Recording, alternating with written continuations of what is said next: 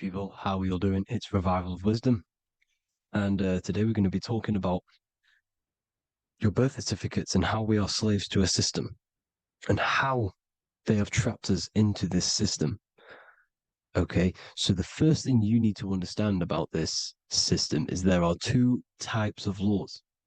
You have the law of water, which is admiralty law, and the law of the land. So the admiralty law is the law of water, and this is what money is. Money is water. This is why we say liquidity, currency, the current. A current is water, something moving through something. Cash flow. And this is why banks are called banks, because a river bank is on either side of the water and it directs the currency. You see? So money is water. And as you can see here, Ripple, the cryptocurrency, Ripple, water Ripple, and they're building a bridge over water, overseas, international banking with cryptocurrency. So money is water, and this has specific laws about water, but water is the same everywhere. You see, what the difference is with the law of the land is that you can have different laws in different lands. I can't do certain things in the UK that people can do in America, for example. You see, that's the law of the land, but the law of water is the same because water is everywhere. Now, this is very important to understand when it comes to, these birth certificates. So, Pope Gregory, this is where we're going to start off.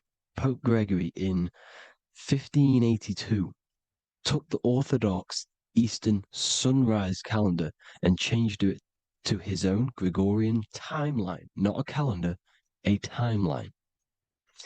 This timeline was copyrighted by Pope Gregory under the name of the Vatican. So the Vatican owns the timeline that we are using today, 2023. They own it. They own the title of this Gregorian calendar. Okay. Therefore, anyone who is born under this copyrighted timeline, not calendar, they are subjected to Rome because Rome owns the timeline. They have a patent, a copyright for that timeline. What is on our birth certificates? That timeline. We are born underneath, we are subjected to the Vatican. This is why all birth certificates go to the Vatican. They own every single birth certificate. Okay? So when we use this timeline, we are subjecting ourselves to this timeline. Okay? Which the Vatican has a claim over. This calendar or timeline is set to sunset, not the sunrise, which is associated with death, darkness, and the moon, lunatics. You see, so this is a sunset calendar timeline. Okay, this is now, they've changed a couple things, right? They say that the new year is January the 1st. Okay, when we know this is in winter. January is winter, which is associated with darkness, death, the death of nature. So this is a death cult, people. These people are evil. They're so evil. The Vatican.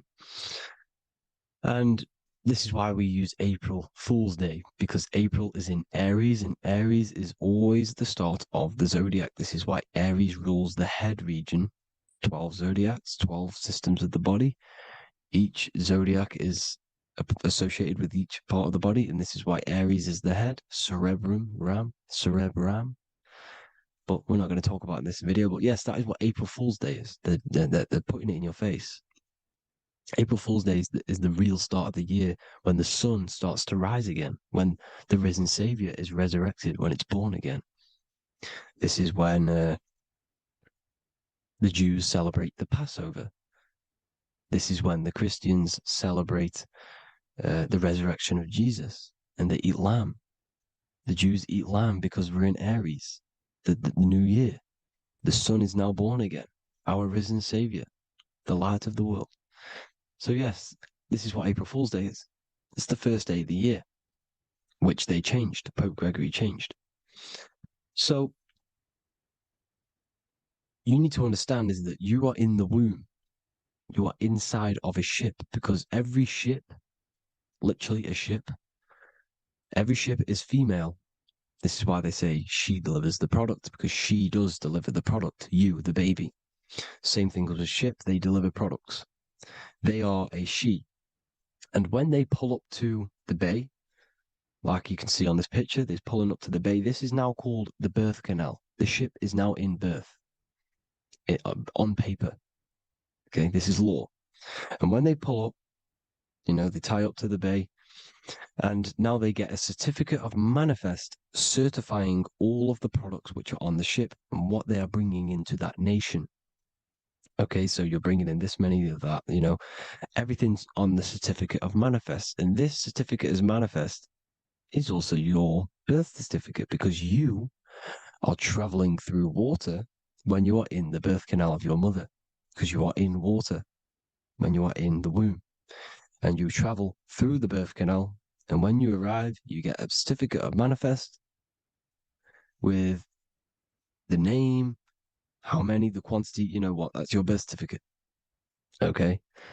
And this is what it is. We are a well, we're not a corporation, but we represent a corporation, which is your name in full capital letters. That is your corporation. You cannot physically tax a body, but you can tax a corporation. This is why we get charged. This is why we get taxed, because it all goes down to the corporation, which our name represents, which we are subjecting ourselves to. We are subject, my name, I am subjecting myself to this name, and that name has a corporation which I represent, which I subject myself to. You see, this is how we are attached to this straw man, this character that they have built on paper. So it's a character which is on paper. This is what we represent. So when the woman gives birth, she delivers the baby, and then she has another substance. Now I'm going to break down how they attach this name to us, how they do it. Okay. Our mother is carrying us the product in the womb, the water. And it goes, for example, it goes from the United Kingdom into a state-owned, corporate, federal-owned hospital, which is government-owned. She does not declare the package when she enters the building. Aha, so keep that in mind. When she delivers the package in the federal territory, she does not declare the package either when she leaves. Therefore, there is no evidence that we exist when we arrive on paper. On paper, there is no evidence that we came into the building or left the building. We have not been declared. So we do not exist on paper at this point. When the woman gives birth, she delivers the baby, and then she has another substance, which is called the afterbirth material. Okay? This afterbirth material has the same DNA as our physical body, with the body, mind, and spirit. Okay? This is how they get this corporation. Hold on. The afterbirth material does not get claimed by the mother nor anyone. Therefore, they salvage that substance, because we are under the Vatican. Every state is all Catholic. Your birth certificate is Catholic. No matter what religion you think you are, every single birth certificate is Catholic, because we are subjected to Rome. All roads lead to Rome. Rome runs all of this. Okay, we're still under the Roman Empire. Okay, so Rome are Catholic and they believe in salvation. This is how religion comes into this. This is how they use religion to get this. So they salvage the afterbirth material and they claim it, and they salvage it and give it and charge it to Rome, and they give it a name. Here's the legal term: born alive. Here's what it says: each product of such birth is considered live, born, and fully recognized as a human person. So each product of such birth, so that could be anything, the afterbirth, the person who actually comes out, the baby. So your afterbirth, which we do not take with us, we take the baby with us. They keep that in the hospital. They collect the afterbirth and they salvage it and they give it the name, which it is us. We are a representative to that afterbirth material, which they put the name on. They claimed, which is subject to Rome. So we are walking around our whole lives as a representative to that claimed salvaged afterbirth material, which the federal state have. Okay. We are under the Catholic Church, Vatican. Therefore, the afterbirth material is a child of God. See, on paper, therefore, they believe in salvation and salvage the afterbirth material. This material has no mother or father. The state pick it up. It becomes a war to the courts and gets charged to the state. So we are a representative to that character they salvaged because it is the exact same DNA as you. Subject is the name or the title, and the matter is the physical aspect left behind in the hospital, which represents us. You see? So now we're moving on to Unum Sanctum. Unum Sanctum was in 1302, a very, very important year. Very important year. Unum Sanctum says this is basically how they claim everyone in the world.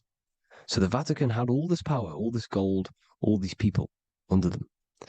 They need to get a claim for them so then they can rule over them and make them slaves. So what they did, they created Unum Sanctum. Pope Boniface VIII did this. And it says, the spiritual man judges of all things, and he himself is judged by no man. The spiritual man, keep that in mind, unless he invent like Manichaeus two beginnings, which is false and judged by heretical, since according to the testimony of Moses, it is not in the beginnings, but in the beginning that God created heaven and earth.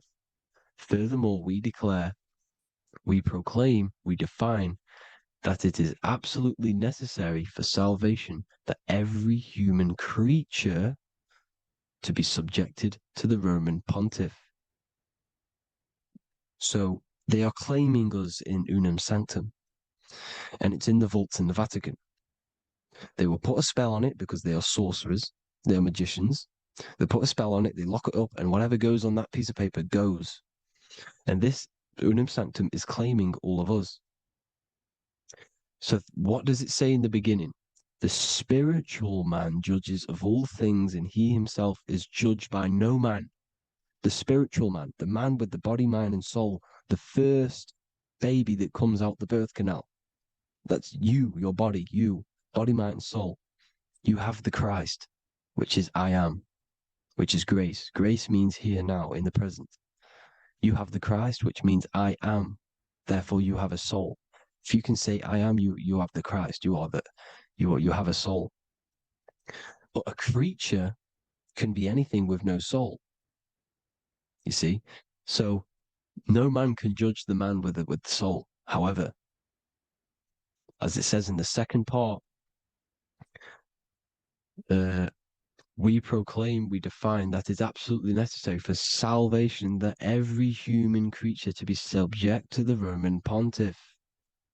So they are subjecting the afterbirth, not the man with the body, mind, and soul, but the afterbirth to the Roman pontiff, to the Roman Catholic Church.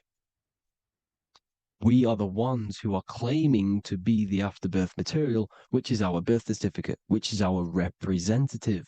We represent that because it is our DNA. This is how we are stuck. We are stuck because we represent this DNA, which is on paper, recorded. You see? So we, being untaught, uneducated in these subjects, we are subjecting ourselves to this system, to this slavery, because we just want to live. We just want to live happily. No just peaceful. Think about it. Where's all this coming from? Where's all this war, all this killing, deaths coming from? We just want to live. It's coming from the Catholic Church, these evil death cult, which has subjected us, which has used us as slaves, and we are still slaves, and it's just going to get worse and worse and worse. So this is how we have subjected ourselves to be the slaves to this system. It's a lot to take in, and there's a lot more deeper stuff which goes into this. I'm just going over the surface. I'm going quite deep, but there is little details that I still need to learn myself. But this is the general how that we've been stuck to this slave system. So we are batteries, okay? This is why we get charged. When you go in a court, you get charged, okay? Because you're a biological battery. This is why cities look like motherboards, because we are feeding energy to this matrix. Okay, when we look outside of ourselves, when we give power to so-called Jesus Christ, worshipping idols outside of ourselves, where attention goes, energy flows. We are feeding the matrix with energy. By looking within, placing your attention within yourself, you are taking back your power. Because the I am is Christ. The you, the soul, is Christ. It's God. The awareness is God. Okay? However, we are subjecting ourselves to this system. We're subjecting ourselves to this system, and the feeding of our energy. So what we need to look for the future is that, think about it, with the end goal is to change our DNA, is to literally make us robots, transhumanism, slaves. This is why we have smart cars, smartphones, smart watches, smart meters, smart cities. And all of this is going to be connected by the smart grid, which is 5G. This is why 5G is rolling out. 5G is going to connect all of these technologies to one. It's like a big net system. And you know why they're doing this? It's because all of this is going to be connected through AI, through this 5G, and that 5G is going to be controlled by the elites. So you say anything wrong, you do something wrong, you say the wrong thing online, they'll turn off your car, they'll turn off your phone, they'll turn off your smartwatch, they'll turn off your TV, because it's all going to be connected and controlled by the smart grid. And this is what the Great Reset is, people. But they're going to trap us inside of these 15-minute smart cities so we can't leave the area, because they're going to use climate change as a tool to enslave us to not travel because of so-called climate change and the fumes that we are putting into the air, which is all BS. They're doing this to push these new cities, to push all of it. But listen, they're trying to get inside of your body. The only way they can do that is to get you addicted and using this technology. First, they got on the body with the smartphone. Well, first of all, we use the technology. We get used to it with it in our hand.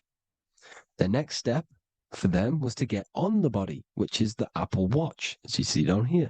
They have now successfully got onto the body. The next thing is to get inside of the body. This is the brain chip. You see how they've slowly lured their way in, slowly got you addicted to this technology, got you dependent on this technology. And what they're going to do is that they're going to mold society to be dependent on the brain chip. So in order, for example, if you want to go and pay for food, you're going to have to get a chip to pay for the food, because it's all going to be digital money. And that digital money will be connected to the chip, and you'll need the chip to pay for things. You see?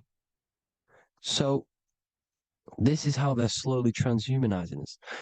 These phones, these apps, these things which are all we are which are all using was created by Freemasons. Freemasons, Mason means traveler because they travel the depths of the mind. They understand human consciousness. They understand the brain. They understand the mind. By the deepest root cause, they understand it. This is what Masonry is. It's the occult. So these technologies is designed by these people. This is why they're so addictive, because they understand how it works. They understand how to get people addicted because they understand human consciousness, the brain, the body, and the mind. So this is the advantage Freemasons have over us. And these secret societies, which have gone through the orders of Freemasonry and progressed onto these secret societies, which are the evil side, because I'm not saying Freemasonry is evil, okay? But the societies which they go beyond Freemasonry, because you can go beyond the 33rd degree into these secret societies, and they use this knowledge for the bad, to enslave people. And this is what's going to happen. Transhumanism. So I hope you all learned some insight for today. Please do a bit more research on, the birth certificate and stuff like that, the straw man. And have an amazing day, people. Please like, comment, and subscribe. Peace.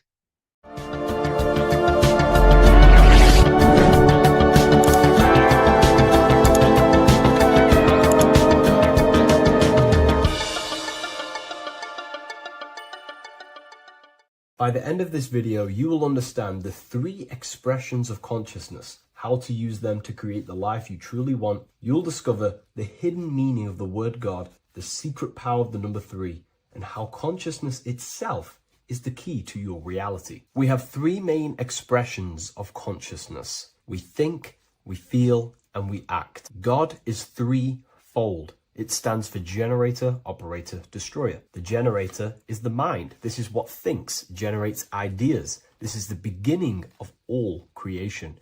This is the first expression of consciousness. It is the first form of consciousness, not a physical form, but a spiritual form. Then we have the operator, which is emotion. When we think something, if we have care or any emotion towards it, then we take physical action. The body, the destroyer.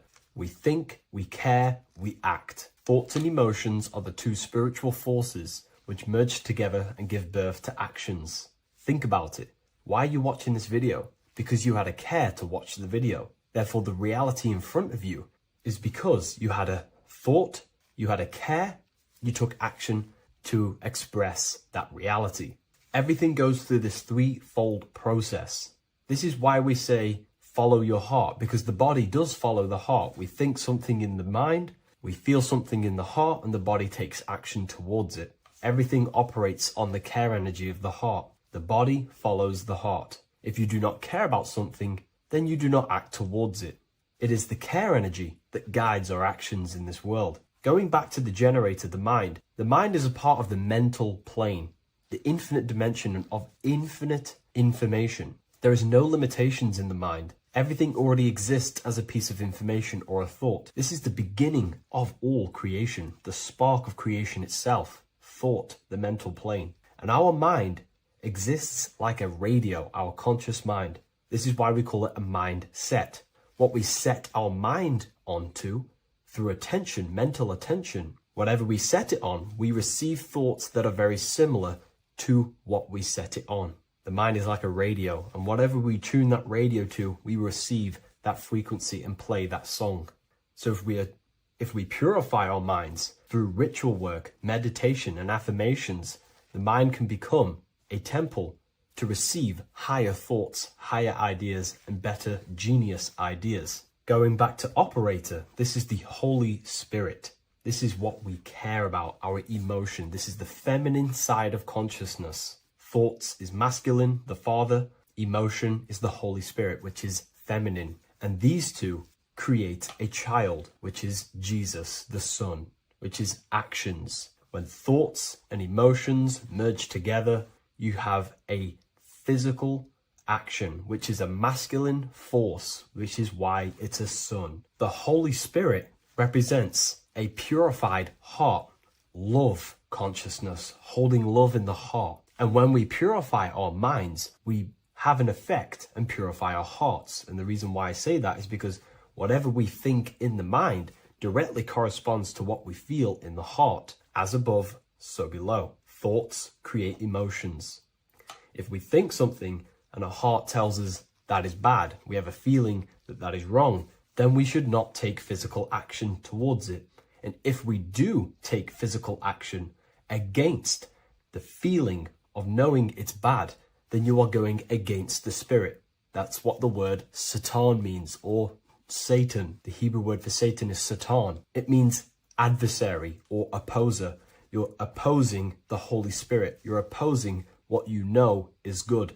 You're taking a sin against the Spirit, against the guidance from your soul, the knowingness of good. So when we do purify our mind, we purify our hearts. And when we cultivate love for the self and one another's in our hearts, we gain the Holy Spirit, which is love consciousness. And when we think in our mind with the love of the heart and we merge our thoughts with love, it gives birth to perfect actions. This is what the true Christ consciousness is.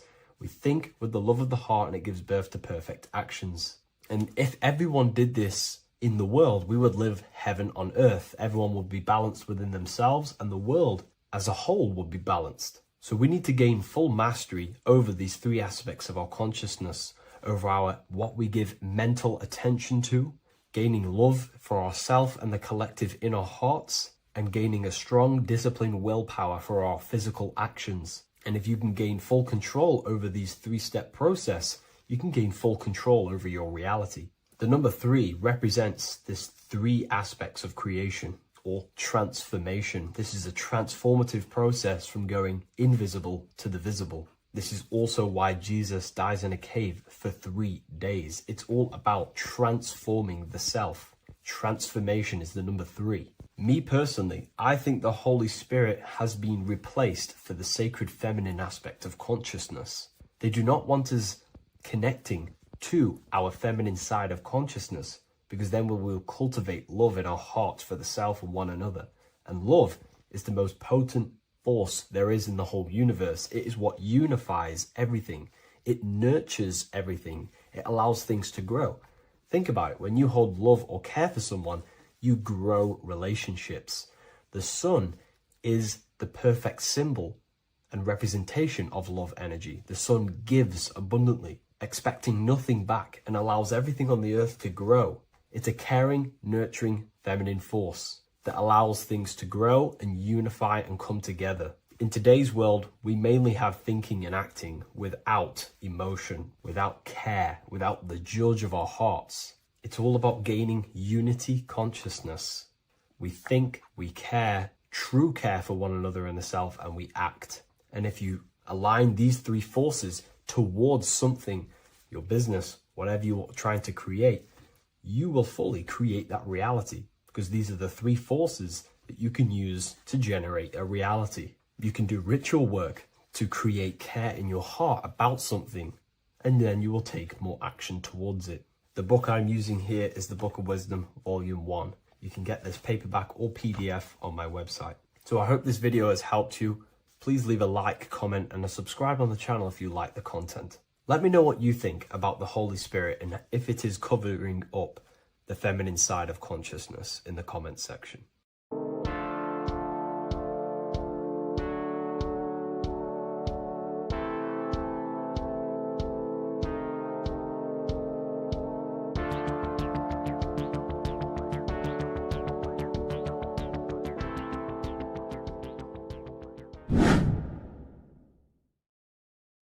How are we all doing today, people? It's Revival of Wisdom, and today we're going to get real deep. This video is going to get real deep. A lot of people are not going to be ready for this sort of knowledge. Okay, you really have to do is to really deprogram the mind, because everything we've been taught is a complete lies to keep us trapped. Okay, This is really, really advanced knowledge. Now, let's get straight into this. All of the ancients depicted other worlds, and they called this place Midgard. Midgard is the mid garden, the middle garden. This is why the Masonic symbolism on the floor is always a black and white checkered board symbolizing the polarity here, the good and bad, because we're in the middle garden, the heart. Earth rearranged spells heart because we're in the heart of this system, or whatever it is, a super quantum computer, whatever you want to call it, simulation. Now, in the Quran, it talks about the 7 layers of heaven. All of these ancient artworks are depicting these different layers of reality. Okay, and look at the Egyptians here with the boat outside of the firmament. Boats travel on water, and this is exactly what the Masons are doing. So they're still using the same symbols. Why? Because it's the same knowledge, just hidden. The Egyptians have the same knowledge as the Freemasons. It's just hidden. Now, this cosmology that they're showing here, which is probably made maybe 100 years ago, this painting or artwork, is the exact same as the one we see here with the arch, the boat. It's similar because the boat is symbolizing traveling these other worlds because the ether is also symbolized as water. Because if you look up at the stars through a telescope, it looks like it's water. It's shining through water because this ether, whatever this substance is outside of this world, was symbolized as water. Okay. And look at all these ancient depictions showing these different layers of reality. Now, we are being trapped within this 3D dimensional world, which is the cube, the Saturn cube, because there are 6 sides to everything in this world: front, back, left, right, up, and down. 6, which is the cube, because we're in the Saturn's world. Okay. Now, always been depicted as a tree of life, the tree of the universe has always been depicted as this tree. Because let's get a bit deeper. Now, the cosmology of this reality is the sun, the moon, and Polaris, always in the Masonic art. The sun, the moon, and Polaris, the all-seeing eye. If you go inside of the temples of the Masonic temples, they always have this star in the middle, shining light beams. Okay? Look here. The light beams coming from the big star in the middle, which is Polaris. This eye is God. It's God's light shining down from his abundance.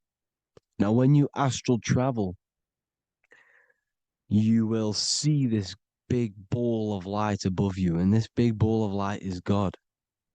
But you cannot travel towards it until you are pure.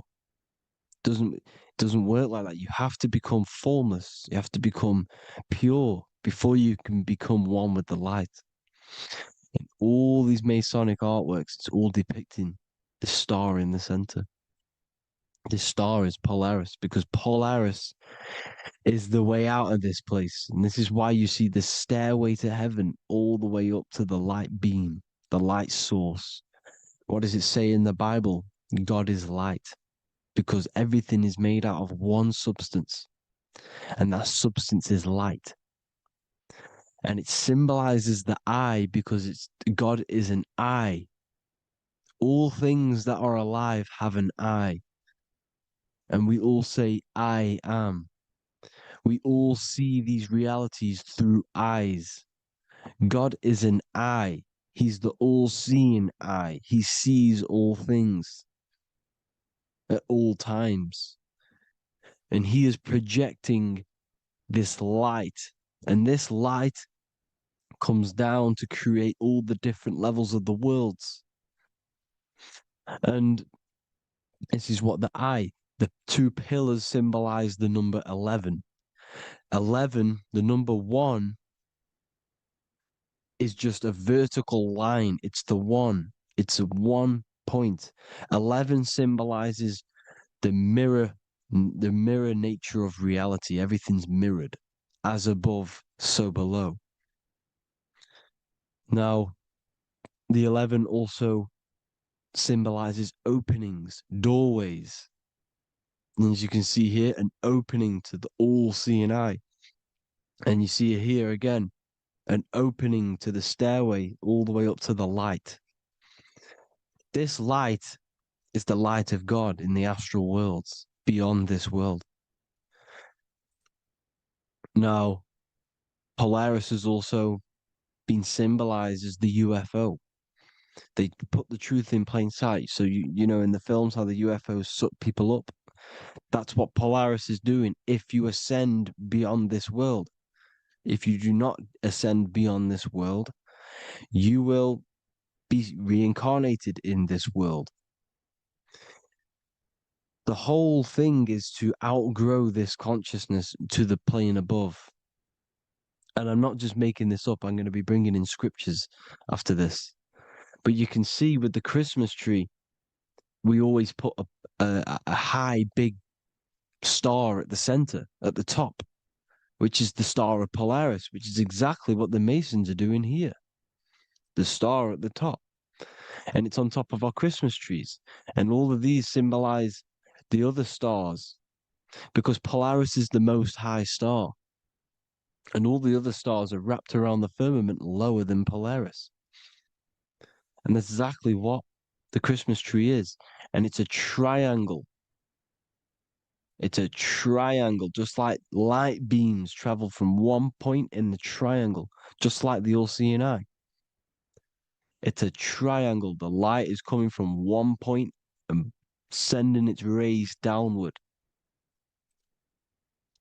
You see, it's kind of like you see here with the water. And the lower you go, the darker it gets, the more evil it becomes. And this is what the ancients would call hell. Now, this all-seeing eye is Polaris. And below Polaris is Mount Meru, the North Pole, the magnetic North Pole. The Tower of Babel, which is in the Bible. The etymology of the word Babel, Ba meaning spirit, which gives the ability to move the soul through the worlds, which is that's the ancient Egyptian description of the word Ba, meaning of the word Ba. You have the Ka, the Ba, the Ak, but the Ba is the one that gives the ability for the soul to move through the worlds. Your soul can't speak into a world without incarnating into it. Now, the Tower of Babel symbolizes Mount Meru because it's the word Ba is the spirit which gives the ability for the soul to move through the worlds.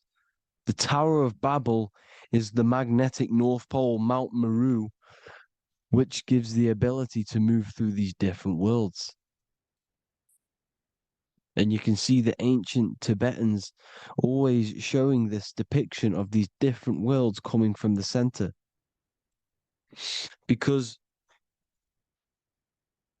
we have to ascend our consciousness. It's not about how good you are to reach heaven. It's about how you expand your consciousness, you expand your mind. So they teach now that you have to be good in order to reach to heaven. It's about expanding the mind, expanding your consciousness to these different planes, these different realms. So that's what it's about. And Jesus was known as the fisher of man. Now, Jesus is a massive part of this. He was known as the fisher of man because he was fishing. He could have been fishing. He could have been one of these deities that had come down from these different higher realities and pull people up So they would so they called Jesus the fisher of man. And he says unto them, follow me, and I will make you fishers of men. So these deities that we see in the past, like Buddha, Krishna, Hermes, Thoth, Jesus, could all be these entities who were coming down to pick up the minds that were worthy enough to see the higher planes of reality. And this is why they called him the fisher of man. Now, when Jesus walks on water, there is a parable with Paul. And he says, but Jesus immediately said unto them, take courage, it is I, don't be afraid. He's talking about astral travel here. He's talking about leaving the body. Because when you leave the body in astral travel to see these alternative realities, you can't be afraid because fear is a bondage, which is what the Emerald Tablets talks about. Lord, if it's you, Peter replied, tell me to come to you on the water. The water. Come, he said. And Peter got down from the boat, walked on the water, and came towards Jesus. But when he saw the wind, he was afraid and began to sink.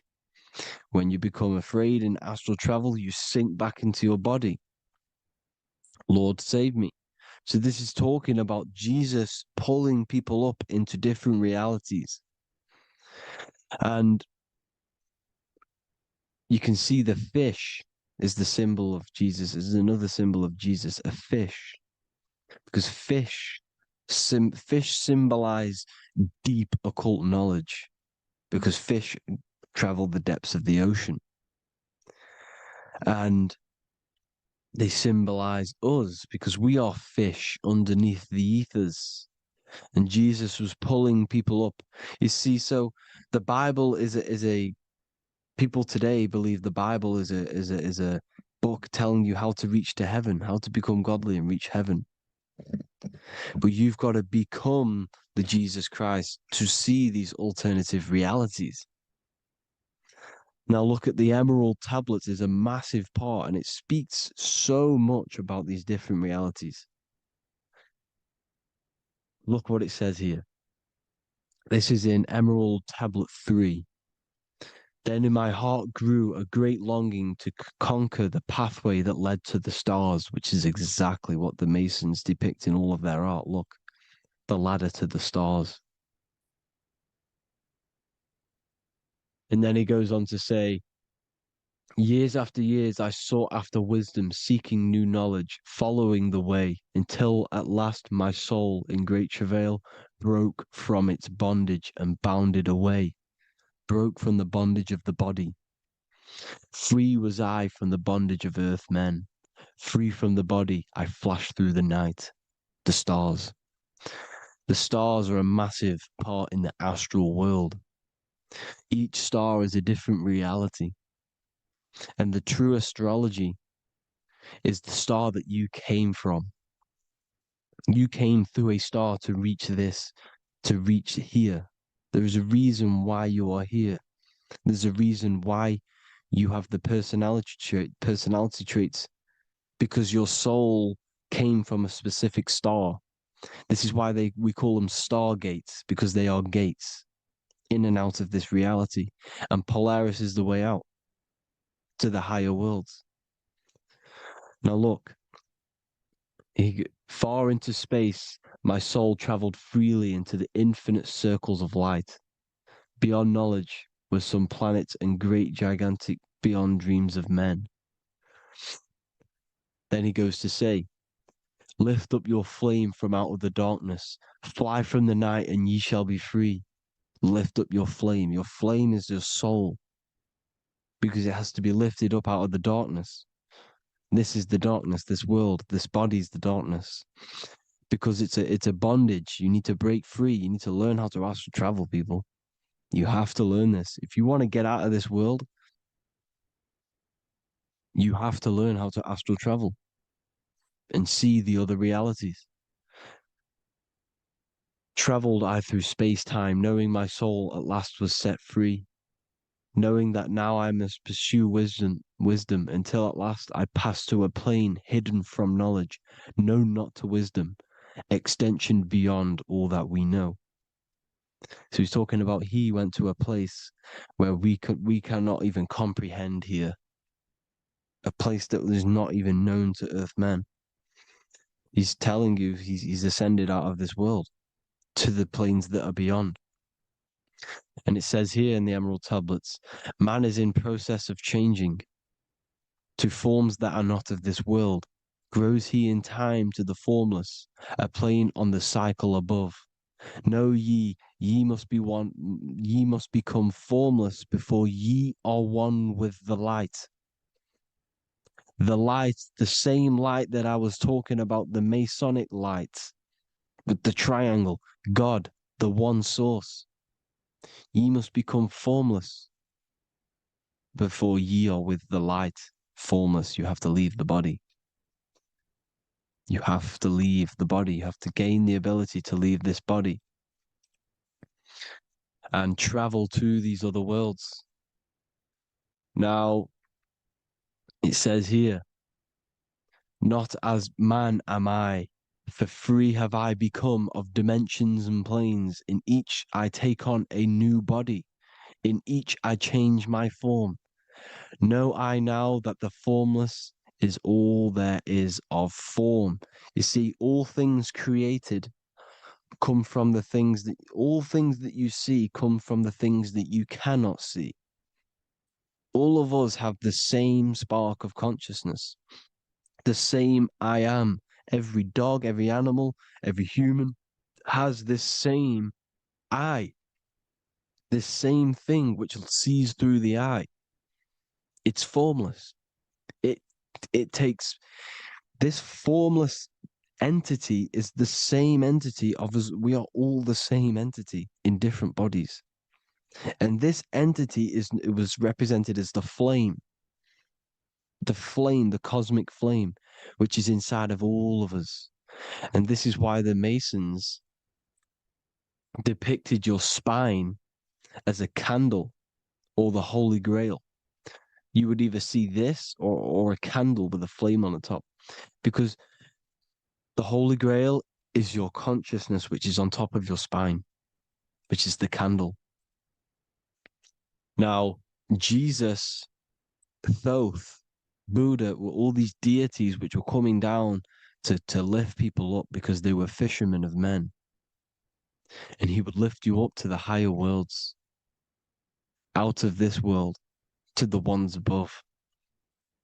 Now, Thoth, you can see him here, he's leading the way. He's holding someone and he's leading the way with knowledge and power. He was leading the way to other worlds, out of this world. There's no point trying to change this world. This world will stay the same. It will stay the same. You have to get out of this world. And that's what they're telling you. That's what they're keeping you from. They're keeping you stuck within this thin layer of reality. So what the Masons are doing, they have the ability to astral travel. They're living not stuck and bound to one reality, but living within the different layers of reality. And this is what Morpheus was doing in the Matrix. Morpheus was going into the Matrix to go and get Neo, which is exactly what Jesus was doing, pulling up people out of this world to the ones higher. And that's exactly what Morpheus is doing in the Matrix. If you haven't watched the Matrix, go and watch it. It will blow your mind. Everything I'm saying in this video, you will see it. Except that you don't need to use a machine to enter the Matrix. You just use your body. Well, you use your consciousness to leave this body. You see, Neo was also uploading himself into the simulation to pull people out of the simulation. And this is exactly what all of these gods were doing. The fisher of man. Look, he was pulling people up out of this reality with the knowledge. Now, Jesus was always depicted with the mushrooms. Look at all this mushroom art. Mushrooms were literally the origin of Christianity. You can see it everywhere. There's mushrooms in all of the ancient art. Every single one of these paintings you see here, there's mushrooms on them. Mushrooms have the ability to see alternative states of consciousness. Now, if you go and do them and you go to sleep, if you pop mushrooms, you go to sleep and you will wake up in another reality. You will wake up in another reality. Don't try it if you don't want to do it. But if you've got the heart to do it, do it. Eat them and go to sleep. You'll wake up in another reality. And Jesus was handing out mushrooms to the bright minds, to the minds that he wanted to fish out and pull up to the higher realities. He was giving them mushrooms to see themselves in an alternative state, in an alternative reality. This is why there was so much mushroom art, and it's not just ancient Christians; it's Sumerians, it's the Mayans, the Celtics, the Egyptians, all used mushrooms, all of them. Look at all this art. It's on stones. It's everywhere because mushrooms.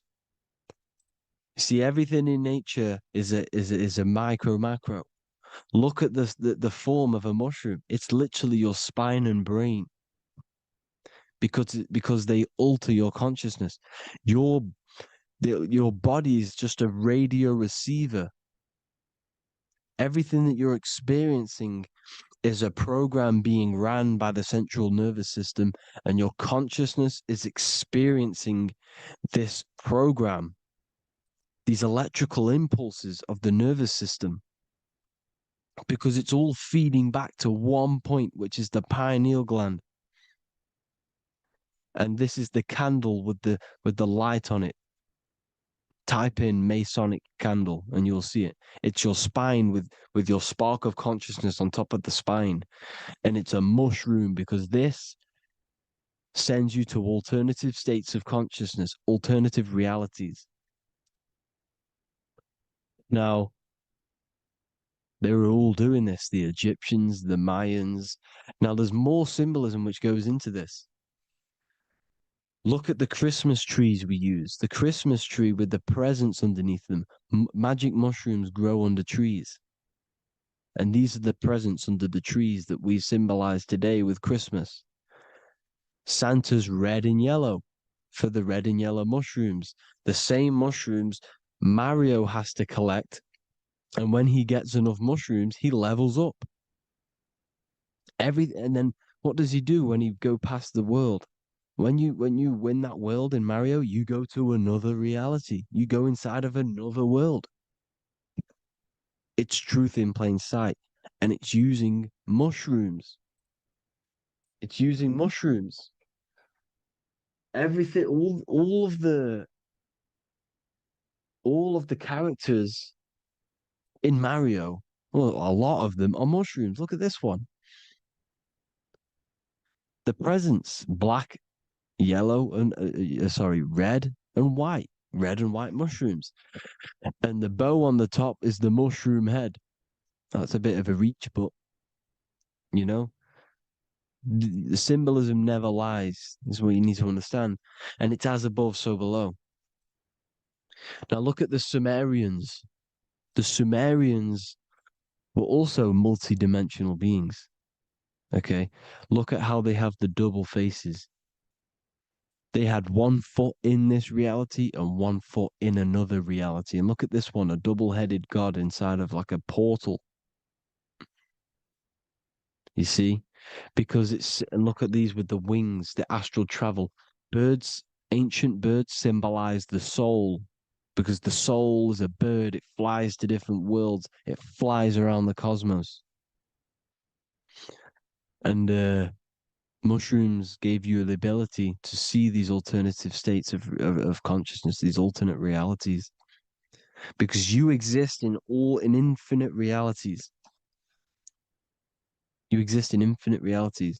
Now look at the 33rd degree Ordo Ab Chao badge. You get this badge when you become a 33rd degree Freemason, and it's a double-headed eagle.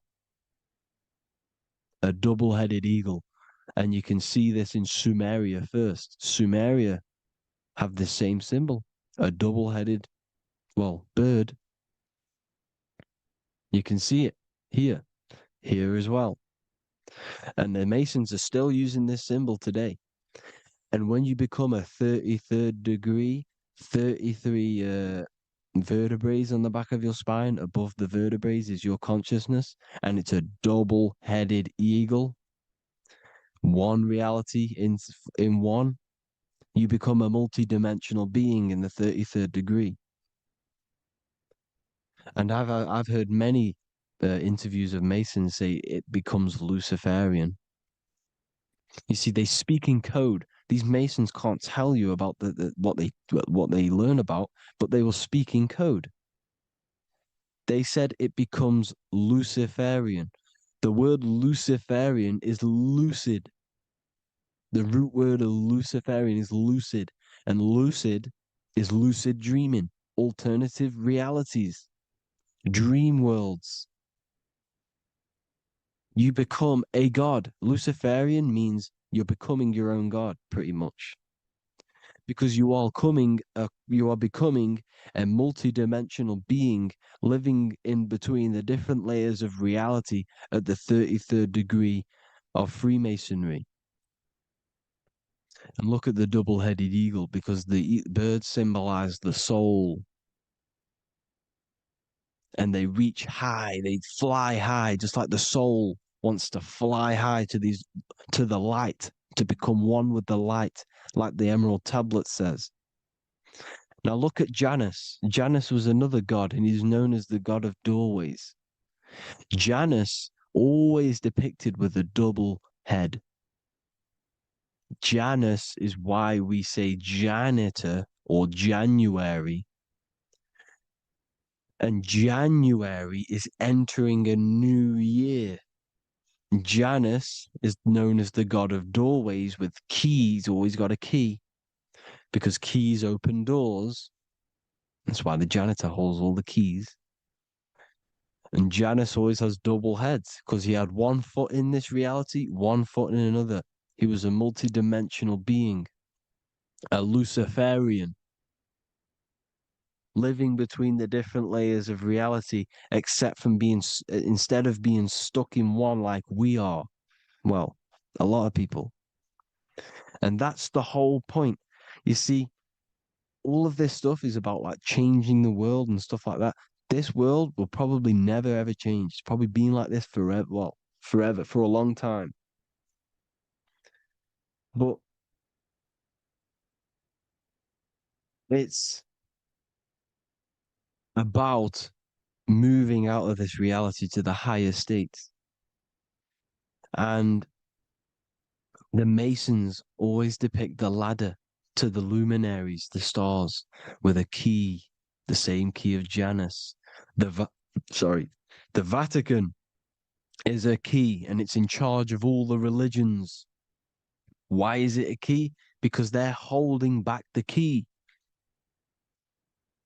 They're keeping you stuck within this reality, keeping you stuck as identifying yourself with the body, identifying yourself with this world. You are not in the world is within you. This is a program being ran by your central nervous system, and your consciousness is experiencing this reality. Now, this is going to be a mind-blowing video for some people. You have to have an open mind. You have to let go of all the programs. I'm repeating what the ancients are talking about and the ancient symbolism. Look at Janus with the double-headed god. He was just another god coming down, giving keys to people who had the worthy mind to be pulled up out of this reality, to be pulled up to heaven, just like Jesus was teaching how to reach heaven. But really, it's an encoded scripture. But anyways, hope you all gain some insight on this video. Have an amazing day. Please like, share, comment. All the links are in the bio for the PDF, for the Manifestation Mastery course, and all the other amazing stuff. And if you want to support the channel, I'd greatly appreciate if you became a Patreon member. Hope you'll have an amazing day, people. God bless.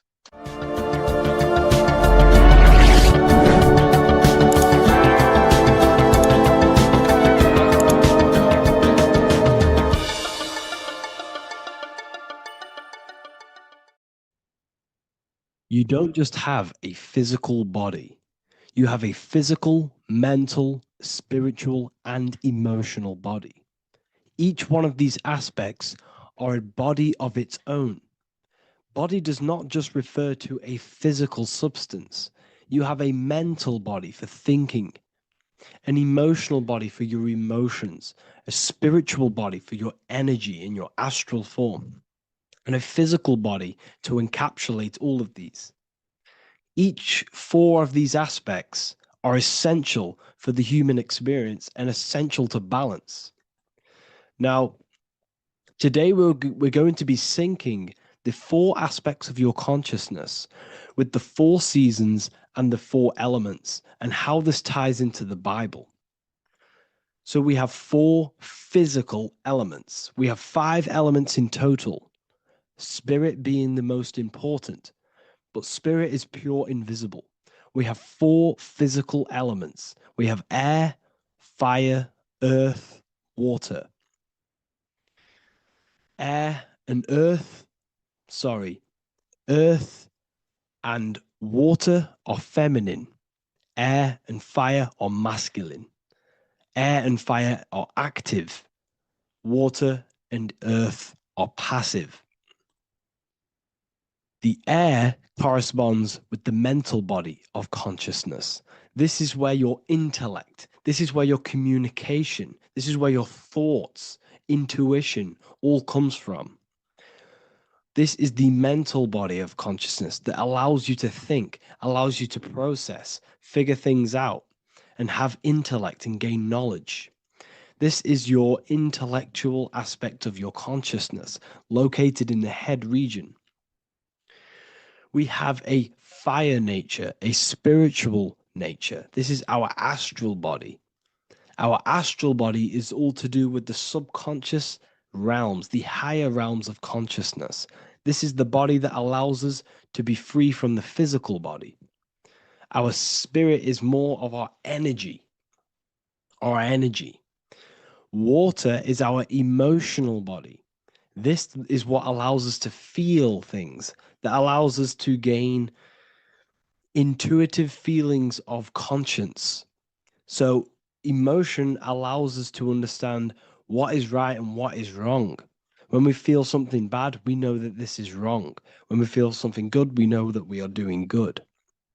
Emotions are a creational force that allows us to feel certain things to bring them into existence. Our emotional body is a creational force and should not be reactive, and they should be controlled. Most actions are stemmed from emotions. Actions bring thought into physical existence. Emotions are the driving power. They are what drives your actions. The thought, then the emotion, then the action. Earth is your physical body. This is your physical state that allows you to take mind and emotion into action, into fruition, into physical matter. This is what your physical body allows your consciousness, your soul, to interact with the physical world and bring things into physical existence. The physical body, the physical world, is an outcome and an effect of the thinking mind. All physical substance comes from the thinking mind. The pen, the phone you're holding, the microphone I'm speaking into, all began as a thought in the thinking mind, then it was brought into physical reality. Earth is the most dense. So it goes in this order: body, emotions, spirit, mind. The higher you go up, the more lucid and fluidic it becomes. The lower you go down, the more dense and dull it becomes. Air is the mind, fire is the spirit, water is the emotion, earth is the physical body. So this is why you are a microcosm. You have these four things within you. You contain of these four elements, which correspond to the four bodies of your consciousness, the four bodies of the soul. You are the soul. You are the spirit. So this is why in Theologians 4:17 it says, "Caught up together with them in the clouds to meet the Lord in the air." You don't meet God or the Lord in the physical air, in the clouds. This is clearly a parable. A human being cannot go up to the clouds and meet a mystical man in the clouds. This is obviously a parable, a metaphor. The air is your mind. You must raise your consciousness beyond the body, beyond the emotions, beyond the spirit, and enter in the mind during meditation, turning the mind inward to connect with the Lord. The Lord is the highest aspect of your consciousness, the one that exists beyond the physical body, beyond your emotions, beyond the thought. So you meet the Lord in the air, in the mind. The mind represents the air. This is why in America there's a saying called an airhead. You're an airhead. This means that you are stupid, or you don't think, or you have nothing in your mind. You have nothing in your head. When someone's very stupid, you call them an airhead, because air represents the mind. The air is elevated. The air is invisible. The mind is totally invisible to the human eyes. It is a metaphysical substance. In fact, it's not a substance at all. It's so fluidic. It's everywhere. The mind can be everywhere at all times. It can be anything. Nothing is impossible within the mind. Now, this is synced with the four seasons. The four seasons represent the four aspects of human consciousness, the four bodies of your consciousness, the four bodies of your soul. The sun is your soul, okay? And the sun travels around four seasons. Summer, when the sun is the most hottest point. Autumn, when the sun starts to move away from the hottest point. Things start to die. Then it goes to winter. This is when everything dies. This is when things enter in within itself. This is when darkness occurs. Then spring. This is the reignition of the sun. This is when the sun starts to bring back the warmth back to the summer. You have four seasons which correspond to the four bodies of consciousness. Fire is the spirit. This is when you are passionate. This is when you are taking action. This is when you are fiery. The sun is blazing. You're taking action. You're very passionate. You're very spirit. You're in the spirit. Autumn is water, emotion. This is when you start to become very reflecting. This is when you start to feel emotional, because in autumn there's lots of water. This represents the emotional body of consciousness. Winter is the mind. This is air. Winter, what happens in winter? Everything enters within itself. The leaves die, the trees die, everything dies and goes within. This is the mind. The mind is the darkness, remember. You close your eyes to enter within the mind. The winter represents meditation. In the winter, what do people do? They stay inside of their house. They research more. They read more books. They become more intellectual. They think more in the winter because we are so we're stuck inside. So we're more reflective, we're thinking more, we're more communicative, we're more intellectual. In the spring, this represents the earth, the body. This is when we start to come out of the mind and we awaken to the body, and things start to grow again. The plants start to grow. The earth is growing again and reborn again. This is the body. This is when you become more active in the spring. And then the summer, back to the summer, we then take action on these thoughts and these thoughts that we gained over the winter. Essentially, this is just a massive cycle, and this is a daily cycle also. The nighttime is the winter, the morning is the spring, the midday is the summer, and the evening time is the autumn. This is a microcosm. We have 4 bodies of consciousness. You are the sun, you are the soul, and the soul has 4 bodies: summer, autumn, winter, spring. Emotion, air, body, spirit. Sorry, emotion, mind, body, spirit. So you are the soul. You are the pure essence of consciousness. The sun is your soul in the heart. And the seasons are inside of you because you are a microcosm. Okay? You are a microcosm. The word sun is son.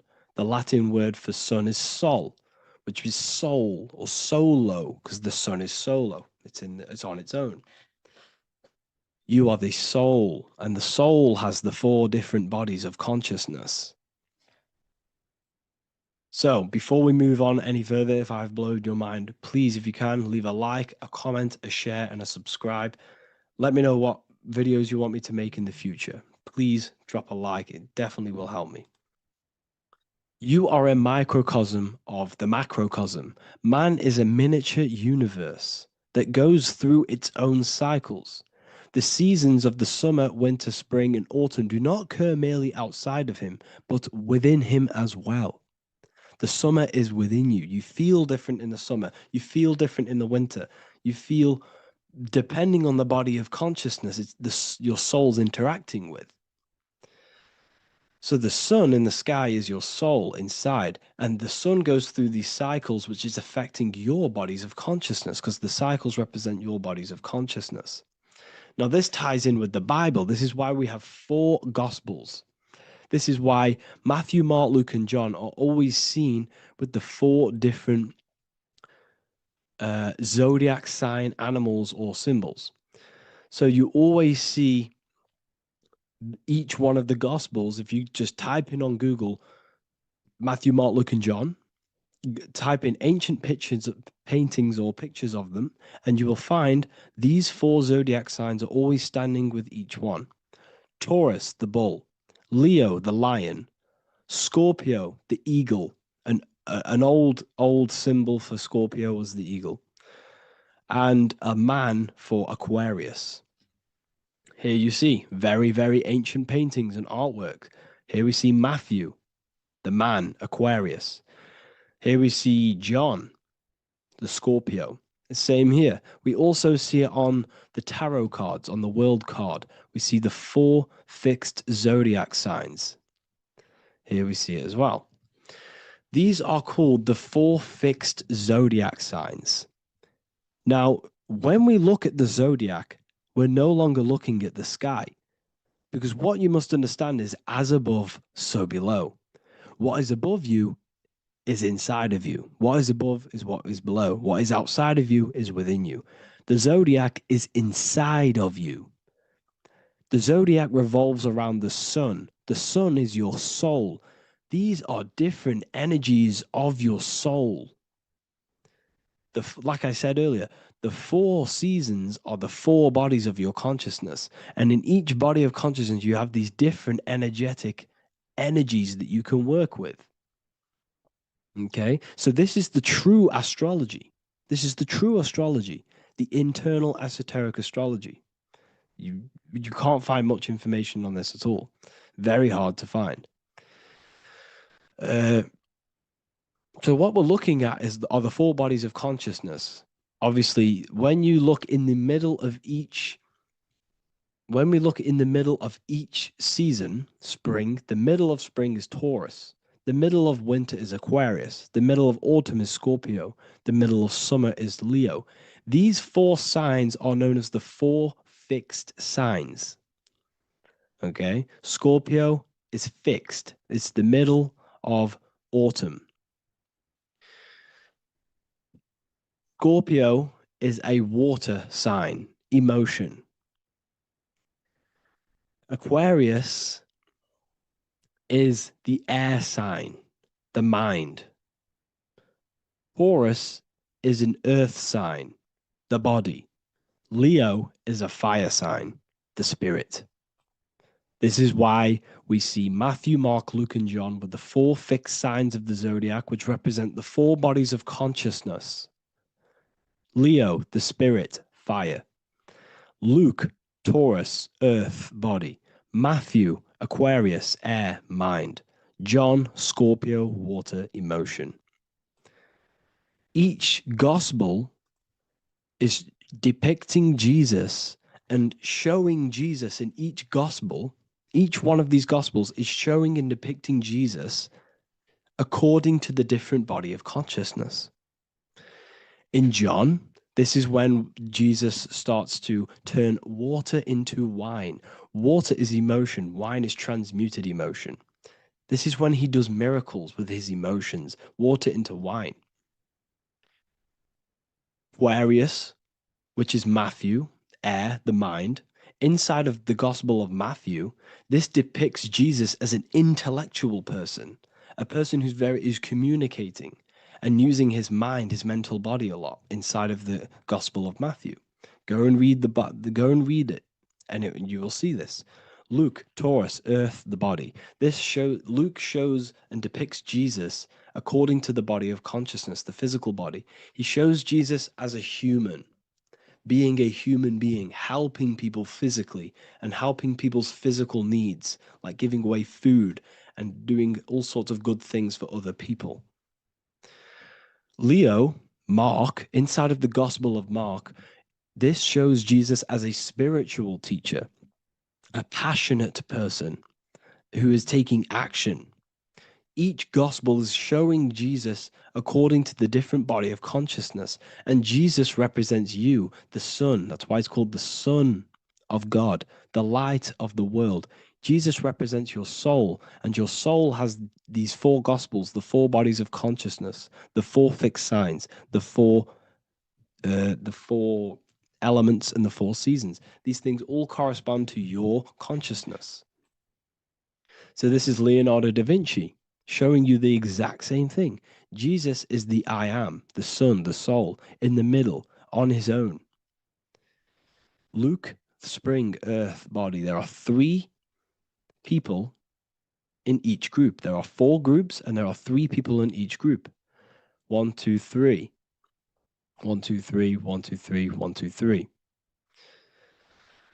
Fall, winter, summer, spring. These are according to the 4 bodies of consciousness. Here we see Aries, which rules the head region. He's on the head of the table.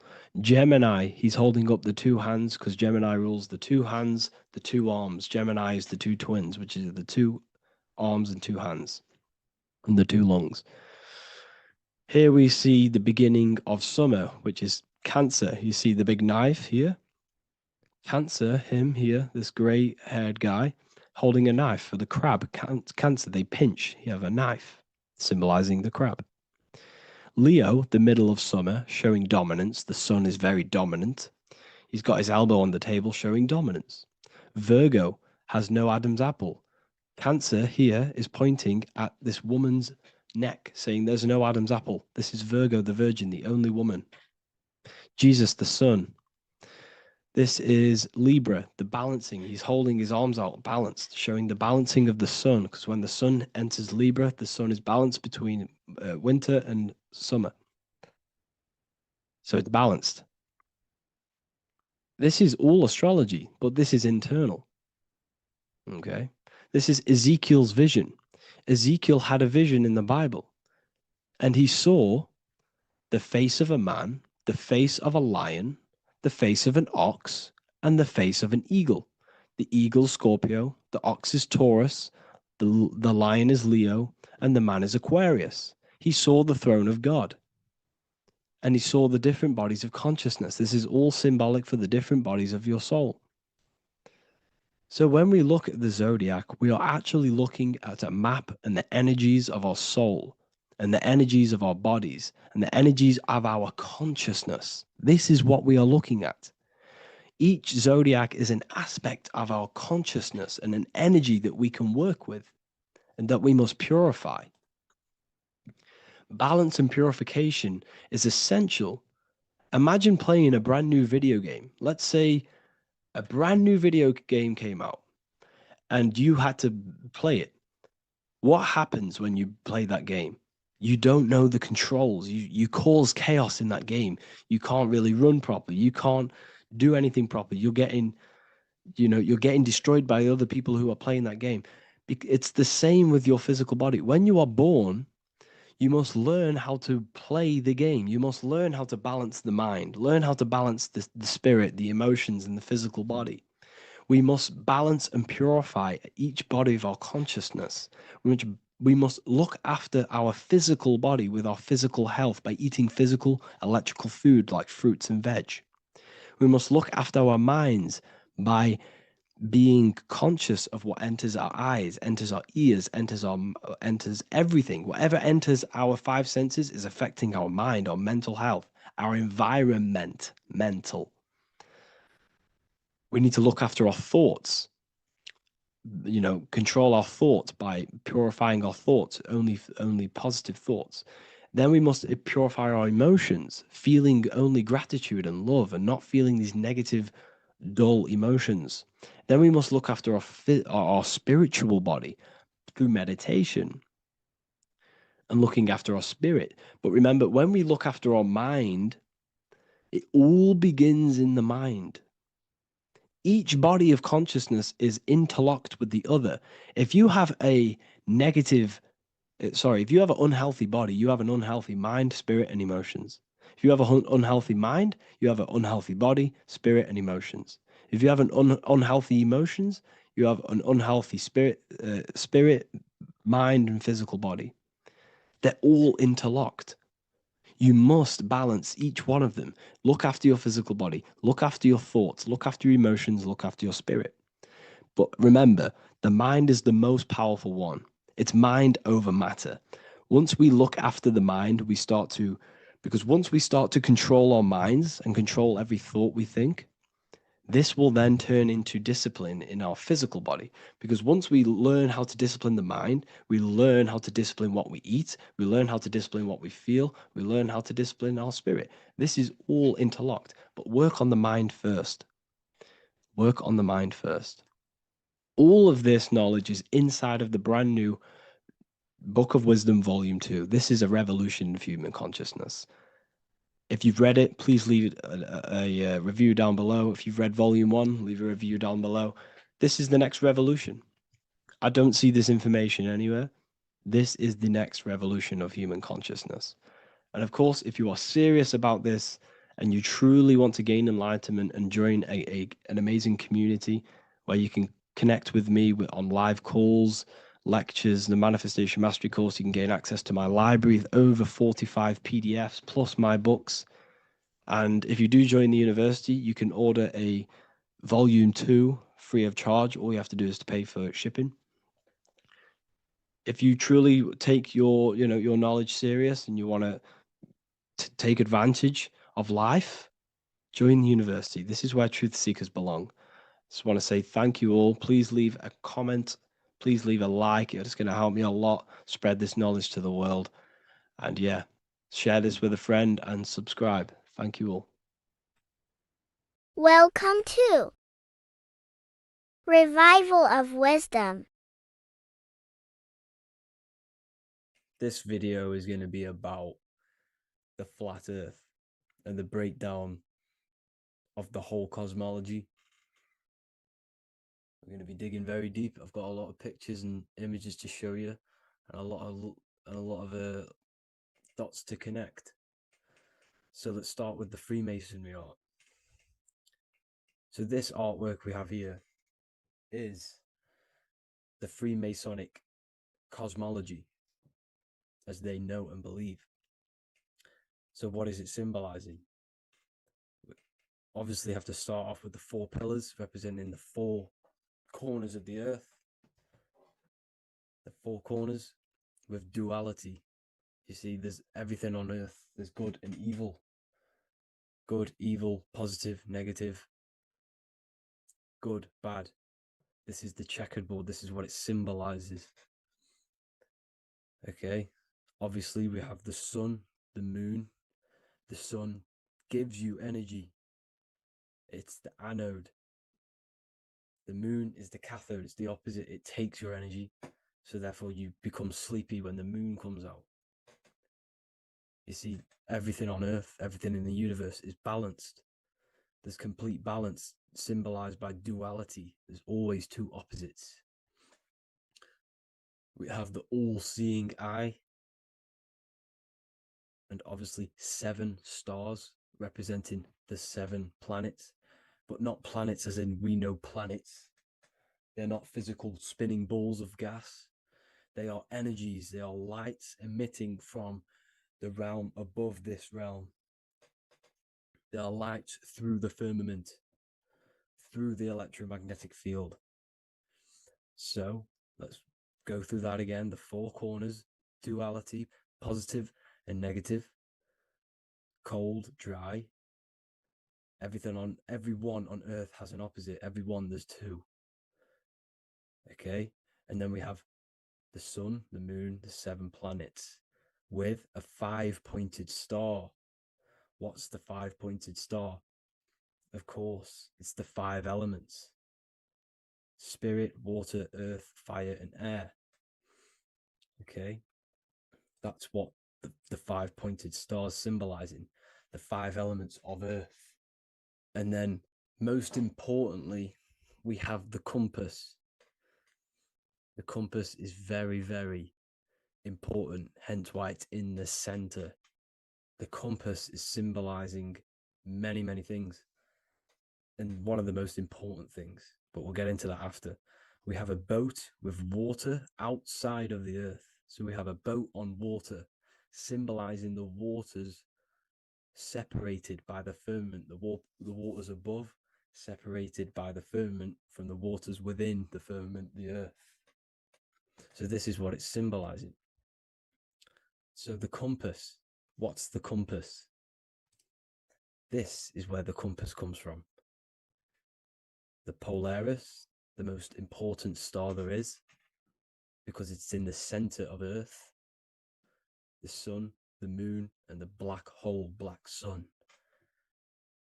Because all creation comes from center, the seed center. Okay, but we'll get into this after. But also, this is a very important Masonic symbol because they use this symbol a lot. This is one of their main symbols, hence why Neil Armstrong has the Masonic ring with the compass on it. The people who supposedly went to the moon, which obviously they faked to push this globe model, because the globe model is based upon fear. Because the globe model, if they can sell you the globe model, they can sell you anything then. You don't know where you actually are. The globe model is to push fear upon the masses, because the globe model means there's not enough resources. There's also risks of asteroids hitting the planet. There's also risks of space extraterrestrial invasions, global warming, asteroids. You see, this is all the fear that they can gain off selling you the globe model. Okay, because they don't want you to know that this is an intelligent design. And also, they're hiding God, the creator, the source. This is why they are satanic. They are opposites. They are lefty, Lucifer, right, righteous, godly. Hence why they do the symbolism on their eyes. 666. This is another famous, famous astrologer, astronaut. This is another famous astronaut doing 666, showing that he's in the alliance of the occult. But even look at their 10th anniversary stamps. They have a Masonic compass on there. Also, the Order Out of Chaos. Order Out of Chaos, double-headed eagle. Okay, the Order Out of Chaos ring. which they wear. So all of these astronauts are in the occult. They are lying to you. They are in with this order, this Masonic New World Order, whatever you want to call it. So let's break this compass down a lot more. Because as I showed you here, the center, okay, this is what the compass is symbolizing. Let's go into the North Pole map. This is from 1595. This is a rough estimate of where this map came from. It's from around the 1500s to the 1600s, maybe 1400s. There's not an actual set date on this map because obviously our history has been tampered with. But let's break down this map and the symbolism that they use towards this map, because this map is the map of the North Pole. Okay, so in the center, we have the black rock symbolizing the tower, the pole, North Pole. And what's on top of the North Pole? Obviously, it's Polaris. North Pole and Polaris. Okay, with the 4 islands around the center. Okay, 4 islands around the center. And this is what blew my mind, right? They say that Santa sounds similar. And if you look at this pole that's pointing to the North Pole, you see this line here. So this is obviously from the 1600s. What color is Santa? He's red and white. Just like this map pointing to the center is red and white, and Santa comes from the North Pole. So it's not a coincidence that they use red and white. They're mocking this map because obviously they took over after the 1500s, 1600s. They took over around the 1800s. So they're mocking this map with Santa coming from the North Pole with this red and white line to the North Pole.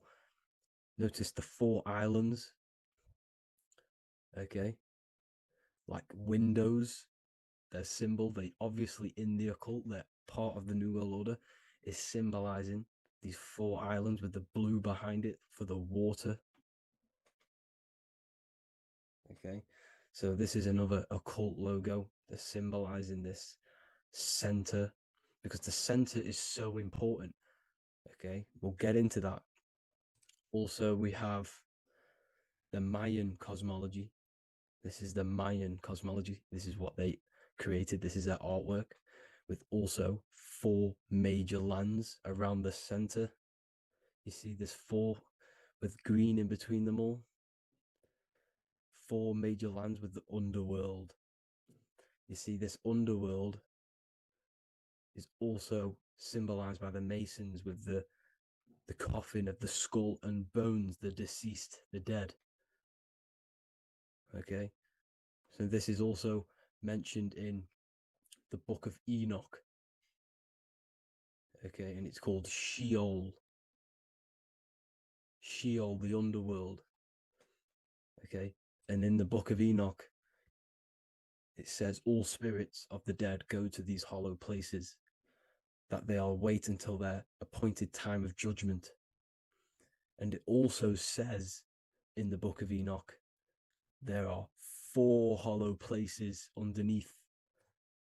4 as above, so below, representing the 4 islands. As above, so below. That's where that could link in. Okay. The Book of Enoch is very important because it was found in a cave thousands of years ago. And has a lot of truths about this realm and about this world we live in. So let's go back to the Mayan cosmology. So the ancient cosmology, they all must have had some sort of communication. They must all be in peace, at peace with each other, because all of their cosmologies link together. See the Greek, Babylonian, Indian, Celtic. Okay, they're all linked in together. They all knew that they were in an enclosed system with an underworld and obviously a firmament. Okay, so this is what they all knew. They all must have had some sort of communication. They were a lot more advanced than us. They knew the center of the realm. Okay, and obviously the United Nations flag also symbolizes their center. You see how it has like a grid with a circle around the center. It's symbolizing that center of the realm, because that center of Earth is so important. The United Nations flag, all have it. See, some different ones will have that circle around the center, because the center is the seed. All things come from a center. So the torus field is so important because it is the spark of life. It's the building blocks of the universe, this creation, because all things have a torus field. Just like an apple with what's in the center of an apple, a seed, because the center is where the energies hold, is where the energies meet, and it creates that spark of life. Just like your heart is the center of your body, and it has an electromagnetic field, because the center, all things come from the center. So this is why the North Pole is so important, because this is why it's so important, because this is where the creation sparked from, the center. This is where the most electromagnetic energy is stored. So this is why the northern lights come from the center. It's electromagnetic energy. This is what the northern lights are. It's being emitted from this black hole in the center. Okay, and obviously what else is on the center? Polaris. Polaris is the center star. Okay, so the center star is what sits on top of this North Pole, Polaris, because it's a pole of electromagnetic energy, symbolized as a black rock, a black hole, pole. You see, because all creation comes from void. Light is born from darkness. Without light, darkness can't be born from light. You see, but light can be born from darkness. This is why darkness is so important. And this is why there's a black hole in the center of our realm, like the black sun. The black sun, the Polaris star, the North Star. You see, so this is this North Pole, Polaris. This is what they're talking about. And this is why compasses are an 8-pointed star, because Polaris is symbolized as an 8-pointed star. This is where a compass will point you to. It will point you to that center.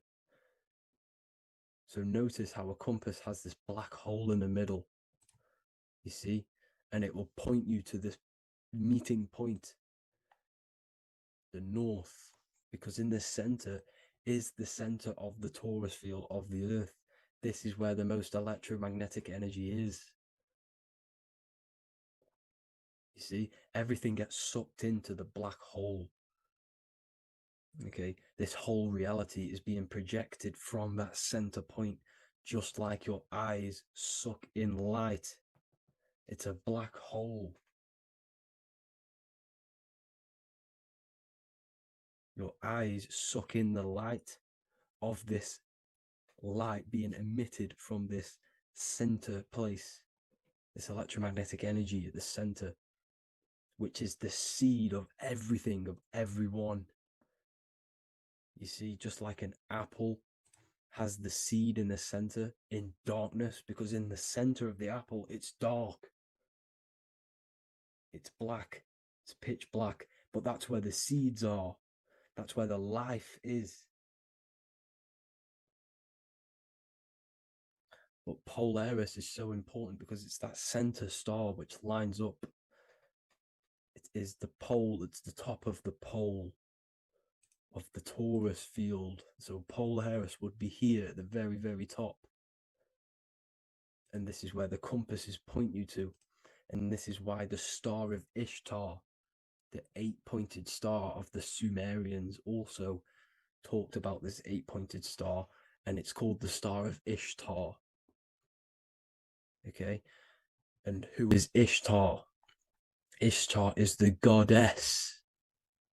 Okay, so she's not a male, she's a female, because every creation is brought through a female, a womb.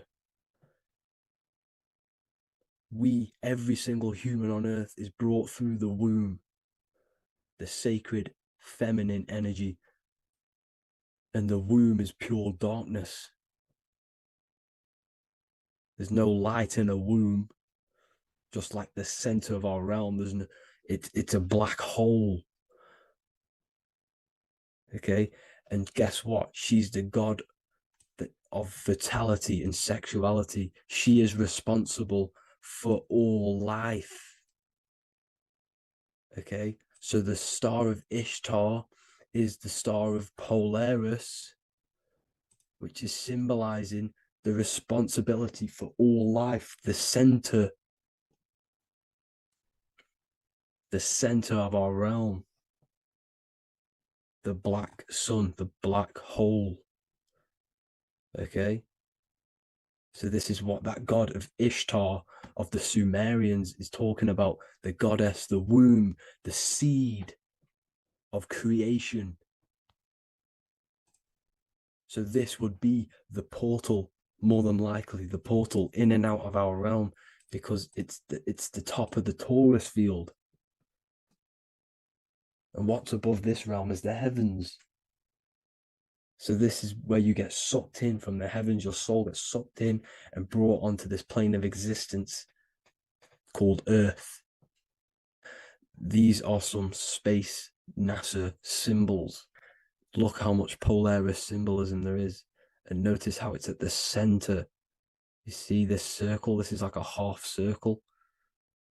And at the center is an 8-pointed star of Ishtar. It's the same thing. It's Polaris. It's at the center. And notice on some of these, look, this one is a bear holding the key and an arrow pointing to the Polaris star, so that they hold the key to Polaris. Another one with like a demon holding a key to the what? Polaris on top of him. Also an eagle, which is a Masonic symbol. The eagle holding a key on top of the center.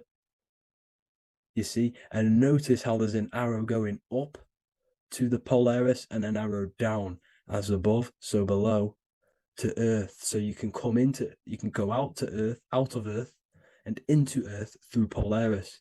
And the eagle holds the key. You see? The eagle holds the key, just like this. This demon dragon holds the key to Polaris. And look at this one, Earth, with an arrow up to Polaris, the 8-pointed star. So Polaris is more than likely that portal which the Anunnaki used, the Sumerian gods used, because the Anunnaki symbol is also an 8-pointed star.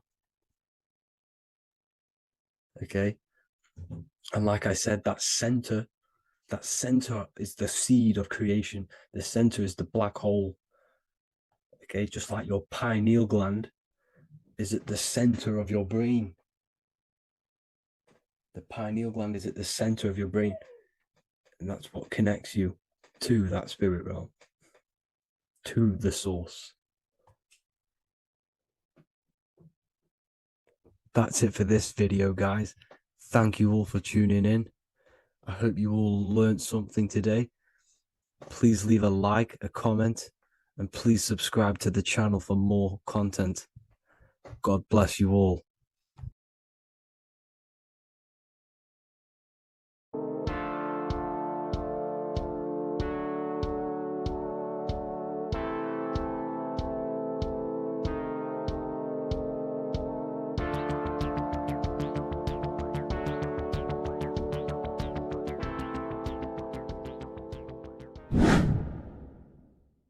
What is good, YouTube? Today we're going to be talking about the astral plane and how the cosmology fits into the astral plane. Okay, so first let's go over the astral plane and go over the different layers of reality so that you can understand reality more.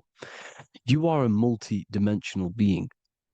You are not in these, you are in all of these realities at the same time. They all interweave into one big reality. But there are different planes, they are different vibrational dimensions, there are different dimensions of reality. The mind is the root cause of reality. We're living in the mind of God. Everything is being thought into existence from the root cause, from the universal mind. This is why the ancient Egyptians said, all is mind. We're living in the mind of God. And we are a microcosm of this mind. This is why we all have the same mind. This mind is the world of thoughts. Now, this world of thoughts is just the thought alone. For example, it is the thought of a chair. But then when you start to imagine this chair and you start to mentally see the chair, you're now manifesting the thought, the singular thought, into some sort of form. So now you're imagining the chair. You're imagining the form of this chair, which is then manifesting into the astral plane. The astral plane is the world of thought forms manifesting. So when you are imagining something, you are seeing into the astral plane. Okay? Your third eye, it is an eye because it sees the astral plane. It is seeing the other side through imagination, through dreaming. Well, we'll go over dreaming later. So the thought of a chair is a singular thought. The imagination of the chair is the manifestation of the chair. And in the astral plane, it's basically the world of all the chairs that could ever exist. So you're thinking of the chair as a singular thought, which is the mental plane. The astral plane is the imagination of that chair, is the thought, the manifestation of it. Depending on the vibrational state of the thought will depend what level of the astral plane it will go to. For example, if you're thinking about a chair to torture someone on it, it's going to go on the lower astral plane. Or if you're thinking and imagining happy things, it's going to go to the higher astral plane. So wherever your mindset is, that we call it a mindset because your mind is setting frequencies to certain things. Thoughts are frequencies. And a mindset is setting your frequency, setting your mind to a certain frequency. So when you set your mind to a certain frequency and you imagine something in that frequency, you're going to match everything in the astral plane that are on that similar frequency, just like you would in the physical world. Because we're all in these worlds right now as we speak, but we can't see them with the two physical eyes. We can feel it though. When you're around someone and you've just met a new person, for example, you can feel their vibration. And if you're not on a similar vibrational match, you will not get along with that person, or you just won't not get along, but you won't connect with that person because you're on two opposing frequencies, not matching. And this is something that you can't see, you can only feel because it's the astral plane. It exists within the astral plane. Everything in the astral plane is made out of vibrations. So if you do astral project, and if you already know how to astral project, you will see beings and people and things that are on the same frequency as you. This is why before you astral project, you need to sort your vibration out before you astral project, because you are projecting your consciousness into this. It's the mind. The mind is the bridge. It can move between realities. You are a observer. You are a observing soul which observes different realities. And the mind is the bridge between all of these different realities. The mind can choose. If you want to project into the astral, you set your mind to it, you can. Okay? So let's not get off track. The lower astral plane is where demons are. The higher astral plane is where heavenly beings are. Heaven and hell are kind of a real thing. The etheric plane is a powerful substance, the ether, the fifth element that they don't tell us about. If you type in on Google the 5 elements, they will try to remove it with wood or metal because they don't want you knowing about the ether. Ether is the energy double behind all physical objects. So the ether is very important. It is the 5th element. It is part of the physical world, but it's also part of the astral world. It is on either side. You see how they're showing you the truth in the language. Ether and either are the same word. The ether has 1 foot in the astral and 1 foot in the physical world. It's a substance that connects the physical to the astral world. It is the either. It's on either side of reality. It's on the other side. Other, either, same word. Ether is connecting the physical to the astral plane. It's the world of frequency. Frequencies, EMFs, torus fields are in the etheric plane. It is the energy plane. It's where energy moves through the ether. Okay. So then you have the physical world, the world of effect. Everything you see in the physical world is the effect of the higher planes. Each plane is a product of the plane above. So, and it melts into each plane. The physical plane is the lowest plane, it's the most densest, and the highest is the most fluid. This is the most fluid, this is the most dense. This is where we get the saying, as above, so below from. As above, so below comes from the different planes of reality. And magicians understand this. This is why magicians always say as above, so below. Because they understand if you manipulate the higher planes of reality, you manipulate the lower planes. Because the astral plane is a direct copy of the physical world, but in the astral plane. It is mirrored. The physical world is mirrored in the astral plane. They are both the same world, but just different vibrational states of the world. Kind of. It's hard to put this in words, people. So just try and understand. The astral plane is the double. It is whatever happens in the astral plane happens in the physical plane. This is why magic works. This is why demons work. This is why spirit communication works. Because if you manipulate the higher planes, you manipulate the lower planes. As above in the astral, so below. Leonardo da Vinci showing you to look up, pointing up. You got to look up. He's telling you to change the mind, you change the physical world. You change your emotions, you're on the astral plane, you change the physical world. You change your reality by changing the higher planes. This is the Masonic 11, the 2 pillars. This is the 11 also symbolizing the 2 hemispheres of the brain here. But the 11 symbolizes the 2 mirrors. 11, 9, 11. 9, 11 adds to 11. 9 plus 1 plus 1 equals 11. The Twin Towers were an 11. Flight 11 was hijacked. Because it's a mass ritual within the astral plane. Now, we're going to go deep into that later, and I'll show you these rituals they do in order to manipulate the astral plane. So this is what the 11 is. It's the mirroring of reality. If you contact spirits and conjure spirits, or sorry, you can either summon or attract demons and spirits. Summoning is creating a spirit. You create demons. Okay. Like I said here, the mind is the root cause of reality.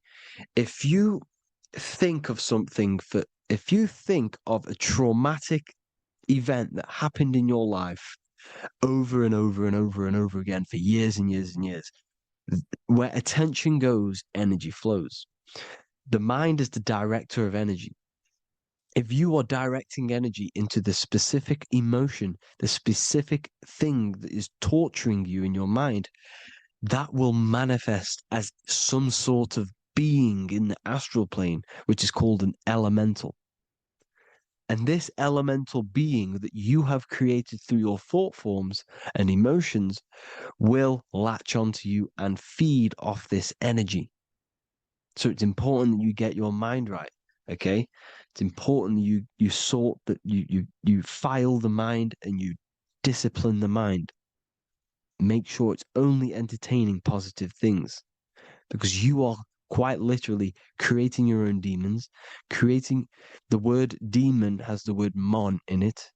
And if you've watched my videos, to know mon means moon.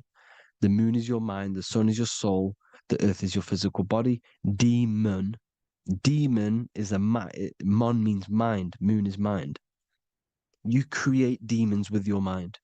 Summoning. Now, this is where the rituals come in. 9/11 was a ritual because everyone was thinking about this big fearing, the death of 9/11. Everyone was thinking about it. And all of their minds thinking about this horrific thing will manifest and summon a negative energy spirit elemental within the astral plane. That's how all of this works. This is why it was a mass ritual. Okay. Chris Brown, new album name 11/11. Release date on the 11/11. This will be my 11th album and contain 11 songs. All of these people know the occult. This is Hermes Trismegistus with the star of Saturn, the six-pointed star, as above, so below. The mirroring of reality, physical and astral, the two Masonic pillars. So as above, so below. What's above us? The stars. The stars are connected to the astral plane. This is why we call them stargates. When we dream, we are experiencing these different realities. And what are stars? They tell in the Bible, it says Genesis 1:14. And God said, "Let there be lights in the firmament of the heaven to divide the day from the night, and let them be for signs." Signs translates to things to come. Why things to come? The stars tell the future. Why? And why do we say as above, so below? As above us is the astral plane and the etheric plane. As above, so below. Whatever happens in the stars happens on Earth. The stars are connected to the astral plane. Above us is the astral plane. We are a star in a physical body. This is why we say Mr., sister, stir equals star. The E and the A are interchangeable.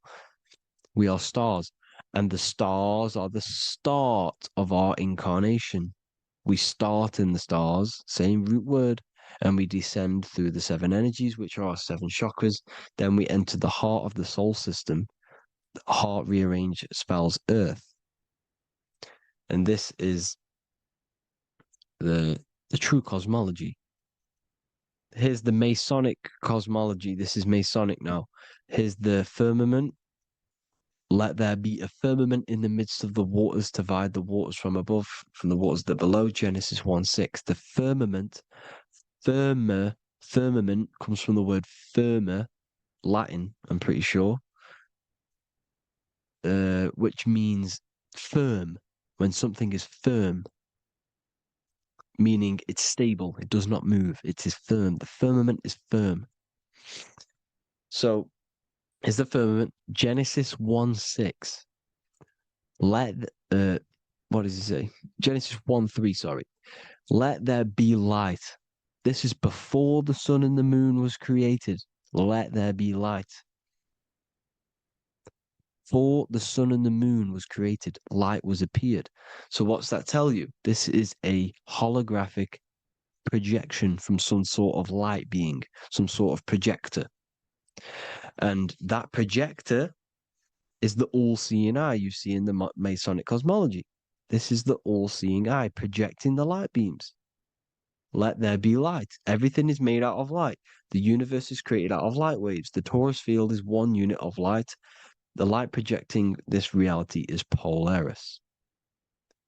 Okay, the famous all-seeing eye. Now, what else?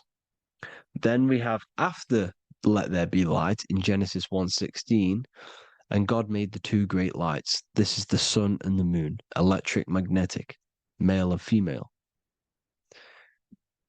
Then we have the Masonic checkered board, the black and white symbolizing dualities within the dualistic reality we're in, spirit and matter, light and matter, rest and motion, positive and negative, good and evil. Everything's dualistic here.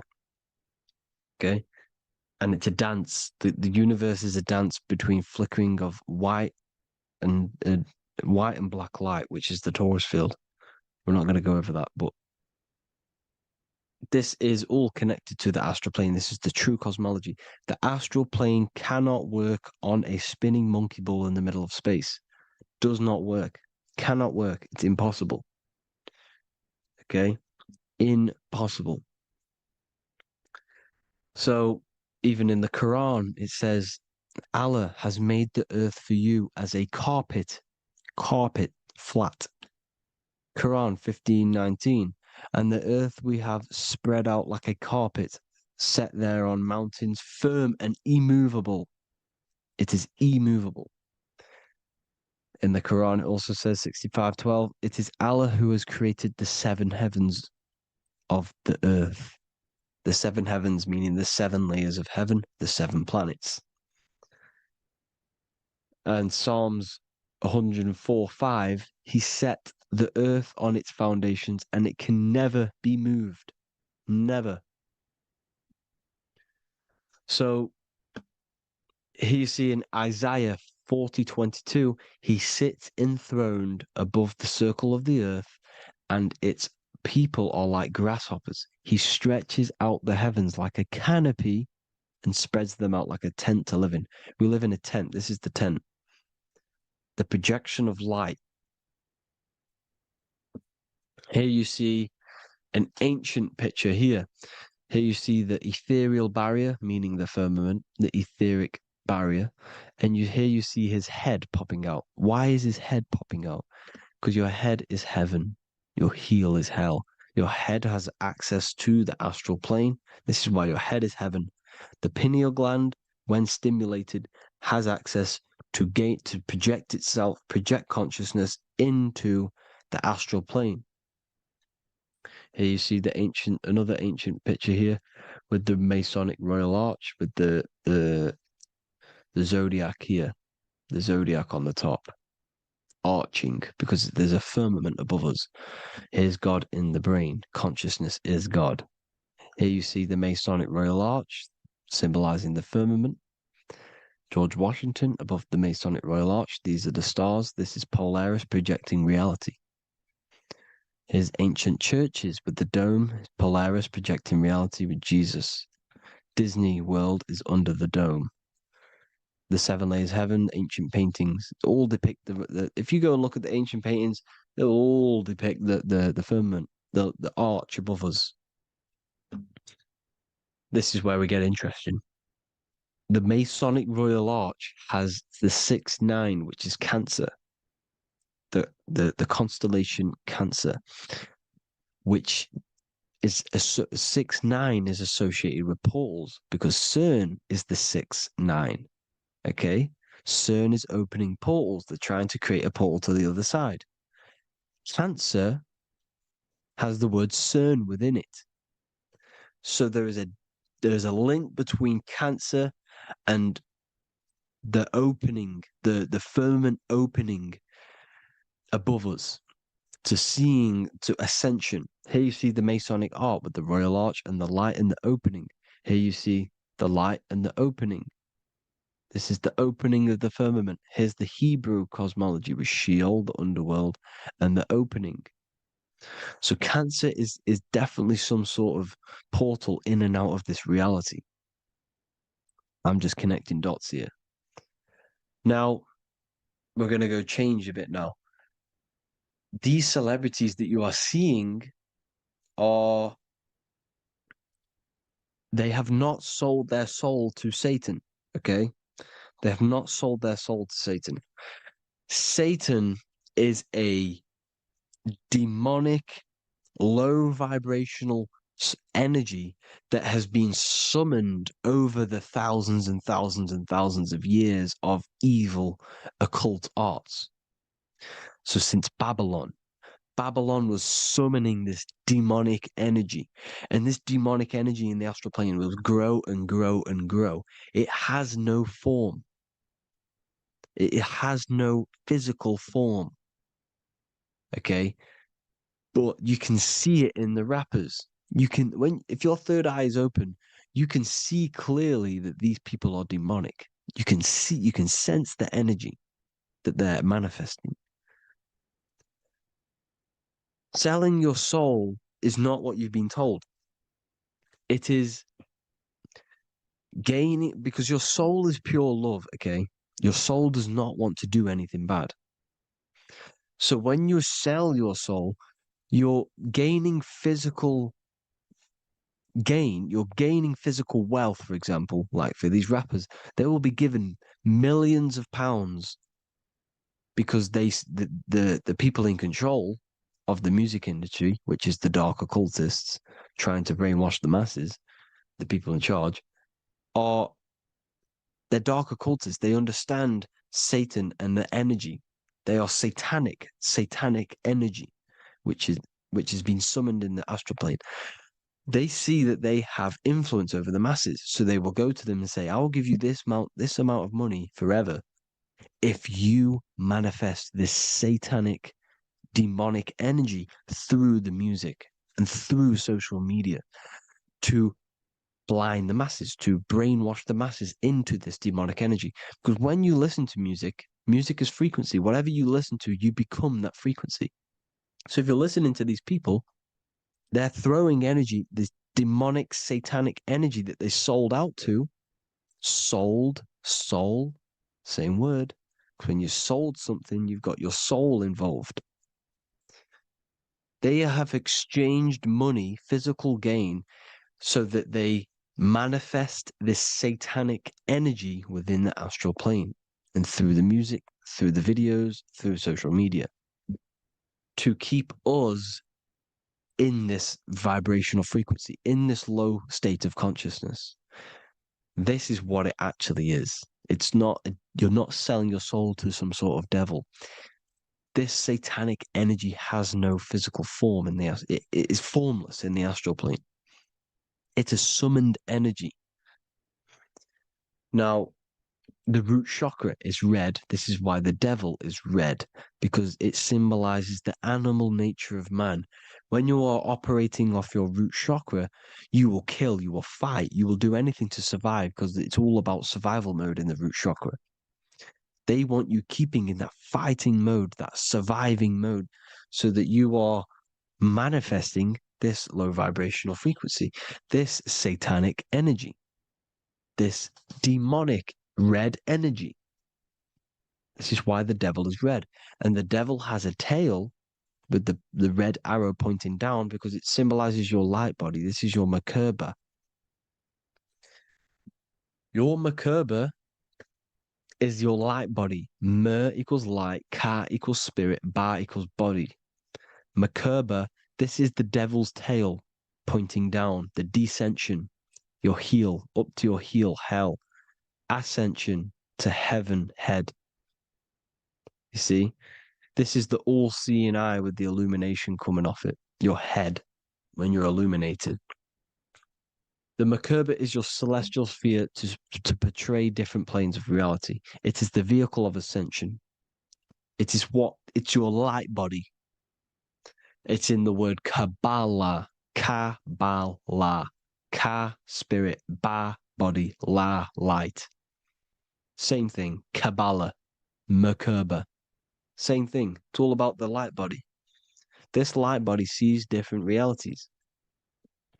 So when you see the goat in the music industry, it's this satanic summoned energy that's been summoning for thousands of years within the astral plane.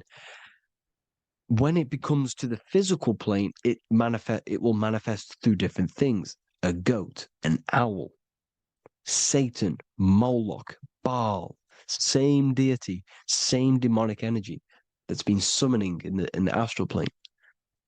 And this is why the Baphomet has a goat head. Drake's new album is the goat. The Polo G, the Masonic G, with the goat.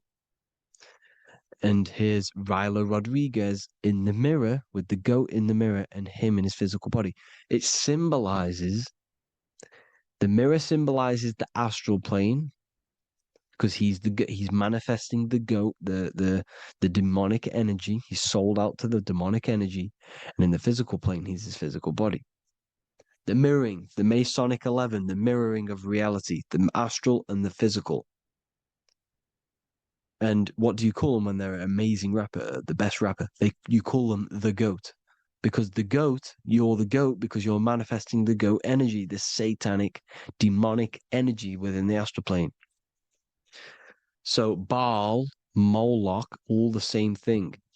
Because in the astral plane, if you want to gain spirits to come to you and communicate you in the physical world, if you want to communicate with spirits, you have to gain their attention. You can either gain their attention or come together and agree to create some sort of being, which is Satan. Okay. You can, like I said earlier, you can create these beings, you can summon them or attract them. One way to attract them is sacrificing. In order for you to become God, man, to turn to God, you have to sacrifice your life. You have to sacrifice, not drinking, not doing things, not doing anything demonic, not doing anything bad, not eating meat. You have to sacrifice yourself to become the light. However, if you want quick, instant gains in the physical world, you can sacrifice something else to communicate with these spirits because these demonic energies feed off demonic energy, your demonic energy. So these dark occultists will give away babies, they'll sacrifice, torture babies so that they gain, so that they can communicate with these spirits for physical exchange. Yes, you can do this. These powerful spirits, these powerful demons can give you powers. They can give you certain things. And this is what they are doing. They're summoning and attracting these demonic energy. This is why, trafficking is one of the most, Balenciaga. Baal is the demonic energy in the astral plane, which requires child sacrifice for his presence. Balenciaga, and they were trafficking children. They were trafficking, killing them, and offering them to the spirits. This is what they are doing. Balenciaga. It's in the name. Here you see, you can see here a stick man with two horns. The goat, obviously, it's all the same deity. Baal, the goat, Moloch. Here's Moloch, the owl, the Egyptian owl, because it comes from the owl of Moloch, which is Baal, which is Satan, all the same demonic energy. And it's on the dollar bill, a tiny dollar bill, tiny, on the $1 bill. All the same thing. Bohemian Grove, they worship the big owl, Moloch. It's all the same thing. It's all one big demonic energy which has been summoning in the astral plane. And it's trying to take over Earth, the physical plane. That's what it's doing. So I hope you all gained a deeper understanding of the astral plane and what's actually going on in the world. Please leave a comment if you can to help the algorithm. Drop a like if you like this content. And hope you all learned something today. And God bless you all. Thank you all.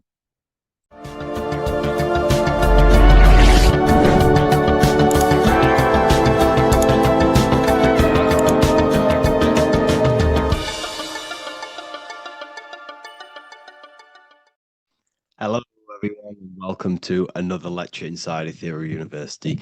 In this lecture, you will learn about the death process and how to prepare for it, and why that preparation is so important. So let's get straight into this. You must understand, as a spiritual creature that you are, you have a visible nature and an invisible nature. You never truly die. You are an eternal soul experiencing a temporary physical world. The inner world of thought and emotion is eternal, while the outer world of matter is mortal.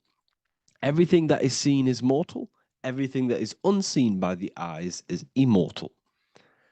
When you die, your external physical world will be stripped away, leaving only your pure consciousness in its raw form, drifting within the astral plane.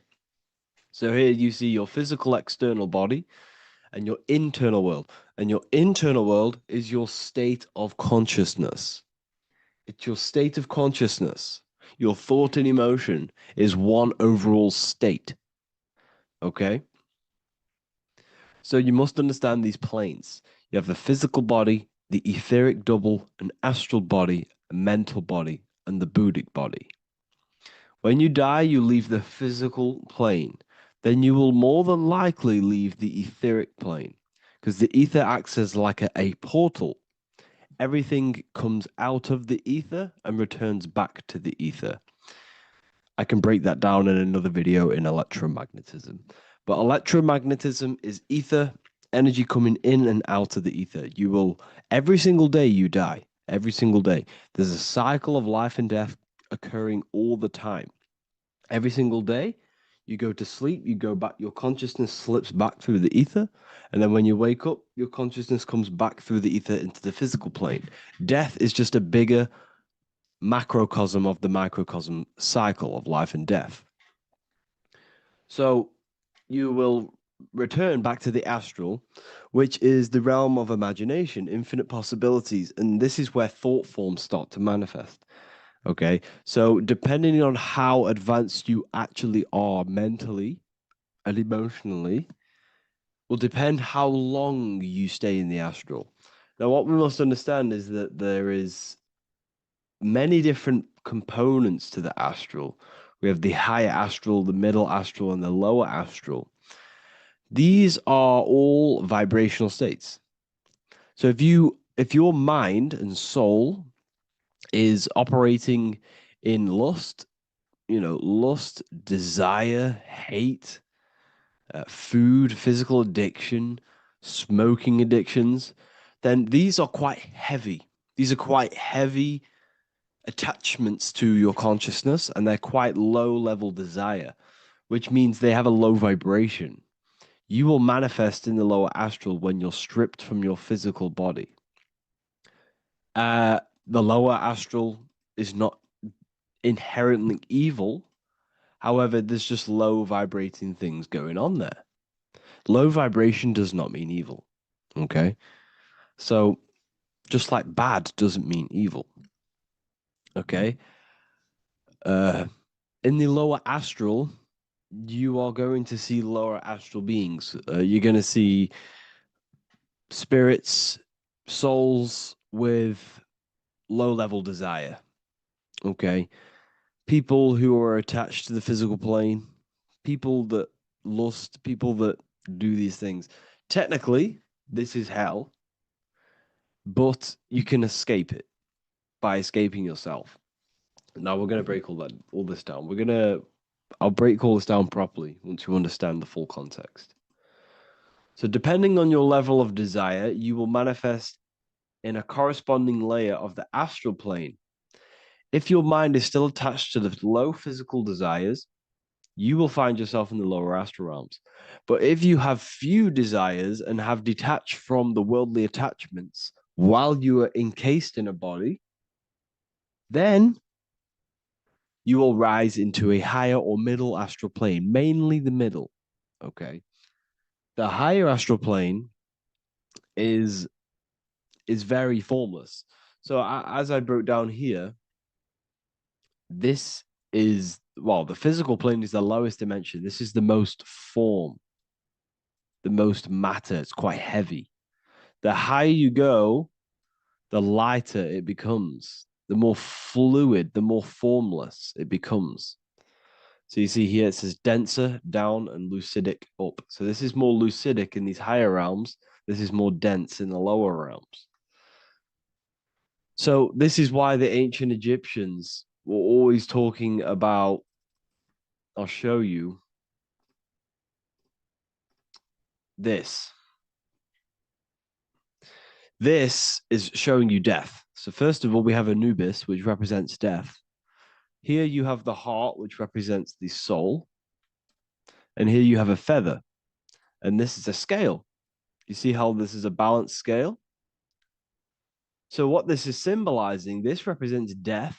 This represents your heart, and this is a feather. So when you die, your heart must be as light as a feather, which means your emotions, your soul, should have no attachments to the world. It should be light. It should be detached. This is why the word light and light are the same. Light is in heavy and light is in very bright. Because when you're less attached to the things, your soul shines. You're authentic. You're light. You're very bright soul. And you have no attachments. Your light is in not heavy. So you must detach from the worldly desires. We have to detach from the smoking, the food. This is why we should fast. Smoking, this is why we should detox. We should also meditate. We should also be able to sit with ourselves for long periods of times. Okay, I'm going to break all this down properly. But that's why the Egyptians show you the symbolism here. Okay. So you're stripped of your material body. So that state of consciousness you're in right now, your inside world, if you shut your eyes, that state you're in, that is what you're going to experience when you die. Okay. And you're going to be manifested into the astral. In the physical plane, you can mask or hide almost anything. But in the spiritual realm, you cannot. The astral body, your thoughts and emotions directly shape your spiritual body, your astral body, revealing your true inner state. So your desires that you can hide in the physical plane, your emotions, your thoughts, you can't hide any of that in the spiritual plane, in the astral plane. That will directly shape who you are, your color of your astral body, and your astral body as a whole. So here we have Kim Kardashian.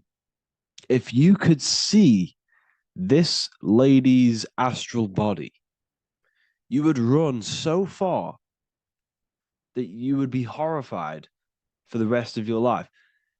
If you could see their spirit, their astral form, it would be horrific because their mind is so attached to, physical things, so attached to desire, money, fame, worship, power. These people do not want to die. These billionaires and millionaires will never want to die. They will do whatever they can to stay alive because they understand what when they die, they have to face themselves. They have to face their inner world.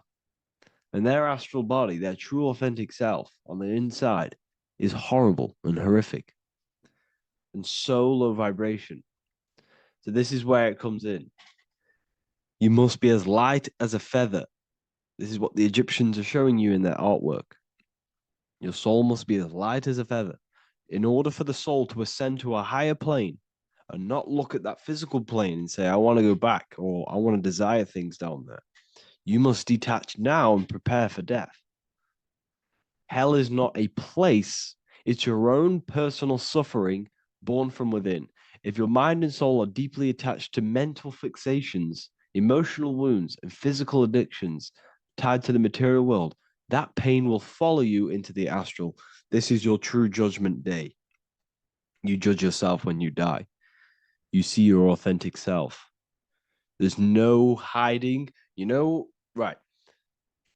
Imagine right now that you that everything you cling to was stripped away. No matrix, no electricity, no food, no TikTok, no phone, No possessions, no distractions, no one else. Could you sit alone with yourself for just 1 hour? Could you sit alone with your thought and emotion? That moment of truth is what you must begin to prepare for. Could you sit alone with yourself? Can you sit alone for long periods of time and just think? And if you cannot, then you're running from your internal world. You're running from your thoughts. You're distracting yourself from your thoughts.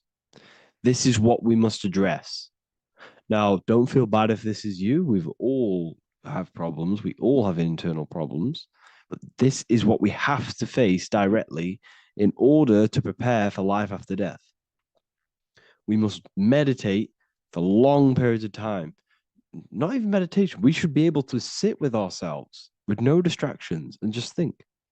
This is what the people of the past used to do when we had no technology. People would sit and think for hours. This is what we need.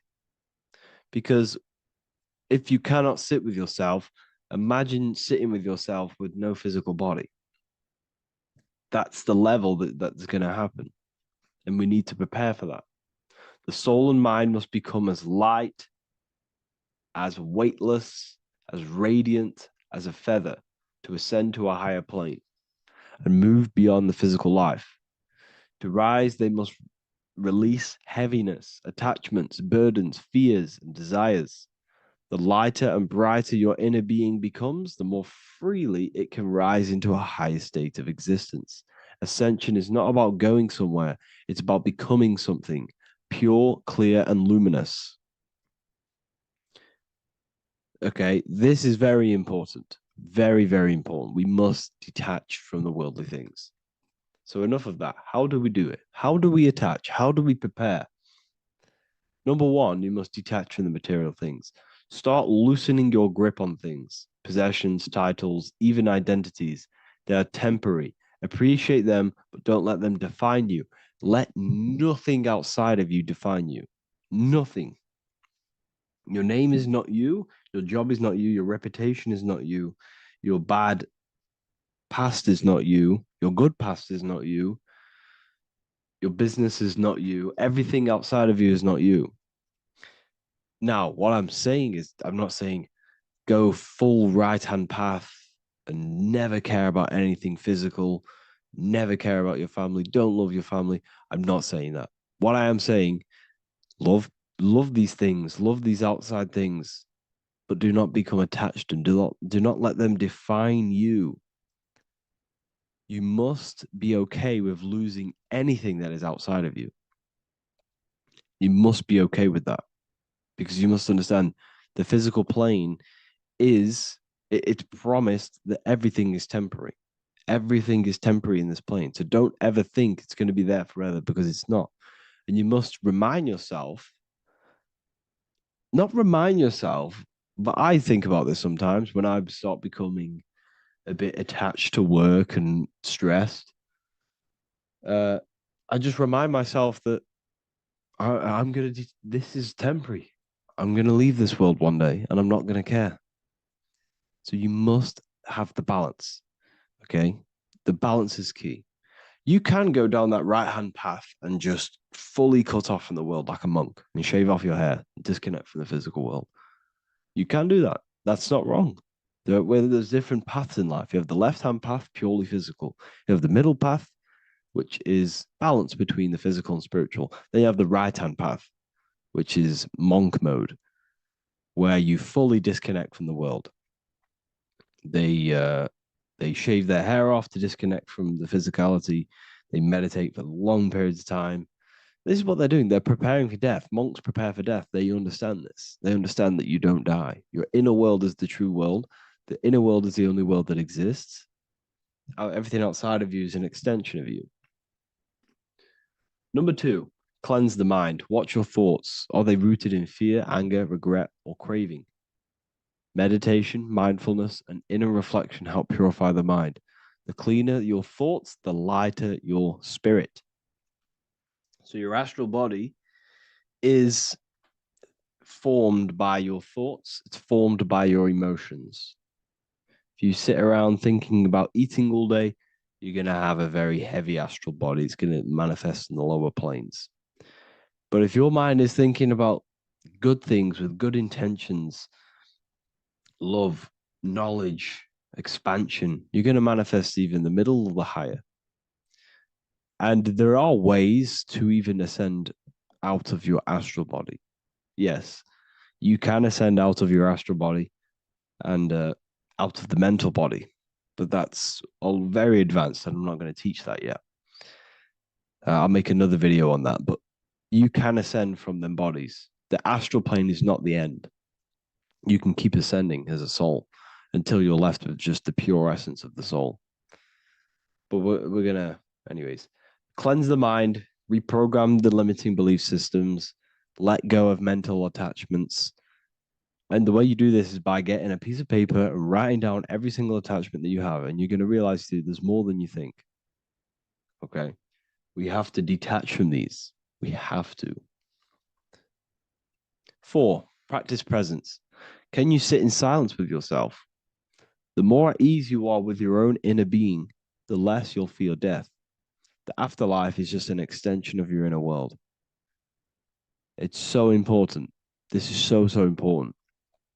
Can you sit with yourself? If you cannot sit with yourself, you have some inner work to do. You have some thoughts to address, some beliefs to address, and some feelings to address. Okay, so practice sitting in the present, meditation, or just literally sit there and try and be okay with yourself. And if you can't be okay with yourself, then there's something you need to address, whether it's a belief system, whether it's an emotional trauma, or something. This is what we must reshape, refine, and let go of. Live truthfully, speak and act from your soul, not from fear or ego. The more authentic you are, the more aligned you become with your true self, which carries beyond this life. The ego is your mind's perception of itself while being incarnated in this world. It's been shaped by your experiences, your thoughts, your beliefs, and your emotions.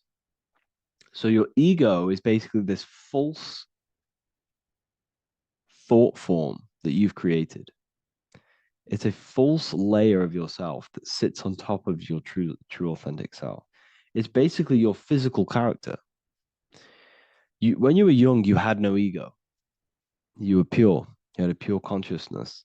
But then as you grew older, your ego started to grow, and it still is growing because it was shaped by experiences, things you've gone through, things you said, things you believe, things you think.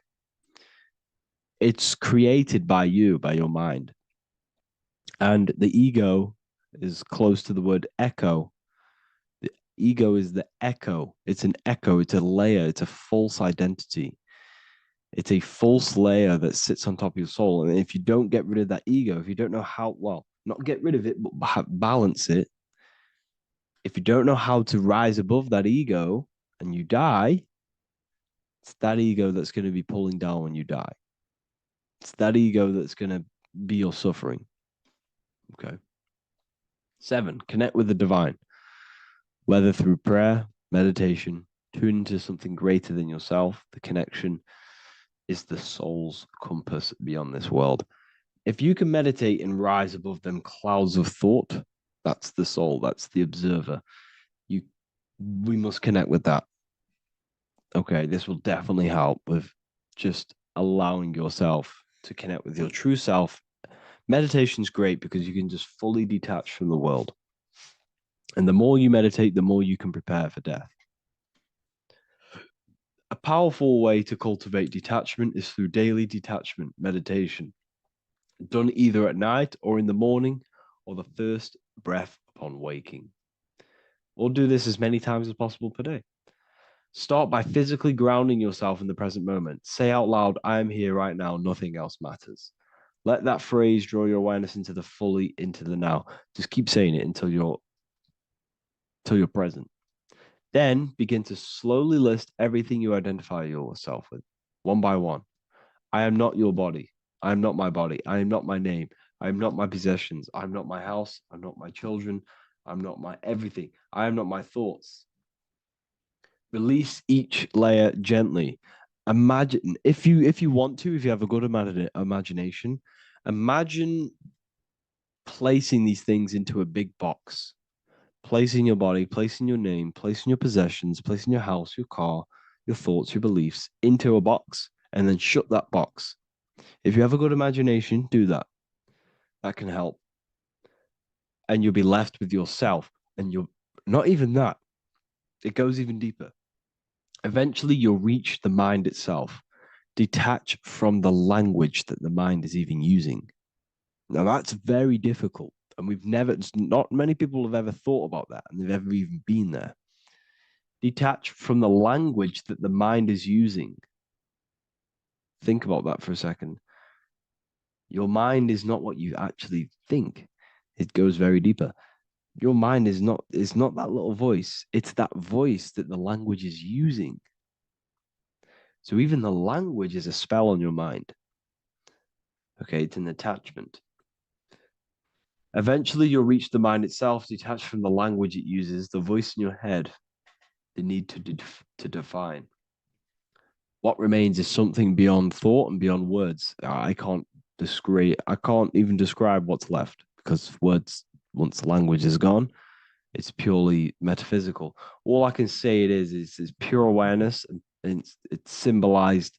This is why symbols are so amazing, because they can symbolize things that are beyond words. A flame, it's just a flame, and you won't be able to understand that until you've been there. It's just a flame. It's pure cause. Words can't describe it. You'd have to experience it. Connect with this essence daily. This is truly who you are. So this is a great way to detach. We can do these detachments every single day during meditation. This will definitely help over long periods of time. Of course, you're not going to be ready tomorrow for death, but just try and prepare for these things. This is the whole reason people used to meditate. It's the whole reason why people do these spiritual practices, because they understood that this plane is temporary and your soul moves on from this plane. And you'll never truly believe in the soul until you experience it. So I can show you these things, but you must go out and experience it. The soul is real, but you won't understand unless you cast off everything else. Okay. So I hope this video helps. It's a very deep video. I'm going to be making more of these stuff, of more self-mastery. And of course, we've made the self-mastery section now. So I'm going to start filling up this place with lectures. And I think it's a great time to start this, because a lot of people have been asking on how to master yourself, prepare to death. So hope this video helps. See you in the next one.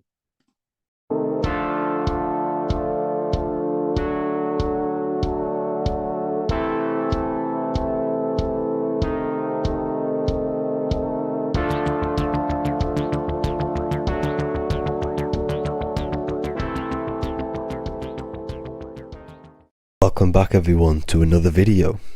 Today we're going to cover everything that you need to know about the mind, starting with the two aspects of the mind, the conscious and the subconscious. The male aspect of your mind is the conscious. This is the 10% of your mind. The conscious part of your mind is only aware of everything around you, your vision, your sight, your smell, your taste, your hearing, and your current state of emotion and thought. Every thought that you consciously think about has an emotion directly attached to it. That emotion is then impressed onto the subconscious part of the mind. The subconscious part of the mind is the female aspect of your mind. It is also a whopping 90% of your mind. Subconscious mind is controlling all of the subconscious processes which happen within your body. For example, your subconscious mind is controlling your heartbeat, your digestion of food, and all of the things that you do not have to tell the body to do. It is the hidden part of our mind which is controlling all of the hidden things. The subconscious mind is like a recording supercomputer. Everything that you have experienced in your life is all recorded and stored within the subconscious mind. One of the most important things about your subconscious mind is that it stores your mental programs. Everything in the subconscious mind manifests into behavior and actions within the body. Your daily basis routine and habits are all mental programs within your subconscious mind.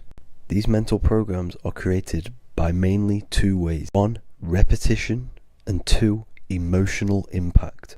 The repetition is fairly simple to understand. The more you do something, the more it impresses onto your subconscious mind and becomes a program. That program will then manifest into your behavior. However, with the emotional programs, they work a bit different. The stronger that you feel an emotion, the stronger it is impressed onto the subconscious mind. And then that emotion becomes a program. For example, you had a very traumatic moment happen when you were a young child. The emotion that you felt was so strong in that moment that it impressed into your subconscious mind so hard that you can recall that moment like it was yesterday. That traumatic event that happened to you when you were young will still manifest into your daily basis behavior even to this day. However, it manifests subconsciously. For example, if you were in a car crash, you will be wary to enter cars with certain people. All because of that traumatic emotion that you felt and impressed onto your subconscious mind.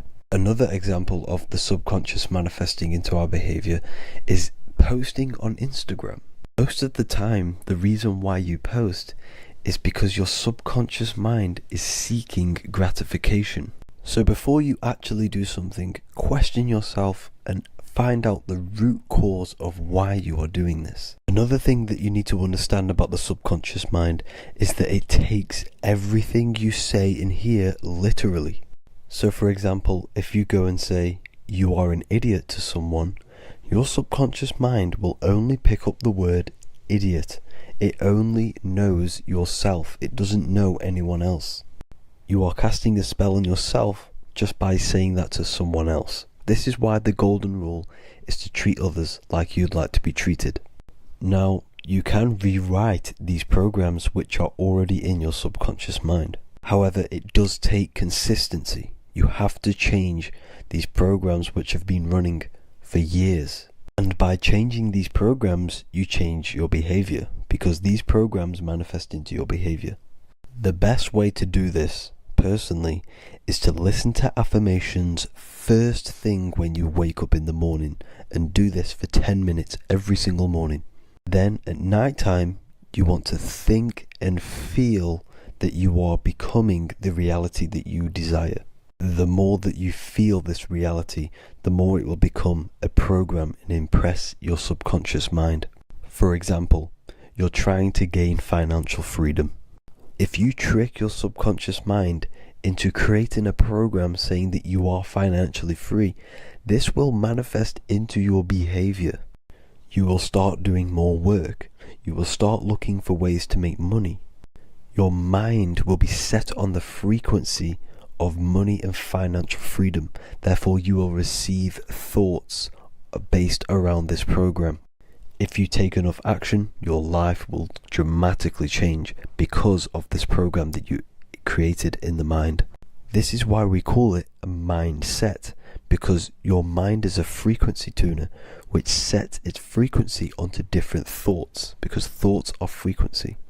If you fill your mind with a specific frequency, you will gain thoughts and ideas based around that frequency.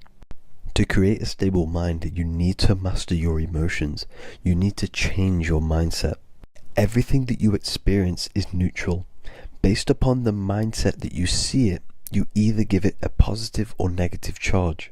By understanding this deeply, you will then control your emotions. I hope you gained some wisdom and enjoyed this video. Please, if you can, leave a comment and a like, and subscribe to the channel if you like this content. Love and light to you all.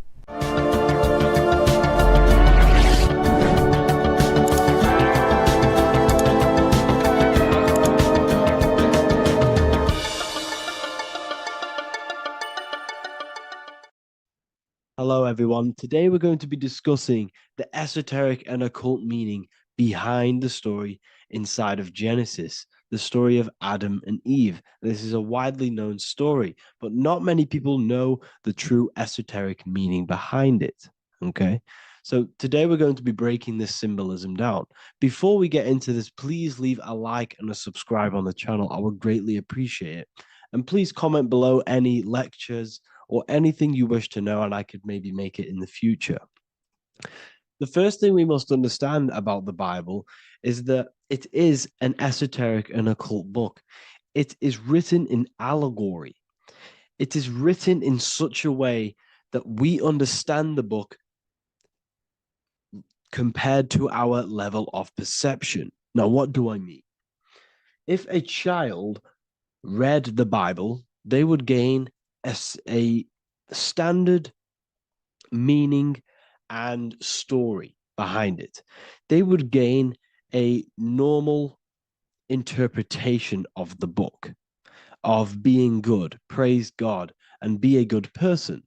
However, me, who have studied the occult and esoteric and symbolism for a very long time, when I read the Bible, I see a deeper meaning. I can read between the lines of the allegories, which means the Bible is written in such a genius way that it speaks to your level of intelligence.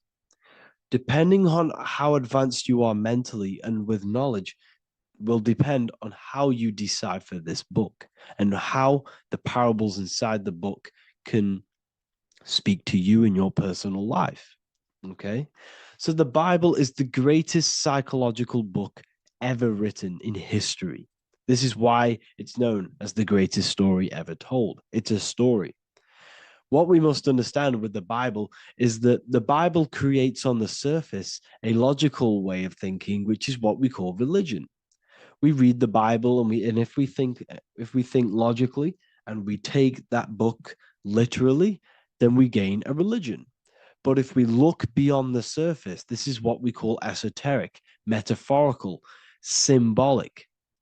You can read between the lines using our right hemisphere of the brain in deciphering this book and what it truly means to us and the evolution of our mind, body, and soul. What this book actually reveals between the lines is instructions and stories which teach you how to level up your consciousness, how you can sync the mind, body, and spirit and the soul all together so you can live like a god.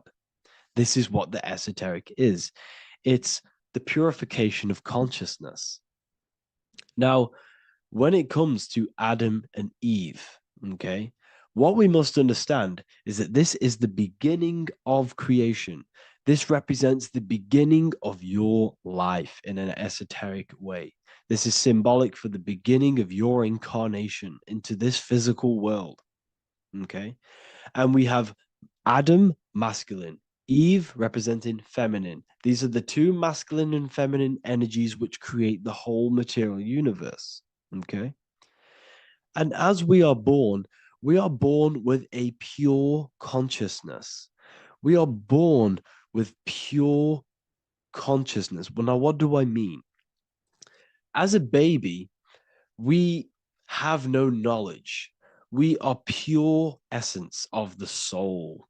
You know, we don't gain the knowledge of good and evil. We are pure. Yes, we're not happy all the time as a baby, and we're not sad all the time, but we have no ego. This is what I mean. Our consciousness is not split. As a baby, you are whole. You have a whole consciousness. You are yourself. You have no false identifications, no limiting belief systems, nothing. You are pure awareness and the pure soul and the pure mind. Now, this is what Genesis is representing. As we grow older, the more experiences we gain, the more thoughts we start to think, the more knowledge we gain of this world, the more impure our mind, our heart, our soul, our spirit becomes, the more impure our body becomes. As we grow older, we're infected with negative beliefs, negative thoughts, and society norms. This is a big one. As we grow older, we are molded by society. We shut off areas of ourself and we push them away so that we fit in with society. We all know this. We all did this in school. We pushed away parts of ourselves to act cool or to fit in, whatever it may be. Whatever type of person you were in school, we all went through this because society and culture is programmed. So as we grow older, our consciousness splits.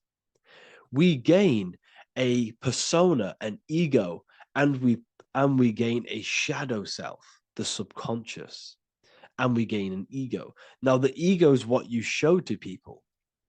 It's that character that you show, that you put on to your culture, to your family, to your friends.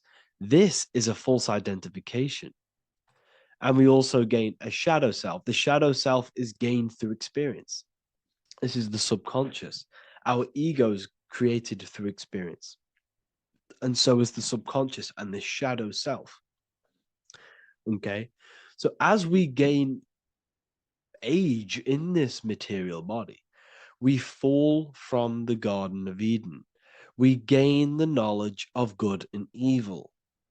This is what the symbolism represents of us leaving the garden, us eating from the fruit. Now, the fruit represents the knowledge, it represents the insight, the experience, which splits our pure consciousness. Our soul splits.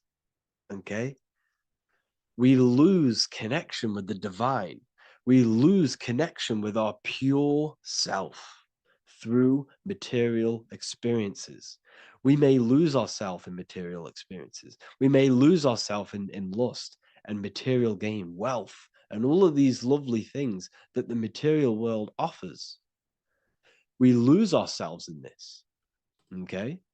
And not only that, there's another symbolic thing that we're missing with being a child. There's another symbolic meaning behind this tree in this story of Adam and Eve. And this is sexual energy. Okay. As we are a baby, we have no ability to create another human life. We have no sexual urges. We have no desire for the material things as a baby. Nothing. As we grow older, our sexual energy cultivates around the age of, it's like 10, maybe earlier for some people or later for some people. This is what we call puberty, when our sexual energy activates. This is when the masculine and feminine energies are present within the body. And we are now given the ability to create human life. We're now given the ability to bring in a soul into the material world. Now, this is what we believe and know in the esoteric world. That is what sex is. You're bringing a soul from the astral into the physical. Okay? So as you grow older, you gain this ability to use the power of creation. You gain this force within you that allows you to open a portal in the astral and bring in a soul to the material. Now, this power can be misused. This power is very powerful and it should not be misused. In occult and esoteric teachings, we teach and learn sexual transmutation, how we transmute sexual energy into different areas of our life so we can grow and create. Because sexual energy is creative energy. It creates a whole new human being. So if we retain it, we can transmute it into creativity. So this energy is kind of corrupting us as well. And now I'm not saying growing up is evil, all this thing is evil. This is a natural cycle that we must go through. The soul of us must go through this cycle so that we learn, so that we overcome it, so that we gain mastery of ourselves, so that we expand ourselves. I recommend you watch the Evolution of Consciousness lecture that I did on my YouTube. An amazing lecture. Talks about the evolution of consciousness and how we're on a never-ending cycle of life and death and expansion. So leaving the Garden of Eden is symbolic. You see, Eve represents emotion. She's feminine. Adam represents action. That's why he bit the apple. You see, Eve takes the apple and tempts Adam because she's the emotion. She's the sexual desire. And Adam eats it. He releases. He misuses the power of his creation. He misuses his consciousness because of material illusions and material desires. This is natural, okay? As we grow older in this life, our soul has to experience sin. We have to experience negativity. We have to experience evil, okay? And we have to misuse this power within us to learn about it so we can overcome it and gain control over it. Now, this is why the Bible says in Genesis 3:6, for God doth know that in the day ye eat thereof, then your eyes shall be opened. Ye shall be as gods, knowing good and evil. This is very, very, very symbolic. We come into this world to experience a dualistic way of reality. We come into this world to challenge ourselves so the soul can grow, because the soul comes from pure love from God. But we come into this world so the soul may know what it's like to be evil. You see, we are like a seed. Our soul's like a seed. And when that seed grows, okay, and it's planted, them roots must grow to hell in order for the top of the tree and the roots to grow to heaven. In order for the soul to reach the highest states, it must descend down into the lowest states. Good and evil. This is the story of good and evil, okay? And this is the story, a psychological story of how the human mind has functioned in this life. This is what this story is representing, of how our soul and mind is functioning, how our consciousness is splitting and growing up and evoluting. Okay. Like I said, snakes represent sexual energy. They represent, snake, when you've been snaked. This is why we say you've been snaked, because it represents a temptation of sexual energy. This is why the Kundalini is symbolized as a snake. This is the serpent within us that we can rise to activate dormant brain cells in our brain. Now that's called the Kundalini awakening. I'm not going to get into that into this video, but this is what it symbolizes, the tree and the knowledge of good and evil, because our body is the tree. Our central nervous system is the tree.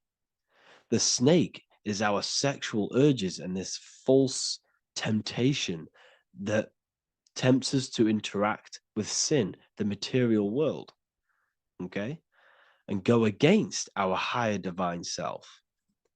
This is what it represents.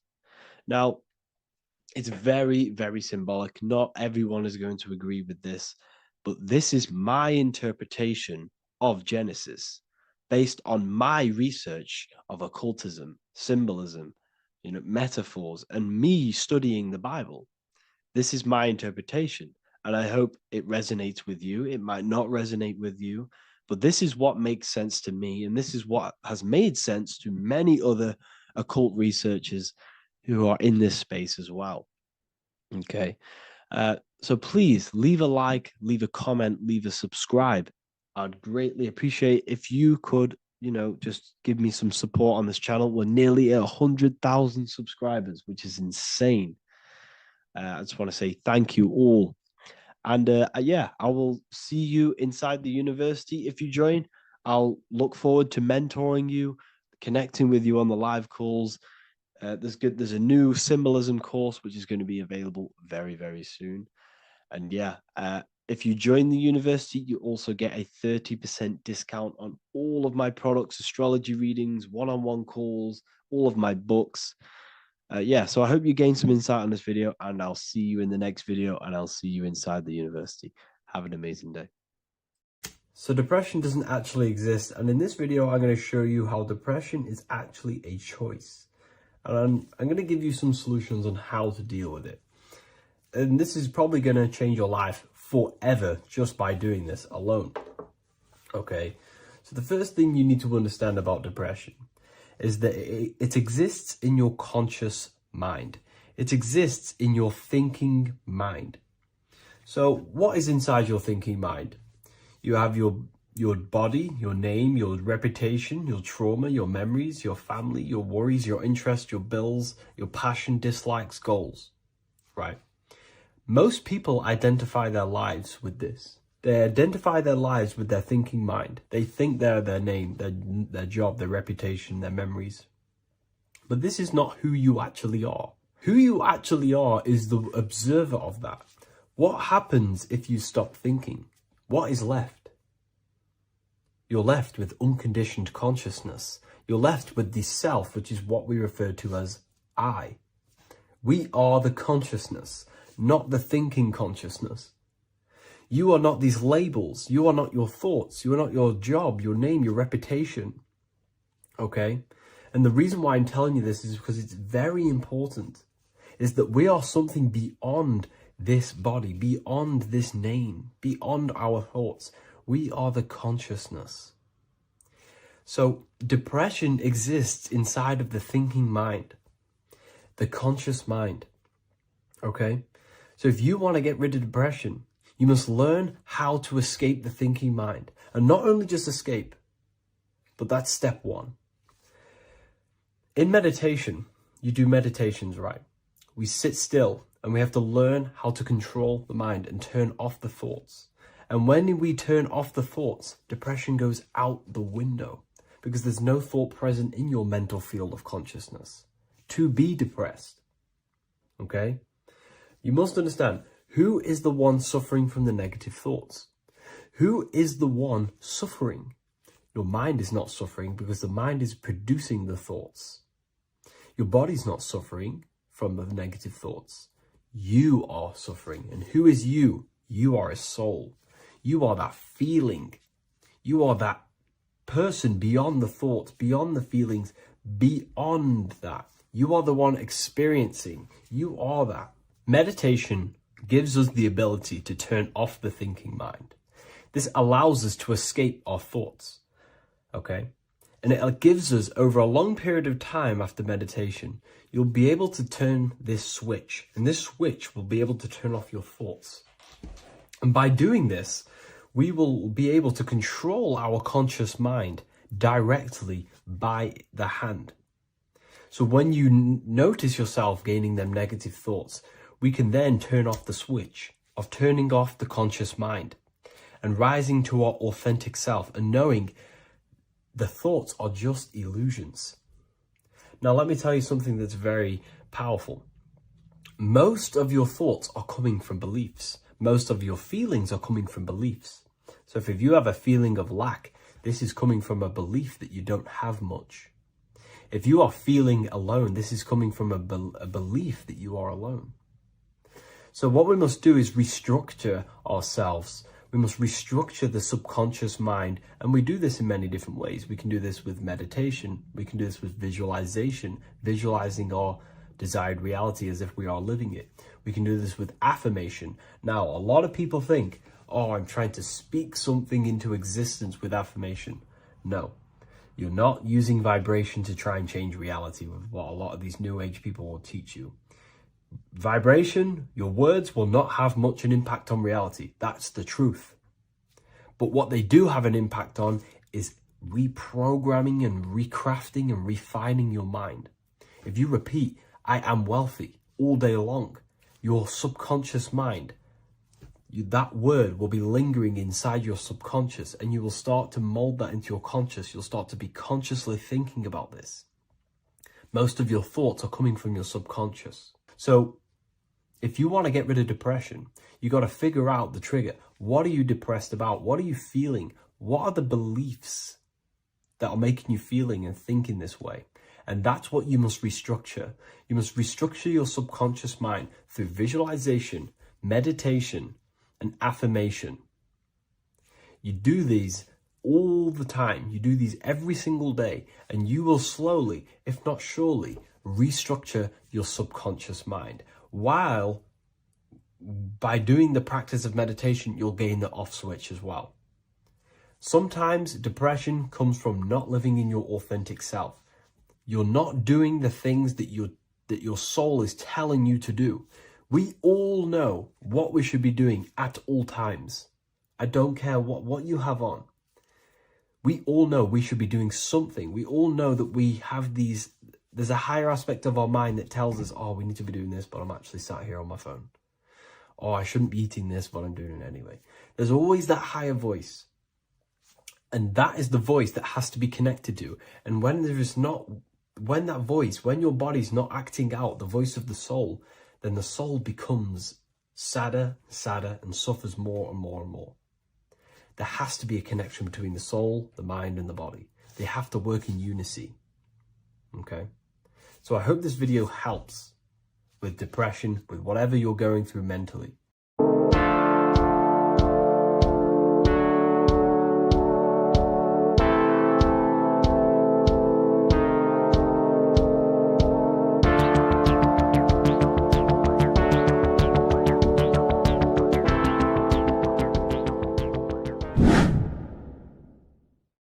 What is good, people? We're back with another video, and this is going to be talking about the connection between the micro and the macro.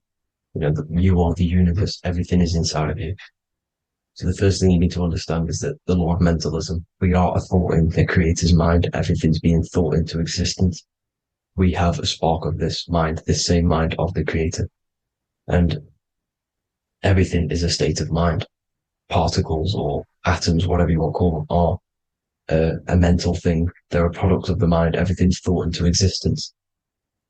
Thoughts influence everything. Thoughts are energetic effects which send out waves into the quantum field around you. And your consciousness is actually the universe experiencing itself, expressing itself, and viewing itself. So we are the creator, but viewing itself in separate bodies. And this is why they call the material world the world of illusions. Because everything's separate here, but we all forget that we are all one. We've all been brainwashed to think we're all separate, but we're all one. We're all the same mind, the same consciousness, everything. So everything's created out of toroidal fields. God created the toroidal field. That's the only thing that exists because the atoms are toroidal fields. And it's the basis behind all creation. As you can see it in the owl's eyes. It creates the infinity symbol. And this was the apple. That apple is a toroidal field. And the toroidal field is made out of dielectricity, which is ether. Ether is black light, and this is counter space. This is another realm. This is what creates God to be omnipresent, to be everywhere at one place at all times. He is everywhere because ether is everywhere. And ether is infinite potential. It connects everything together, and that's what energy moves through. It moves through the ether. And that's black light. Everything is light, as it says in John 4:2, God is light.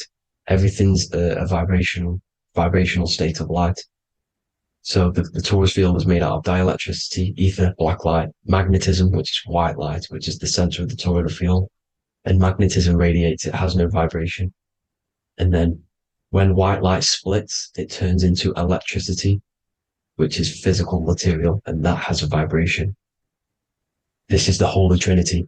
The sun, the moon, Saturn. Saturn, the god of materialism. If you've watched my videos on Saturn, you know that Saturn is crystallizing everything into physical matter. And that's why his old name was El. The ancients called him El.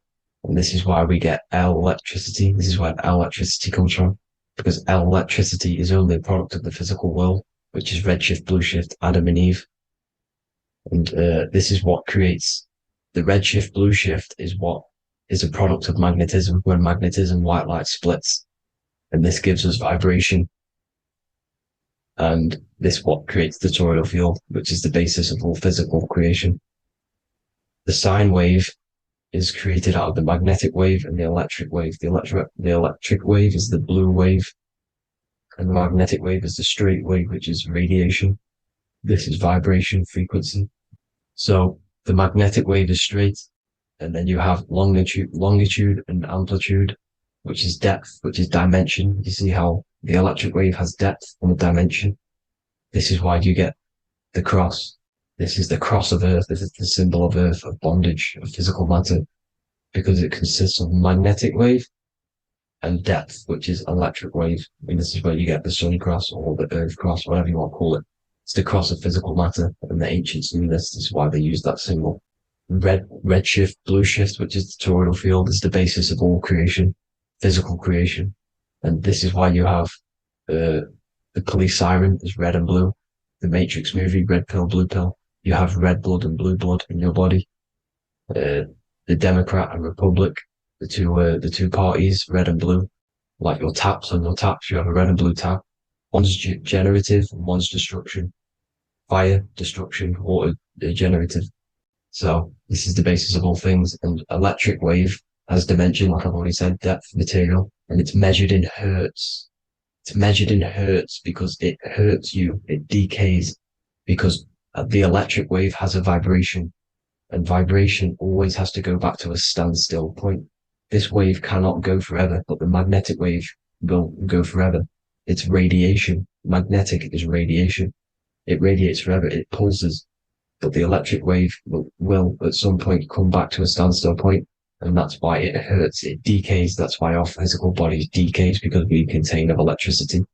This body is an electric body, and it will return back to stillness like a guitar string. If you vibrate a guitar string, you pull it, it will vibrate, make a sound, and then go back to a standstill point. It's the exact same with every single toroidal field within the body. It will decay, and this is why our bodies decay, and everything in creation decays. So we're born into sin, the sin of Eve. The sin of Eve is us biting into the tree of knowledge of good and evil, which is the systems in the body. And the sin of Eve is biting into the sine wave. We bit into the sine wave. The sun moves in a sine wave. Our DNA is a sine wave. Time is a sine wave. Everything in this creation is a sine wave. This is why the dollar bill is a sine wave. Magnetism and electricity and electric waves in one.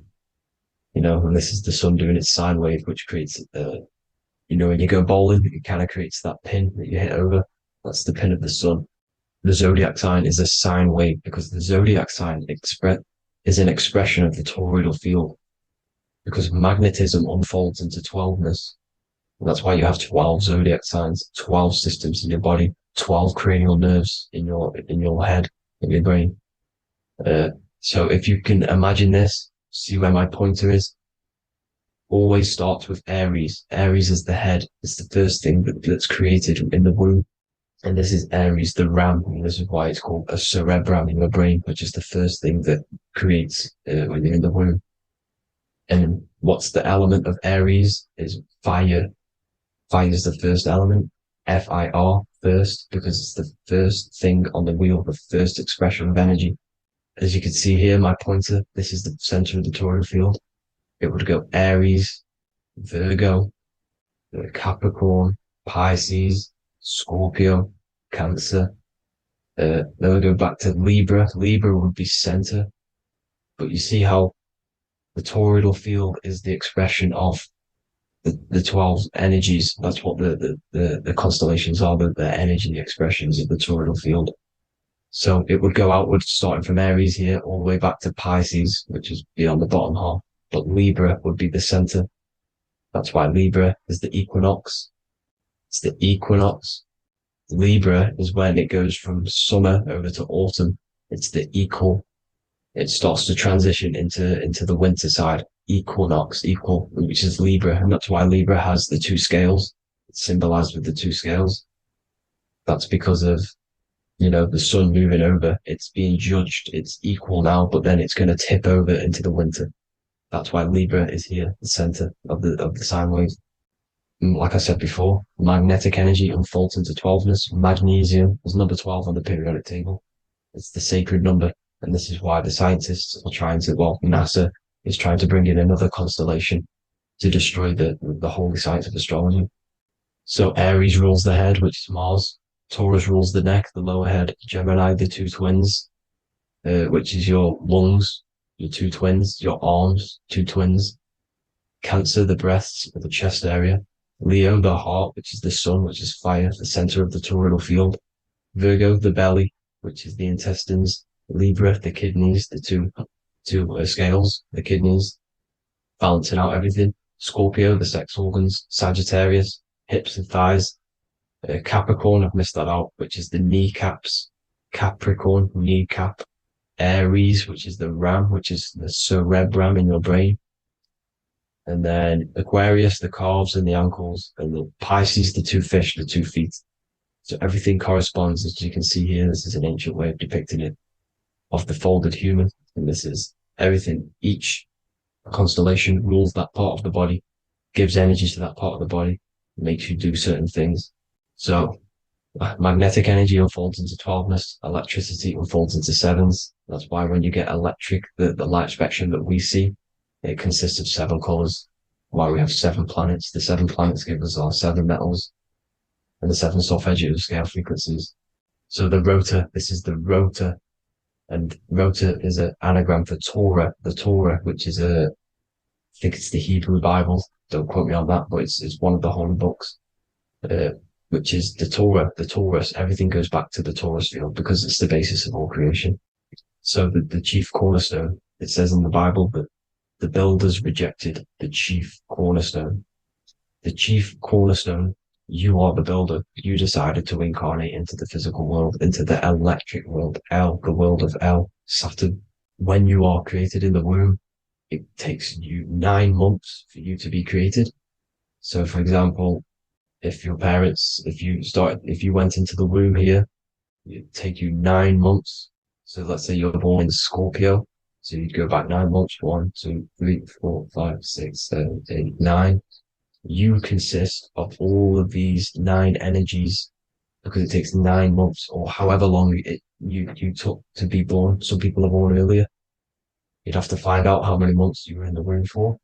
But you consist of these 9 energies, and each constellation has a cell salt associated with it.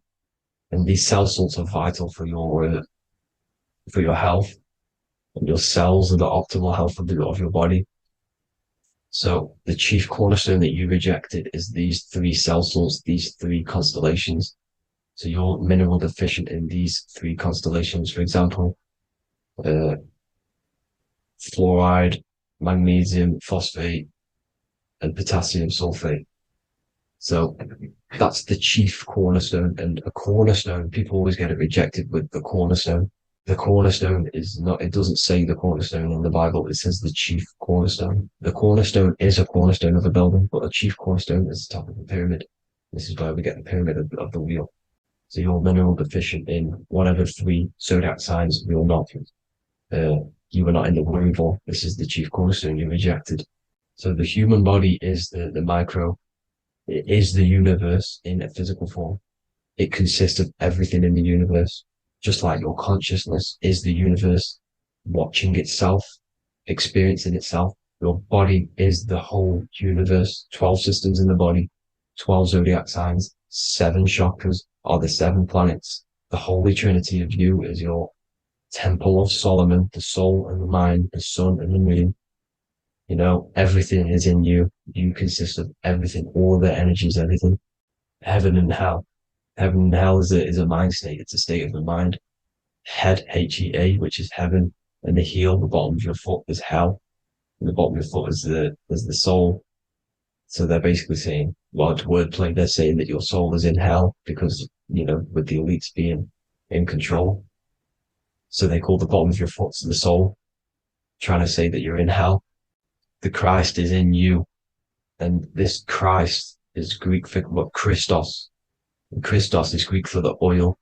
And this oil is produced in the cerebrum, the Aries, the ram, the cerebrum.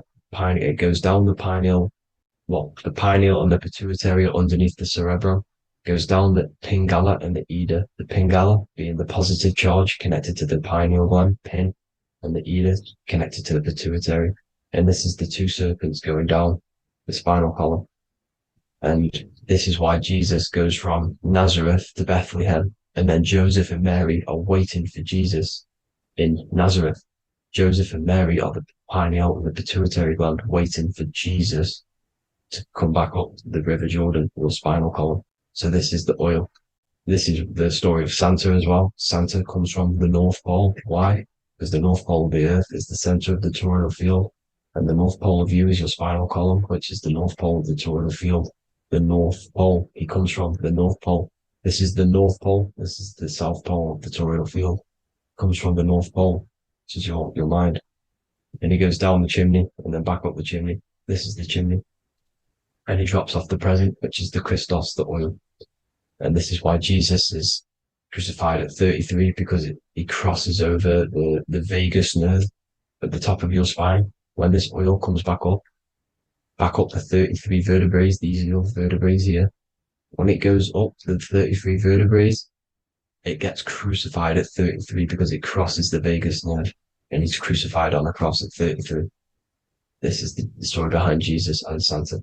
The Ark of the Covenant in the Bible is the two hemispheres which cover the vital parts of your mind, the brain side, which is the cerebrum, the pineal, the pituitary, etc. So the two hemispheres are the two angels, the Ark of the Covenant.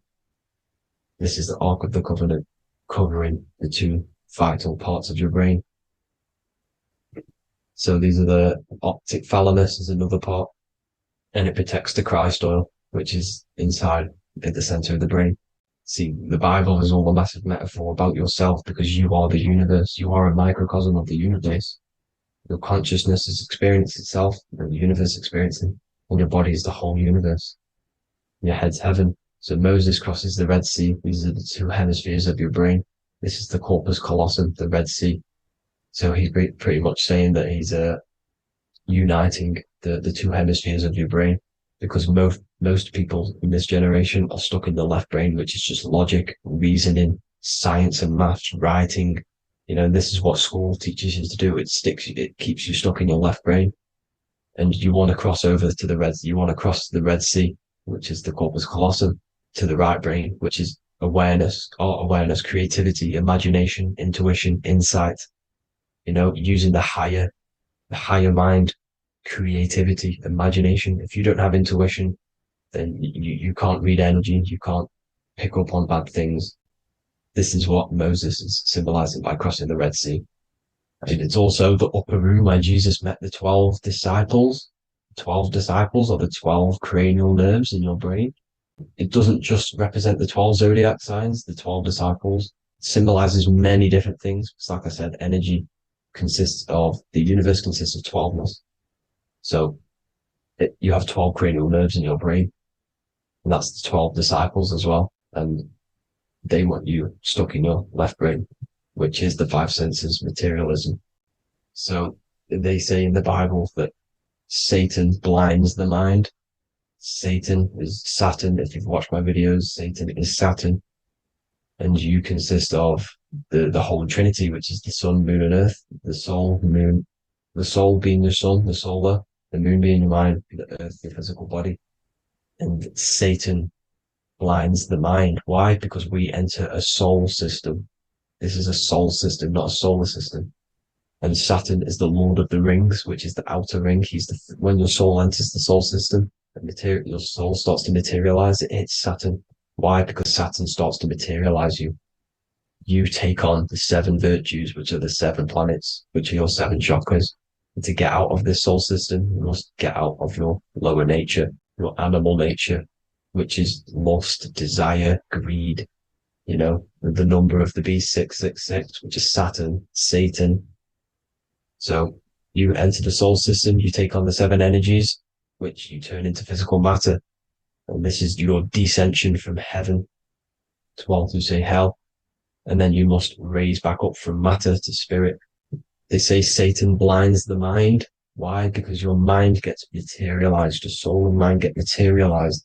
And when you get materialized, it's an intense experience. You lose the divinity within you. You forget the divinity. So Satan, which is the first planet, the first energy you take on, the material body, he blinds the mind. He makes you forget everything, your divinity. Then you must remember, ascend up Jacob's ladder, the 33 vertebrae, to heaven. And this is a microcosm of the macro, because you will ascend back up to heaven if you do this, when you leave your physical body, when your body decays. So when it talks about in the Bible, completely destroy them, the Hittites, the Amorites, the Canaanites, all the ites, this is what God says to the Israelites. It says completely destroy them. It's basically symbolizing saying destroy your lower nature. The Canaanites, cannibals. We're under a Canaanite system now, which is cannibalism. And this is flesh eating, lust, greed, all the demonic stuff, all the lower vibrational stuff, the lower nature, eating, sex, and survival, the lower three chakras. You must get out of these lower three chakras and return back to spirit, which is heaven, which is spirit, love, being holy, being truthful, being passionate, going back to Satan blinding the mind. All of the planets are made out of these three symbols. Satan blinds the mind. And that's why Satan's symbol, this is the symbol for Saturn, Satan, this symbol of Saturn is the cross, which is physical matter, the earth, over the moon. The moon is your mind. So the Saturn symbol saying matter over mind. He blinds the mind. Satan blinds the mind once you enter the soul system. And you must remember, in the Bible, it talks about the Genesis, which is Eve, the sin of Eve, which is biting of the tree of knowledge. With the serpent, which wraps around the tree. It says the serpent placed himself on the tree. Well, the serpent is the spinal column. It's the serpent telling you eat from the tree of knowledge of good and evil, which is your nervous system.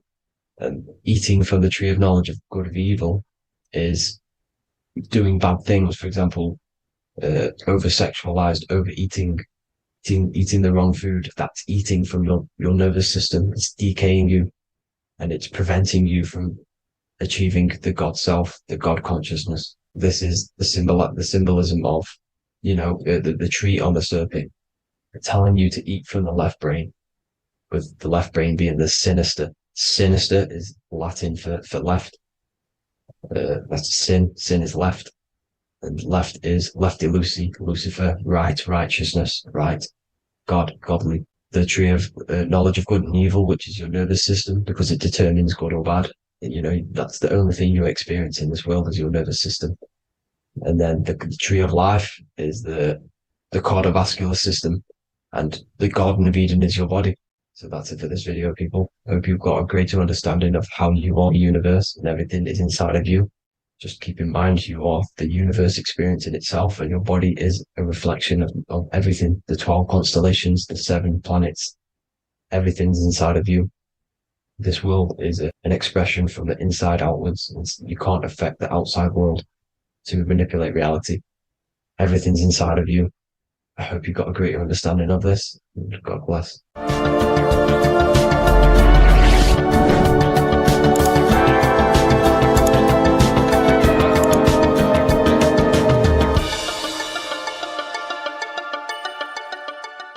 Religions were made to hide the truth about yourself, God, and the universe. You see, religion teaches there is a God separate from you. He created the universe separate from himself. They did this to truly disconnect you from consciousness, from God, and from yourself. Now let me explain. It's going to be very difficult to understand this from a left hemisphere dominated perception. The left hemisphere sees everything individual. The right hemisphere sees the whole. For example, if you're walking through a woods, the left hemisphere sees individual trees, leaves, twigs, and branches. The right hemisphere sees the interconnectedness of the whole woods. We've been trained our whole life to be trapped in the left hemisphere, to think logically, scientifically, with evidence. This way of thinking traps you in illusion, division, and separateness from everything. Plus, in science, they teach you the universe exists outside of you. You exist in a universe, and the universe exists whether you exist or not. This is completely false. You are the universe experiencing itself. There is only one person in the universe. There is only one awareness in the universe, and that is God. That is your consciousness. Not your name, your job, your reputation, your thoughts, your beliefs. That is not God. God is the infinite awareness that you are, the alertness, the essence of life. You are an individual. You have a dual nature, an inner world, consciousness, and an outer world, this physical body. The inner world is the immortal, consciousness, awareness. This physical reality is for the immortal within us to experience and enjoy. And the immortal consciousness, the immortal self, the individualized expression of the only thing that is truly real, which is God, consciousness, is seeking a way to understand itself through infinite vantage points. The same consciousness inside of you, inside of the dog, the squirrel, the plants, the stars, the same awareness is in absolutely everything. Only the right hemisphere can see this connection. The universe is one mind separated into the infinite bodies and life forms. This is why scientists tell you that the universe is forever expanding. It's truth in plain sight, because the universe is the mind, and the mind is always seeking more vantage points to understand itself. And the mind is always expanding into new realms of thought. The mind cannot be filled up. It does not exist in space. However, human awareness, human consciousness is very sacred. And the reason why I say that is because humans possess a two-way consciousness, unlike a dog, an animal, or a squirrel, for example. The dog looks in the mirror. It is not aware of itself. It doesn't look in the mirror and see that it needs to improve something. However, humans, we can look in the mirror and say, who am I? Where do I come from? And I need to change this aspect of me. I'm lacking in this area. Dogs do not have this awareness. They function only on their immediate surroundings, on survival and instinct. Human awareness is special because we have the ability to reflect on the self.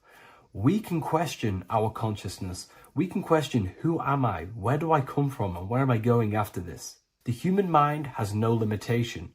We can surpass our animal nature and rise to a godly nature. This is the whole purpose of reaching Christ consciousness, which is just an ideal consciousness where we have control over self and we know who we truly are. Humans have been given the tools to awaken. Our five senses are locked only to perceive the physical world, but the mind holds the gateway to understand the unseen aspects of reality. The mind holds the secrets to the universe and consciousness. We just have to study ourselves to understand God.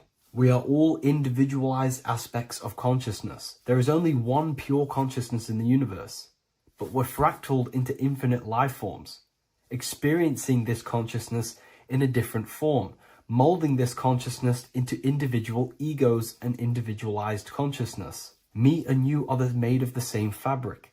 However, I have thought different things, believed different things, experienced different things, which has conditioned my consciousness to be my own individualized aspect of God. And that's what makes me, me, and you, you. God is the creative power within us to turn thoughts into physical reality, to create things. We are a creator. Each one of us is a miniature earth, creating and building in this physical 3D reality. Our consciousness holds power over the 3D reality. We can mold it and create anything we wish. However, we have been conditioned to live like an animal, living in our animal nature, eating, surviving, lusting, and these low-level desires keep us trapped from figuring out our creative power. This is why the ancients always depicted God inside of the brain. Even in ancient Christian artwork, William Blake, Anton Raphael, all depict God inside of the brain. Why is this? Because God is our creative power. The spinal column acts as a type of ladder of consciousness. If you just think about sex and act on sex, eating, consuming, and living in a survival animalistic state, then your consciousness is functioning on the lower end of the spinal column, where your reproductive organs are and your gut organs are to consume food. In order to activate the God within us and to us to truly know God, we have to be aligned with the God consciousness. We have to unlock the God within us so we can truly actually experience God and understand it. However, God exists beyond our personal consciousness, beyond our human identity. In secret societies, satanic rituals and satanic societies, they are seeking a way to escape the human identity through ritual work, meditation, and trance-like states. A trance-like state is like the state that you enter just before you fall asleep, where there is no thought present in your mind, because you are not the mind, you are the observer, you experience the thoughts. And when we escape the human identity through rituals, meditation, or trance-like states, we can actually experience beyond the veil of this material world. However, satanic rituals do this in a negative way. Satanic rituals include ways to make the human mind tap out by pushing the human minds to the limit through pain, suffering, and even torture. to allow the mind to pass out so you can temporarily pass on the veil of the physical world and escape the limitations of the human identity and the human thinking mind. Now, you do not have to do it this way. You can experience the divine and beyond your human identity through many different ways, such as deep, deep meditation, rising above your thoughts, and setting 3 alarms, one for 6 a.m., one for 6:30, and one for 7:30. And when you wake up at these times, what you need to do each time you wake up is allow your mind to stay awake but your body to fall asleep. And you will enter this trance-like state. And you can gain ideas, experience lucid dreams, and maybe even astral project. All of these rituals in secret societies and satanic societies is all about escaping the human identity and experiencing the divine planes beyond the physical. To wrap all of this up, this is all about consciousness. Consciousness is the infinite awareness of the universe, just fractaled into separate bodies. And this consciousness is seeking a way to understand itself in infinite angles and vantage points. And religion was made to cut off your connection to the divine planes beyond this world and beyond your self-identity. Therefore, if you want to know God, you have to study the attributes and qualities of God, such as geometry, numbers, consciousness, the mind, the subconscious, human anatomy. All of these things are aspects of God. We have to study ourselves and study nature so we can see God. God is the infinite awareness of the universe. If you love this video, please leave a like and share it with a friend. I'll leave a link in the description for the Book of Wisdom, Volume 2. As above, so below. This is one of the most crucial teachings within esotericism, occultism, or what we like to call it today, spirituality. I don't like calling it spirituality because it's not spirituality. I teach human consciousness. I teach the science of you and your consciousness alone and your being. And in order to fully understand you and this world around you, you must understand this number one principle of as above, so below. There is many misconceptions of this, and there is many simple teachings of this. But I'm going to break it down today from the most simplest to the most complex, and you will see the connections between all things. This is the most important lesson you could ever learn, and I'm going to teach it you today. So what you must understand is with the term as above, so below, it applies with everything you see in this world and about yourself. We have something called the macro, which means the bigger scale. On the bigger scale, we have the whole earth. If we look down from the sky on top of rivers, this is what we see. We see this tree pattern. Then on a smaller scale, we see trees have the same pattern. Then we look even closer. We're going smaller and smaller into the leaves of the tree. We see the same pattern. Then we go even more micro into the human brain and look at the human brain cells, and we see the same pattern. This is proof this is a fractal universe, and everything is in the micro is reflected in the macro. As above, so below. As within, so without. On the macro is a reflection of the micro. So now that you understand this, we can go a bit further. A yearly cycle of spring, summer, fall, winter is a macro. A micro is a daily cycle. So a day is a mini year. The summer is the midday. Autumn is the evening. Night is the winter. And spring is the morning. This is a macro, a reflection. We have a miniature cycle of the zodiac every single day. And this cycle is also reflecting the cycle of life and death.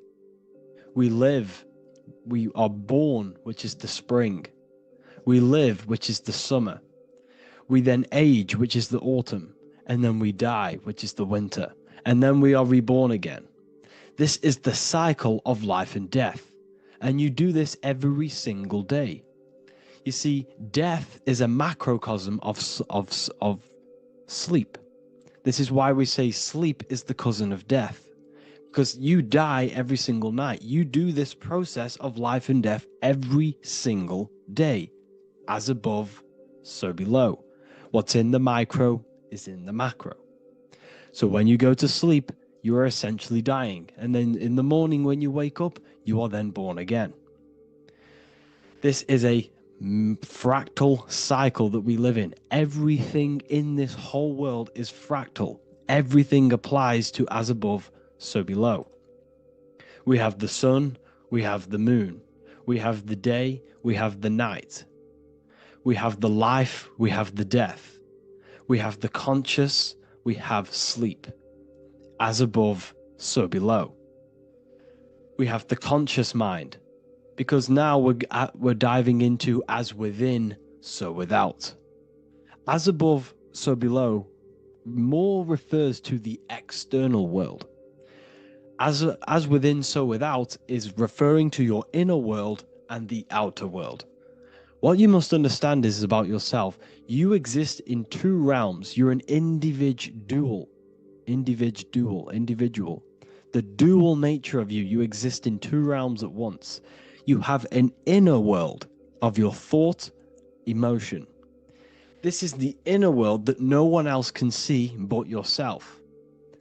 And you have an outer world with a physical body which everyone can see.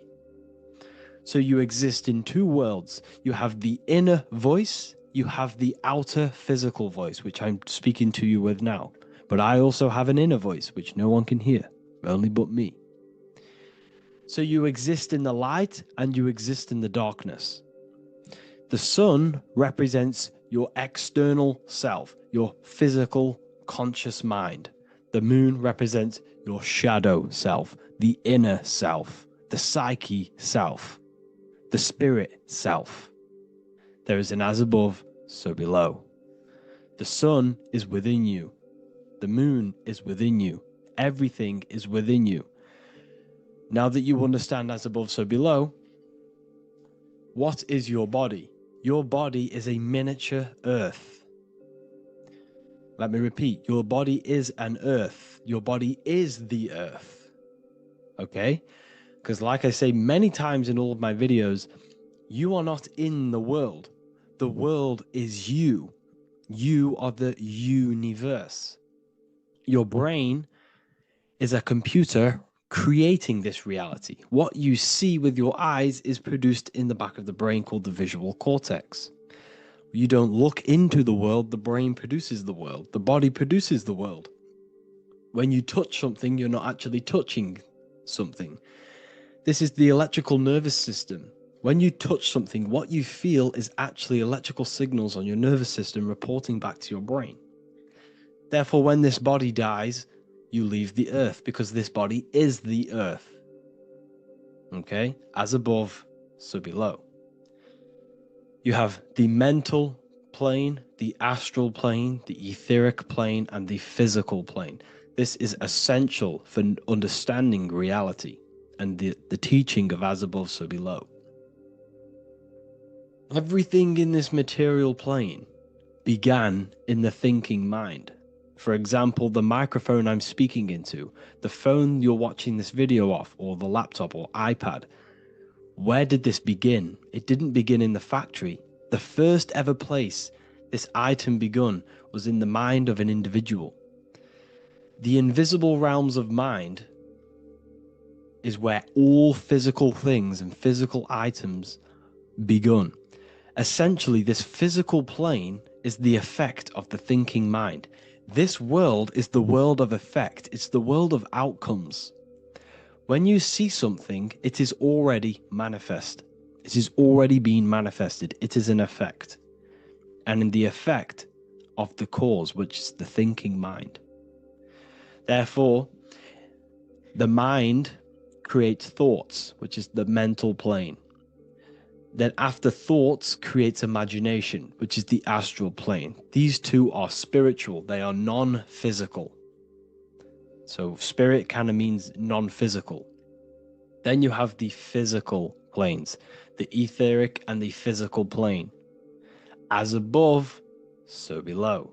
What happens in the mind is manifest on the physical plane. Like I said, the phone that you are holding, it was a thought, and then it brought down into a physical reality. As above, so below. You change the mind, you change your reality. Your environment, the word environment has ment in it because your environment is mental. So now that you understand this, so what is the world around you? The world around you was created by the mind of God. It was manifested through God's thought. So you are living in the mind of God. You are a thought in the mind of God. God thought you into existence.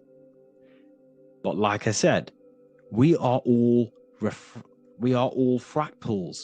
Everything is fractal. If God exists, this means that you are God, as above, so below. God created you through the thinking mind, and he gave you a thinking mind. So God created the macrocosm. God created the macro, the whole world. He designed the whole world, the sun, the stars, the moving. He designed this. But then he gave you the thinking mind to design your own life and create your own life in his world. You are a microcosm of God's macrocosm. Just like God thought you into existence and the whole world into existence, you are a microcosm thinking your world, your reality into existence. You see this now? Everything is a reflection. Everything is a mirror. Everything is fractal. So in order for you to change your reality, you must change these higher planes. Your thought and imagination are the two key aspects of creating physical reality. Every object you see around you was begun in these higher planes of the non-physical, and they were brought out of spirit into physical matter through the thinking mind and physical action. So now we're going to get a bit deeper. The brain is not the mind. Now that you understand, we have spirit and matter, as above, so below.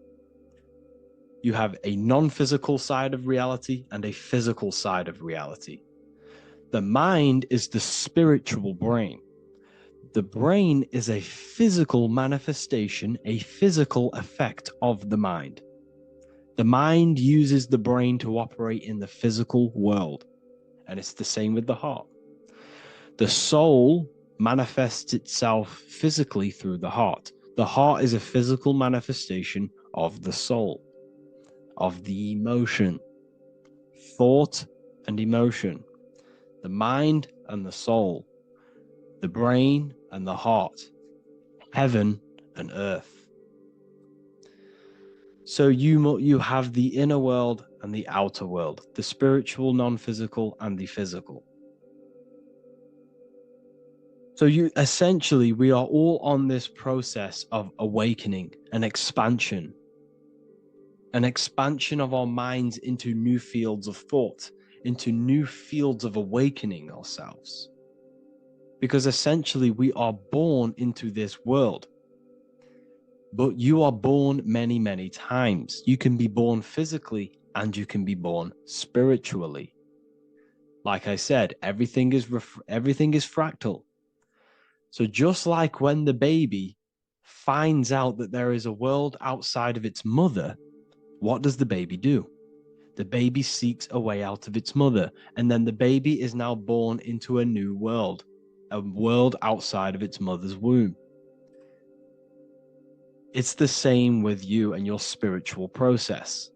As your mind becomes aware that there are other realities beyond your physical body, it then seeks a way out. And this is why you are probably watching my YouTube, because you are now on the path.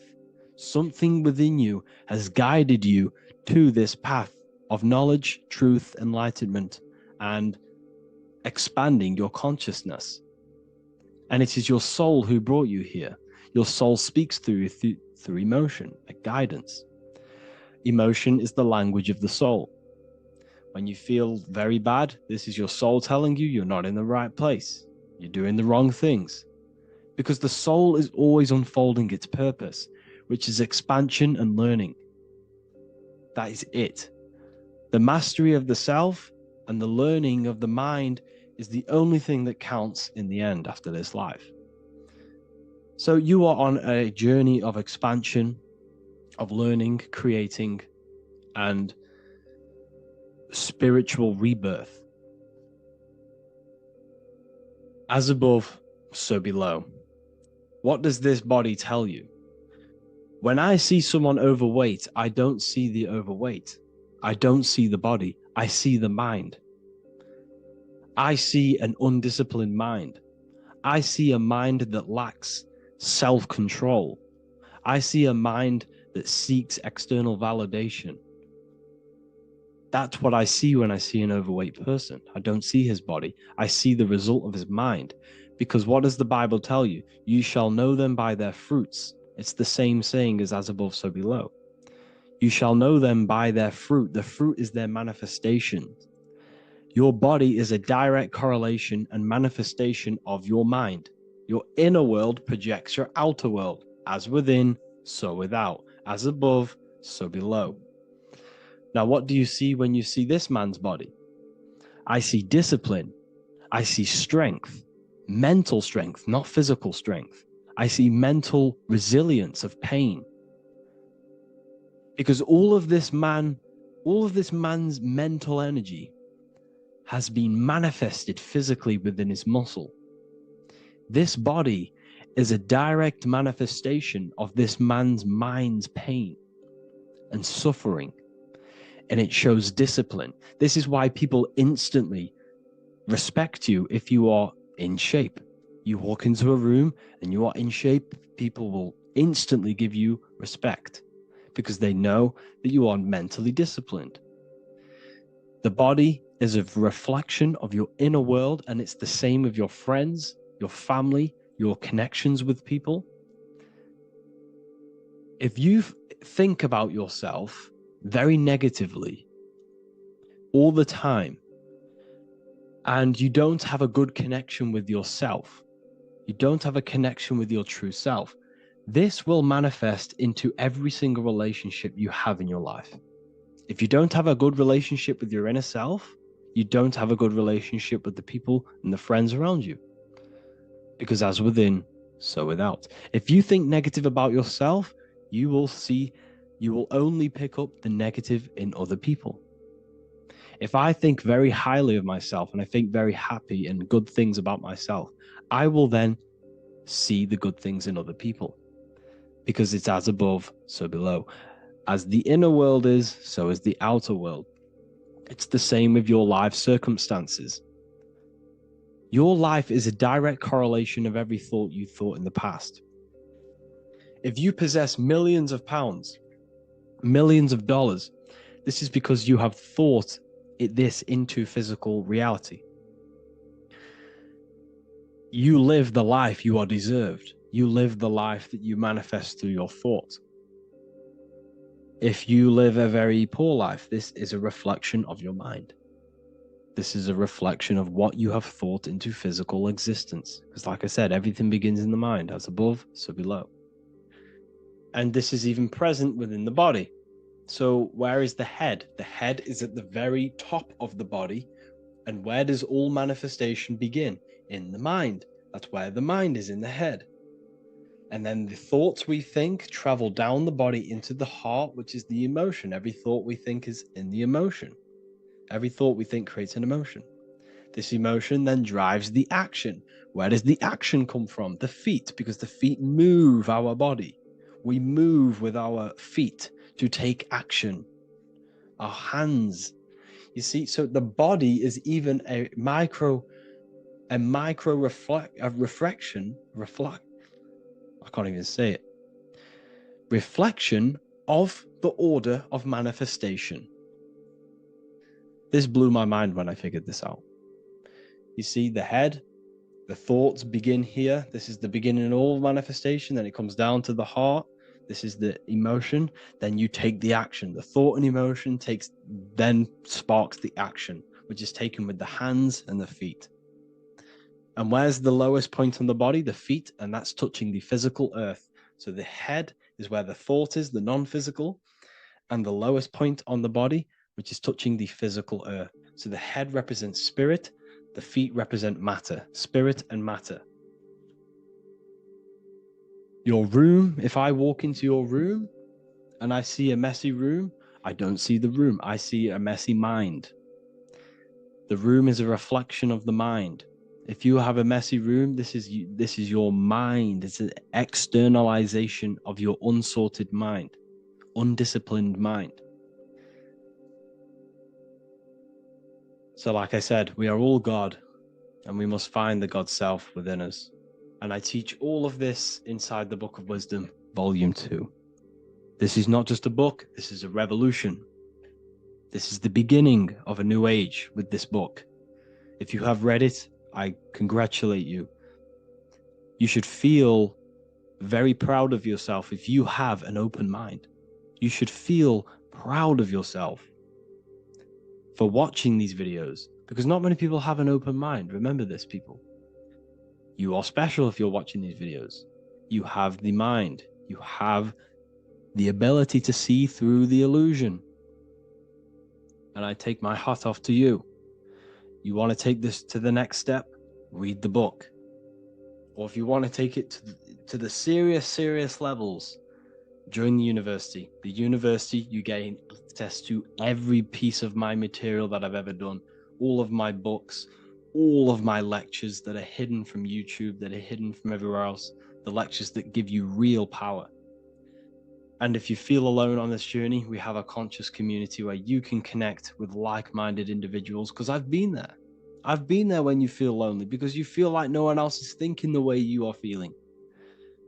You can't talk to people about these things because people just think you're crazy. That's why I put together this, so we can connect, so we can unite, so you can connect with people, so you don't feel crazy about thinking about this stuff, learning about this stuff. And if you truly want to level up your life, people, and take your studies serious, this is for you. We do live calls, we do lectures. There's a whole library filled with books you can read. It's the perfect place for the truth seeker. I thank you all for joining. Please leave a like, a comment, a subscribe. Let me know any future videos you want me to make in the comments. Thank you all. Have an amazing day.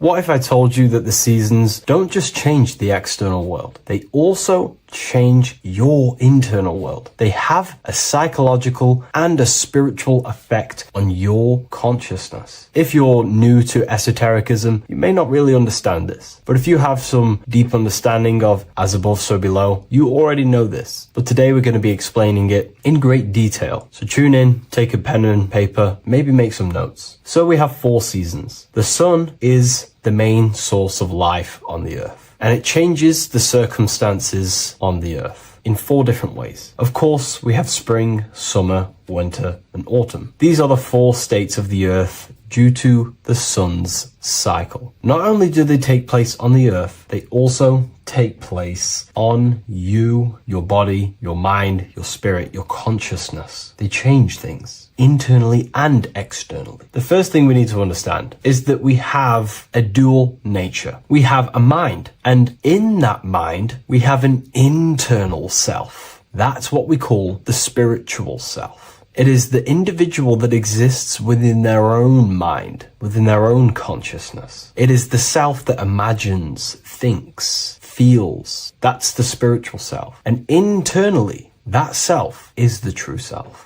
When it's detached from the false identifications, of course, such as the ego. But the true self dwells within the mind, and that's the immortal self. That's the self that will never die, never perish, that will always be there, and it always has been there. The internal self. But on the other side of the mind, the outside of the mind, we have this, what we call our physical human body. This is our external physical body. So outside of us is a physical reality, but inside of us is a spiritual non-physical reality. Inside of us cannot be measured. outside of us can be measured. So we have an internal world and an external world. I think this is the reason why the word individual has the word dual at the end. Dual meaning opposing or two. We have a dual nature. Inner world, in the mind, and a self out the mind. And the mind acts as some sort of doorway. It is a doorway into ourself. So in esotericism, this is what it's all about. It's about we work with the internal world. We try and figure out who we are from the inside out, not who we are outside of us. Because we realize that the external world is nothing but a crystallization of what's happening inside of us. Our lives are a result of every single thought that we thought in the past. So let's not get off track here. Let's carry on. As I was discussing the seasons, we have an internal world in the mind and a self outside the mind. And this is reflected even in the cycles of the heavens. This is how you know the universe is intelligently designed, and the law of correspondence corresponds with everything. The law of correspondence is as above, so below. It's not a Hermetic principle. It's not a Freemasonic principle. The law of correspondence, as above, so below, is just the law of life of the universe. It is in everything. So the daytime, the sun, this is external impressions or expressions, should I say. We express ourselves outside the mind, in the outside world, in the material body, taking actions outside of us during this daytime. The sun represents outward expression, the daytime. This is when we wake up, we're conscious, we do things outside of our mind. But then the nighttime comes around and it becomes dark and the moon rules over the nighttime. And we return back to our internal world. We return back to the darkness. We return back to the internal self, the self in the mind. Really is fascinating. And this is as above, so below. This follows the correspondence. This follows the law. Although that the outside world has a cycle of day and night, so does our own mind have this cycle. As above, so below. As within, so without.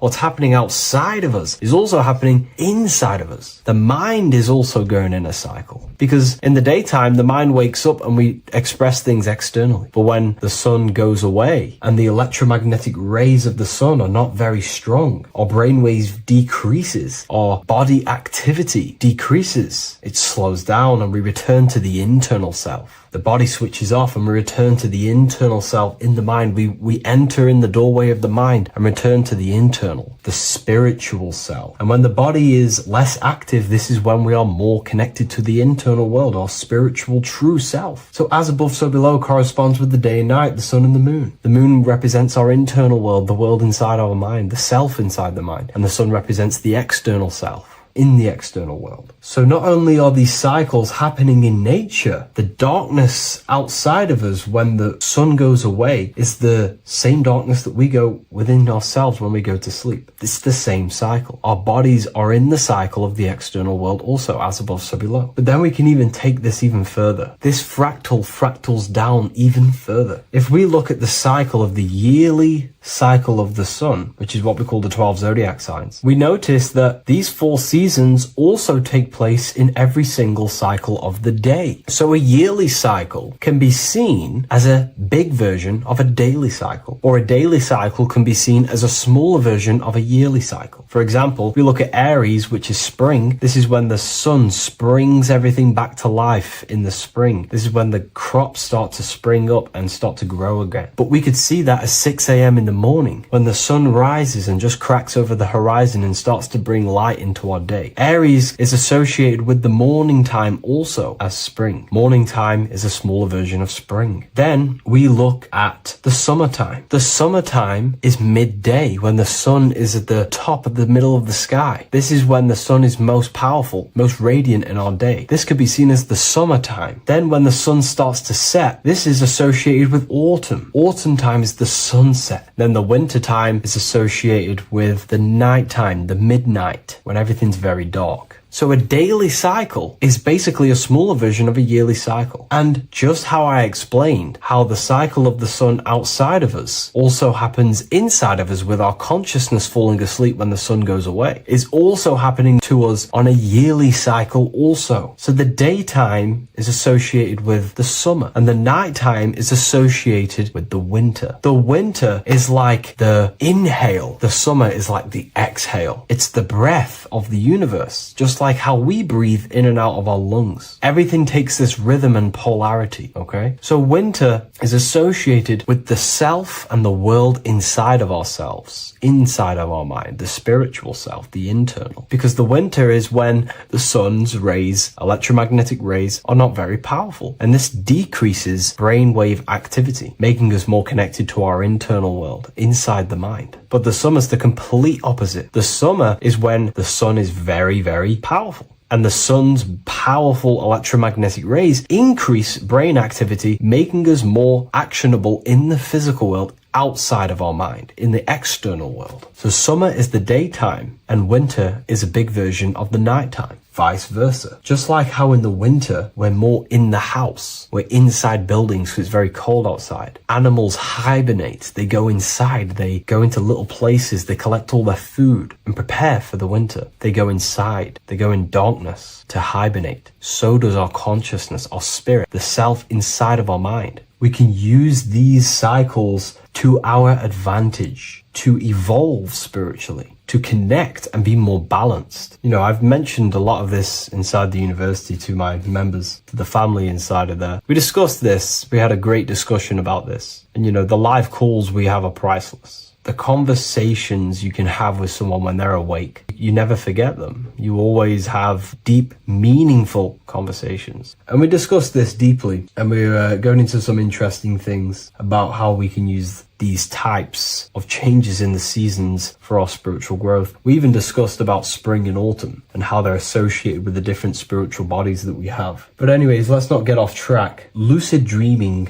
dreaming itself, and astral projections, I find are more easily accessible during the winter and the night times. Like I said, because the brain activity is decreased due to the sun being not powerful, we are more reconnected with the self inside the mind, the spiritual self, the immortal self. Wintertime is a great time to work on yourself, to start to gaining discipline, to meditating, to really working on the subconscious. Because spiritual work is harder than any physical labor. You really got to dig deep within yourself and be honest and true with yourselves. I think this is the reason why, you know, a lot of people convert to spirituality from religion. They come into spirituality and then they go back to religion because they realize spirituality is it's difficult. You have to be honest with yourself. You have to really face the traumas, the negative aspects of yourself, the dark side of yourself, and bring it to light and transform it. And that sort of work is a lot more difficult to do than any physical labor. So the winter time is the time that we go inside ourselves. We reflect a lot more. We need to work on ourselves, on our mind, on our negative habits, on our dark traits, on our things that we have been pushing away and not controlling. The winter time is that time we can really start to connect with the internal self, work on our imagination,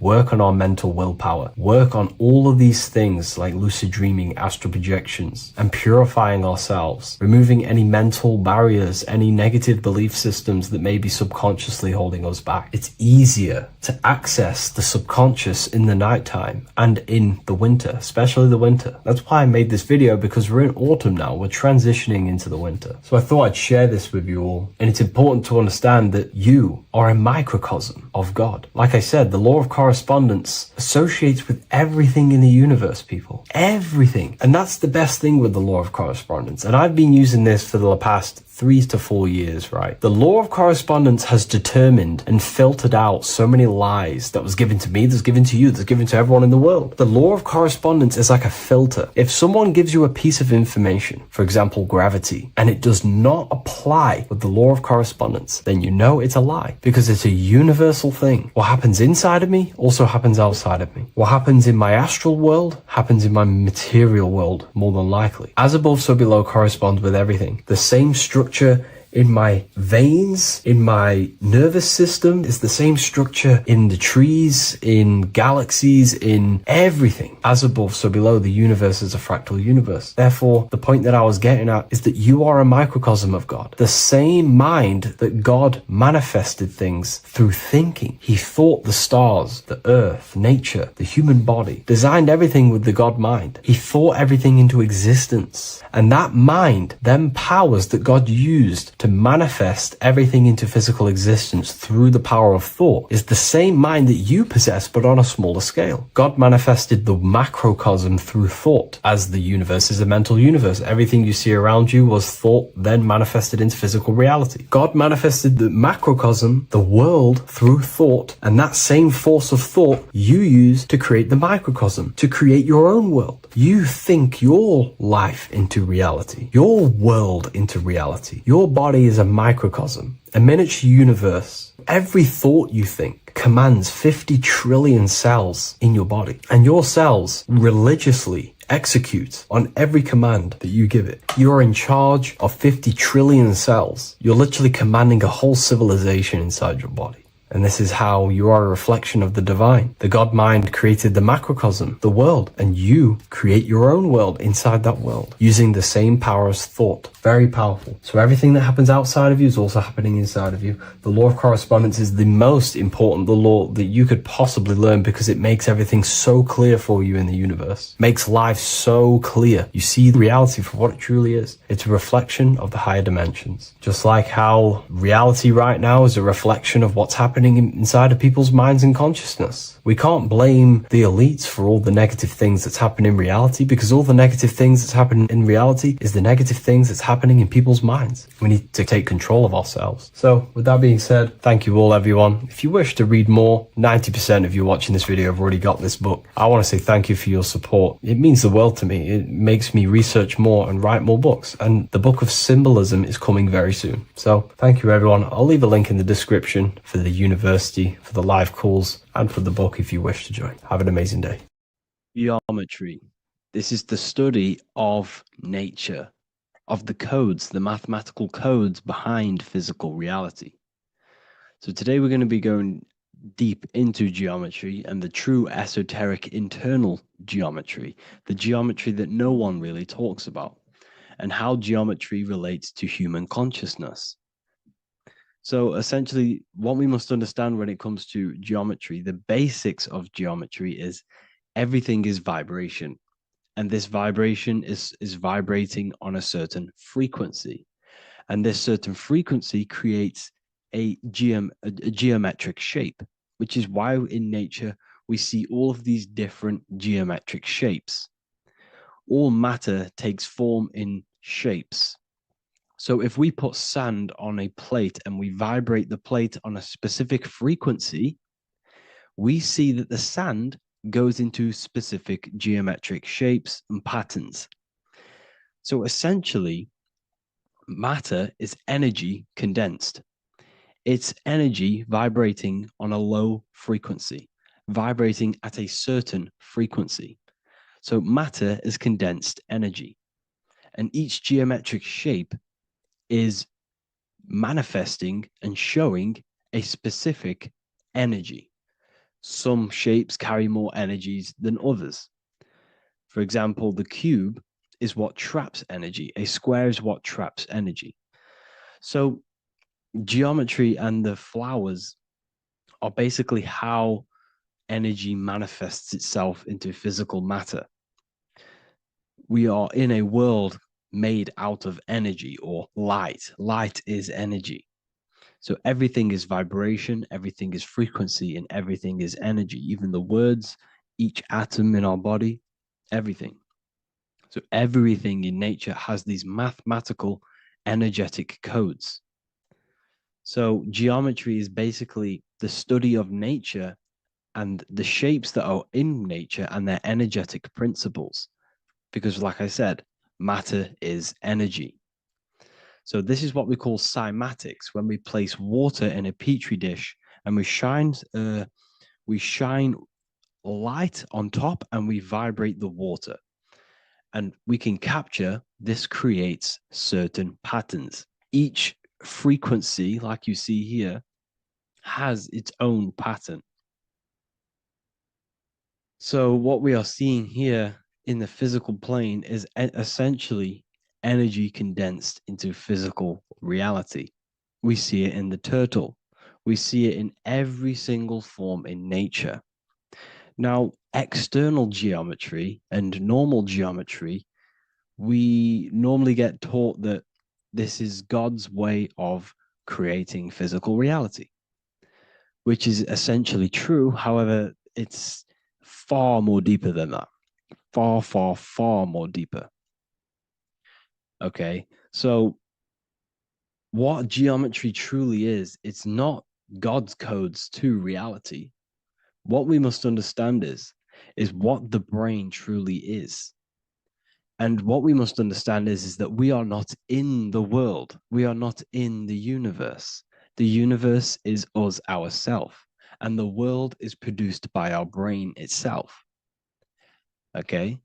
So the way you must understand how the brain works, so what you visually see, so geometry is to do with what we visually see. And what we visually see is heavily connected with our eyes, which are an extension of the brain. The eyes are the brain. And essentially how we see is energy enters the eyes, and each eye goes to the optic nerve. And this energy is transferred into electricity, which travels to the back of the brain, to the visual cortex of our brain. And this is where the image is produced, what we see. Therefore, the world outside of us is truly inside of us. It's a projection from within the brain. The brain is an energy condenser, a decelerator, an energy decelerator. Everything outside of us is basically formless energy. It is formless energy vibrating at a certain frequency.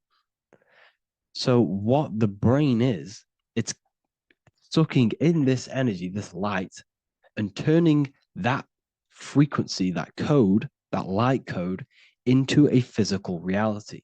It's condensing the energy and turning it into a visual image inside of the brain. Therefore, everything outside of you is not what it looks like. Everything outside of you is basically energy, infinite energy. And our brain is condensing this into a physical reality and projecting it outwardly, which you experience your visual field. Okay? And the ancients knew this. So this is basically called the sigil of Lucifer. Lucifer is known as the light bringer.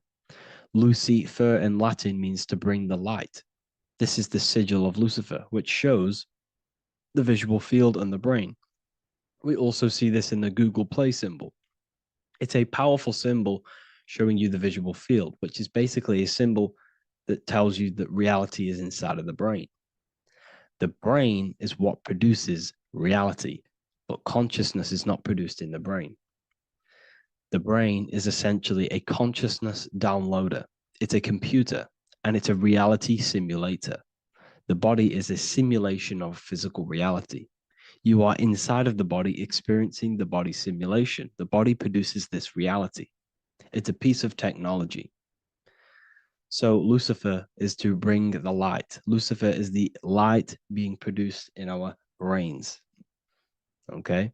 So this is why they say Lucifer can tempt you. Lucifer can be the devil because it represents physicality. It represents the false light. Lucifer can trick you because it represents the physical world can trick who you truly are. So now that you understand how the brain is basically an energy decelerator and it creates and simulates a reality to your consciousness, you are no longer a person in a universe. You are the universe itself experiencing itself. Therefore, geometry is heavily linked in with the brain. Geometry is essentially how your brain and how your eyes decode energy. So what you are seeing is the mathematical codes of your brain creating reality. So what they teach you is the external is that geometry is God's way of creating this world, and these are the mathematical codes God's created. But now I'm telling you the internal. This is the truth. Geometry is how your brain mathematically condenses energy and light into a physical reality. So therefore, your brain is a computer program. So now geometry is nothing outside of you. Geometry is not something created by something else. It's created by your brain. Your brain produces these patterns through mathematical codes by breaking down energy into physical reality. And this is why you see geometry in everything around you. This completely changes your view on geometry. It's in your ear, it's in your face, it's in everything. Geometry is everything. Okay? So now that you understand this, now, as we were talking about the visual field earlier, the ancients knew about this. The ancient Egyptians knew about this. We can see this symbolism inside of the casket, the Egyptian casket. See, this crossover represents the visual field. This represents the back of the brain. This is the left hemisphere, the right hemisphere. And now some of the most simplest teachings in geometry is that straight lines are masculine and curved lines are feminine. And we even see this in the human body. The feminine human body is curvy and the masculine human body is liney. And even with the genital reproductive area, we have a line and a curve, 0 and 1, the binary code of all creation, 0 and 1, because that's basically all that exists. Nothingness and one, nothingness and God, nothingness and consciousness. That's all that exists. Now that I've told you that, the basics of geometry and the line and the curve and the feminine and the masculine, what do we have here? You see this stick here? This is a curve. And what's the right hemisphere? The right hemisphere is the feminine, the feminine energy, the feminine aspect of our brain. Then we have a straight line. This is straight lines. Now this represents the left brain. So the Egyptians are showing you the left masculine brain and the right feminine brain because of the curve and the straight line. And this is the visual field, the crossover. So there's a crossover in the brain. The left eye is connected to the right brain. The right eye is connected to the left brain. Okay, so the left eye is connected to the right brain. The right eye is connected to the left brain. The solar and the lunar. So, like I said, everything outside of you is basically energy. Your body is basically a holographic avatar, condensed energy produced by your brain. There's nothing actually outside of you. Your 5 senses are electrical threads of light. And when you touch something, this is basically electrical signals in your nervous system, which are reporting back to the brain. Therefore, what you touch is actually, you're not touching. The feeling that you feel when you touch something is not the true feeling. That's your nervous system you're feeling. You're feeling your nervous system in the brain. It's electrical signals to your brain. So the 5 senses do not decode, well, what you're experiencing as the 5 senses is not outside of you. This is your brain interpreting electrical signals. You don't experience the world, you experience your nervous system and your brain. The nervous system is an extension of the brain. So this is the truth. This is not woo-woo spirituality. This is true consciousness science that I'm teaching you here. Okay?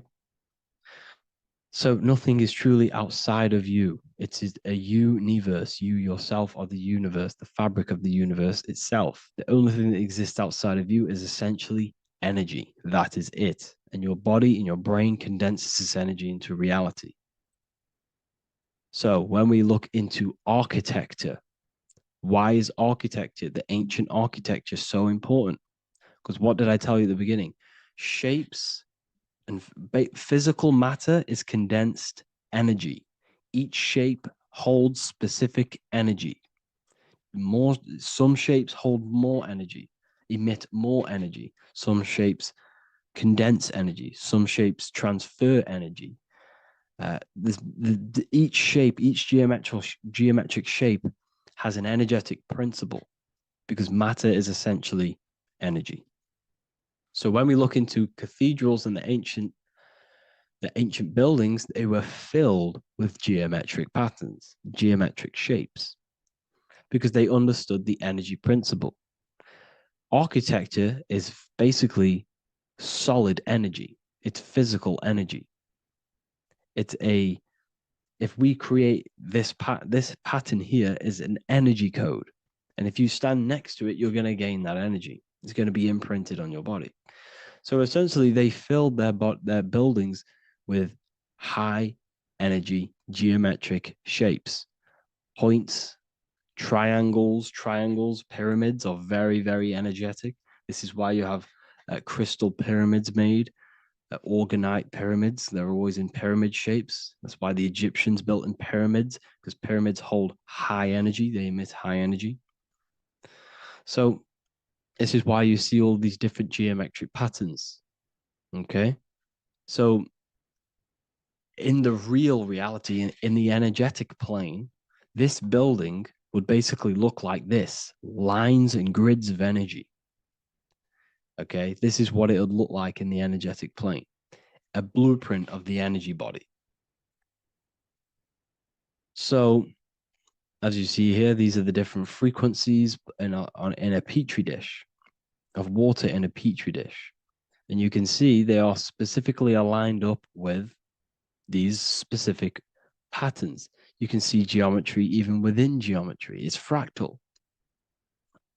So essentially, when you would stand inside of these buildings, they would imprint the energy of the building in your body, because your body is healed through energy.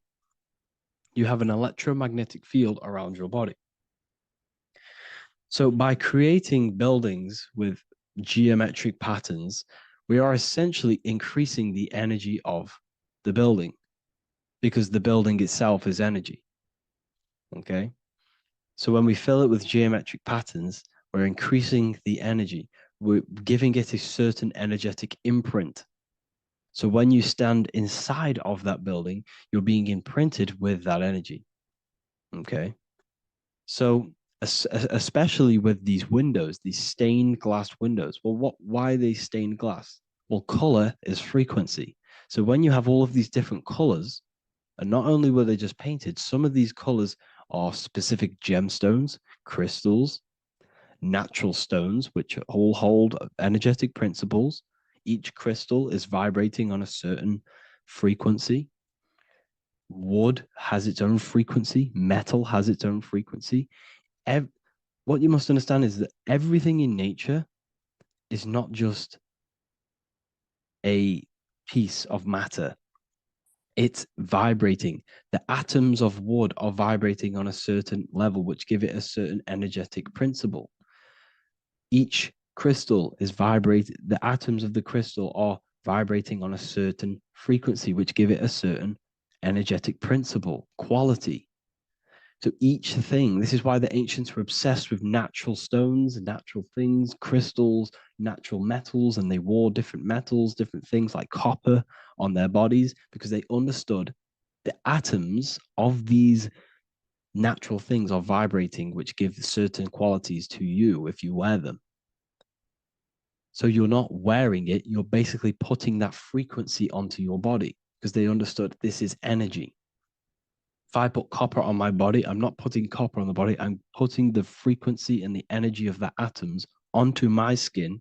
And that frequency of them atoms are going to vibrate my skin, that frequency, and heal my body.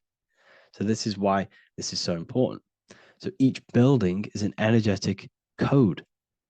Okay. So when you stand in these buildings, it can heal your body. This is why when people walk into these ancient churches, they feel like they've met God. They feel a certain way. They feel so amazing when they enter these churches. They feel holy, for example. It's not because God's there. It's not because these man in the sky dwells in these holy places. It's because the energy of these buildings affect our consciousness. They increase your energy. They raise your vibration. They heal your body. They heal your cells. They imprint the water in your body, especially with these stained glass windows. Like I went a bit on a tangent there, but these stained glass windows were encoded. Well, they use different gemstones, different lights, different colors. And when the sun would shine through this window, well, what's the sun? The sun is light. Light is energy. The sun's light would go through this filter of the window of the crystals and the different gemstones and the different colors, and the sun's light would be encoded, imprinted with these crystals, with these colors and these natural glasses, which have healing energetic principles. And when you are inside that building, the sun's encoded energy of the window would be imprinted into your body, into your energy field, and it will heal your energy field, and it would heal your body, your cells on a cellular level.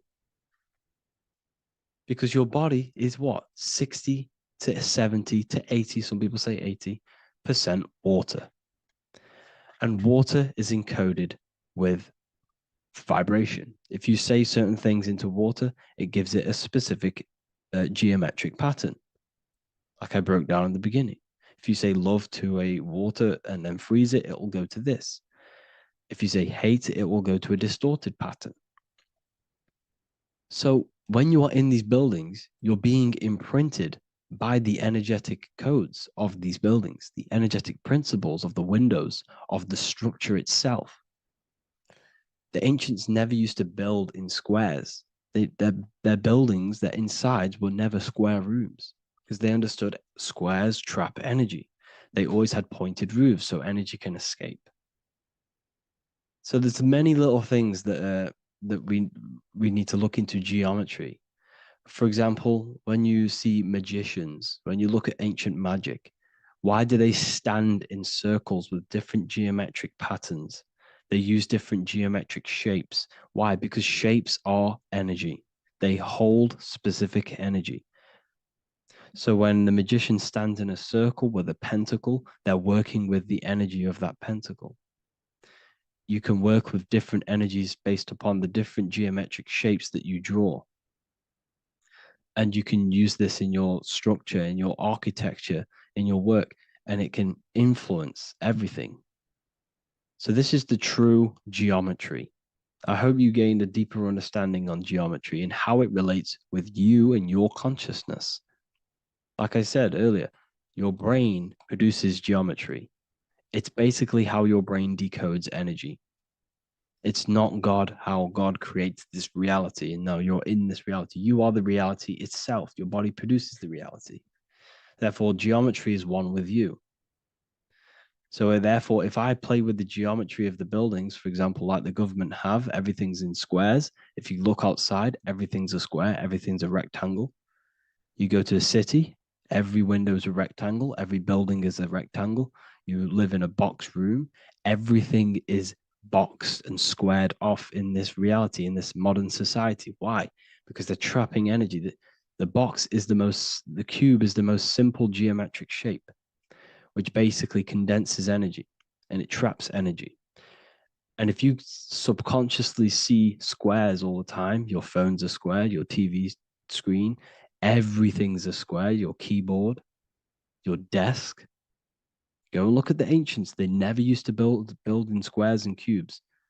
And if you go into nature, you'll never see squares and cubes. Nature doesn't create squares and cubes. Everything in the modern society is squares and cubes to simple your consciousness down, to dumb your brain down.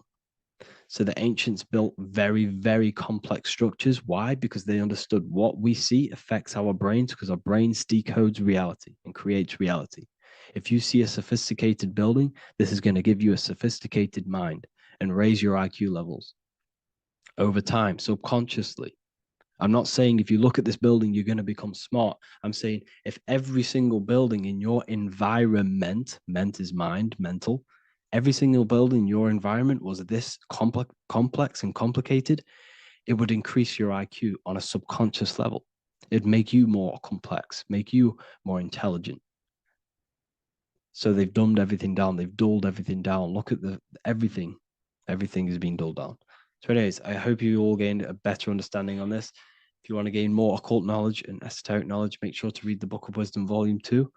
If you're inside the university, you can get this book for free. Go to the general chat area and follow the instructions and you can order yours for free. Truly life-changing stuff. Because the issue is with the world is that no one really understands who they are, what they are, and why we are here. That is the issue for people's depression, for people's wrongdoings. They don't understand who they are, what their emotions are, what their mind is, what their body is, what reality is. This book gives you that. This book gives you the sense of understanding, the sense of well-being that will give you a better life because you understand life and what life is. And if you truly want to take your studies to the next level, we have the Ethereal University. This is the place for truth seekers where you can connect with like-minded people so you don't have to feel insane, because not many people think this way. I've been there when people, when you wake up and not many people around you are thinking the same way, and you start to feel a bit insane and you can't really talk to people about these things. That's why I created this, so you can connect with people and learn at the same time and become the best version of yourself by understanding truth and knowledge. If you join, you'll gain access to free live calls every single week, every single Saturday morning. We do live calls. You can ask me questions and all sorts. So make sure to leave a like and a comment. And thank you all for tapping in.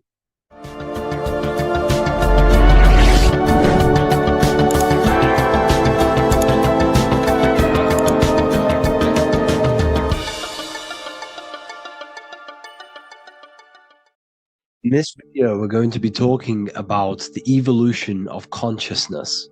You are born human. However, you possess consciousness, which is the awareness behind your being, the awareness behind your thoughts, the experiencer behind your five senses, the experiencer, the observer behind your thought, emotions, and senses. You are an eye, an invisible consciousness looking through a lens, which is your body. Your body produces this physical world that you experience. Your brain produces this world. Your brain and body is a technological computer. However, you are an infinite, ever-expanding consciousness behind this physical body. And there is an evolution of consciousness, a cosmic journey of expansion. And this is why we see so much pyramid symbolism in the occult and esoteric world, and especially within Freemasonry. Because the pyramid represents climbing, an evolution, a raising state of consciousness, a journey. Steps symbolize a journey upwards. This is the raising and the evolution of consciousness, our inner world. The transmutation of our inner selves, of our souls and consciousness and our minds. So when we see this pyramid, we're seeing a evolution, a way up to source consciousness. And the eye in the pyramid represents your source consciousness. It represents illumination. It represents divine guidance through this evolution of consciousness. This is why we see the ladder. Consciousness is ever expanding on an infinite journey of evolution. Each individual is a part of this cosmic process, contributing towards the ongoing expansion of both mind and awareness. As we evolve, we collectively explore deeper levels of existence, expanding the boundaries of thought and consciousness. The mind has the ability to expand infinitely into new realms of thought, into new dimensions of mind. The mind cannot be filled up. It is not a physical substance. The body can be filled up because it is a physical thing, but you cannot fill the mind. Therefore, the mind is constantly expanding, ever expanding into new fields of thought. So what we see in Freemasonry, the ladder, is again a journey, an elevation of consciousness. When we are born with an infant consciousness, and as we gain older, we gain an adult consciousness. Our inner world, our inner mind, and our emotional intellect changes and evolves. We are significantly different from when we were very young as an infant. It's because our consciousness evolutes, it changes, it alters like water. So just like this evolution of your own consciousness as growing up, there is consciousness of beings existing in cycles beyond our own. And their consciousness is unimaginably different from ours. They operate on a higher level of understanding and knowing. experiencing reality in ways that transcend our current comprehension. Our minds right now cannot comprehend the highest states of consciousness. There are entities, there are beings beyond our own, existing in higher dimensions of consciousness that we cannot comprehend because they have expanded. They are on a further way up the ladder of consciousness. However, we are all on the same journey. None of us can take the same journey. There is one ultimate goal, reaching source consciousness. However, this is always ever expanding. However, we are all on a different journey. There is one truth, one source, one goal. However, there are billions in different ways of reaching it, and we are all on these different paths to source consciousness, to this ladder, this evolution of universal evolution. Okay? Their awareness is attuned to new dimensions of existence, reflecting a more advanced stage in the cosmic journey of consciousness evolution. So when you take DMT, you are shot into these higher realms of consciousness where you meet these beings who look similar to these images. They are not speaking to you physically. They don't speak to you three-dimensionally through vibration and words. They speak to you mentally. If you have done DMT, then you know this. And if you have met these beings, then you know this. You might have even met some of these types of beings on mushrooms or any psychedelic drugs. Because ultimately, when you take these mind-altering substances, it's altering your consciousness. It's merging your consciousness with the spirit of that substance. And you are essentially attuning your mind to higher dimensions of consciousness. That's why we say we're getting high when we take these substances. Therefore, when you meet these beings on DMT, you are essentially meeting beings who are attuned to higher dimensions of consciousness, and they speak to you mentally. They speak to you telepathically through thought, because the universe is mental. Everything exists within the mind. The way you are now, your physical existence, is a state of mind. Mind, thought creates matter. Spirit and matter are two opposing ways of thinking. If we have a very spiritual mind, we have an expanded mind, we are a spiritual person through the mind. However, if we have a very low state of consciousness where we think about food, sex, lust, and all physical things, then we have a physical consciousness. Matter and spirit are two opposing forces, two ways of thinking. The mind attunes itself to different levels of understanding in different dimensions. So, essentially, this is what we're looking at. The body is a vessel for the fluidic, formless consciousness, a temple that houses the essence of our awareness. While the five senses are limited to perceiving only the physical plane, the mind transcends these limitations, capable of perceiving the full scope of reality. It is through the mind that we access deeper truths beyond the material, tapping into boundless nature of existence. Physical existence is a thin band, a thin layer of reality. It's like 0.001% of reality. And your five senses are only tuned into this layer of reality. But the five senses are, by design, only allowed to perceive physicality. But the mind has the power to expand beyond this physical five sense state. The mind has the power to expand and evolute. It is a conscious decision whether you want to take this path or not. You can stay in a three-dimensional way of thinking, or you can expand your consciousness from within. It's not an external journey. There is no God going to save you. You must save yourself.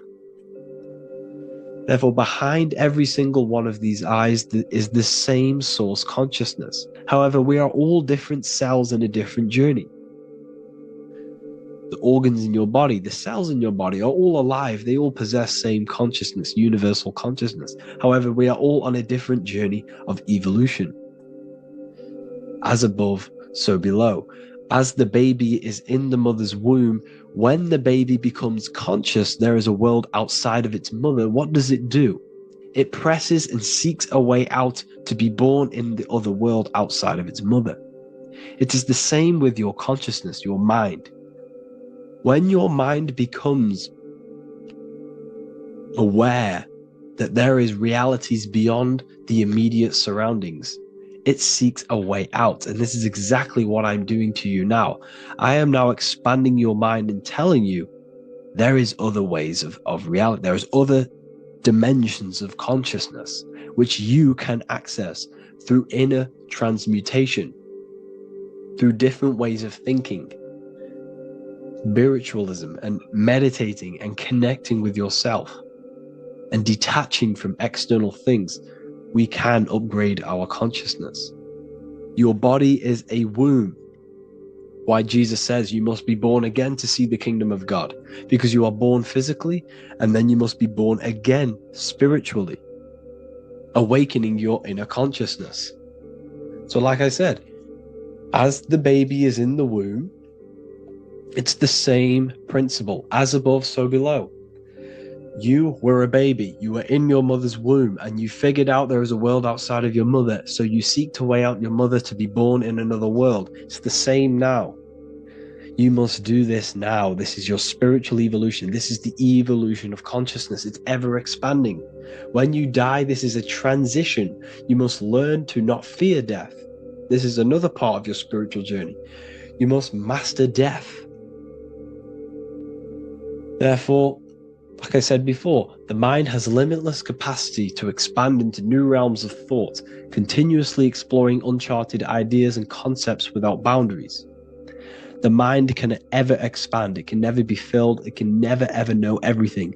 There is infinite fields of knowledge, infinite fields of thought. Your current state is just one stage on an infinite pathway. You won't remain human forever.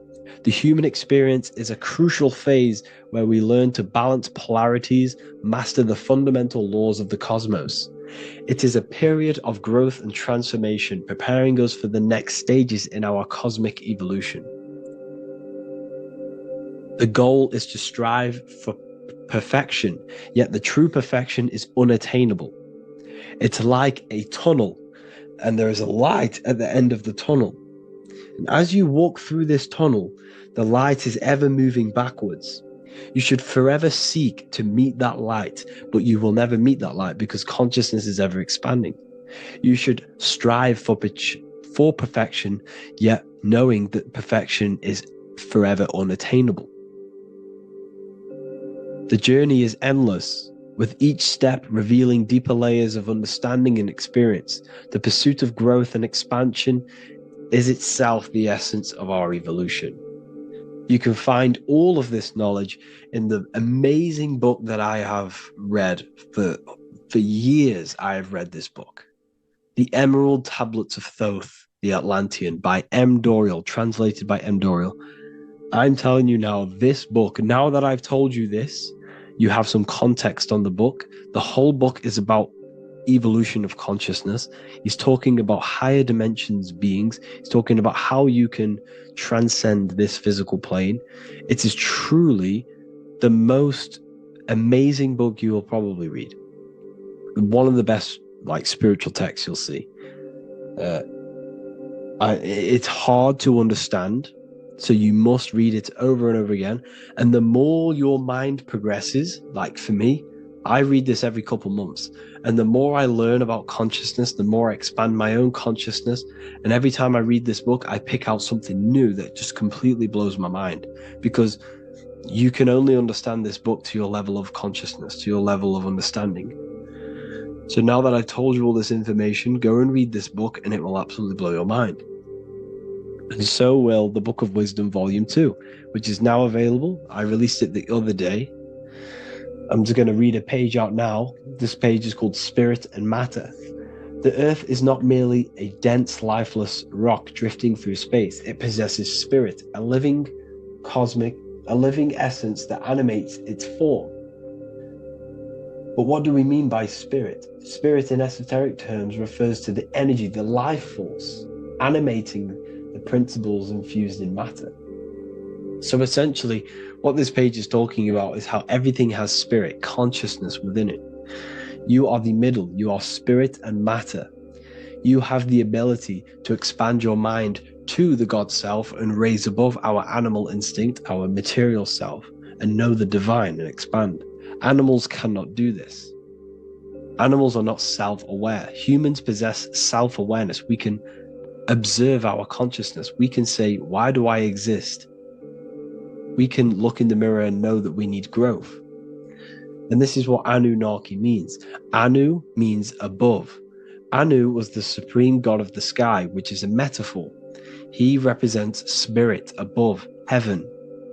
Anu came down to earth and married Ki, the goddess of the earth, which represents matter. It's a myth, it's an allegory. Anu married Ki and gave birth to the Anunnaki. Spirit came down and infused with matter and gave birth to the human, which is you. You are spirit infused in matter, Anu and Ki, Anunnaki. You are the Anunnaki. And this is just one of the teachings in my book. Honestly, this book is absolutely amazing. If you truly, truly want to expand your consciousness, give this book a read. And obviously, if you're inside the university, I give you this book for free. A paperback version. If you join the university, follow the steps inside of the general chat, you'll be able to download this book, or sorry, not download it, order a paperback for free. All you have to do is pay for the shipping. You'll also gain amazing knowledge inside of my library, where your mind will just be overblown with the amount of esoteric books. There's over 45 rare occult books, plus you get a PDF of the Volume 1 and Human Health Guide. You get reoccurring updates where I expand on symbolism, occultism, where you will just feel absolutely amazing once you understand esotericism in yourself. You'll also learn how to create the dream reality that you want with the Manifestation Mastery course, where I teach you how your consciousness creates reality.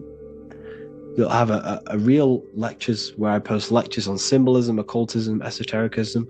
There's a conscious community and live calls and Q&A where you can ask me questions and I'll answer your questions. I just want to say thank you to everyone who has joined the university. Thank you for even liking and watching this video. Any support I just appreciate every single one of you. Please, if you can, leave a comment and a like on this video and let me know any videos you want me to make in the future. And I will start uploading a lot more to the YouTube. So yeah, thank you all for tuning in today. Have an amazing day. Hello, Seeker. Welcome to Revival of Symbolism, a channel devoted to the language of esoteric symbolism, helping you discover yourself and expand your consciousness into new realms of thought. I'm Harry B. Joseph, also known as Revival of Wisdom, and in this video, we're going to be discussing the symbol of the double-headed eagle, also known as the emblem to represent the 33rd degree Freemason. So let's jump straight into this. We have a piece of Masonic artwork here, which is what we call a complex symbol. A complex symbol is not just one symbol, but many different symbols in one piece of artwork coming together, forming a greater meaning. So we have many different symbols to break down here. And we're going to start off with a little bit of context so we can understand this symbol. This symbol represents the 33rd degree Freemason. Once you reach the 33rd degree of the York Scottish Rite Mason system. So once you reach this level, this symbolism corresponds to that individual. So therefore, this piece of artwork is representing the consciousness, the mindset, the ways of thinking, the ways of viewing the world of the 33rd degree Mason. It represents the consciousness of the 33rd degree Mason. And this is what esoteric symbolism is about. Esoteric symbolism is symbols and emblems representing states of consciousness and teachings within the forces of consciousness. So let's jump straight into this. The first thing that I see when I look at this piece of symbolism is the double-headed eagle, okay? The double-headed eagle. What is this eagle doing? So the thing with symbolism is that symbolism trains the mind to think in a subconscious way. Now, what do I mean? To the person who thinks in linear thought, straight line thought, A to B thought, they see an eagle. They see a piece of artwork. They just see a piece of artwork with no meaning. But to the person who is trained in the occult, these symbols are representing thought vibrations. One example would be in occult symbolism, what we're meant to do. These symbols represent thought forms in the mental plane, within the mind of the individual. Instead of me just giving you the answers, in the occult, they give you symbols. And what you're meant to do is look at these symbols, stare at these symbols, and see what kind of thought arises in your mind, and follow the chain of thought. This is how you unlock deeper levels of symbolism. This is what we call the chain of thought. Now, what do I mean by the chain of thought? If I look at the eagle, I see an eagle on a basic level thought. But then that thought leads to another connection, because this is how thought works. Whatever the character of the thought we think is, or whatever the vibration of that thought, for example, the character of the thought right now would be an eagle, then that leads to another thought. For example, flying. Then flying is connected like a chain to another thought, higher perspective. So we follow the chain of thoughts until we unlock the deeper levels of the meaning of the symbol. And this is what the occult seeks to do. Symbols make and force the individual to go inward. You look at the symbol, it's not a direct meaning, but you have to go inward and start to think and follow the chain of thought that this symbol is connected to until you find its deeper meaning that relates to the individual, to you, to a teaching or a force of consciousness or a state of consciousness. Okay? It's very difficult to explain in words because symbols transcend the barrier of words. Okay? So what we're looking at here is a eagle. And what does the eagle do? Well, the eagle has the ability to fly above the earth. It looks down upon the earth. In allegory and metaphor, this represents a higher perspective of reality, a higher perspective of the world, of the self. So this is representing the consciousness of the 33rd degree Mason. They have a higher perspective of themselves. Why? Because they studied the mysteries. They studied the Kabbalah. They understand consciousness. They understand the human psyche. They understand the origins of consciousness, the forces of consciousness. They understand how the material world is created through the forces of consciousness. So the eagle represents higher perspective because it can fly above the earth. And here you have the earth, this circle here, this sphere. So it's flying above, symbolizing a higher perspective of reality, a higher perspective of the physical world, the physical body, and the self. Because ultimately, this is what it's about. Freemasonry is about, of course, self-mastery, building a better self. That's what the craft is. But it's ultimately trying to figure out the mysteries of consciousness itself and the origins of reality. We gain this insight through Kabbalah, the study of the Kabbalah tree. So let's not get off track here. So the eagle ultimately represents a higher perspective of reality because it can fly. On a deeper level, it also represents the astral body because the astral body can fly above the material plane. It has no connection, no limitation to the physical plane. It does have a connection to the physical plane because all of the dimensions, the mental, the astral, the etheric, the physical, are all interwoven to each other. However, it also represents the activation of the light body, hence why we see this light rays around it. But that's a bit too deep for now. Let's go a little bit deeper into about the basics of this symbol.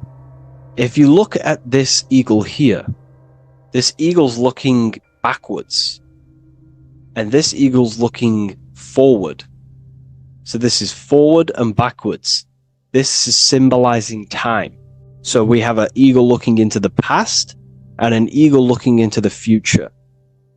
This is called the mastery of time. This is how you master time. You have a crown in the middle of these two heads? A crown.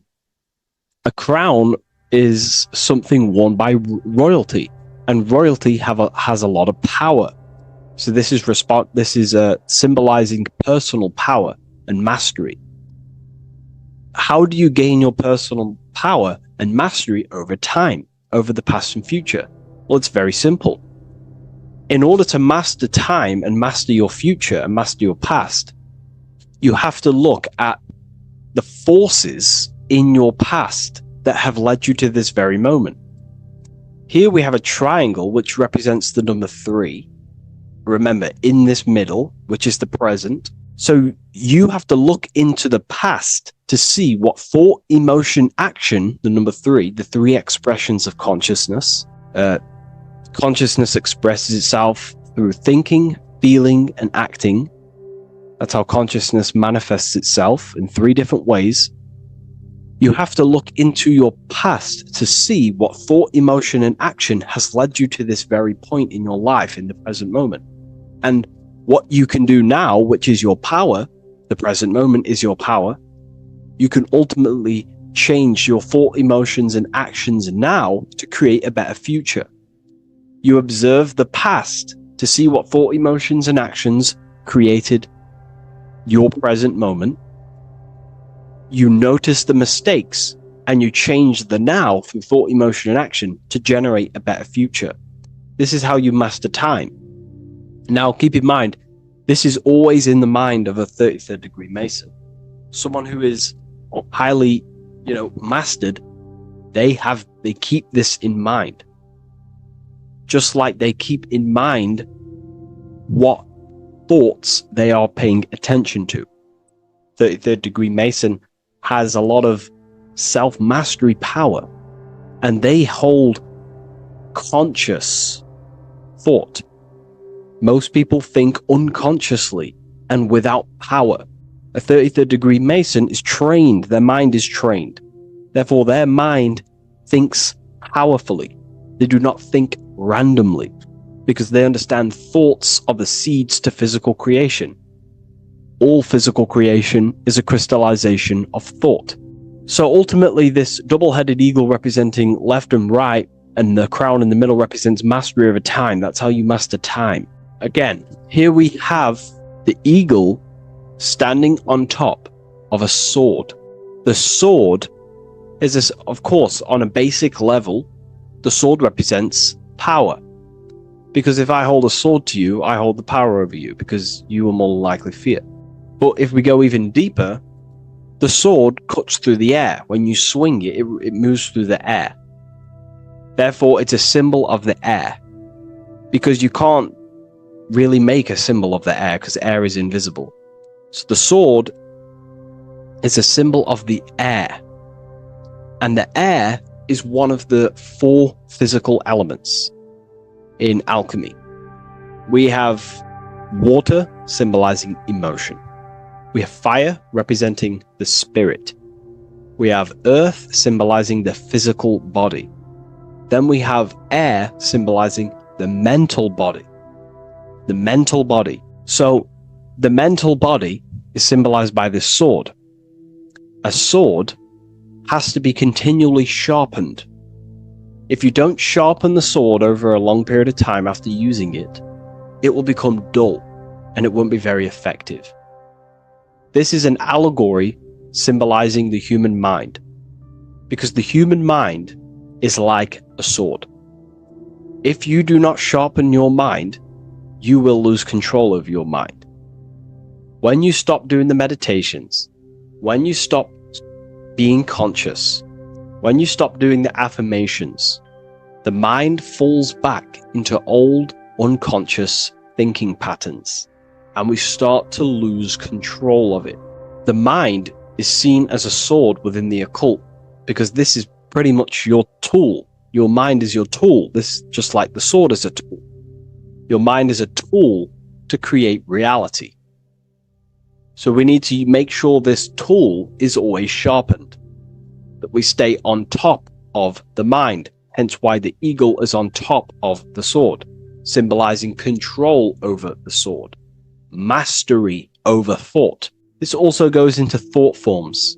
In the occult, there's something called thought forms.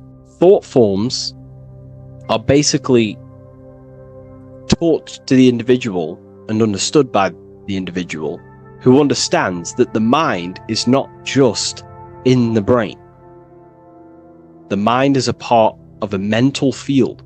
All around you, there is not just a field of energy. There's also a field of mind surrounding you. It's a mental universe. And this field of mind is what we call the mental plane. The field of mind is where all of the possible thoughts in the universe infinitely express itself. So each area has different thought forms. Each postcode, each place you go has different thought forms. This is why if you walk into a cathedral, for example, an ancient, amazing structure, your mind instantly becomes, you're amazed. You feel different when you walk into these areas because all around you is a mental field. And there's something called thought forms. Thought forms are basically what religion call spirit guides or angels, helpers. This is what thought forms are. Thought forms are basically, if you dwell on the thought that you are going to lose your girlfriend, for example, let's use a negative example here, because a lot of people can relate to this, or your boyfriend. Let's keep it simple. Everyone can relate to this at some point in their life, hopefully, or if not, it's okay, no worries. It's just an example that most people can relate to. If you constantly dwell on the thought that you are going to lose your partner, what we have to understand is that the mental plane, what we have to understand is that the forces within consciousness, within what we call the universe, is always trying to give you what you want to create. That's your right. The universe or mind or consciousness, whatever you want to call it, is always trying to unfold what you want to create. It doesn't know the difference between something you don't want to create or do want to create. Whatever you think about is ultimately what this power of consciousness or the universe will try and manifest. This is why we have to gain mastery over our thought, because thought are basically the seeds that we impress into the dimensions. So we have a mental dimension, we have a higher, middle, lower subplanes of the mental dimension or the mental plane. Then that's just thought. The mental plane is just thought. Below the mental plane, thought takes the body of imagination, which is what we call the astral plane. And the astral plane also has higher, middle, and lower subplanes. Then we have the etheric plane. The etheric plane is basically an energetic copy of the physical plane. So you have an etheric brain, you have an etheric body. It's just basically an energetic exact copy of everything that is physical. So if we think something within our mental body and we dwell on that thought, the more attention you give, the more you feel that anxiety about losing your partner, you're literally forcing energy and direction and attention into this thought idea, which manifests itself within your own aura. Your aura is basically, it's not just your electromagnetic field. Your aura has many different levels. It has a physical level, it has an etheric level, an astral level, and a mental level, layer. So it has a layer for each one of these bodies. If you dwell on this thought and you keep giving attention, power, you start to imagine this because you're worrying about it. You literally create a elemental or energetic substance that clouds your aura. And this is what people have been called demons, people call spirit guides, whatever you want to call it. This is what it is. It's a thought form. But this is not something that's come after you. This is something that the individual has created. And wherever they go, this cloud of thought forms that they've manifested literally clouds their aura. You can see it within the astral plane and the mental plane. You can see how it's affecting them. Wherever you go, You start to randomly think about it. You keep thinking about it. You know, it's infecting you. It's like a demon. It's tormenting you. But it's simply just a force, an astral force, and a mental cloud that they've manifested within their aura. Thought forms. The 33rd degree Mason has very powerful thought forms. And this is, you know, if you're a Mason yourself, and you're not aware of this, this is why it's great to be around a 33rd degree Mason within your lodge, because they have very powerful thought forms, and you being in the present of them, you're also taking on his thought forms, and they can assist you. We're all affecting each other through thought transference through the mental field or the mental plane. Okay. Now I'm not going to go too deep into that because, you know, people can use that knowledge for really bad. But ultimately it represents thought forms also, symbolized by these clouds. Clouds are a symbol of thought forms, because they manifest themselves as basically like a cloud form energy within the aura of an individual. So this represents the mastery over the intellectual side of consciousness, of thought, sharpening the mind, gaining mastery. Then we have 33 in a triangle. A triangle in alchemy symbolizes, well, the upwards triangle, the upright facing triangle symbolizes the element of fire. The downright facing triangle represents the element of water. So an upright triangle represents fire. Fire is very transformative. If you place, I don't know, a pencil into fire, the fire will burn it down into its raw material. And this is ultimately what this triangle represents. It represents the consciousness of the 33rd degree Mason, who has basically transformed themselves from ego consciousness, only dwelling within the limits of their ego, their old belief systems of thinking they were the body, only reacting to five sense thinking, linear thinking, low base consciousness, not knowing right from wrong. It's basically transforming themselves. They have burnt themselves down to their raw soul form, and they understand that they are a soul, and they've experienced this, by casting off all the attachments to consciousness. This is why there is the number 33 within this triangle, because 33 is the age that Jesus dies. It's also the number of the Kabbalah tree, because the Kabbalah tree has 10 Sephiroths, 22 pathways, and one hidden sphere called Dot, which all adds up to 33. And the Kabbalistic tree of life, just to give you a bit of context, basically is a blueprint of how God manifested the world, and you are an expression of God. So it's also representing how your soul fell into matter, how consciousness creates matter. And it's also a diagram of how reality is not fixed, but it's ever unfolding creation through these forces of consciousness. So the Kabbalah teaches a way back to source consciousness if you go from the bottom of the tree to the top. And in order to go to source consciousness, you have to die symbolically. It's the death of the self, the death of the ego, the death of the old self, the old belief systems that you had. That has to die. The old person has to die to give room to be spiritually reborn, so you can actually figure out who you actually are. Your ego has to die. Now, that's not saying ego death, but you have to basically give away all of your old belief systems to then be spiritually reborn. That's why Jesus dies at 33 and is resurrected. Ice melts from ice into water at 33rd degree. So it's symbolic of transforming.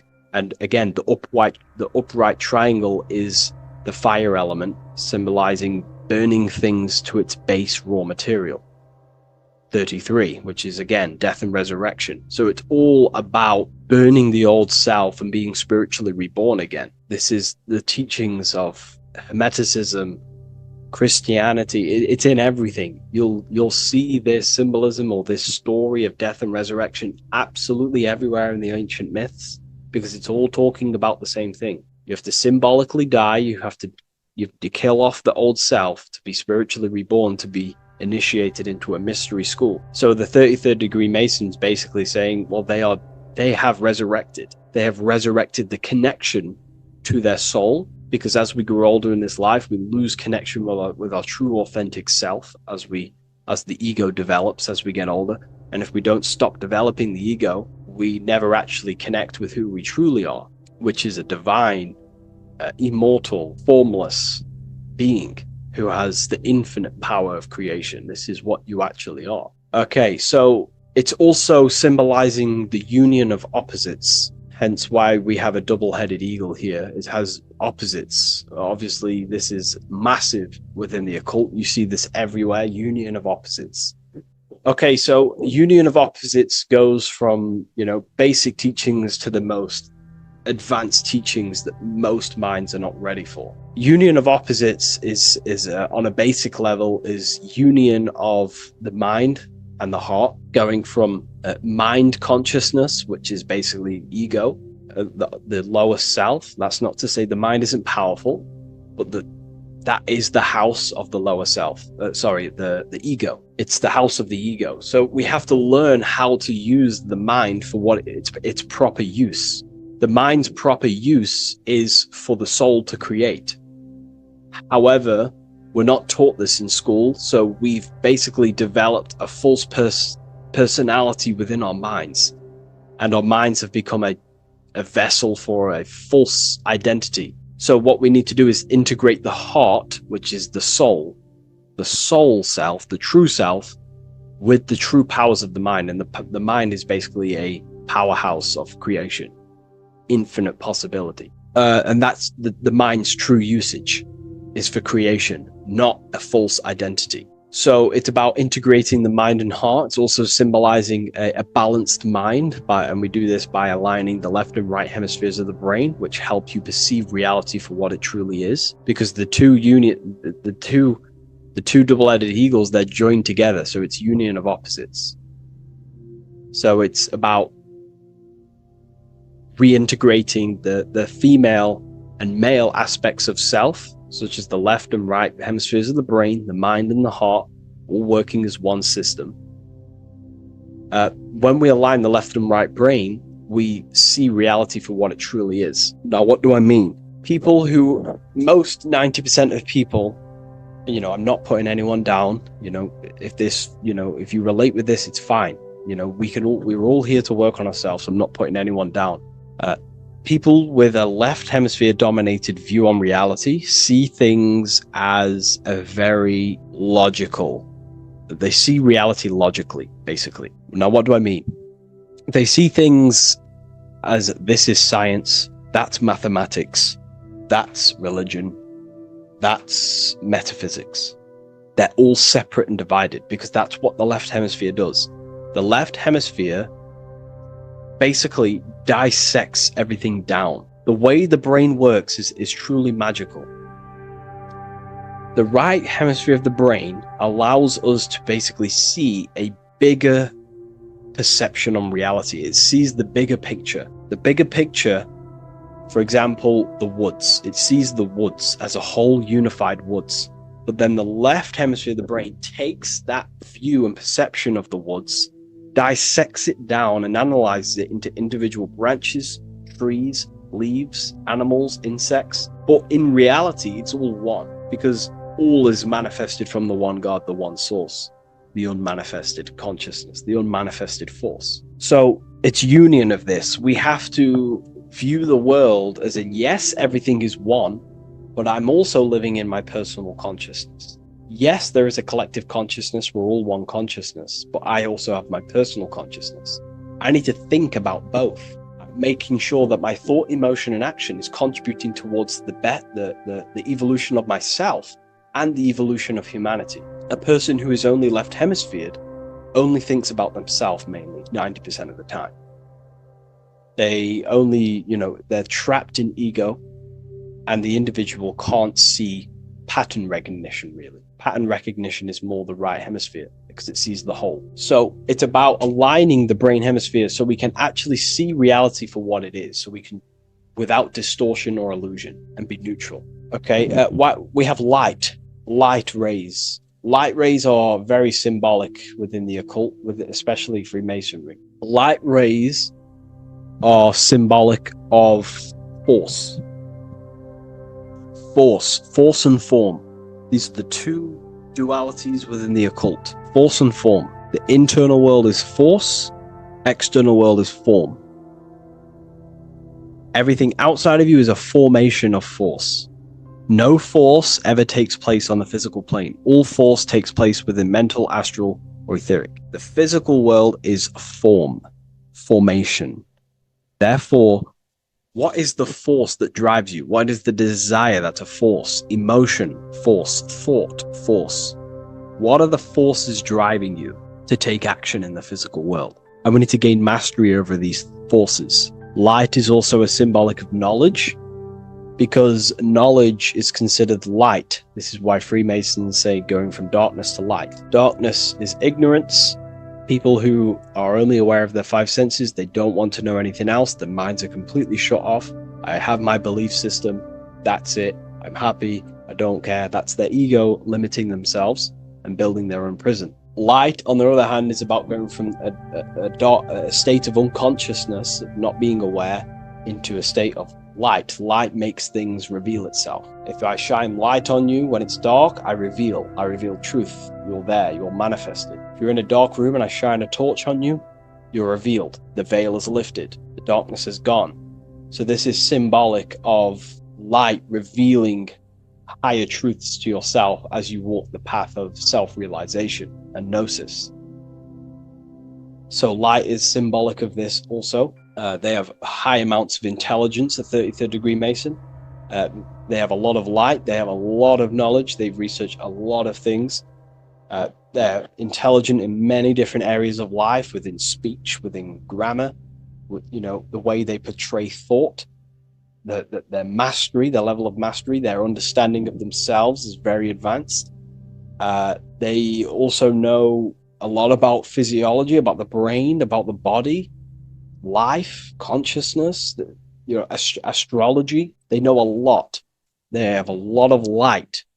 33rd degree Mason.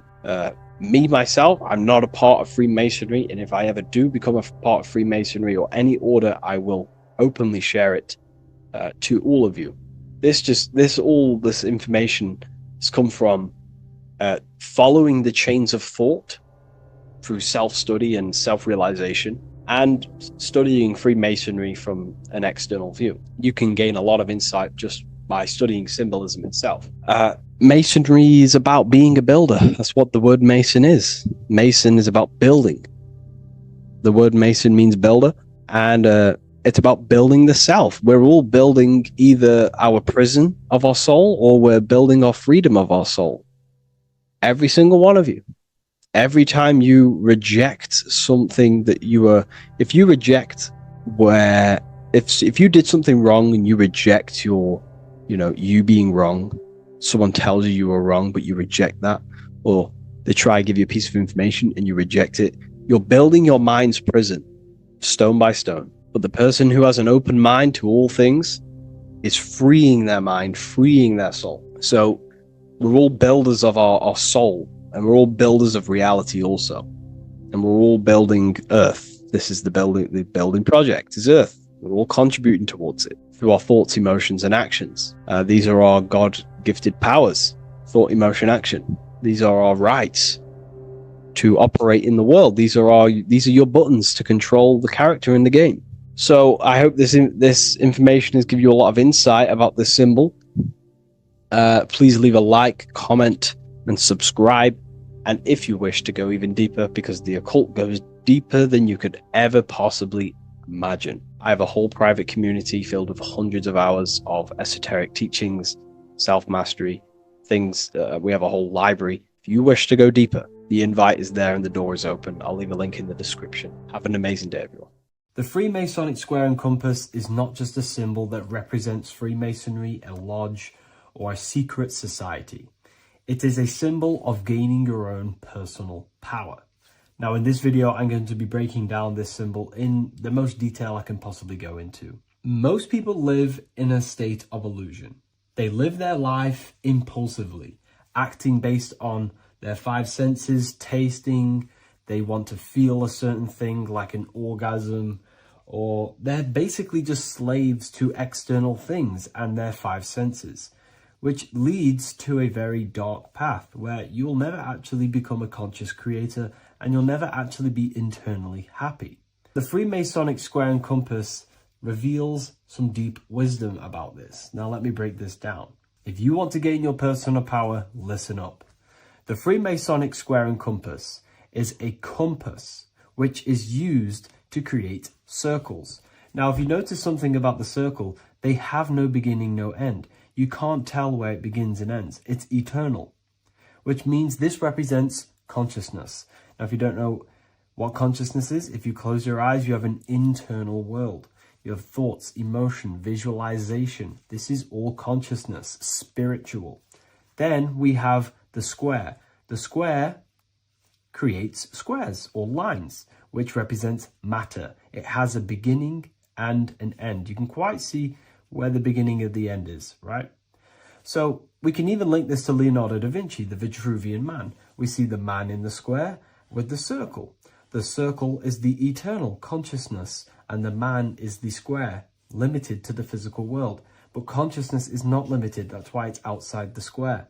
This is eternal. The body is mortal. The body will die. Consciousness will never die. If we look even closer at the symbol, we notice in this particular symbol, we have the compass overlapping the square. This is very, very symbolic. This represents spirit over matter, also known as mind over matter, consciousness over matter, the circle over the square. Like I mentioned earlier, most people are slaves to their senses. They go through their day and all they do is chase validation and feelings. They eat all day to feel good, which means they're a slave to their taste. They're slaves to their feeling. They masturbate, which means they're a slave to orgasms and external things. They're literally being governed by the external world controlling their internal world. They're literally living life on autopilot. And don't get me wrong, I was guilty of this too. We're all guilty of this when we join this world because we're not taught this sacred knowledge. Until you actually stop and recognize this, you'll be living life on autopilot, literally not even living. You'll be running off subconscious programs, seeking external validation and being ruled by these five senses. The square underneath the compass represents consciousness on top of matter, which means the internal world is controlling the external world. It is the mind controlling matter and not matter manipulating the mind. In the occult and esoteric world, it's very important that you are conscious of every action that you are taking in your day-to-day life. Never act subconsciously. Always be conscious. What are you thinking? What are you acting? What are you giving your attention? All of this is contributing towards creating because you are a creator. Consciousness is a creative force. You need to make sure that the compass is on top of the square, that your inner world is controlling the outer world and not the outer world controlling the inner. As I've mentioned in many videos before, the internal world of consciousness is what's producing the external world. Your life is just a result of every thought and emotion that you felt in the past. Everything you own, everything you possess, your friends are all reflections of your consciousness. They're all reflections of what you are thinking about. When you change your thinking, your external world starts to rearrange itself. On a basic level, this symbol represents the combination of spirit and matter. You are a spiritual being and a material being. You are heaven, the sky, and earth, the ground. You are heaven and earth, spirit and matter infused into one. You are a bridge between the divine and the earthly worlds. And you can bring down these higher realms of consciousness, thought, imagination, and emotions into a physical, tangible reality. To do this consciously, we need to make sure the external world is not manipulating the inner world. Because if your internal world is being controlled by external circumstances, for example, you have a circumstance happen in your reality, an emotion triggers inside of you, and that emotion is a command to create more of that. and the thoughts that you think are creating more of that negativity. So it's a constant cycle of negative manifestation if you let the external world control your internal world of consciousness. So we need to make sure the compass is on top of the square, that the internal world are commands and not reactions to create your external reality. And not only just to create, but to actually enjoy life. If we let the external world bother our internal world, this means that we have some sort of mental or emotional attachment to the external world. We need to detach from the external world. Why do I say that? Because it's temporary. It's an illusion. We are going to die one day, and none of this will matter. You need to understand that everything in this world is temporary. You have to be okay with losing things, losing family, losing things in this world, because it's guaranteed to be temporary. We need to make sure the internal world is order and not chaos, commands and not reactions. Now, at the back of the Book of Wisdom, Volume 2, the book that I've wrote here, I go over the different meanings of the different arrangements of the square and compass. Sometimes we see the square overlapping the compass, which is the opposite of what we've just broken down. Or sometimes we see one leg of the compass on top of the square and one leg of the square on top of the compass. These are all highly symbolic. When we see the square overlapping the compass, this pretty much represents the beginning of the Freemasons' journey, when their internal world is being controlled by the external. They have a lot of spiritual growth and a lot of learning and inner work to do. Now, when we see half and half, one leg of the square on top and one leg of the compass on top, this represents the Masons' gradual emergence from the material realm into the spiritual. This interplay of symbols reflects the process of gaining greater light and knowledge as the Masons ascend from material concerns towards spiritual enlightenment. And of course, we've just broken down what this means. This represents spirit over matter. They're not chasing external physical things anymore. They're actually chasing and gaining validation and happiness from spiritual growth, more knowledge and deeper understanding of consciousness and themselves. Most people chase external material things, which actually don't make you happy in the long run. You could be given £1 million today. In a week's time, you would be back to the same original state of consciousness and actually chasing more and more millions of pounds. It's because nothing physical in this tangible world will ever satisfy your internal world of consciousness. So through spiritual growth, we can actually become happy and seek higher understanding, higher consciousness, which actually satisfies us eternally. So when we see the compass on top of the square, it symbolizes the triumph of spirit over matter. This arrangement not only signifies the mastery of spirit over the material realm, but also represents the resurrection, ascent, and dominion of spiritual principles over all earthly conditions. It's all about gaining personal power and spiritual growth. It's all about spiritual evolution, going from matter to spirit. The external world controlling the internal world to the internal world ruling over the external world, where the mind becomes a powerful tool to actually create and command reality. The mind cannot create and command reality if it's being governed and tossed all over the place by external circumstances and thoughts. Here's a quick tip on how to know if your mind is controlling you. If your phone notification goes off and you're working on something and you instantly go to reach and pick up the phone as soon as the notification goes off, that is an indication that your mind is controlling you and you are not controlling it. The mind is the direction of consciousness, it directs the flow of your attention, your energy, your consciousness. So to practice to gain mind over matter is simply just meditation, allowing the mind to sit still and focus on one thing for long periods of time. And over time, this will gain mastery over your attention and your mind. If you are on your spiritual path, this should be your goal, your internal world becoming the master. The mind becoming a vessel for you and not a vessel controlling you. It needs to become a command center and not a reaction. Please like, share this with a friend, and subscribe to the channel if you're new. Leave a link in the description for the Book of Wisdom Volume 2.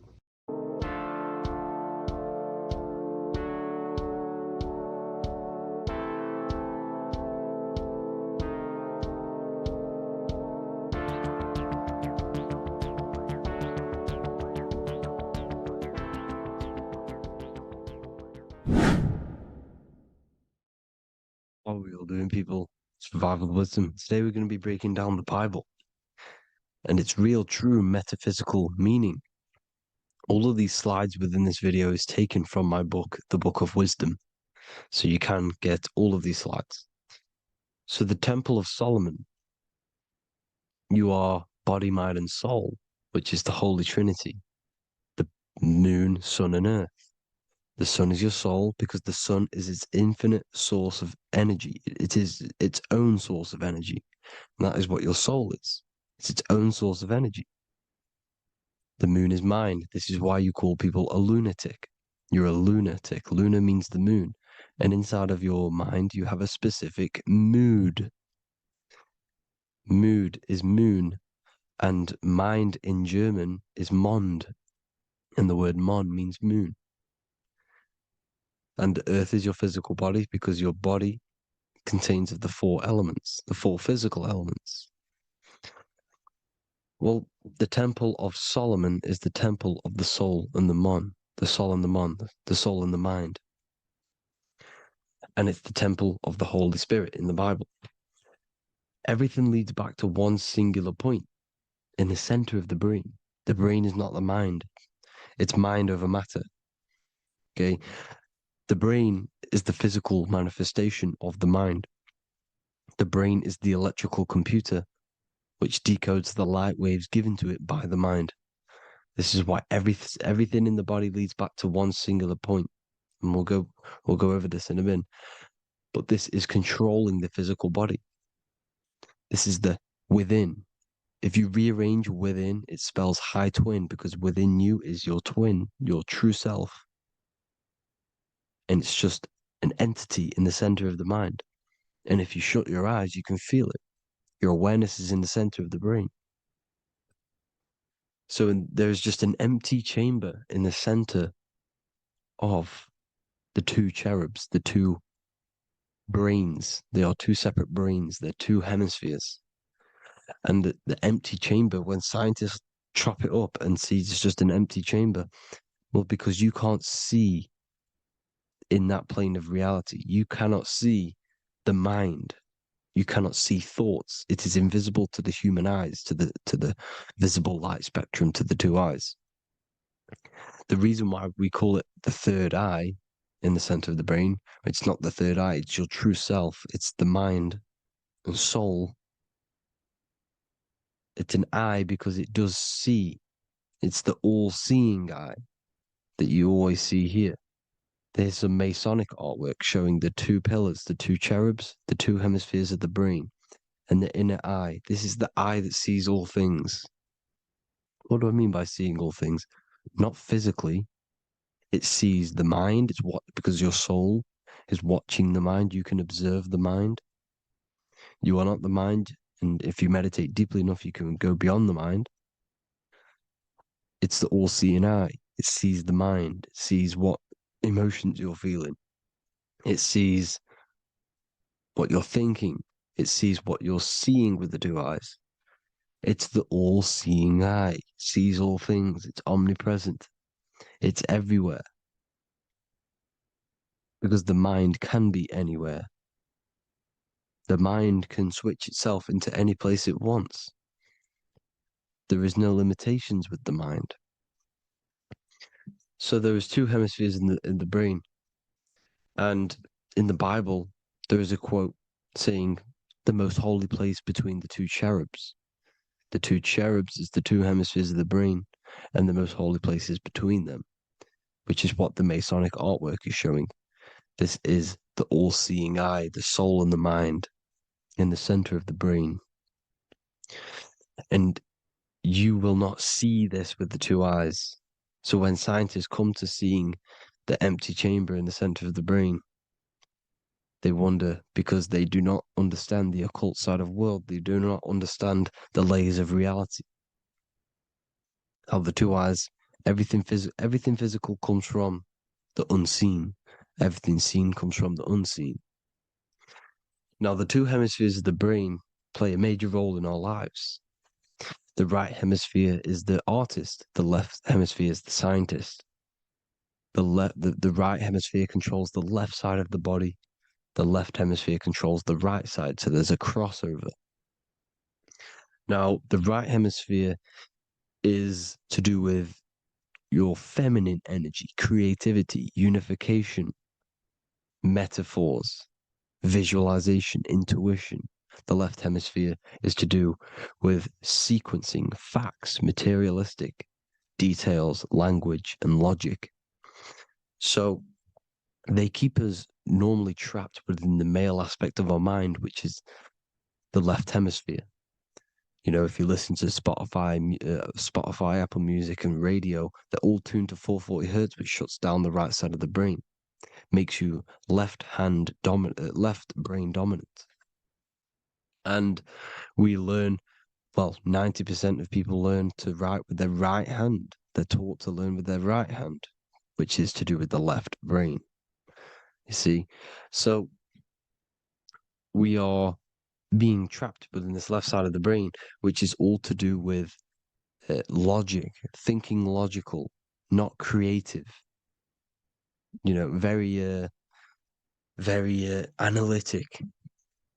But the right side of the brain is to do with your creativity. So the right side of the brain is perceiving reality as a holistic perception. Now, what do I mean? If you're riding through a woods, for example, if you're riding through a woods, your right hemisphere is seeing the whole woods as one unified woods. The left hemisphere's job is to break down the perception given to it by the right hemisphere and break it down into individual trees. So what am I saying? The right hemisphere is seeing humans and everything in creation as one unified consciousness. The left hemisphere is seeing individual egos. This is why the left hemisphere is the place of the ego, the right hemisphere is to do with the higher self. They're both needed, though. I'm not saying one's better than the other. It's balance. Now, they don't want you to see the unified perception of creation. They want you to think everything is individual, everything doesn't come from the one, because all things come from the one.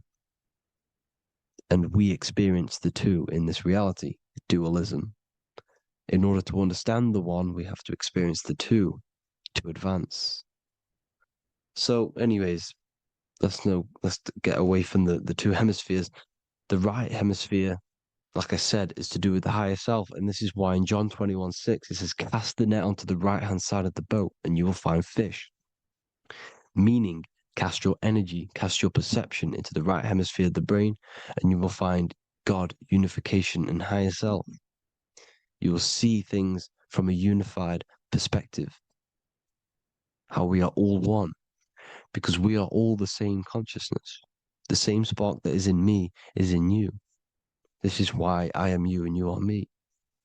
We are all the all-seeing eyes of God, just split up into individual bodies. We are all made up of the same essence, consciousness. And that consciousness, that mind and soul, is in the center of the brain. You are just in different avatars. And until we see this, we'll forever be divided and conquered. Until we figure this out as a collective consciousness, we will forever be divided and conquered and ruled over. This is why the Bible says, ye are gods. You are the sons of the Most High, because we are. We are the Word made flesh. We are God made flesh. Mark 16:19. So then after the Lord had spoken unto them, he was received up into heaven, head is heaven, H-E-A, and sat on the right hand of God. God is the consciousness in the center of the brain. Heaven is the head, and the right hand of God is the right hemisphere of the brain, meaning he sees things in unification, creativity, intuition, the higher mind, the higher brain. When Moses crosses the Red Sea is the corpus callosum, moving from the left to the right hemisphere of the brain to see unified perception of reality. Head, H-E-A, heaven, same root word. This is why the ancients always depict God in the center of the brain. Here you see ancient Christian artwork showing God in the center of the brain, the light. Here you see it here. Here you see Ganesh, an Indian god, which is the brain. Here you see the Father, the Son, and the Holy Spirit in the dome, the brain. This is the brain, because you are God made flesh. That's what consciousness is. The upper room where Jesus meets the 12 disciples. It's the upper brain on the upper room. The upper room is the chamber, the empty chamber in the center of the brain. That's the room. And the 12 disciples are the 12 cranial nerves in the brain, which pretty much rule the body, all the cranial nerves. The tree of life, the cardiovascular system. This is why in Genesis it says the tree of life was in the midst of the garden. Midst meaning middle, because the middle of the body is the cardiovascular system, which is controlling all of the systems in the body. The tree of knowledge of good and evil is the nervous system, is the spine and brain. This is what's detecting good and evil. The brain is the electrical computer with the left and the right hemisphere, decoding the dualistic world, decoding the light waves given to it by the external world. It is an electromagnetic computer. It is artificial intelligence. It is very intelligent, the brain and the nervous system, the human body as a whole. But the tree of knowledge of good and evil is the nervous system, because it is the tree that detects good and evil, makes you learn good and evil in this dualistic reality. Here you see Adam and Eve around the tree of knowledge of good and evil. Adam and Eve, male and female energies, but the serpent in the tree, and the tree of knowledge of good and evil. Well, this is the spine, the brain, and the serpent is the kundalini of the spine. The serpent is the S. That's why S, serpent, S, the letter S is the serpent. Sex and serpents make an S noise. You know, the Bible cursed the serpent. So we don't figure out the true religion. The true religion is raising the kundalini and becoming God-man and reaching our higher states, our true God self. Because once the kundalini is saved and hits the pineal gland, it activates 100% of the brain, when we're only using around 20 to 10% as of right now without the kundalini awakening. So when you use it, you're activating 100% of the brain. You're activating all the dormant brain cells. You're regenerating the body. And this is the serpent in the tree of knowledge of good and evil. This is the spine, brain. This is Adam, Eve, the male and female energies. The light of the body is the eye. Therefore, if thine eye be single, thy whole body should be full of light. Matthew 6:22. This is the single eye in the center of the brain. It is not the pineal gland. It is what's inside the pineal gland. You have to go beyond the physical world, and there are no words to describe things that are not physical, metaphysics. And the whole body should be full of light. Well, this light is the same pyramid that you see. You are the pyramid with the all-seeing eye on top.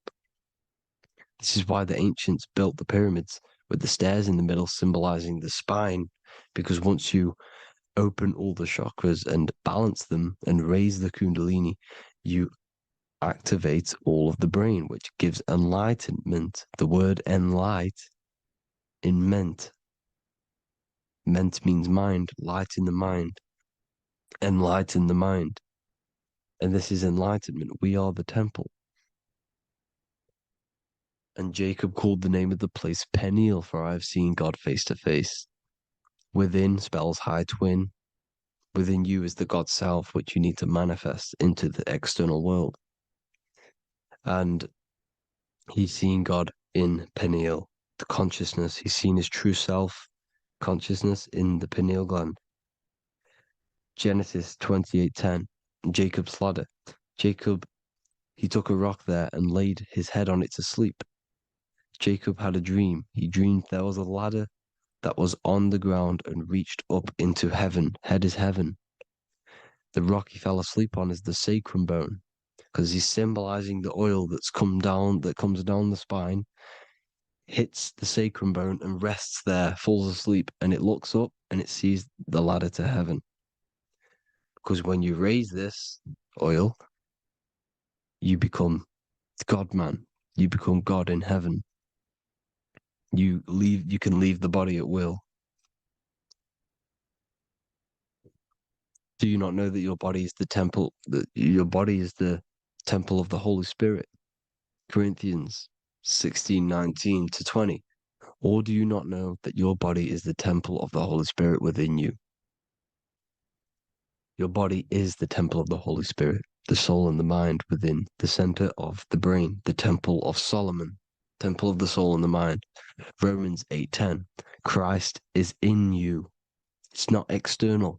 When you give where attention goes, energy flows. When you give your energy to external things, your attention, your worship to external things, you're giving energy, meaning it's draining you, and you're feeding something within the astral plane, a mental thought within the astral plane. So with you realizing that the Christ is in you, that you don't have to worship anything outside of you, this means that you're internalizing your energy. You're not giving your energy, because where attention goes, energy flows, which means you become more present. You become healthier because you're not giving off all of your special electromagnetic energy that's charging you. This is why the religions run by the Vatican is all external. They're exoteric. Exoteric means external teachings. The esoteric is the internal, the hidden teachings. In Psalms 82, I have said, ye are gods, and all of you are children of the Most High, because we are the Most High, split up into individual bodies. That's what consciousness is. Consciousness is the Most High, and we have to raise ourselves to the Most High. Brahma, Vishnu, Shiva, the Father, the Son, and the Holy Spirit. Why is it always a trio? It's a trio because it symbolizes us, the soul, mind, and body. The mind is the bridge for the soul to be in the body. What is the soul? It's the life force. It's the watcher. It's the all-seeing eye. The soul sees into different realities, and it gives life to the body of every reality it goes in. This is why you always see light around the all-seeing eye, because it is the energy, the life force, the light, life, L-I. Life is light, and it's the eye because it sees into the different realities. It sees into the dream world. When you're going to sleep at night and you dream, it's not a dream. It's another reality. You're a multi-dimensional creature. We live in a multiverse. There's infinite amount of yous. And there is a version of you which is the highest self in a reality somewhere. And this eye has the ability to switch realities, which is exactly what astral travel is. Astral travel is the ability to switch reality beyond the 3D construct of this world. The Father, the Son, and the Holy Spirit, Brahma, Vishnu, Shiva.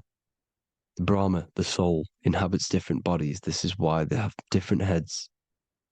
Vishnu, the mind, symbolizing gnosis, meaning knowledge. This is the serpent. The serpent symbolized knowledge. Shiva, the body. Father, the Son, and the Holy Spirit. The bird, the soul, because the bird symbolizes the soul. This is why you have here the Egyptians showing you the soul leaving the body. Here you see here with the twin head, the same head, and it's a bird. This is the soul self. This is the ego self. The Egyptians knew this. They knew all of this. Of course they did. Now, the whole story of Jesus is all metaphorical for the process which goes on within your body. Your neck and head is the holy grail which the sun and the moon creates.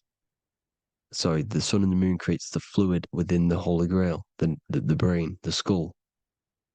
And the moon creates the milk. Sorry, the moon makes the milk. The sun makes the honey, the land flowing with milk and honey in the Bible. The land flowing with milk and honey is the center of the brain in the Holy Grail. Here you see the Masonic artwork showing you the sun and the moon creating the fluid in the spine. Here's the serpent. Serpent symbolizing the two Kundalini channels, the Ida Pingala up the spine. Here's the furnace raising the Kundalini, raising the oil, heating it up, and rising it to the crown. You see? So here you see more Masonic art, seeing the sun and the moon creating the holy fluid in the brain, in the cup, filling the cup. This is why it's a cup, because it's the Holy Grail. This is the holy oil in the center of the brain that gets released down the spine, which is Jesus coming down from heaven. It comes down the spine, down the River Jordan in the Bible. This is when Jesus goes from Nazareth to Jerusalem. He comes down the River Jordan, and Joseph and Mary are in Nazareth waiting for Jesus' return. Joseph and Mary symbolize the pineal and pituitary gland, which produce the two oils created by the sun and the moon. And he returns. When he returns, he gets crucified at 33, because the 33 vertebrae at the back of the spine, and it crosses the vagus nerve. The crucifixion of the oil past 33 vertebrae creates God-man, and it creates your higher self, and it activates 100% of the brain. And you turn into spirit, you turn to your spirit self. This is why Jesus dies. He didn't physically die, it metaphorically dies, and becomes his higher self. The ego self is left behind. It's the same with the whole story of Jesus. Jesus comes down from heaven, which is the oil. He dies in a cave for 3 days, which is the oil hitting the cave. Here's the cave, and resurrects after 3 days. If you resurrect the oil, comes up and gets crucified at 33 in Golgotha. Golgotha translates to a place in the skull. The three wise men from the east. Well, if you look at the Masonic artwork, they'll always show you a ladder up to the east. Okay? Here you see north, south, west. This would be east. Here you see east here. East here. The ladder up to the east. The east is the top, up. Three wise men from the east. The thalamus, pituitary, and pineal gland in the center of the brain. The most important glands in the body. Here you see the Egyptians with the spine, the sun, and the two hemispheres of the brain. What did I say at the beginning? The sun is the soul. The sun is its own source of energy. It's the life force, which gives life to anything it inhabits. The soul is the same thing. That's why sun and soul mean the same thing. So, what I'm saying is consciousness is God. And this is why when it refers to as God in the Bible, means your higher self, pretty much. And returning back to this higher self, because God is something that you need to manifest. Consciousness is God, and your body is a reflection of the creation by God. This is why everything in the body corresponds with the stars. The stars rule the body. We are an image of the stars. This body is an image of the whole of creation. Aries rules the head. This is the cerebrum, the ram in the brain. Here's the ram, Aries. And we have something called the cerebrum, Aries, the ram. This is the Lamb of God moving to the higher mind. Taurus, which is the lower brain and neck, the cerebellum, the bull Taurus, the lower mind. And the cerebrum and the cerebellum, the ram and the bull, is what makes you ramble on. Ramble meaning walking. The higher mind and the lower mind working together makes the body ramble. Ramble is what makes you walk along. Thank you to Santos Bonacci. Gemini, the two twins, rules the two arms, the hands, and the lungs. These are the two twins of the body. Sagittarius, the horse, which rules the hips. Hips means hippo. Hippo means horse. Hippopotamus means water horse. Hippo means horse, and this is why we call them hips, because horses have massive hips. Capricorn, the kneecaps. Pisces, the two fish, the 2 feet. Then they make us swim. We are an image of the stars, people. Well, the body is anyway. Consciousness is God, and the body is the image of the whole of creation. It's a reflection of the whole creation, as above, so below. 12 systems in the body, 12 cranial nerves for the 12 constellations, 12 cell salts. The body's made out of 12 cell salts. So this is where it gets kind of deep. You know, this is where we get deep. And he said Jesus was known as the fisher of man. And fisher of man, meaning man does not mean man as in the male. Man means mind. He's the fisher of minds. So the Bible is not patriarchal. It's not patriarchal. Man just means mind, pretty much. So the fisher of mind, man, because he was fishing minds out of this reality into the higher realities. He was teaching people how to leave the body when he walks on water. Walking on water is the physical, etheric, astral, and mental. These are the different planes of reality. The ether is the either, because the ether is the substance that's on either side, astral and physical. It's the 5th element, is ether. And the 5th element is the water. The same water at the beginning of the Bible when it says, let the firmament divide from the waters above from below. The water symbolizes the ether. It's the base of all physical matter. And the ether symbolized is known as the water. So when you're walking on water, you're walking on the ether, meaning you're leaving the physical body. So when Jesus walks on water and he's teaching Paul to walk on water, Paul becomes scared and falls back into the water. Well, when you astral travel and you become scared when you're projecting, you'll fall back into your body. So he's pretty much saying walking on water is leaving the body, and walking on the ether, because the ether is the veil between the astral, and that's what devil means. Devil has the word veil in it, because the devil is trapping you between one veil, which is this world. They're trapping you in this world, this thin layer of reality. Your dreams are different veils. The ether, the astral, the mental are different veils. Devil is the veil. The veil. You need to escape being stuck in one reality and live in between realities. And this is when you truly become a multi-dimensional being, because your soul is just the eye. That's what you are. You're just an eye, and you see into different worlds. And it also, when Jesus means the fisher of man, the fisher of minds, he is. I truly believe, because of my research, that there is other worlds. It's not just this one. There's higher worlds. There's an infinite amount of you, and you've been in them dreams you call dreams. Them dreams are other realities that you are in. That's why when you're there, you don't feel like you're in a dream. You feel like it's 100% real, because it is real.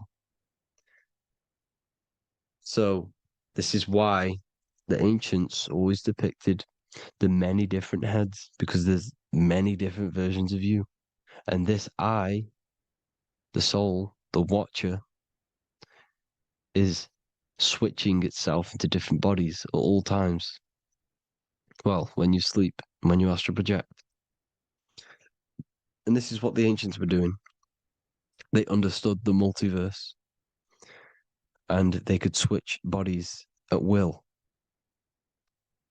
And this is what the 7 seals are in the Bible, also known as the 7 chakras. These are literally portals within us to these different worlds. We're in the heart at the moment. Earth, rearranged, spells heart, meaning middle. This is where good and evil exist. It's the middle point, the midpoint of realities. So, I hope you all enjoyed the video. All of this knowledge that I've give you in this video is inside of my book, the Book of Wisdom.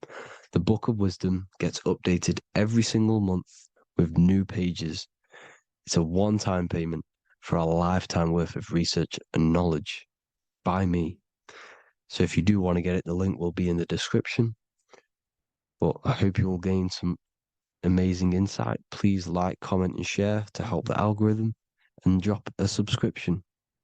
And for more lectures, every 2 days, I drop lectures and knowledge within the Patreon. If you want to support the channel, join the Patreon. Everything's in the description, because we are not monetized on YouTube. Thank you all. Have an amazing day.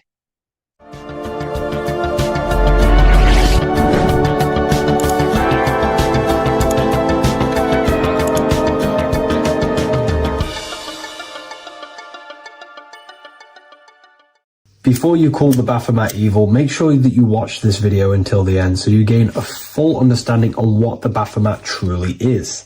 No, I am not a Satanist. I am simply an esoteric and occult researcher. I've been looking into symbolism for a very long time, and I can reassure you that this symbol does not represent the devil, does not represent any negative figure. It's a very deep, occult, esoteric symbol. What we first need to understand about the Baphomet, it is indeed a symbol. Every symbol we see around us is neutral. The pentagram, the Baphomet, is neutral. It depends how you use it, whether it is used in a good or bad way. Everything is neutral. It's your mind's perception that gives it a positive or a negative charge. First of all, let's break down the Baphomet symbol. Let's look very closely at the Baphomet. We have clearly the 4 physical elements corresponding to the Baphomet. Here we clearly have the fire element. The wings represents the air, the flapping in the air. The fish scales, which is the water. And this dome figure representing the earth. The soul is incarnated into 4 bodies. We have a mental body of consciousness, intellect. We have an emotional body of consciousness, which is all to do with intuition and energy. We have a spiritual body of consciousness, our astral body, and a physical body of consciousness for the physical earth. Earth corresponds with your body, air corresponds with your mind, fire corresponds with your spirit, water corresponds with your emotions. So the Baphomet is showing you the 4 elements of the soul, the 4 bodies of the soul that we are incarnated in. Now, let's look at this moon figure. We have the moon. The moon represents the internal world. It represents what we cannot see. The sun represents our conscious mind, what we can see, what we're aware of, the physical world. The moon represents what we are not aware of. It represents our internal world. Remember, we have 2 worlds. You're an individual. You have a dual nature. Individual. You have an internal world. When you close your eyes, you have an internal voice, an internal world of thought and emotion, and an external world of this material body. The moon represents the internal. The moon on top represents the moon controlling the mind, represents the inner world controlling you. Now, this is very symbolic in the occult world. If the inner world is controlling you, then you have no control over reality. This is the devil horns. You know the devil horns? The moon crescent? This represents you are the devil. You're being controlled by your thoughts, by your emotions, by your psyche. Then we have the moon below, which represents control over the inner world. We have control over our thoughts, our emotions, our impulses. So you're either being controlled by thought and emotions, or you're controlling them and having self-mastery. In alchemy, we always see this symbol of the man or woman on top of the moon, representing emotional control and self-mastery of the internal world. The journey of the occultist is to gain full mastery over their consciousness. They want to be conscious of every single thought that enters their mental field of consciousness. We get over 7,000 thoughts a day. It is possible to achieve a certain level of mastery where you are conscious of every single thought that enters your mind. This is one of the end goals of self-mastery and occultism, as this gains your personal power. When one achieves this, they are then able to direct the mind in one place and one place only, becoming more effective in manifestation and creation, because we are microcosms of the divine. We are creators. This is the gesture of as above, so below. The inner world and the outer world are mirrors of each other. The inner produces the outer. Your physical life circumstances are a result of every thought you thought in the past. The inner projects the outer. If you want to produce a change in the outside world, you got to produce change in the inner world of consciousness first. As above, so below. As within, so without. This corresponds with absolutely everything in the universe. Now we have the goat head, which represents the animal self. This represents the lower carnal mind. Lower carnal mind, which is earthbound, because a goat is on the ground. It's not a bird, it's on the ground. It represents the lower self, the beastie nature, the one that tells us to hate, to steal, to eat all the time, to consume. It's the beast within us, the beastie side of our consciousness. It has a human body resembling this, the human in the beastie nature, or we have the spiritual nature, the higher self. In essence, this symbol of the Baphomet represents the higher and the lower self of human consciousness. It represents the higher and the lower. To conclude all of this, the Baphomet is a symbol that represents the two paths that one can take. We can take the beastie path and become an instinctual animal, our body, or we can take the divine path of reaching our higher self. It is a symbol that represents the higher and lower self and the four different bodies of consciousness. In essence, this does not represent Satan or the devil. The devil represents the lower aspect of our human psyche. The war between Jesus and Satan is symbolic and allegorical for the war that happens within our mental field of consciousness. The internal war between good thoughts and bad thoughts, positive emotions and negative emotions. It is the constant war inside the battlefield of your own mind. Jesus, Satan are symbols, characters that are symbolic of aspects of your own consciousness, because the universe is mental. The only thing that truly exists is your mind. Therefore, all of these ancient spiritual texts like the Bible, the Bhagavad Gita, the Quran are all symbolic of what's happening inside of our mental body. It is the inner chaos that can destroy our life, or when we create structure and restructure our inner world, we can live a peaceful life. If you are struggling from the internal world and you want to gain mastery of yourself while learning the occult secrets, join Ethereal University, a community of like-minded individuals who are all striving for the best versions of themselves. We host live calls and we have an abundance of lectures that you can watch. Or check out the Book of Wisdom. This is volume 2. I'll leave all the links in the description. Have an amazing day.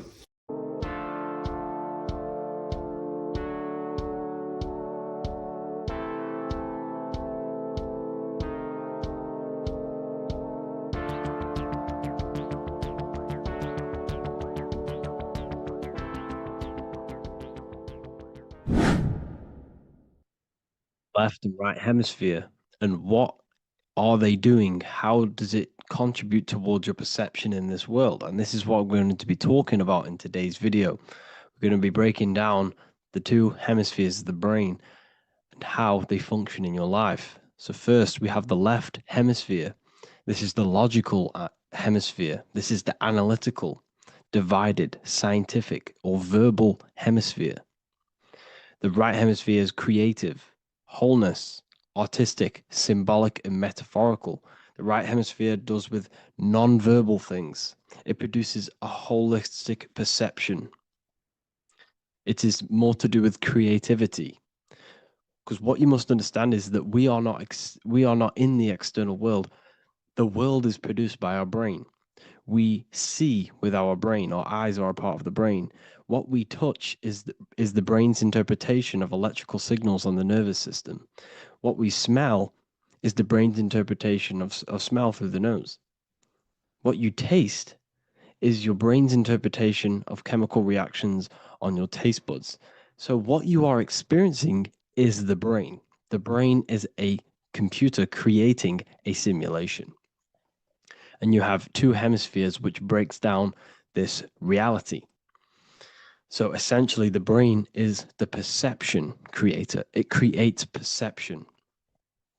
So if the brain is creating this, who is the one experiencing the brain? Well, that is you, the consciousness, the mind, the all-seeing eye. You are the all-seeing eye experiencing the brain, the observer behind the brain, behind reality, behind the emotions. So if you're walking through a woods, this left brain sees individual trees. The right brain sees the whole woods. It sees the biome. It sees the bigger picture. So when you are walking through this woods, the right brain picks up a holistic perception of reality. It creates the woods as one unified woods. The left brain's job is to break this down and analyze it so that we can see individual things. And this is also necessary for humans to have the ability to break things down and manipulate things in this world. So without this left hemisphere, we could not manipulate things and break things down. So this right hemisphere is important because it sees the whole woods. It sees humanity as one unified consciousness. However, the left hemisphere sees individual egos. So the left hemisphere is the place of the ego because it only understands it sees the world very divided. Okay, so for example, here's another example of the left and right hemisphere. If someone pulls out in front of you in traffic, your left brain's going to start going crazy and analyzing them, calling them names. The right hemisphere, however, sees the bigger picture. Maybe he didn't see you. Maybe it's just a mistake. Maybe he's in a rush. You see how the two brains are very different. They do the same thing, but they function in different ways. The right hemisphere is feminine, the left hemisphere is masculine.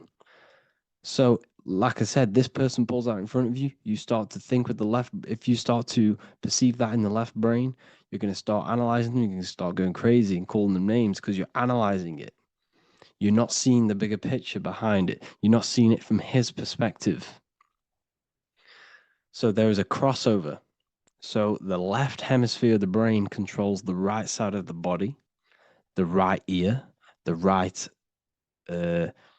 eye. Everything to do with the right side of the body is connected to the left hemisphere. And the right hemisphere controls everything on the left side of the body, including your eyes, your arms, your legs.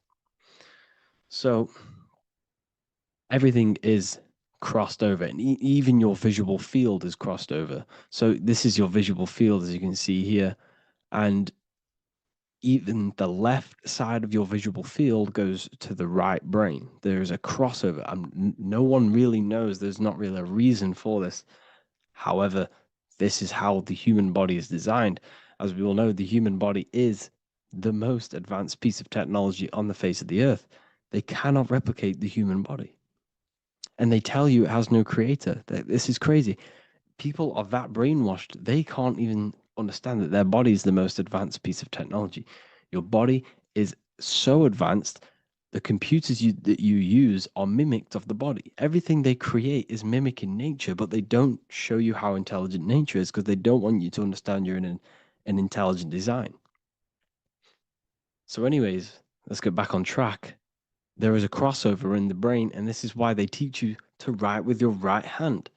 And I was speaking to someone who's in a nunnery or whatever you want to call it. They were a nun, or they knew someone who was who was a nun, and they forced these people, these nuns, to write with their right hand. You had to write with your right hand. This is why, I'd say at least 70% of the world or 80% is right-handed and right-legged, because they taught us this to activate the left hemisphere more because of this crossover that happens in the body. So when we are using this right side more, we are using that left hemisphere more. Why? Why are they doing this? Well, they also called it writing. Writing is a spell, to cast a spell on you, to use that right side of the body so that you use this left hemisphere, because they want you to see the world as a divided perception. They don't want you using the right hemisphere, using that left side of the body to activate the right hemisphere to see the bigger picture and see how everything is all one and everything is created. This left hemisphere domination keeps you from seeing the connections between everything, because that left hemisphere analyzes, it breaks things down. So when we are left hemisphere dominated by using the right side of the body, we are essentially seeing everything as divided. And this is why so many people will not understand my work, because my work connects dots and connects fields of knowledge, and makes you see the bigger picture. So people who are left hemisphere dominated will see my work and think this guy's crazy. But everything, it's all about activating that right hemisphere. So they called it writing because every word you say is molding your mind in some sort of way. The things you see is molding your mind. Everything you take in through the five senses is molding your mind. And language is a massive spell, especially the English language. They called it writing so that you use that right side. It's a spell because your subconscious mind picks up everything you say. And 90% of your daily basis behavior and thought patterns is produced by these subconscious programs within the subconscious mind. Essentially, your conscious mind is only the 10% of you. The conscious mind is just what you're aware of, what you're wearing, how you're feeling, what you're thinking. That's your conscious mind. The subconscious mind is controlling every system in your body. It's telling your heart to beat without you being conscious of it. So essentially, this is what they're programming. They're programming this system in the back of the mind, which is controlling everything through the words. And this is what spells are, because it's all about creating perception in the subconscious. So they want you to use that right side more.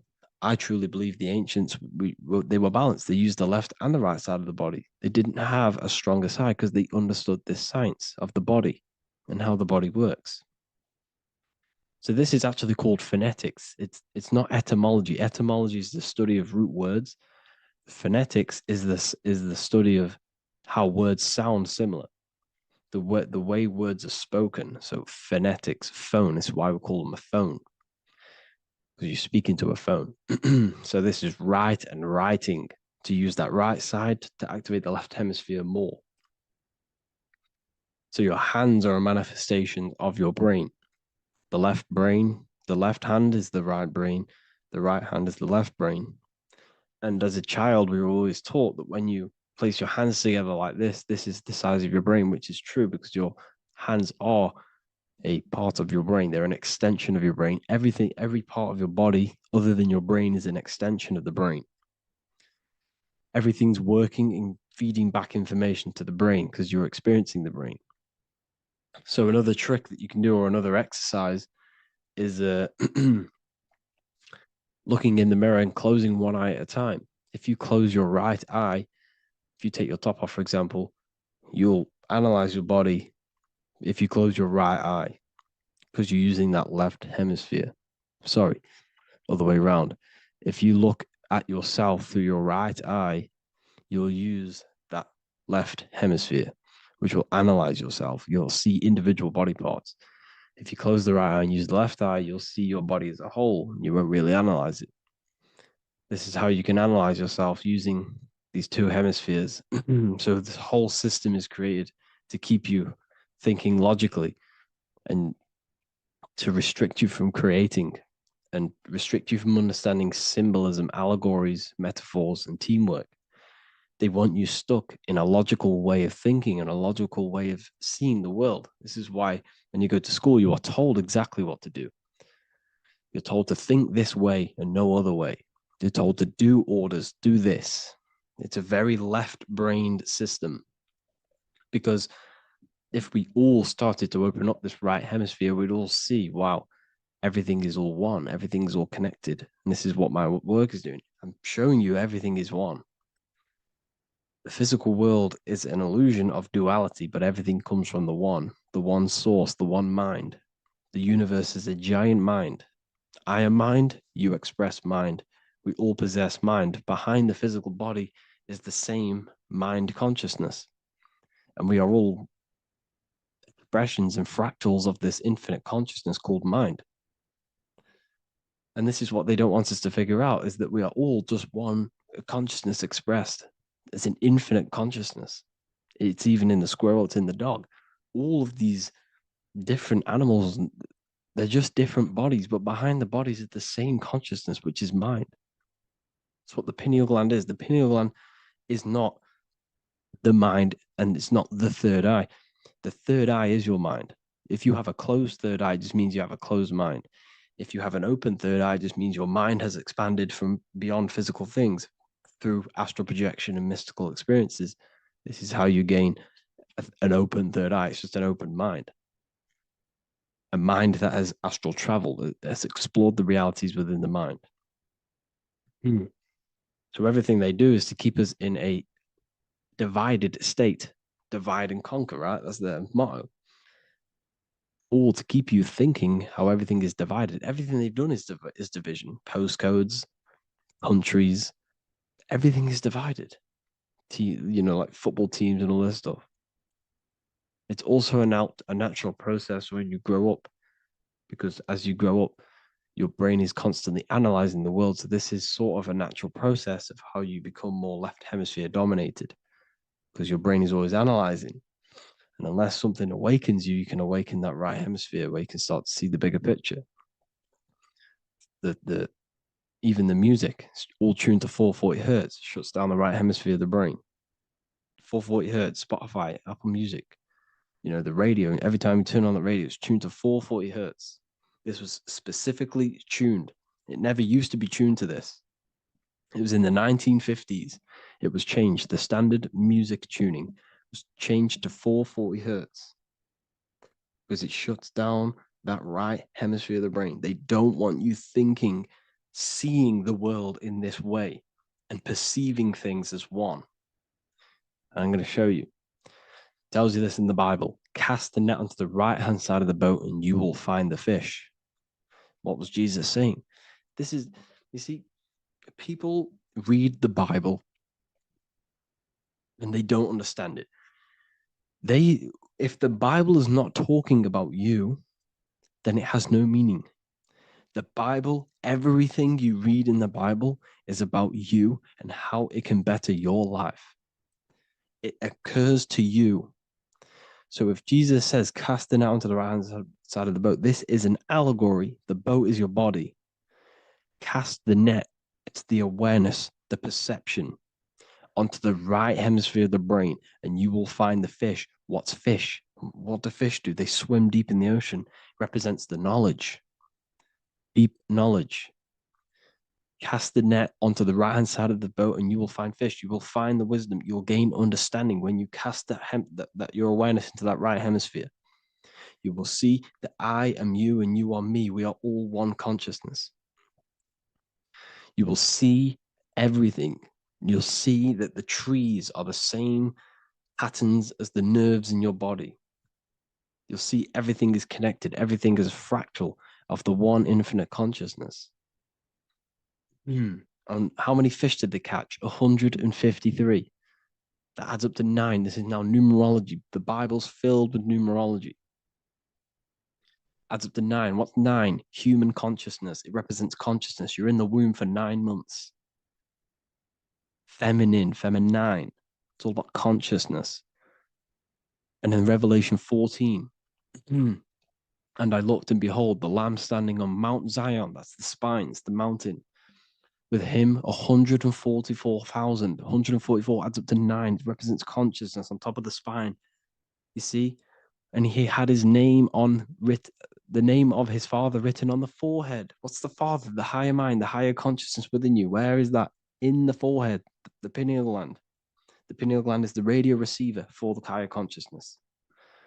Because every body part of the body has consciousness. Your heart has consciousness. Your gut has consciousness. You are thinking with these different consciousnesses. You think with the gut. You think with your penis. You are thinking with all these consciousness.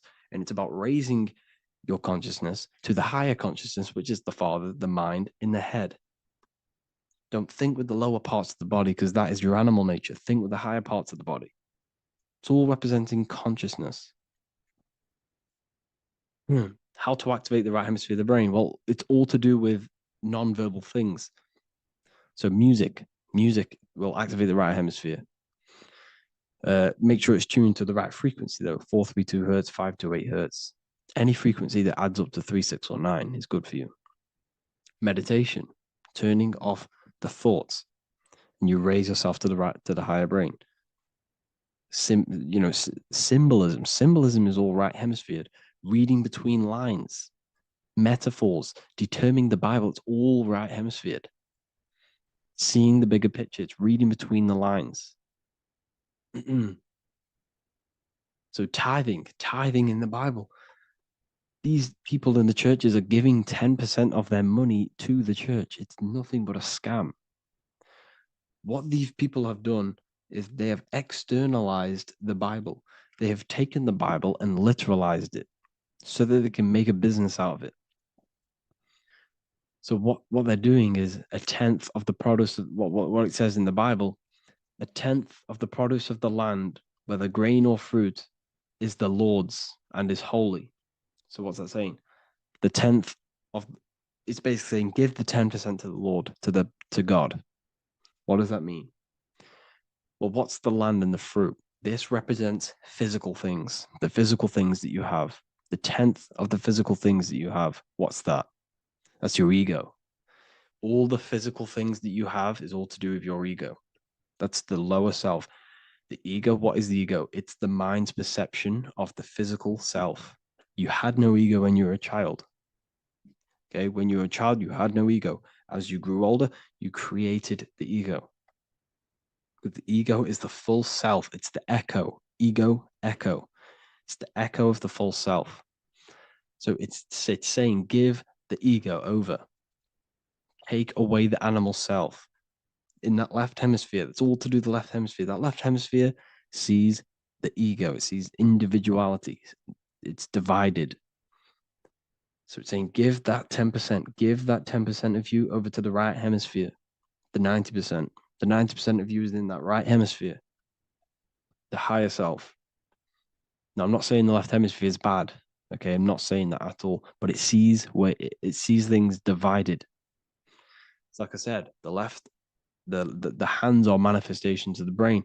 So when these Christians are praying, they're putting their hands together. What are they doing? They're syncing the brain hemisphere is what you're doing, because everything's an extension of your brain. So if you put your hands together, you're putting the two hemispheres together. And what's happening when you place the hands together? All the electricity in the body is now running in a circuit. So once you connect these two hands, the electrical energy is now running in a circuit. And energy can move around the body quicker and more efficiently.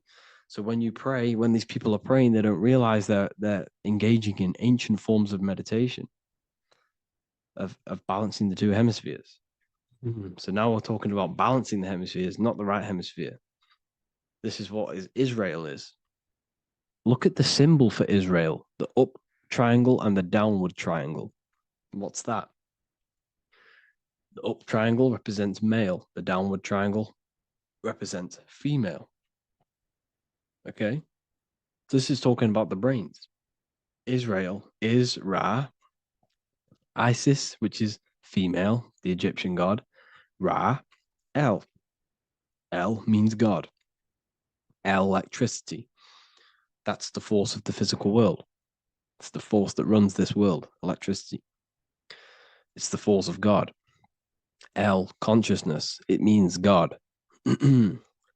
Is Ra, L. Isis, Ra, and El. It's the two hemispheres of the brain, the holy land of Israel. It's the holy land, it's the brain. Once these two hemispheres are synced, this is how you unlock your consciousness. This is the easiest way of astral projecting. Hemisphering, I forgot the word for it. Hemisphere syncretization, something like that. It's about syncing the hemispheres. This is how you unlock your consciousness. Once the brain is running as one electrical system, this is how you balance the two masculine and male opposing energies. Once these opposing energies are no longer in war with each other, the brain, they come together to work as one. You unlock your consciousness. You are born again. What happens when a male and female have sex? It creates a new child. It becomes one. You are born again. Once the two hemispheres of the brain, you are born again. You can then have an out-of-body experiences. So this is why the symbol of the Holy Land, Israel, is the up and down triangle back combined together, because it represents unification of the male and female, unification of the hemispheres. You're born again. You unlock consciousness. And you can get this for free. It's called the Gateway Tapes on my website. Basically, it's a audio track from the government, and they did this in the Gateway Experience. It's a CIA document, and what they do is there are different forms of meditations you go through. I think there's about 5 waves of meditations you do, half an hour each one, and it will teach you. It will sync your hemisphere, because what does it do? They understood that playing one frequency into one ear and another frequency into the other, they understood that the right ear is connected to the left hemisphere, the left ear is connected to the right hemisphere. So when you play 2 different frequencies into both ears, what happens? The brain picks this up, the 2 hemispheres of the brain picks this up, and it syncs it. It syncs these 2 hemispheres, these 2 frequencies together. So now the brain is working as one to sync this frequency. So this is how you can sync your hemispheres through listening to these frequencies. Okay, you can get them for free and do the meditations yourself. This will definitely help you.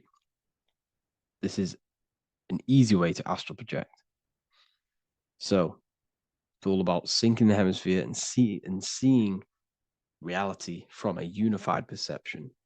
We should all aim to get out of that left hemisphere. I'm not saying don't use it, but we should now start to see we should not start to read between the lines of the Bible, read between the lines of the symbolism they're showing, study symbolism, study allegories and myths. What are they trying to tell us through these allegories?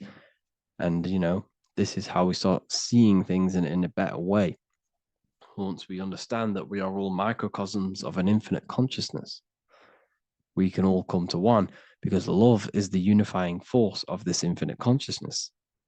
We are all divided. We are all disconnected from our hearts. Once we all connect with our hearts and see that everything is one, we can all start to love and come together as one, because love is the unifying force of consciousness. So if you haven't already seen, I now have launched the Ethereal University. I will be doing lectures like this one, but even better, deeper, and even releasing knowledge that I can't talk about online, as they are censored. I'll be doing lectures every single week. I'll be doing live calls every single week. You also gain access to my library, which is filled with over 45 occult books, filled with knowledge. Okay, I'll show you now. Plus, you get my book, The Book of Wisdom, PDF form, and the Human Health Guide, PDF form. You also get all of this stuff, the health section, Q&As, Ethereal meditations. We've got some celestial studies, cosmology, and numerology coming soon.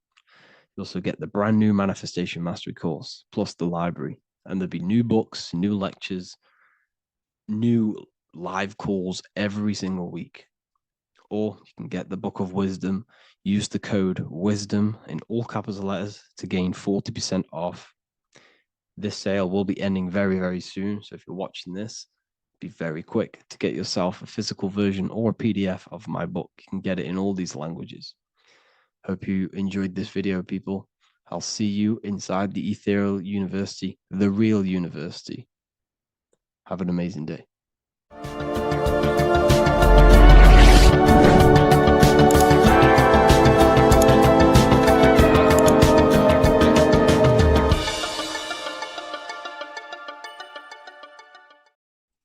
Today's topic is the binary code behind the universe. You will learn the fundamentals of the binary code, deeper understanding of reality, which will give you more of a connection to the universe, evidence supporting the existence of this code, and how to use the binary code to shape your reality. This is an important one. We have 0 and 1. This is the binary code of the universe. It underlies everything. It is the source of all creation. The universe is binary in nature, meaning it exists as both something and nothing, on and off, male and female, light and dark. Everything has its polar opposite. At its core, all that exists is 0, representing nothingness, infinite potential, and 1, representing something, order. 0 represents the feminine, vast, formless, and infinite potential. It is the space from which all things emerge, the womb of creation, the receptive and expansive force. 1 represents the masculine, structure, form, and order. It is the active principle, the initiator, the force that defines and shapes reality. Together, they create the fundamental duality that underlines existence, the balance between chaos and order, the void and creation, yin and yang. We see this in the masculine and feminine bodies. This is deeply encoded into the fabric of reality. And once you see this, you will never unsee this. So please leave a like on this video if you love my content and you love the wisdom that I share with the world. So we see this with the masculine genital areas. Remember, this is the genital area. This is all to do with creation. These are the generative principles, the generative organs in the body that allow creation to continually outfold into new life. The genital areas are all to do with the code. The male is the 1, the action. He's the initiator. The feminine is the 0, which is the infinite potential, the womb of creation. 0 and 1. This is why we have 10 numbers. 0 and 1. Masculine and feminine. We even see this in the bodies. The feminine body is made out of curves, which is 0, curves. And the masculine body is made out of lines. So please leave a like and comment if you love this. And if you have any lecture ideas, feel free and I can make a lecture on any suggestions that you have. So look at the word masculine. Masculine, line. Line is just one line, which represents order. 1. Feminine. 9. 1 and 9 equals 10. 0 and 1. The binary code of all creation. Why is feminine? Why the number 9 for feminine? Because the moon has to go around 9 times to create a human in the feminine's womb. And look at this image of nature. All nature is zeros and ones. Now you can tell.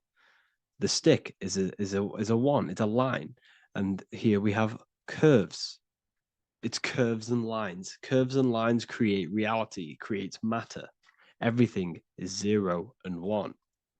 We even see this with the sky. The sky represents zeros. They represent curves, the heavens, the heavenly bodies, the sun. These are circles, the moon, circles, the planets, circles. Down here is matter, representing the square. We have the Freemasonic square and compass, representing lines and circles, masculine and feminine. We see this with Leonardo da Vinci, with the circle representing the spirit, the void, the womb of creation, and matter, which is the body. This is the soul in matter, infinite potential in matter. This represents spirit over matter. This represents the architect of reality, zeros and ones, spirit and matter. This is all the same thing.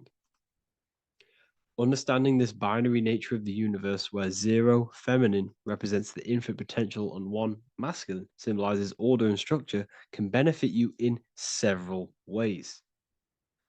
Manifestation and creation is the first way it can benefit you. Now that you understand this, you understand that everything comes out of infinite potential. 0, infinite potential. 1, action equals manifestation equals creation. So you must pull things out of infinite potential.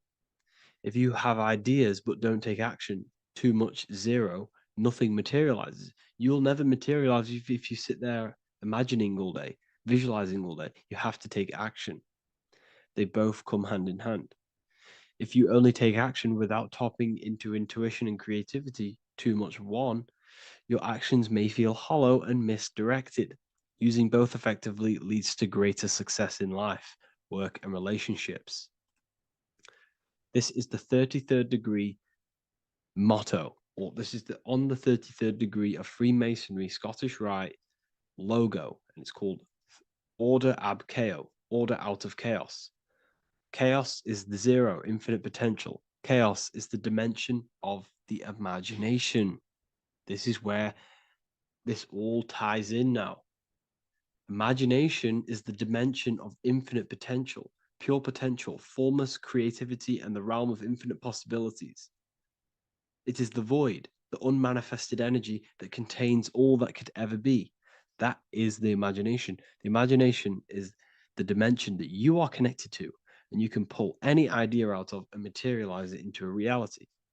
Matter, on the other hand, is order brought out of the imagination, chaos. It is when raw potential is structured, defined, and crystallized into form.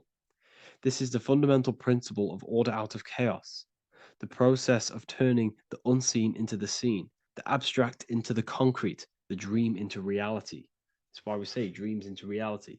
Dreams are in the imagination, infinite potential, and the human mind is connected to high dimensions of consciousness, which we can pull ideas, things out of, and materialize it into our lives. Whether that's good or bad, that's completely up to you. But we have access to higher dimensions beyond the physical plane. And this is the secret that the human mind is connected to, and that you are not just a physical body. Okay? The universe itself was born from chaos. Before form, there was only energy and potential. Our minds function the same way. The mind is a microcosm of the universe. Our thoughts exist in an infinite field of possibility, but they only become real when we take action and give them form. If your inner world is filled with chaotic thoughts and impulsive emotions and negativity, then creating order within is essential for balance, clarity, and growth. What do I mean? Order out of chaos, 0 and 1. All creation comes out of infinite potential. The mind, the imagination, is the infinite potential. The material world is the order. It's the effect. Therefore, if your material world has chaos, if your room is messy, if your body is out of shape, if you do not look after yourself, everything in the physical world is just a reflection of what's going on inside of you, what's going on inside of you. So if you have a messy room in a messy house, this reflects as a messy mind, a chaotic mind, and we must create order in our mind. So this applies to all realms of your life. This applies with your mind, it applies with your emotions, it applies with your manifestation, it applies with the physical world, with the masculine and feminine. 0 and 1 is heaven and earth. It's everything. It's duality. It's on and off. It's everything. So it applies to all realms of your life. Okay. So in order for this to benefit our lives, we must, 1, have awareness and observe the chaos. Step back and observe your thoughts and emotions without reacting to them. Recognize that you are not your thoughts. You are the observer of them. You are the soul. You are in between them. You are the midpoint between the left and the right, the 0 and the 1. You are the soul. Journaling or meditation can help you identify patterns and negativity and impulsivity. So it's important that we recognize these patterns, we recognize the chaos within us, and we transmute it. 2, implement structure, mental discipline, mindful practices, meditation, breath work, and slowing down your reactions. Cognitive reframing, replace destructive thoughts with constructive ones. This is so important. For every negative thought that you place attention to, place your attention onto 5 more positive. Never think about something that you don't want to manifest, because whatever you're placing attention on inside that mental field of consciousness, you're giving attention to, which then can manifest into your action, and that will materialize into your world. Routine and ritual. Create daily habits that anchor you. Morning routines, exercise, or creative outlets bring stability. We must master the inner world of thought and emotion. We must bring chaos into order. In order to create anything in your life, you're turning chaos into order. Order out of chaos. You're turning 0 into 1. This is the binary code. All things underlie it. 0 and 1. So it's so important that we master our minds, we master our emotions, we master our inner world so we can produce effect in the outer world. We cannot create consciously and effectively if we have chaotic thoughts and impulsive emotions. So I hope this has made more clarity to you so you can implement this into your life. I know I haven't given you much strategic things to implement into your life, but now that you have a better understanding of how this world is pulled out of infinite potential, you can use that. Everything in your life is pulled out of your imagination. Every text you send, everything you think of, oh, I'm going to do this later, that is your imagination thinking about the future. So you just have to do this on a mass scale to create something big in your reality. So I hope this gives you a better understanding of how the universe works and has benefited your life. If you have any comments or any suggestions or how this video made you feel, let me know in the comments section. I'd really appreciate it. And I'll see you all inside of the Symbolism Masterclass on March the 8th. Greetings everyone, it's Revival of Wisdom. I facilitate human enlightenment through occult and esoteric teachings. I hope this video expands your mind into a new field of thought. In this video, we're going to be discovering the true esoteric meaning of the 7 planetary energies. So let's jump straight into this. In order to fully understand this, you must understand the esoteric teaching of as above, so below, and as within, so without. Our inner world is mirrored into our external material reality. We have a physical voice, which you are hearing right now, and I also have an inner voice, which no one else can hear. The inner world is invisible, and the external world is visible. In other words, the inner world is the spiritual world, and the outer world is the material world. The inner world of ourselves reflects and projects our outer world, which means everything in our external reality is somewhat reflection of our internal self. You are made in the image and likeness of God. You yourself are the universe experiencing itself in a 3-dimensional physical form. The Newtonian science has programmed you to believe that you are a physical being inside of a physical universe. They did this to limit your mind to only believing there is a physical universe and that you are separate from the universe or God. But you yourself are the divine essence of the universe, experiencing itself in a physical plane, which means everything you see is inside of you, including the stars, the planets, and the elements. As above, so below. As within, so without. An example of this is the 4 physical elements: fire, earth, water, and air. In the external world, these are physical elements. In our internal world, they represent the 4 bodies of consciousness. We have 4 different bodies. We have a material body, we have a spiritual body, an emotional body, and a mental body. The mind is not made out of the same substance as the body. The emotions is not made out of the same substance of the mind and the body. These bodies exist in 4 different dimensions, 4 layers of consciousness. With that being said, the 4 physical elements are inside of us. The earth is our material physical body. Fire represents our spiritual astral light body.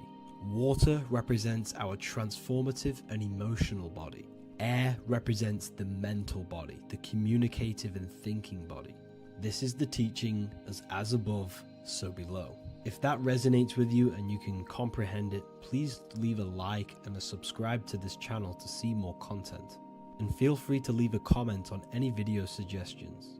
Okay, so now we've gone over the 4 physical elements and how they correspond with your inner world of consciousness. This is going to make it easier for you to understand what the planets actually are. The planets are a bit more in-depth and more detailed aspects of our consciousness. The 4 physical elements are generic, but the 7 planets go deeper. They are deeper aspects of ourselves. On a macrocosmic scale, the 7 planets rule the material realm. Every object, every animal, every plant, every stone, everything we see in this plane is governed and created under one of the 7 planets. I don't really like calling them planets. They are energies. They are spiritual forces that drive things into existence. An example of this is if we look at a tree. The roots of the tree are governed by Saturn. The stem of the tree is governed by the sun. The leaves of the tree are governed by the moon. Any offspring or fruit of the tree is governed by Jupiter. Any defense mechanisms of the tree is governed by Mars. The communication and networking of the tree is governed by Mercury. The smell and the look of the tree is governed by Venus. Everything we see in this material plane is governed by one of these specific energies. Everything material has a spiritual force that brings it into physical existence. This is the reason why we have 7 days of creation in the Bible. The 7 days of the week, all governed by the planetary energies. Monday is moon day for the moon. Mars governs Tuesday. Mercury is Wednesday. Jupiter is Thursday. Venus is Friday. Saturn is Saturn day. And Sunday is for the sun. This is the reason why there are so many 7s in this physical plane. 7 days of the week, the 7 colors, the 7 chakras, the 7 diatonic musical notes, the 7 lamps on the Jewish candlestick. The G inside of the Masonic square and compass, G is the 7th letter. Now let's go a little bit deeper into every planetary energy. Saturn in the external material plane governs the foundational and enduring aspects of existence, such as roots of plants, the bones of our body, and even the insects that dwell beneath the ground. Saturn represents the dull, hard, and unyielding forces of life, symbolizing structure, limitation, and conditioning. Under Saturn's influence, things become rigid, bound by restrictions and boundaries. This is the reason why Saturn is known as Father Time, because Saturn rules anything that is a restriction and a limitation, which is time. The whole of this material plane is governed by time. You will be born and you will die. This explains why there is so much Saturn symbology in this material plane. Saturn is one of the most important planetary energies. You are a spiritual being in a physical body. Your light, your consciousness is bound to the physical body until you learn how to escape the physical body. The body is a limitation for our infinite minds and spiritual bodies. Our infinite mind is stuck in this material body, governed by Saturn's limitation of time, matter, and space. Now let's dive into what Saturn means to our consciousness within our internal world. We've gone over what Saturn means in the external world. What does it mean to our consciousness? Internally, Saturn embodies the conditioning within our consciousness. When the Saturnian aspect of our consciousness dominates, we become overly rigid, fixated, and restricted in our thinking and actions. For example, Saturn's influence is strongly felt in today's world, where many people's minds are confined to societal norms and conditioned responses. Saturn is the aspect of our consciousness, our minds, such as limiting belief systems and limiting thoughts and emotions. This is the negative thought that you can't get rid of, that's holding you back. This is a Saturn aspect of our consciousness. However, this is not a negative thing. The Saturnian aspect of our consciousness is a great teacher, guiding us through difficult life lessons that ultimately lead us to growth and expansion. Saturn's energy allows us to experience and overcome fears and limitations so our minds can expand into new fields of thought, into new life. Although Saturn's energy is harsh and often challenging, it helps us develop resilience, discipline, and wisdom. However, in the modern day, this Saturnian energy has overpowered the minds of the masses, fostering excessive rigidity and limitation. This is why we see so much Saturn symbolism. It's literally everywhere because our minds are being dominated by the Saturnian limiting aspect of our consciousness. Now, let's move on to the moon. The moon, or lunar energy, in the external material macrocosm plane governs the elements of water, influencing the natural cycles such as the ocean tides, which rise and fall in harmony with the moon's phases. Beyond water, the moon also guides instinctual behaviors such as animal migrations. Birds, insects, and other creatures rely on the moon's subtle energies to navigate their journeys. For example, dung beetles use polarization patterns in the moonlight to orient themselves and travel safely home. The moon creates the months. M-O-N is moon. There are 28-day cycles, and this 28-day cycle of the moon is reflected in the woman's body, known as the menstrual cycle. The moon is a feminine energy, governing the feminine elements such as water and the feminine cycles of the body. The moon is the womb.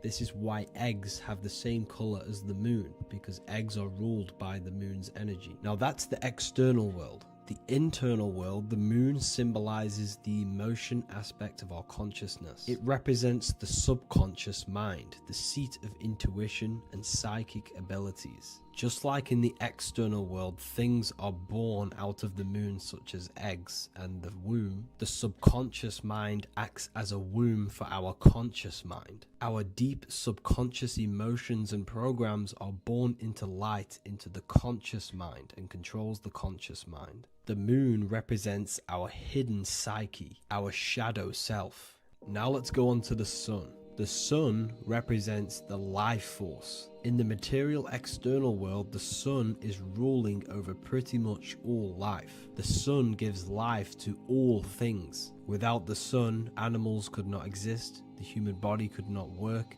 and plants would not grow. The sun is the life force. It's the soul of the world. Now, in our internal world of consciousness, the sun represents our passion, our drive, our conscious mind. The aspect of our internal world that wants to drive things and give life to physical manifestation.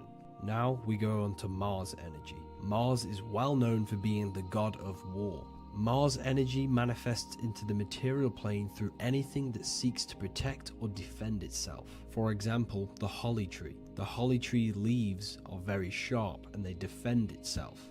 Anything that is protective in the material world has Mars energy and is governed by this specific aspect of consciousness. For example, any predators or animals such as hedgehogs with spines on their backs for protection. Mars represents all things that is driven by conflict, aggression, and defense. Now, internally, inside of our inner world, Mars symbolizes the aspect of our consciousness that is focused on self-preservation and protection. Mars governs our ego, the instinctual urges of anger or maintaining reputation. Mars is not evil. It's necessary. Sometimes it's necessary for us to protect ourselves. Mars is the aspect of our consciousness that is anger, rage, the desire to fight or conquer. When this energy is activated within our consciousness, we become defensive, assertive, and even combative, ready to dominate others and destroy obstacles in our way. Now let's move on to Venus energy. Venus in the external material world manifests its energy through the aesthetics of creation. This planet governs the beauty and harmony found in nature. including the nurturing environment of a mother's womb where life begins. Venus embodies the essential love, not only in romantic relationships, but also in the bonds between family members and all living beings. Venus represents relationships. We have relationships between plants, animals, they all depend on each other to give life. Plants provide food and medicine, while living creatures contribute to their own growth and pollination. Internally, Venus represents the aspect of our consciousness that yearns for relationships and connections with others. This is an aspect of our consciousness that encourages to care for our physical appearance and embracing beauty. Aesthetics play a role in our interactions and self-expression.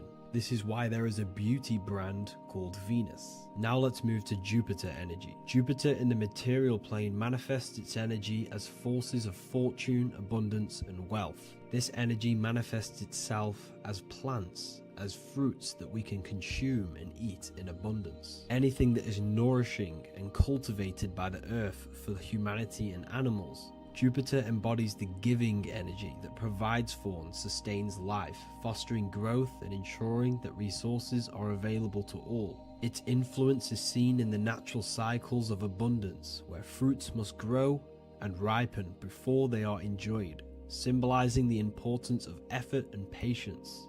Internally, in our spiritual world, Jupiter represents the aspect of our consciousness that yearns for abundance and seeks growth in various aspects of our lives, including wealth, knowledge, and personal development of the mind, spirit, and the soul. This is the aspect of our consciousness that wants to gain wealth, that wants to gain expansion and abundance in our lives. However, when Jupiter's energy dominates our consciousness excessively, it can lead to feelings of stinginess and greed. It represents material possession.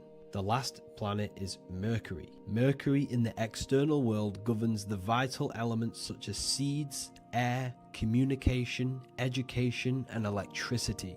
Known as the messenger of the gods, Mercury rules over intellect, communication, and the transmission of knowledge. Mercury's states of consciousness manifests itself in the material plane as the network between trees and plants, how they all communicate together. It represents the intelligence behind all physical things. It's the intelligence behind the seed that allows it to grow into a plant. Mercury's creative energy is manifested in the nervous system of the human body and all living animals. The intricate messenger that transmits signals from the body to the brain and then to the mind.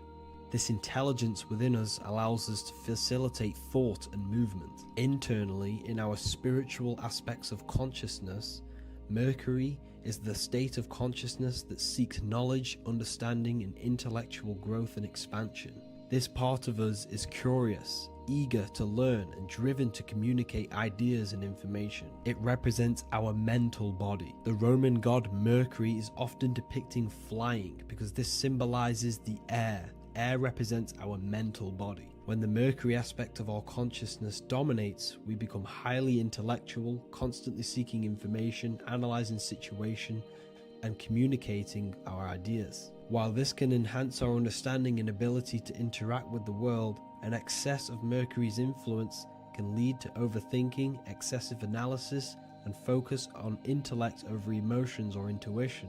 Okay, so they are the 7 planetary energies in the external world and your internal world of consciousness. These energies are manifested in the Roman mythology as human beings. They are depicted as human beings, but this is nothing but symbolism. These gods never existed physically. They represent aspects of our consciousness and spiritual forces that govern the material plane. Every material object, every intelligence, every piece of life in this universe is governed and brought into existence by one of these spiritual forces. Now, I hope this video has expanded your mind into a new realm of thought. Make sure to leave a like, a comment, and subscribe to the channel for more occult and esoteric information. You can read more about this topic and many more occult and esoteric teachings inside of my books, the Book of Wisdom Volume 1 and the Book of Wisdom Volume 2. I honestly advise that not everyone reads these books. These are books which will completely transform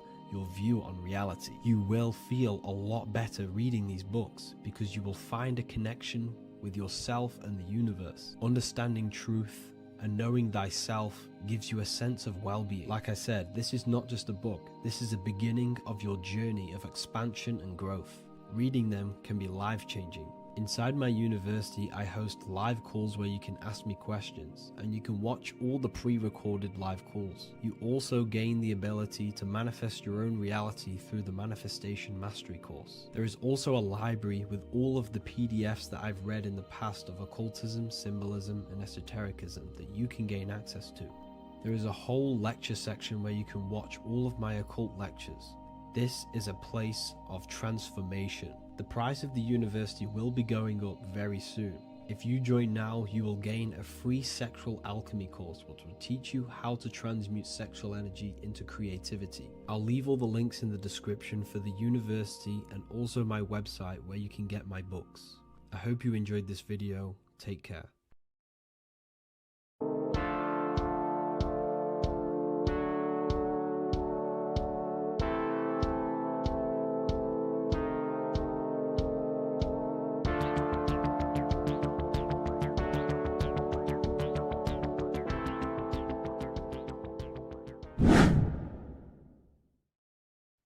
What is up, people? How are we all doing? Today, we're talking about the flat earth cosmology. So let's jump straight into this.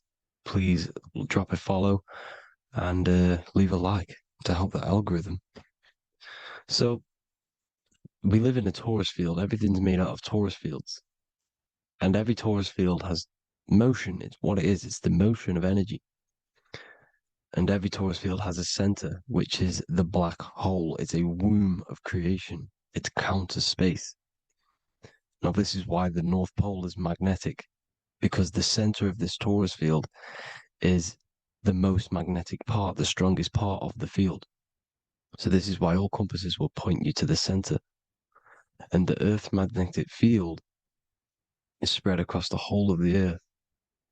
And it's spinning, as you can see here. It's like a tornado at the center. And this tornado is the force which is spinning the sun and the moon around us. You got the sun, the moon, Polaris, just like in the Masonic cosmos here. The sun, the moon, Polaris, the all-seeing eye. Now we'll get into Polaris a bit later, but the sun is the magnetic force. Sorry, is the electric force, because every field is electromagnetic. Now, the sun is electric. It's positively charged. It's going to give you energy. It's feeding energy. The moon is more magnetic energy, which is taking your energy away from you. And this is why you become sleepy when the moon comes out, because it's taking away your energy. So these two forces is the balance. It's the yin and yang.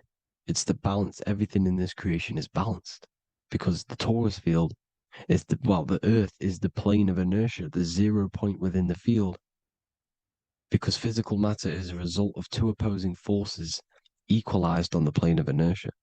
And that is where matter crystallizes into physical results. And this physical plane is the plane of inertia, planet Earth. And at the center of this plane is the black hole, the womb of creation. And outside of this black hole gives birth to light. So the torus field is constantly rotating, going into counter space, the black hole, and then out of counter space gives birth to the white hole, white light. You see? So it's going around, black hole, birth again, black hole, birth again. And it just keeps going around. It's an infinite cycle of energy. And this is where the infinity sign comes from. This is the motion, this is the force which is creating everything to spin inside of this circle. Okay? And it's making the stars spin. It's making the sun and moon spin around us, around this center point. Now here you see Horus and Set. Horus and Set putting their feet inside of this dome. This is the royal arch, the arch of the dome above us, which is like you see in the Masonic cosmos, the royal arch of Freemasonry. This is the dome above us, the firmament that the Bible talks about. You see, they're putting their feet in because Set symbolizes the moon and Horus is the sun. Horizon, Horus. Horus is rising, the sun. So they're both putting their feet around the center magnetic pole, which is the pole, North Pole. And above the North Pole, you have Polaris, the pole of electromagnetic energy. You see? And this is how we get the sun and the seasons. Because the sun, for us, when it becomes summer, it's on the Tropic of Cancer. Then it spirals outwards, going out and out and out, then goes to the Tropic of Capricorn. That's winter for us. Then it comes back in and creates summer again. So it's constantly spiraling around this center magnetic North Pole. You see? So this roof above our heads is the firmament, and this is what they've taken off of us. They haven't physically taken it, but mentally they have taken this away from you. It's a female energy, and this is what the Egyptians called Nut, the sky god Nut. And this is the womb. We are inside God's creation, God's womb, and the woman's womb when she has a baby is a microcosm of this, because everything inside of this creation is macro. It's a reflection of the bigger things, as above, so below. So the dome above our heads is the dome we are in when we are a baby. And you can see the sacred geometry of it is the exact same. It's the dome. And when we are inside of the womb, the woman, the sacred maker, which is the M, the Masonic M, this is the Gmail symbol. The Masonic M is maker, mason, matter, male. She delivers the male, you see. She delivers the male because it's the maker, the female, the magnetic. The woman is magnetic in nature. The male is electric in nature. So when we are in this womb, the female, we are being fed by the center umbilical cord, by the center of the mother's stomach. We're connected to the center of the woman's stomach, just like we are when we are in the earth. The center is where the aurora borealis is being emitted from, the electromagnetic aurora borealis, the northern lights. This is our spiritual umbilical cord, connecting us to counter space, connecting us to the realms beyond this world. Because at the center of every Taurus field is counter space. And at the center of the earth is our spiritual umbilical cord. And this is the earth's belly button, as you see. As above, so below. We had a physical umbilical cord. We have a spiritual umbilical cord. And this gets cut when we die, when we're cut away from the physical reality.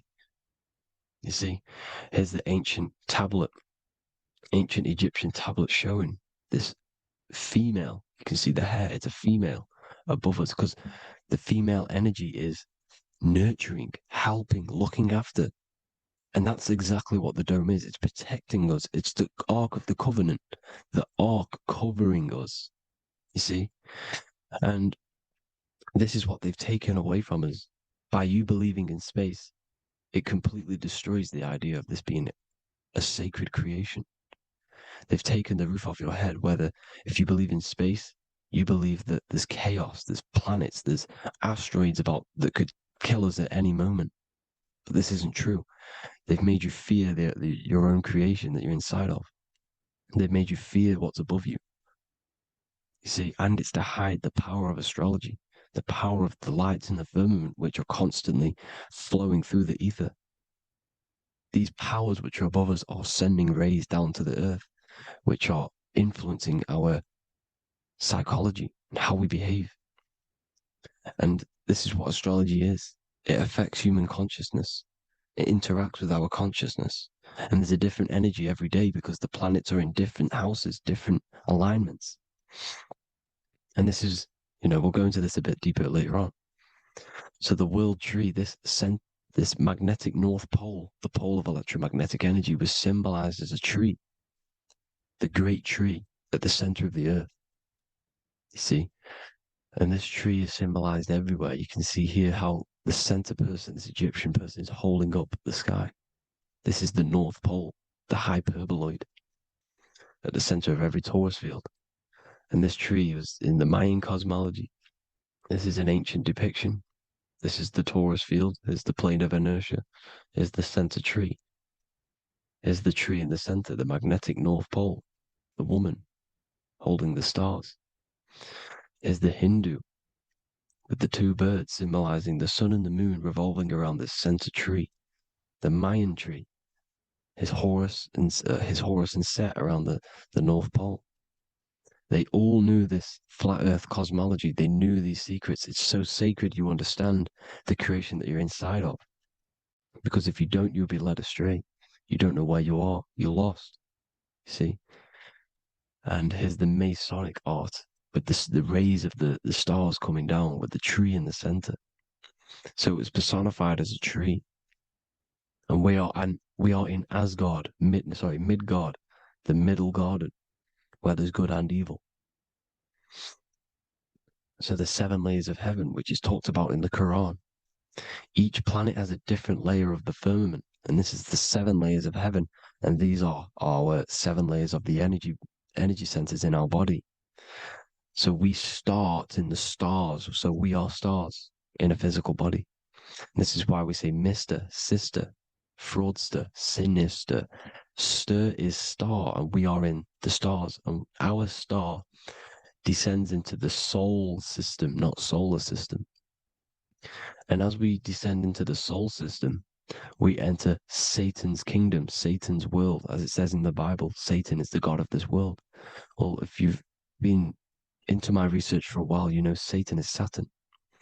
Saturn's world, because Saturn's the outermost ring. He's the Lord of the Rings. And you enter his kingdom, the kingdom of time. And this is why Saturn's the time god. As soon as you go past the rings of Saturn, you're now in the soul system. You're now in time. You're now bound by space and time.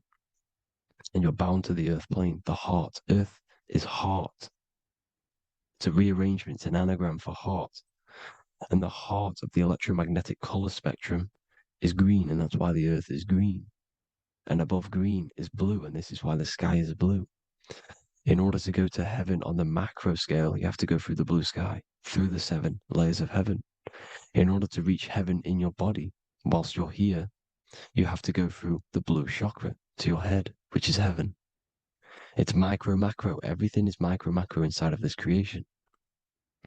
It's an ancient, I think this is a French image, piece of art from the ancient French, with obviously the 7 layers of heaven, which they all depict. And notice how it's like a dome. We'll go into this dome symbolization, the Royal Arch of Masonry, which is next.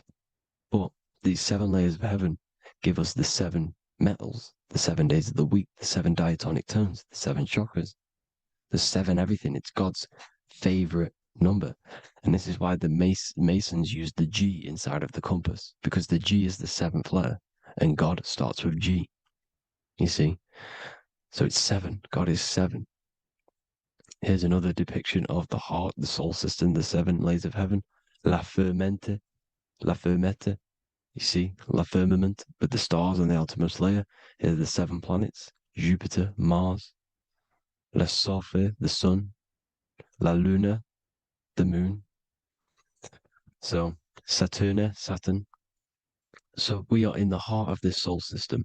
In order to ascend, we need to ascend up our chakra system, reach 144,000 hertz, God consciousness, the God man. You have to unfold God man, master of the mind, mastery of the mind.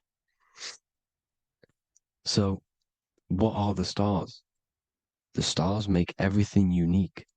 The stars are constantly rotating around the center, magnetic North Pole, the tornado at the center, which is stirring everything. It's stirring the ether. The center is the ether, and the 4 elements are born out of this ether. There's 5 elements: ether, spirit, water, air, and earth. The ether gives birth to the 4 other physical elements, which the whole of creation are made out of. About them 4 elements. 4 is the number of stability. You know, a chair, a table has 4 legs. It's stable things. It's a foundation, and these 4 elements are the foundation of this creation. You see, and this magnetic North Pole is stirring this, and the 4 vibrational states of the ether are the 4 elements. Now let me get back to the stars. I just wanted to give you that. The stars are being stirred around this center point. Center. It's stirring everything. And they're always in different alignments. Every millisecond they're moving in different placements of the stars. And the planets are called the seven wanderers because they're not fixed. The stars are fixed. But the planets they're called the seven wanderers, the seven layers of heaven, because they move faster and slower than each other. Each planet is slower and faster, has a different rate of speed it's moving. So these alignments are mixing in with the energies of the different 12 constellations. And this is why you have a unique characteristic. You have a unique look, a unique energy, a unique personality. This is because when you were born and you took your first breath, that energy which was in the ether, because the ether is all around you, and energy travels through the ether. The energy that the stars were casting down and the energy that the planets was mixing in with the 12 constellations was in the ether. So when you came out of the womb and your first breath, because breath is spirit, okay? So that first breath you took, that is the energy that is imprinted within your DNA, your soul. And you reflect that energy, you emit that energy. That's the energy that is with you forever until you die, till this physical body dies off. And that's what the stars are. The stars are giving a unique energy, characteristic, personality to every living thing. Every dog, every cat, every animal has a unique personality because it was born at a different time and place in the sky. Okay? The stars are your destiny. Now, the stars are constantly changing as well. If you look at stars through a telescope, they're constantly changing and forming different forms. You can see here, it looks like water. It looks like light through water because it's the ether above us, a sea of ether. And this light is being emitted through it, and it's just constantly changing, giving different energies, each star. So this is why this is what the zodiac is. It's the expression of energy. It's the expression of the stars. And each constellation has many different personality, different energies, different traits. Each planet has different traits, depending where your planets are, depending what energies you hold. No two person have the same energy. There's no one. It could be similar, but no one's the exact same. It's because of the stars. The stars are never in the exact same split place. The planets are always in different houses. So here's some Royal Arch symbolism. Here's the Royal Arch of Masonry, as it says here. The sun and the moon, the constellations. Here's Cancer, the 7 planets, the 7 stars. Here's the Royal Arch. This is the firmament. Here's the duality. Black and white, duality, good and evil, rest and motion, dielectricity, magnetism. See? So this is what the Royal Arch is. It's symbolizing the cosmic dome above us. The womb we're in. We're inside God's womb. And here's George Washington, the Freemason, inside of the Royal Arch. You see? With the G, the Masonic G, God, 7. Here you see another depiction of George Washington with the stars in the dome above his head, his Polaris, the sky vault, Polaris. We'll get into that later. Go inside of all of your ancient churches, you will see the dome. Go to the Vatican, you'll see the dome. All of your ancient churches have this dome because it's the dome above your head. The ancients knew this. This was known. We did not live in space. It was known back then. They all knew. This is Crown Court, which is one of the most important courts in the UK. You can see it's clearly so much Masonic symbolism. You've got the 4 pillars of Masonry. The Royal Arch is like an arrow pointing upwards to Polaris. His Disney World is under a dome. In his Polaris, the sky vault. You see? And also 666 in the symbol. Here's more 7 layers of heaven. Here's an ancient depiction. The firmament. Here's the astral plane outside of the firmament. The Royal Arch. You see? It's everywhere. Here's Polaris, the 8-pointed star. Polaris is in between the sun and the moon. It's at the center of the Taurus field. And Polaris corresponds with the pineal gland as well because it's the all-seeing eye. See? So is Polaris the 8-pointed star, which is at the very top. It's the very center. It's on top of the North Pole. And it's an 8-pointed star that's always symbolized as an 8-pointed star. Here you see the Vatican. The Vatican is a giant key with an 8-pointed star. See, it's a key. Here's the dome.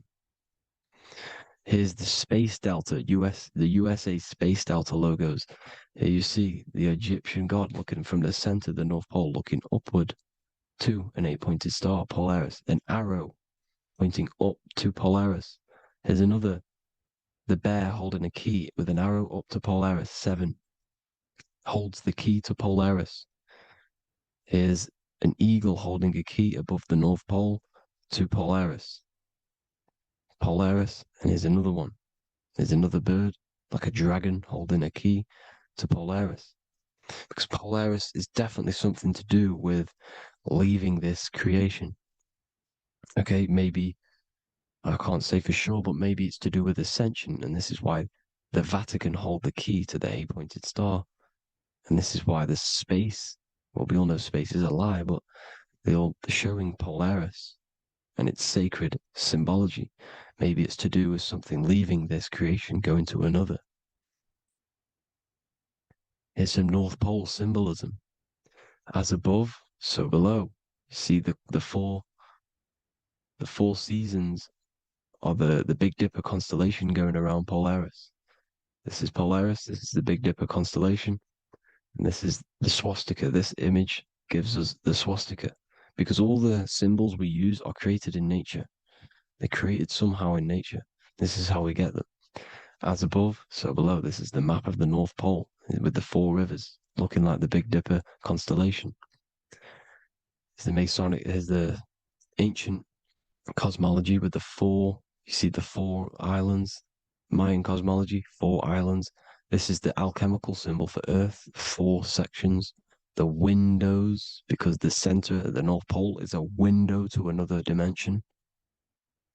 The 4 lucky 4-leaf clover, which is supposed to be lucky. It's truth in plain sight.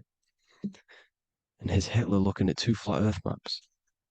So this swastika has been used for thousands of years, thousands and thousands of years. And it's symbolic for the most sacred land on this plane, the North Pole. Shambhala. Do some research on Shambhala, people. It's a it's a Hindu mythology about the sacred lands at the center of the earth. And it's known to be full of enlightened beings. And it's all symbolized at the center. You can see their paintings of Shambhala. It's all at the center, the North Pole. And it's known to be the most godly place ever, because it takes you to a portal to the higher places. And maybe this is something to do with Polaris, connecting you to this sacred land at the very center. But anyways, people, thank you all for tapping in. Hope you all learned something. Have an amazing day. Please follow, subscribe, like, all the links in the description for the courses, the PDF. Please have an amazing day. God bless.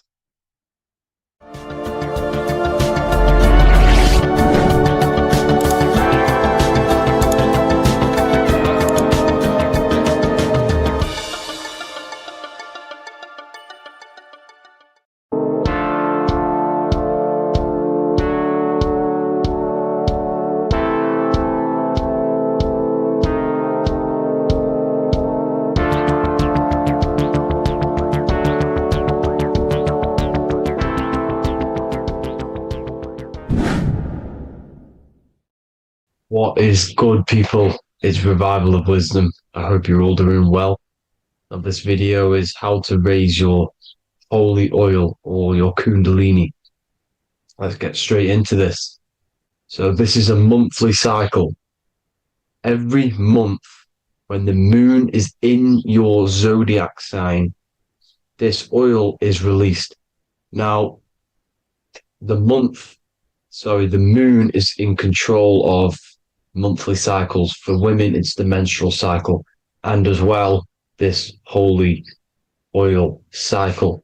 The moon changes sign every 2.5 days and passes through the zodiac signs in 27 days.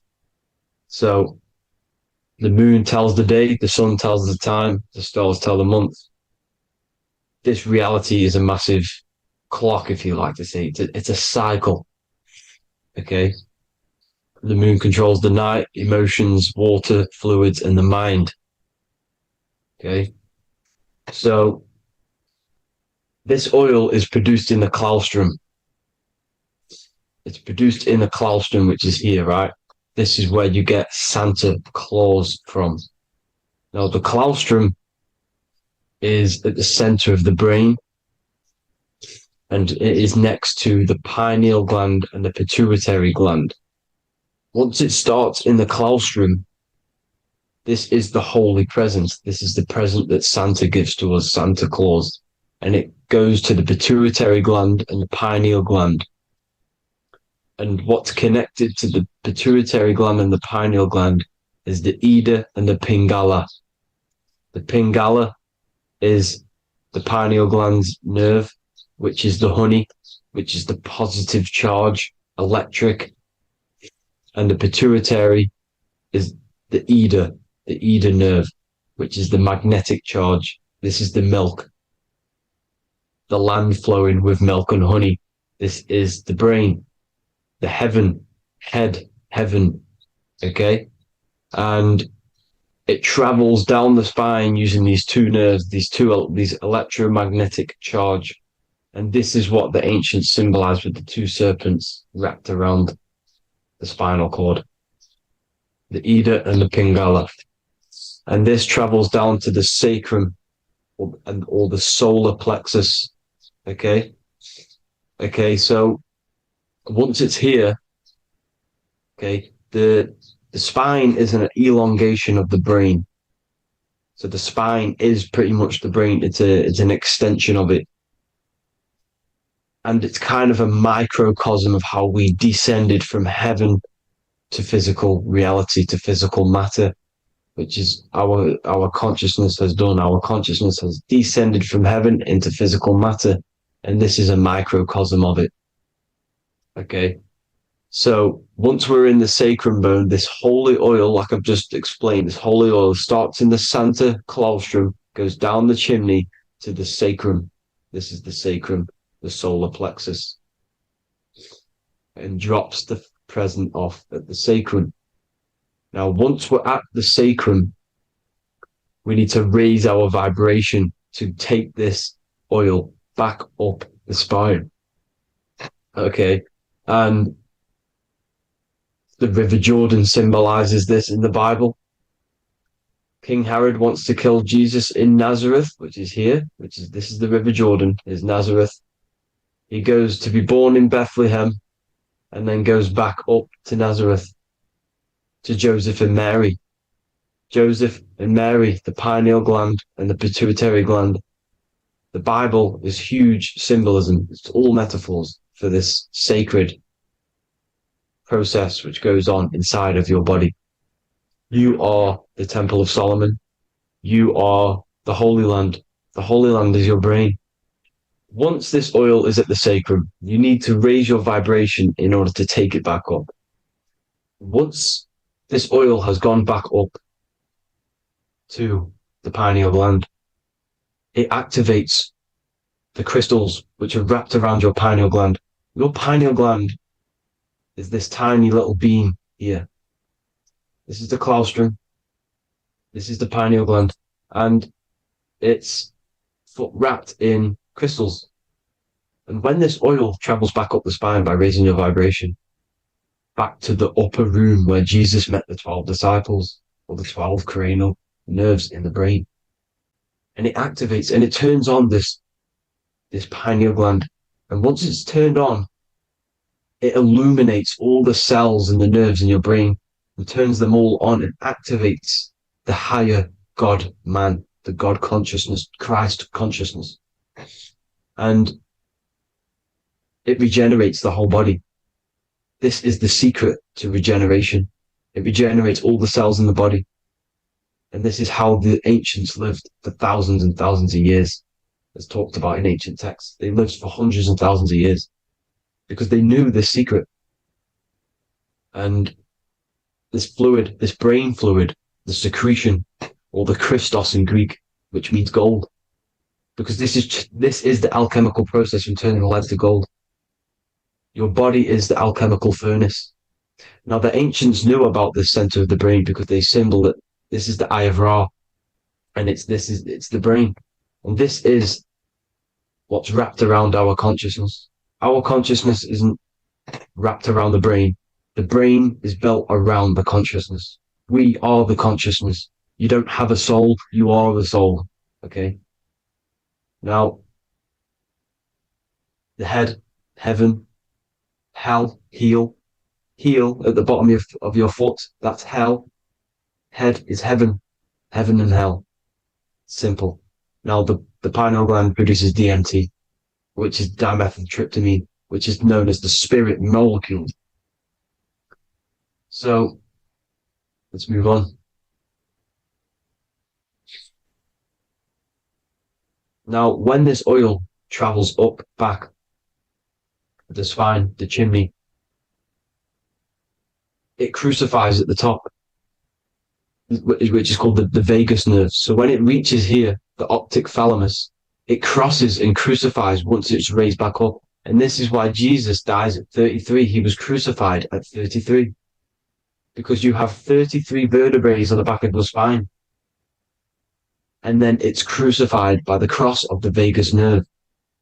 When this oil crosses the vagus nerve, this is the crucifixion at 33. And it symbolizes the death of the physical consciousness. You then become spirit. You then become God consciousness, activating the Kundalini, regenerating the body and the mind. Okay. The Garden of Eden. You are the Garden of Eden. The land of milk and honey is upstairs. The pituitary, which is the milk, the pineal gland, which is the honey, which is DMT. It even says this in the Bible.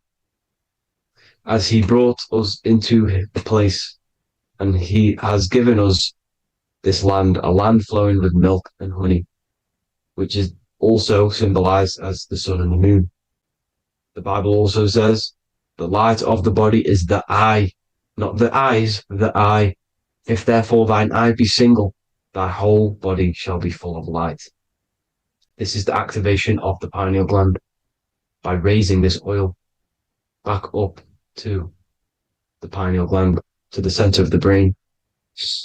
Neither shall they say, see that here, or see there, for behold, the kingdom of God is within you.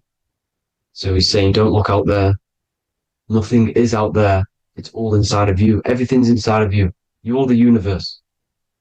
Now, how to raise this oil back up to the pineal gland? Every month, like I said.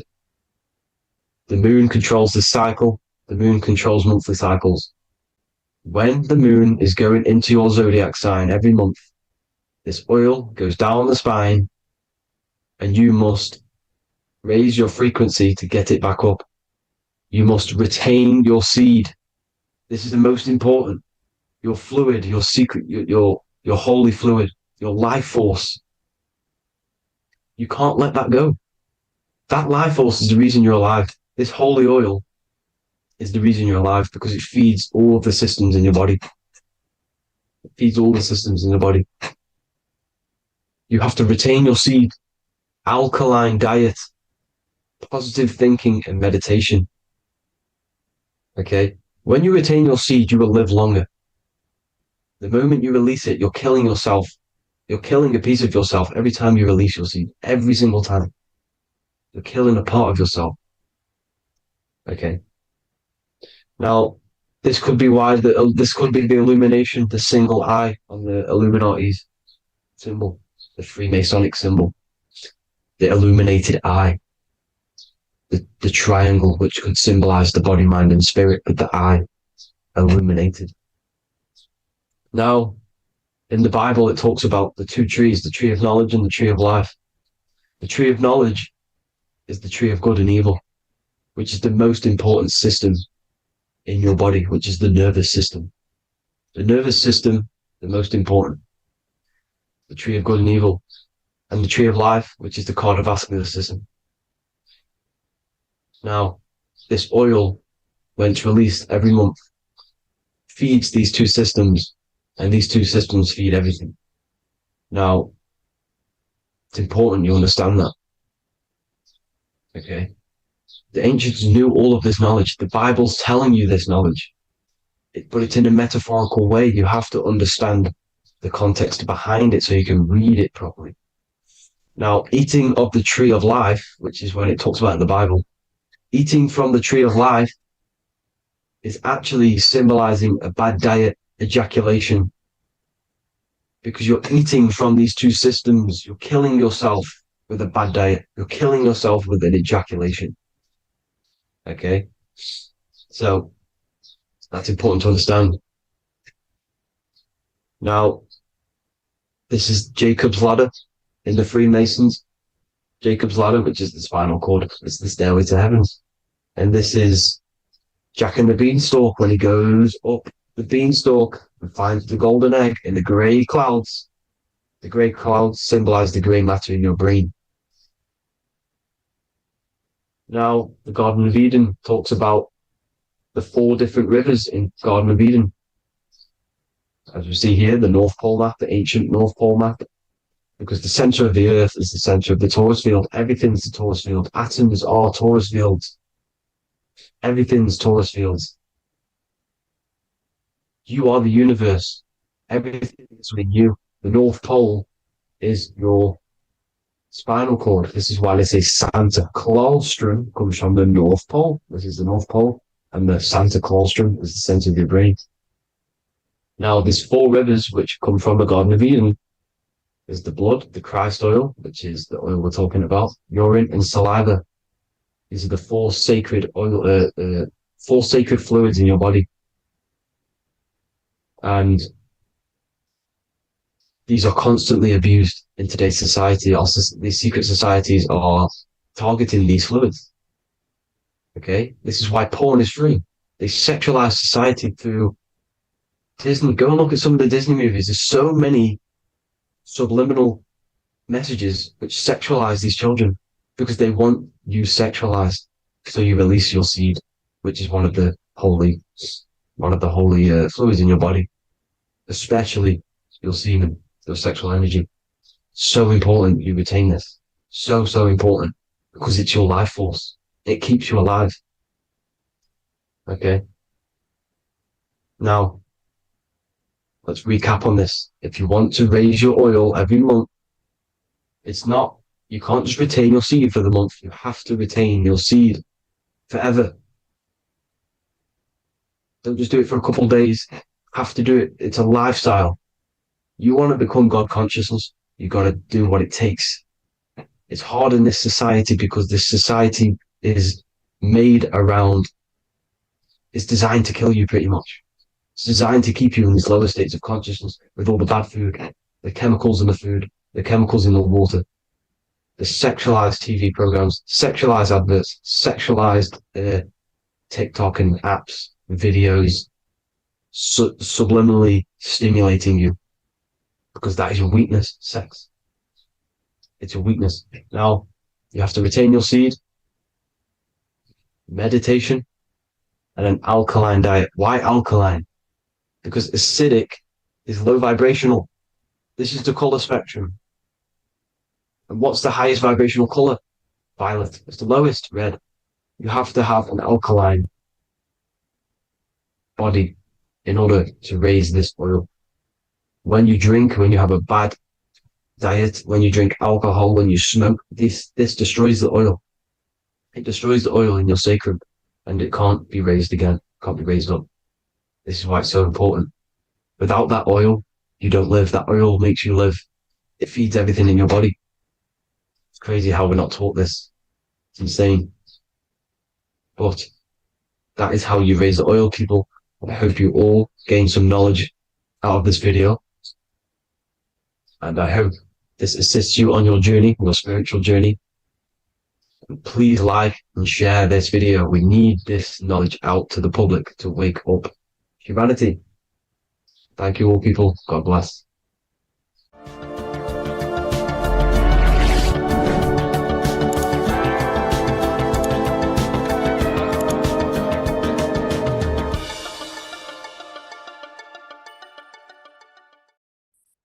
The Pope is supposedly opening 5 portals on Christmas Day. Now, I know this video is a bit late, but I'm going to be commenting on what I think this symbolism and this ritual truly means and what they are trying to do to society with this symbolic ritual. So, the first thing we must understand is that everything these people do on a mass scale, all of these major events that they take place on, are all symbolic. They're all ritual. They all have purpose. Okay. So when we look at the locations of these 5 doors that are in Rome, we actually see the sigil of Lucifer when we connect the dots of all of the 5 door locations. This is the sigil of Lucifer. Lucifer is not what you think. Lucifer, sigil of Lucifer, represents the outline of the human brain and our visual perception field. Now, the human perception field is how our brain interacts with the external reality. Our external reality is not physical. The only thing that exists outside of you is pure energy, formless, vibrational energy and light. Your brain is an energy decelerator. Your brain decelerates this light, this energy, into a material reality or perception that you can interact with. You don't look into the external world. The energy, the light, enters the eye retinas, goes through the optic nerve, and travels to the back of the brain called the visual cortex. And the visual cortex is what shapes your visual screen. Now, if you are seeing the screen, this means that you are not the body, you are not the brain, you are the perception observing the screen that you are seeing. You are the eye behind that, you are the person behind that. So, what this is actually symbolizing is perception. This is a symbol of perception, of perceiving the material plane, of how spirit interacts with matter. Now, what's Lucifer? Now, the word Lucifer means the light bearer. He's known as the light bearer. The word Lucifer originates in Latin. Luci means light, and fer means to bring. It's the light bringer. The eyes, the visual perception of the light bringer to your reality. You see, everything outside of you is light. You are made of light. The word hue man means light. Hue means color, which is a form of light. And man means manifest. We're light manifested into material form. Every single one of us is Lucifer. When we fall for the material world, the external world, is an illusion. It is the false world. It can elude you. It can make you fall in love with the material things, material pleasures, lust, money, fame. These things make you fall. This is the fall of Lucifer. This is the mythological story. This is the symbolism behind Lucifer. It's you. Are you falling for material pleasure because you are a divine spiritual being from the higher planes, not from this plane? Now, if you let your divine being fall for this material plane and fall for the evil that can take place in this plane, then you are Lucifer. It represents the false light, the false reality. This symbol, the sigil of Lucifer, it symbolizes the interplay between light, consciousness, and the perceptual experience of the physical reality. The external world is truly internal. What we visually perceive is essentially light waves carrying information, which then gets processed by our brain, the central computer of our nervous system. Okay? So, how many doors are open? 5 doors. So 5 is the number of perception as well. 5 fingers on each hand, 5 points on the human body, 5 toes on each foot. We have 5 senses. 1, 2, 3, and 4, they're spiritual numbers. 6, 7, 8, and 9, they're material numbers. 5's the gateway. 5 is the middle bridge of how our spiritual self interacts with the physical self, how spirit interacts with matter. So this ritual is symbolic of perception. This is maybe bringing in a new perception. A new event will happen after this, a new perception of the world. Or personally, I think this ritual was to obviously shape the collective consciousness, because your reality is an externalization of your inner consciousness. It's simply just a mirror. Your material life, your material world outside of you is simply a mirror reflecting with mathematical and geometric precision of your internal consciousness. Your consciousness is creating and causing the effect called reality, physical reality.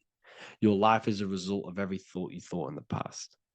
Therefore, with that being said, everyone who perceives this ritual of, oh, the Pope's opening 5 spiritual portals, who's letting in demonic energy into the world, they're going to let demonic energies and demonic spirits all in the world. Well, what if I told you the only portal they're opening is a portal in your own mind for negativity? By you believing in negative forces coming into the world and going to possess everyone, that's opening up your own mind.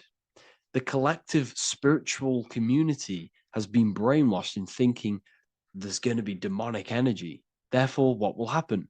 There will be demonic energy. Not because the Pope opened up a portal to the demonic energy, it's because everyone opened up their own minds to the demonic energy. Therefore, we as a collective consciousness shape the external world on a macrocosm scale. For example, the microcosm is your personal life. Your personal life.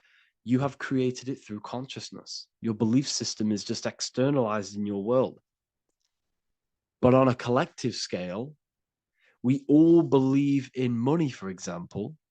And because we all believe in money and we believe that this piece of paper holds value in our minds, okay, in the mental plane, this has an effect on the physical plane by shaping the physical plane by being ruled by this belief on a macrocosm scale. Yes, I know that money doesn't exist. It's just a belief in my mind. But that doesn't have an effect because the collective consciousness believes that money has effect, has power. When it doesn't, it's just a piece of paper with the belief behind it. If the collective consciousness stopped stopped believing in money, then the collective consciousness would have broke the spell and we would have no longer had a material plane ruled by money. You see, our beliefs is ruling and shaping our physical plane. This physical world outside of you is truly just an effect of the mind, an effect of our consciousness, our inner world. So I believe this ritual was done to change our perception, to make us think the Pope is bringing this spiritual energy and negative forces into the world. And it's just simply us creating the negativity in the world by believing in this, by thinking this. Remember, they have the power to send messages into millions of people's minds through media. And then messages are then believed, and that belief is shaping our world. What have I told you? That the New World Order is not manifested by the elite, it's manifested by you and us. We're all manifesting the New World Order. They can't manifest it. We can, because we are the ones believing it. We believe it. It is reality. It shapes our own prison. We're all shaping our own prison by believing in the prison, by believing in money. So this ritual was all to do with perception. creating a new perception, creating fear in our minds to, of course, distract us from what's really going on. This is all a ritual to implant messages in your own mind. So I hope you all understand this video, and I hope you all gain some insight, and I'll see you inside the university. There's an ancient symbol hidden in plain sight, one that holds the key to transformation, power, and unlocking your true potential. It's been used for centuries by mystics, rulers, and even modern science, but almost no one understands its true meaning. Once you do, it will change the way you see yourself and the world forever. Stay with me, because this could be the key to your own awakening. The symbol of the snake, or the serpent, is a very powerful symbol that refers to something within you, that we all are on this journey. So first of all, we see this symbol in ancient Egypt on the top of the pharaoh's head. We also see this with Buddha, with the snake on top of the Buddha's head and below. We also see this in Rome, with the Roman god Mercury holding the staff with the snake. We see this in Adam and Eve's story, with the snake tempting Eve. We even see this today on the medical facility. But what does this mean? Why is this symbol being used for thousands and thousands and thousands of years? It has a very deep esoteric meaning. We see this in the caduceus staff, and we even see the snake representing the Kundalini. What does the snake actually mean? A lot of people think it represents the Kundalini, which it does. However, there's a deeper interpretation of this symbol, and it goes very far beneath the surface of what the snake actually represents. Okay? So first of all, when looking at symbols, we need to observe what the snake does in nature. The serpent sheds its skin. The serpent shedding its skin is a sacred symbol of an inner transformation. It transforms from its old self to a new self. It sheds layers of itself. As the snake discards its old exterior, it mirrors our own journey of realizing outdated beliefs and patterns, paving the way for a renewed, authentic self on the esoteric path of awakening. Essentially, it represents transformation, but not transformation of our physical bodies, transformation of our inner world. Now, this is where things get a little bit tricky and you may become a little bit confused, but I'm going to make this very clear for you. The snake symbol, or any symbol, can be used for different contexts. For example, the Kundalini. We see the snake representing the Kundalini. We all know that energy can't be destroyed, only transferred. Like I said, this is a transferring of energy. It's a changing, a transforming, shedding its skin. It represents transformation. Sexual energy is energy, and we can transform the sexual energy into a Kundalini awakening to activate dormant brain cells in our brain and to activate the human light body, which is the spirit. We can cultivate, save, and retain our sexual energy, transmute it up the spine to activate the brain. This is a symbol of transformation, of energy in this context. However, when we go to the emergency services, this does not mean the same thing as the Kundalini. The snake in this context represents transformation of health. When we are picked up by the emergency services, we are looking for a transformation. We are unwell, and now we need to transform to well-being. This is why they use this symbol. It represents transformation, especially with the pole and the snake climbing. It's climbing, it's transforming from the bottom to the top, shedding its skin, shedding old layers, transformation. We see this in the Bible with the snake tempting Eve to eat the apple of the tree of knowledge of good and evil. Well, what does this mean? Where's the transformation in this? Well, this is a very hidden one. The transformation takes place in Adam and Eve's consciousness and their mind. They go from a pure, whole state of consciousness, from being tempted by the snake, and they eat it and they transform into knowing the good and evil, into the dualistic ways of thinking and the dualistic meaning of this world. Let me rephrase that. They understand the dualism of this world, and they now understand the two good and bad ways of thinking. They know the knowledge of good and evil, of duality. They shifted from a whole state of consciousness into their consciousness being split into good and evil. This represents the journey of every single soul that incarnates into this world, including yourself. When you were a child, you were whole. You had no understanding of good and evil. But as you grew older, you eaten the fruit. You grew to understand the knowledge of good and evil. Your consciousness split from a whole into a separate and divided way of thinking and divided understanding of the world. We suppressed aspects of ourselves to fit in with society norms, and we just limited ourselves with limiting belief systems. We knew the knowledge of good and evil. Our consciousness split from a whole state. This is what Adam and Eve is symbolic of.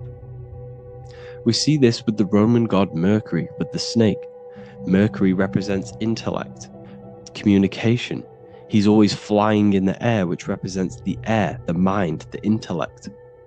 He's holding the snake to represent transformation of the mind. This is what we call mental alchemy. Turning base metals into gold, turning the unenlightened aspects of our mind into enlightened ones, turning our negativity into power and control. We see this with Buddha, and Buddha is all to do with transformation of the inner world, transformation of the mind and the soul and the emotions. And it also represents the Kundalini. We see this in ancient Egypt. We always see the snake on the head, representing the place where the third eye is, representing the intellect or the mind, the mind's eye, the third eye, whatever you want to call it. This is the place of the invisible intelligence within us. This is our mind, or intellect. And this is the transmutation of the mind. This is why the snake is on the head, representing the transformation of the mind, going from the unenlightened into the enlightened, going from the uncontrolled to the controlled mind, so that we can control the very fabric of reality. I've kind of just given that away. Why is this important? Humans are creators. We're the architects of creation, endowed with the divine power to channel the fourth dimension, which is the imagination, into reality. Each thought and intention is a seed. When nurtured with focus and clarity, transforms the unseen into the tangible experience. This creative process bridges the gap between the ethereal and the material. Humans are creators. It's impossible for you not to create. Whether you're doing this consciously or subconsciously, you've been creating your whole life, turning non-physical thought into physical reality. We are creators. However, the mind cannot create in a state of chaos. The mind cannot create with limiting beliefs. The mind cannot create with thoughts that come and destruct our minds. The mind cannot create consciously and effectively if there are impulses within our mind and we have no control over the mind. So this is where self-transformation comes from within. This is where the snake comes in. The snake represents the transmutation of our mind from the uncontrolled to the controlled. In this context of the Egyptians with the snake on their head, it's all to do with mental alchemy.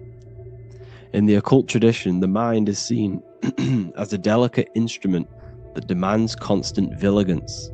Left unchecked, it reverts to archaic and destructive thinking patterns. Like a finely honed blade, it must be continually sharpened through discipline and self-refinement. In this unending process of unveiling and mastery, we learn to shape reality, harnessing the power of our thoughts to manifest the highest potential. It's all to do with mental alchemy, and this is how the snake is connected to you, and what the snake represents to you. It represents the transmutation, the the changing of ourselves, of our consciousness, so we can gain control in this 3D world. If we lack control, then we'll constantly be manifesting chaos. Now, there are 3 ways that we can transform our world, and we can slowly transform our mind. Now, this is not an overnight process. It takes periods of time of purification. And number 1 is affirmation. Let's say we have this dirty cup of water and we have a tap of water. And in this tap, it's pouring in more water, clear water.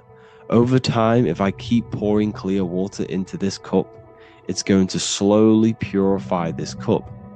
And then in the end, it will look like the cup on the right. It's the same with your mind. The cup represents the limiting beliefs, the negative thoughts, the negative mind, the uncontrolled mind. But if we keep repeating affirmations over and over and over again, such as I am disciplined, I am powerful, I am limitless, over time this can purify our subconscious and we can gain control over the mind, and we will become conscious of the thoughts that we are giving attention to. The second way is meditation.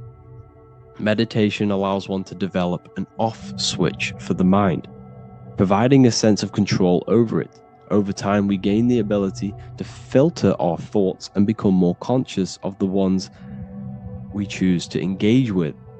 Meditation, over a period of time, will give you this button that allows you to filter out negative thoughts. If you have a negative thought in your mind, you'll be able to become conscious of this and redirect your mind's attention. This is all about self-control, because remember, we become what we think about. The snake represents the transmutation of the self. And another way is visualization. Visualization allows your subconscious mind to experience the reality you desire, accepting it as truth.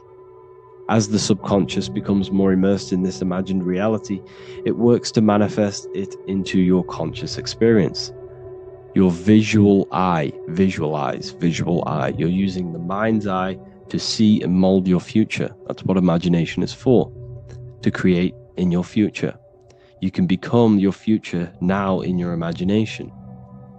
And this can slowly purify your consciousness, slowly purify your mind, which will then, if you do all 3 of these over periods of time, you will see great transformation from the inside out, and your outer world will start to mirror your inner transformation, because it's as within, so without. You change your inner world of consciousness, of thought and emotion, you'll change your external reality and your circumstances. So I hope this lesson has gave you a great understanding of what the snake actually represents. And now that you see it, you will see this everywhere. Every time you see a snake, you know it represents the transformation. So please, if you can, leave a like, comment, and subscribe, and turn on the alerts to make sure you never miss a video. And if you have any video suggestions, feel free to make a comment and I can make a lecture on it. I appreciate you all watching this video today, and I'll see you all inside my university if you're inside, and I'll see you all in my Telegram if you join. And I'll see you in the next video, of course. Thank you and take care. Hello and welcome to another video and another lecture from Ethereal University. Today we're going to be breaking down in detail the Freemasonic 33rd degree symbol. Now, of course, this is a complex symbol, and it's composed of many symbols put together to create a greater meaning. So, as you should know from my previous videos, a bit of context behind Freemasonry, what it particularly is, and I will give you a brief overview before we go into this. It's definitely important to know what Freemasonry is before we break down this symbol, okay? Because without the knowledge of Masonry and what it is, it's difficult to understand what the symbol truly means. So Freemasonry is all about building. The word Mason means to build. And we're either building with light or we're building with darkness. So that we have good Freemasonry, we have good Masons, people who want to spread the truth, people who want to help people awaken their mind and liberate them and bring them up to higher consciousness. Or we have Masons who want to divide, keep the knowledge to themselves, create walls, build walls in people's minds, construct illusions in people's minds for their own personal gain. Okay, so we're either building with light or you're building with darkness. You're either building with light or bricks, spirit or matter. God and the devil, same thing. You're either uplifting people or dividing people. Each and every single one of you is a Freemason. Well, a Mason. Not a Freemason, but a Mason. You are a builder. And you're either constructing division in you and other people, or you're either creating oneness. Everyone is doing this. Everyone is building. Everyone is contributing towards the world and building our reality. So Masonry is a craft, and that craft is to craft a better mind and heart, a higher consciousness, a higher understanding of the self, building a higher perception of yourself, getting to know who you actually are, why you are here. Every action, behind every single action, behind every single cause is choice. You chose to be here. Whether you know why you are here or whether you do not know. You chose to be here in this time, in this period of life on the earth, on this physical dimension. You chose, the mind of yours chose to be here in this body at this specific time. You are playing a role, you are building in this world at this specific time. So Masonry is all about getting to know the self, to know what you actually are through gnosis. Gnosis is direct knowledge obtained and extracted from direct experience. Knowledge extracted from direct experience. Knowingness. You know you have hands. You don't believe you have hands. You know you have hands. That's what knowing thyself truly means. To go within the self. To dwell in meditation for long periods of time. Not even meditation. To dwell, closing your eyes and thinking internally. Not thinking externally about anything outside you, but thinking and questioning internally, and you shall find answers. Seek and you shall find. If your heart is truly set on knowing, on getting to know true knowledge and knowing yourself, then you will find it. Okay, so because that's what the heart is. The heart is where we find our treasure. It's why it's inside of our chest. Our chest holds the treasure. What is your treasure? Your treasure is your physical manifestation. And whatever you act, whatever your heart cares about, your body follows. Your body takes action towards what you care about in life. This is why we say follow your heart. Because your body follows the heart, what you care about. If you do not care about something, you do not take actions towards it. Whatever your heart loves and has that love energy for, the body follows. If you truly want to become enlightened and truly want to reach higher consciousness, then you will. You truly care for that, then you will find it. You have to go within. Okay, so this is what Masonry is about. It's about going within and finding out your true nature and constructing a higher consciousness by dissolving walls and blockages inside your mind and heart, purifying the self. Because you can care about sick and twisted things. Okay. We can see that in society. People like killing people. It's psychotic, but I know. So we can be corrupted. Okay, so going into this symbol, what does the symbol mean?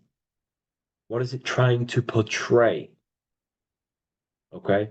Uh, Before we go into this symbol, particularly, uh, we're looking at the Scottish Rite Freemasonry.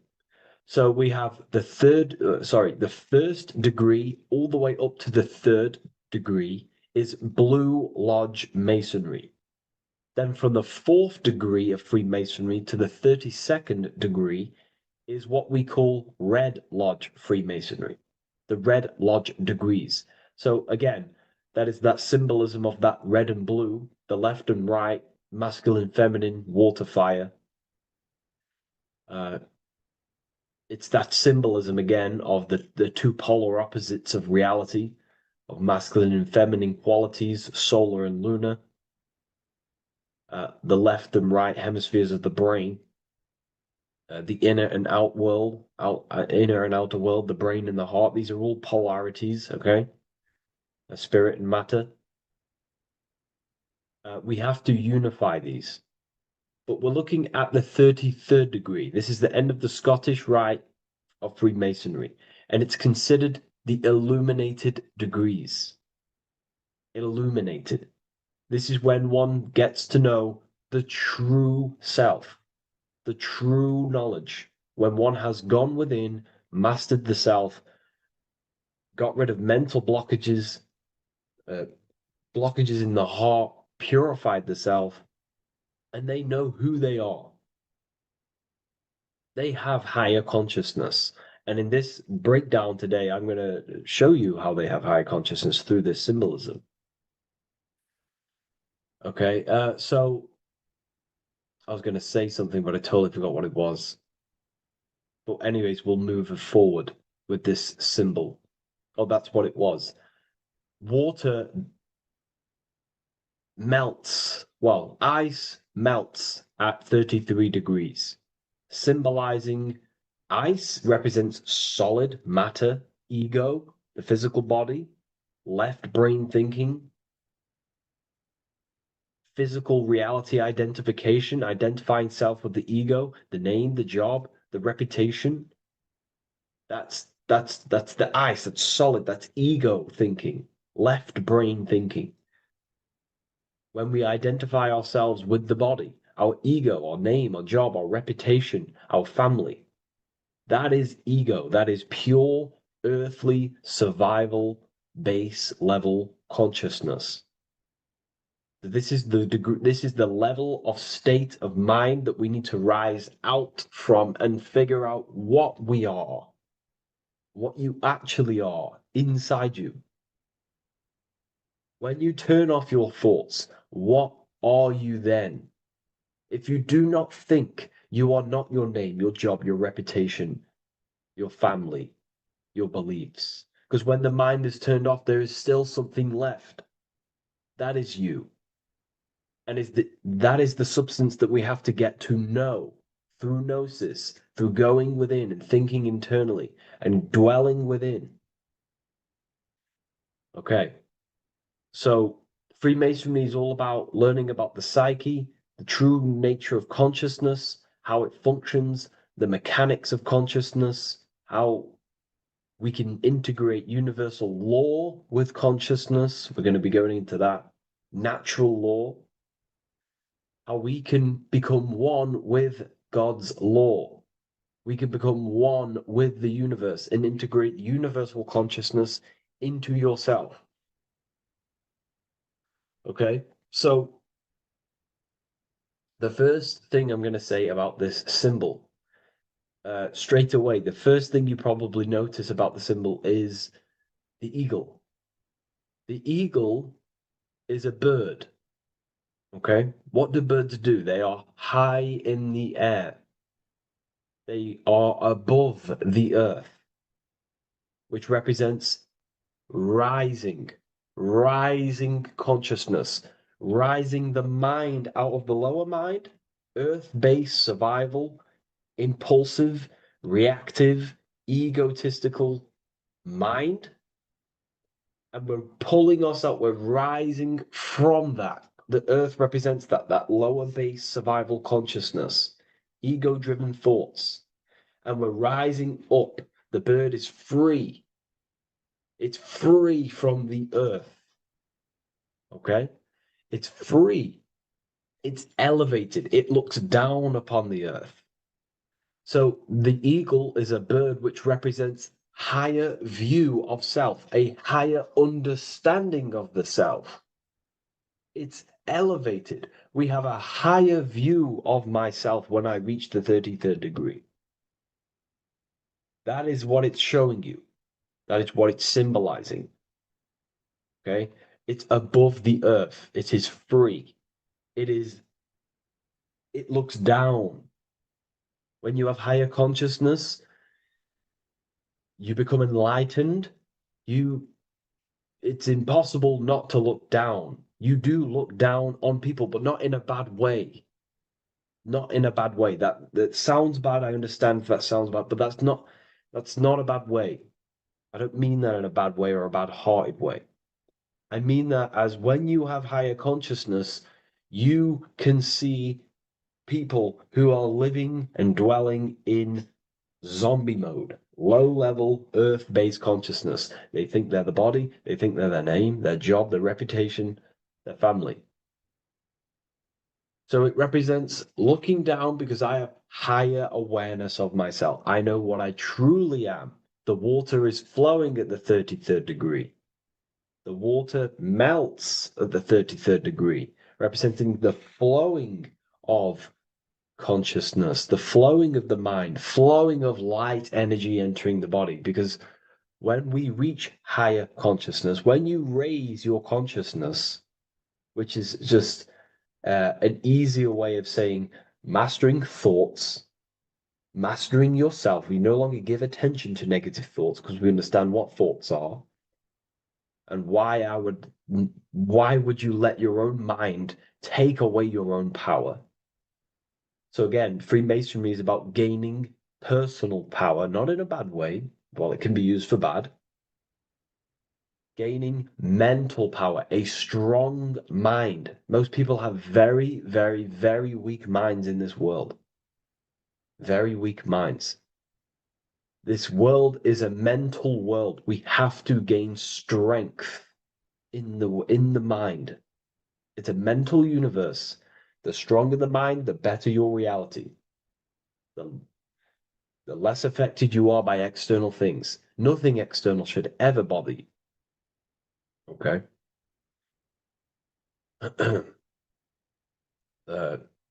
So it's about gaining mental strength, mental clarity. So again, the bird is elevated, it looks down, it has a higher awareness, it sees things from above, it sees the world for what it truly is. That's the eagle.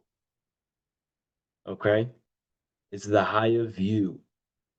This is the illuminated degrees. So we're looking at now the sword. The bird, the eagle, the double-headed eagle is standing on the sword. Very symbolic. The sword is not above the eagle. The sword is below the eagle. The sword moves through the air. On a basic breakdown of the sword, it represents power. Power. Because if I have a sword, I hold the power over you. That's what it symbolizes. In war, you have a weapon bigger than someone else and more destructive than someone else, you hold the power. So it's a power symbol. To go even deeper on this, on its true meaning, the sword, I've already broke this down plenty of times. It moves through the air. It cuts the air. It's the mind. Air represents the mind. Water is emotion. Fire is the spirit. Earth is the body. So we're looking at the mind, the power of the mind. And the eagle is standing on top of this, representing I am conquering my own mind. I am conquering my mind. My mind does not conquer me. My mind is truly mine. I hold the power over it. I stand on top of my mind. The mind does not rule me. Thoughts do not enter my mind that take away my power. I think it, I feel it, I act towards it. It's unity. My mind is the monarch. It is the command center. It is mine. I'm above the mind. That's what it's showing here. I hold full control over this mind. I hold the power. Okay? And I have an elevated view of the mind. The eagle is elevated. It looks at the earth from above. It's the higher perception of the mind. The mind has a higher view of the self. It is conscious. Most people are not conscious. Okay? Most people walk around, they act unknowingly, they don't even know they exist. They don't realize they have consciousness. They think they grew from a monkey. They're born on a spinning ball in the middle of space, and they think they're the body. That is the level of earth-based consciousness. And it's saying, I hold the power. I hold my mind to what I want to direct the mind's forces to. I create with my mind. I carve reality. I shape my reality with my mind and thoughts and my intellect, my communication. Okay? That is what we're looking at here with the sword. It's on top, meaning I control it. When you stand on top of something, you are the top. You are on top of it. You hold the power. You rule over it.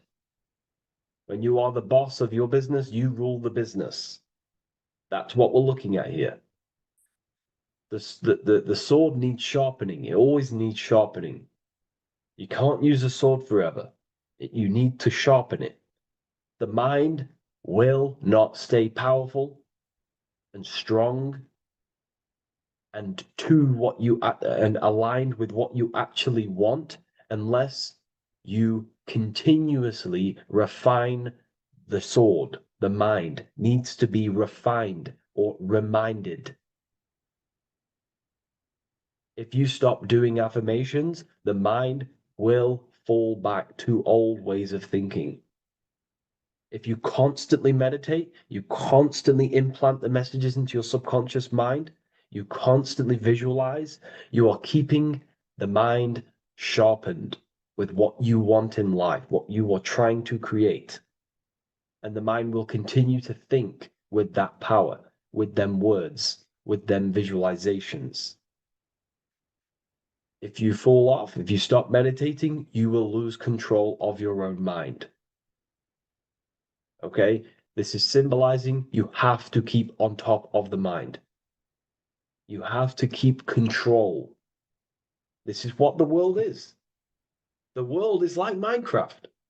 You ever played Minecraft? You're a builder. Okay? What do? You control the man in the world. That's what you are. You need to control this body in the world. It's all about control. You are in a game. It's like Grand Theft Auto. You don't know how to use the buttons. You're going to create chaos. And you're not going to have that much fun in the world, in GTA, if you don't know how to work the buttons. Same with this world. You are in a world and you need to learn the buttons of the body, the mind, the soul, the heart. How will these things function so you can actually live a better life and create what you want in the world, aligned with natural law, of course, unless you want to walk down the path of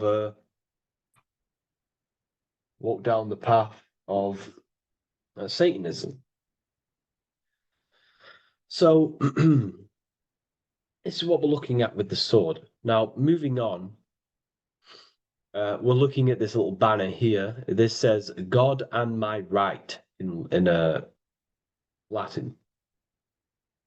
God and my right. What is your right? Natural law is your right.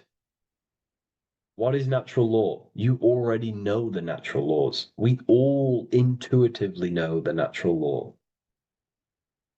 What is natural law? Do good. We all subconsciously, on a soul level, we know to do good. We know to do right. It is wrong to hurt people. It is wrong to control people. What is your natural law? What are the forces that you hold power over, that you have full control over? You have full control over what you think, what you feel, what you act. Thought, emotion, action. If you start to try and control things outside of them three forces, that is now you breaking natural law. If I try to control and manipulate someone else, that is now breaking natural law. I'm going against my inner law. My soul tells me what is right and wrong through emotion. So it's about aligning the self, my actions, my thoughts with my emotion, my intuition, my natural law. These are your rights. Your rights is to think, feel, and act with the law, with good, with God, with love, with care for one another. Am I building with light to bring good things to the collective? You see, most people are stuck in their left brain, and the left brain only sees me, me. Ego-driven thinking. That's why they trap us in our left brain. They train us to be left brain. They tell us to write with our right hand to strengthen the left brain. They call it writing. Everything in this matrix is to activate your your left brain. Why? They need you in ego consciousness so you can be controlled and manipulated. So you do not recognize patterns. That's the right brain. The right brain recognizes patterns, symbolism, metaphors. They don't want you reading between the lines. They want you logical. They want you divided, because the right brain sees the whole. The right brain sees the woods. The left brain sees the trees. And that tree is your ego. And the woods is the collective consciousness. They want you only thinking about you, because that way you are divided from the collective consciousness. And we're all one consciousness family. We're all God. We're all God experiencing himself. And we are all building this world. So it's about aligning the self with my right, with God, with natural law. It's what Freemasonry is about. True Freemasonry, light Freemasonry, not dark Masonry, or evil Freemasonry, whatever you want to call it. The crown, royalty. Royalty wear crowns. And what do the royalty have? Again, this is another power symbol. They hold control. Yes, royalty hold control. And that's why this crown is at the top of the image, not at the bottom of the image. It's at the top, representing I control the left, I control the right. I control my left brain and my right brain, the two eagle heads, the two views. The eagle has one eye on each side. It's looking, it's seeing. And that's symbolic of the left and right brain. We see, not physically see, but I mean perceive. We perceive reality with the left brain and we perceive reality with the right brain. And it's about unifying these two brains so we can see and perceive reality from a true lens. Because if we see reality only from the left brain, and a left brain dominated brain, we see everything as divided. But if we see everything from a right brain perspective, we see everything as whole. when everything is in the middle. You need to see reality from the middle. Yes, I have my own personal consciousness, and yes, there is a collective consciousness. So I need to balance between that. I need to see reality between the line, between the left and right brain, and align this worldview, and align my thoughts, align my actions with this. Because if you're left-brained dominated, you're only going to take action on ego. You're only going to take action on me. You're only going to think about me, me, me. But if you're right hemisphere brained, you're only going to take action for the collective, which is, yes, that's good, but you also need to think about yourself. Why did you come here? Your life has a meaning as well. It's not just about the collective, it's about you as well. But we need to balance this. You see? This is what we're looking at. The crown is in the middle, representing the balance, the power over the two. Okay? It's the balance, it's mastery, it's control. Royalty hold control over society, royal families. So it's about controlling the self. It's control over the eagle, control over the sword, over the mind. It's about personal power we're looking at here, self-control.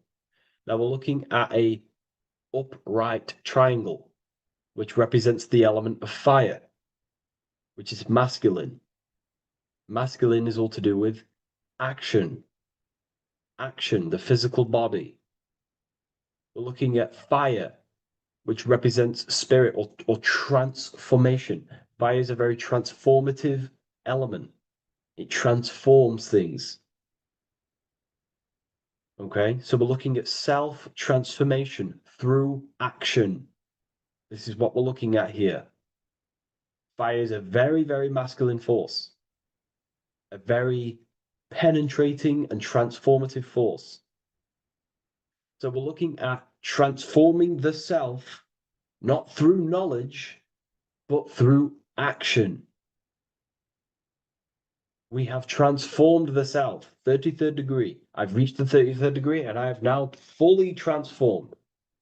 Now, there are higher degrees than 33rd degree, but we're just breaking down the symbol. That's a whole of a lecture. But this represents full transformation. 3, another, if you watch my video on numerology, you know 3 is all about what? Transformation.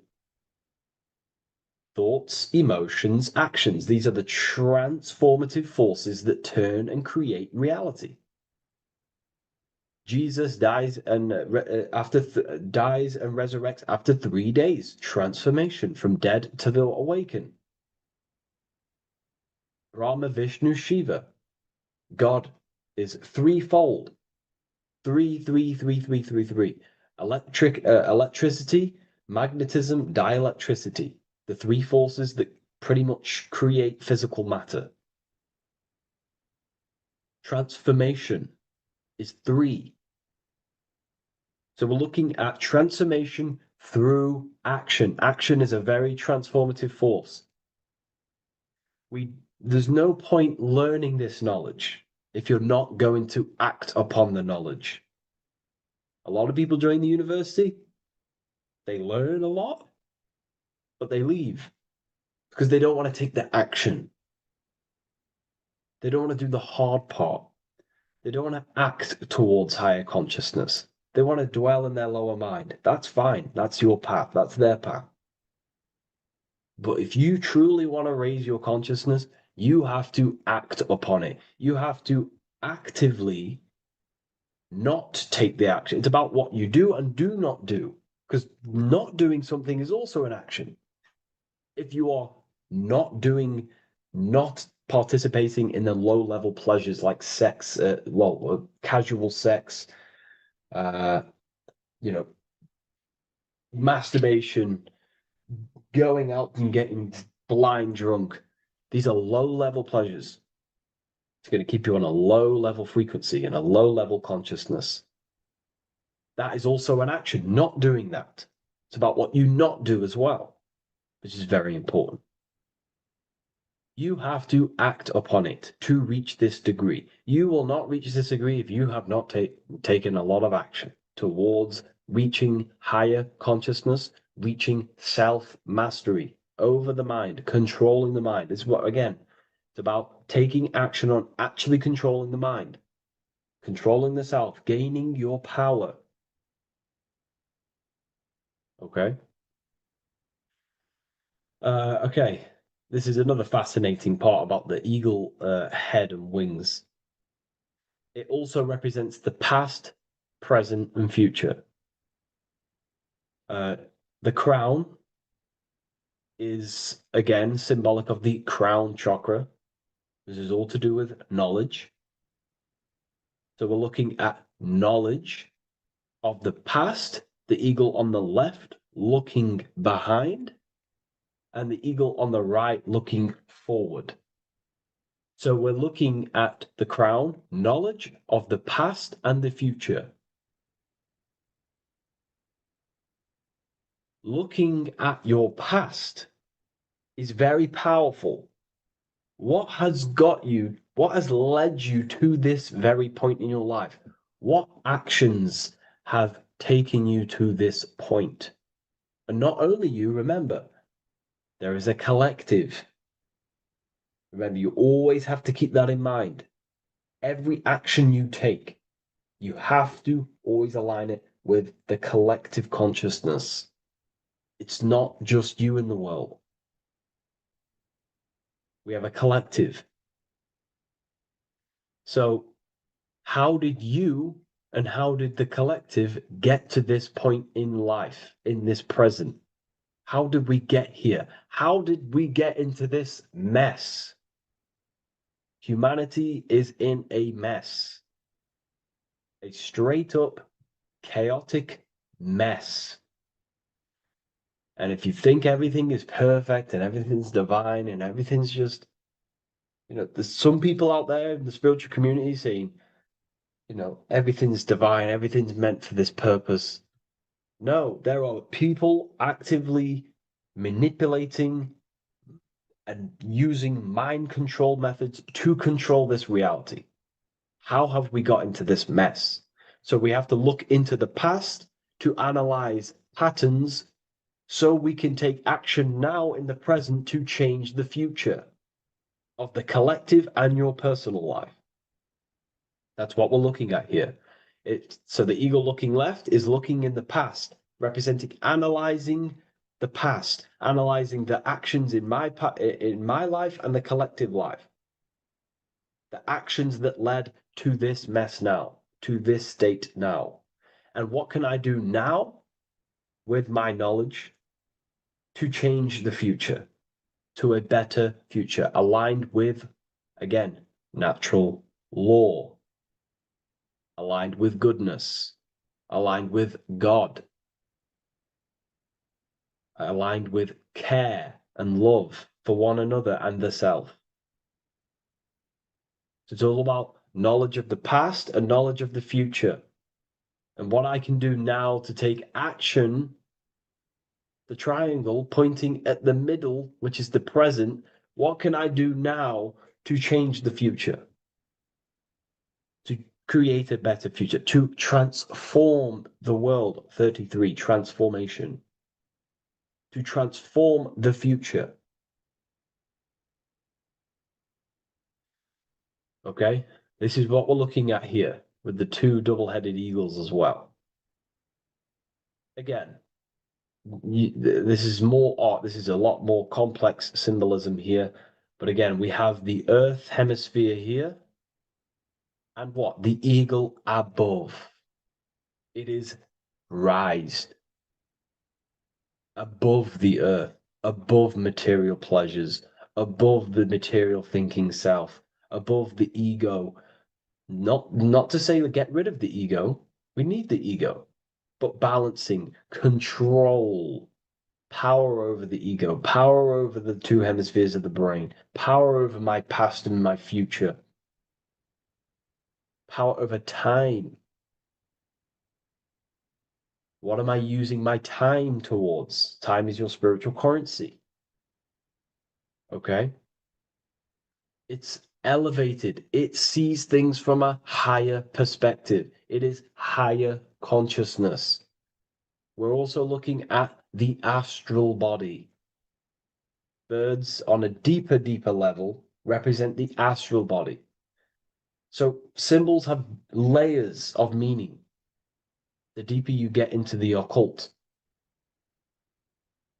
So when you join the first degree, you get, a good interpretation, and the higher degree you go, the more deeper the symbol reveals, as the more deeper you know yourself. So we're looking also at the astral body, the light. What is the light? Light is a massive symbol in Freemasonry. It's knowledge, gnosis. When you're very intelligent, you call someone, they're a bright child. They have enlightenment, light in the mind. Looking at light, a lot of knowledge, a lot of self-knowledge of the self, of the psyche, how I function, what I am, knowledge of the astral body, rising above the earth, astral projection, exploring your true nature, exploring consciousness. This is what we're looking at here.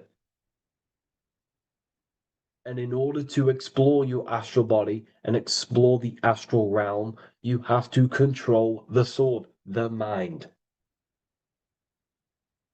And you can then explore. You are free like a bird to fly. This is all symbolic of rising consciousness. All symbolic. So I hope this video has gained a bit more clarity on this symbol and giving you some insights. And I will see you in the next one. Thank you for tuning in today.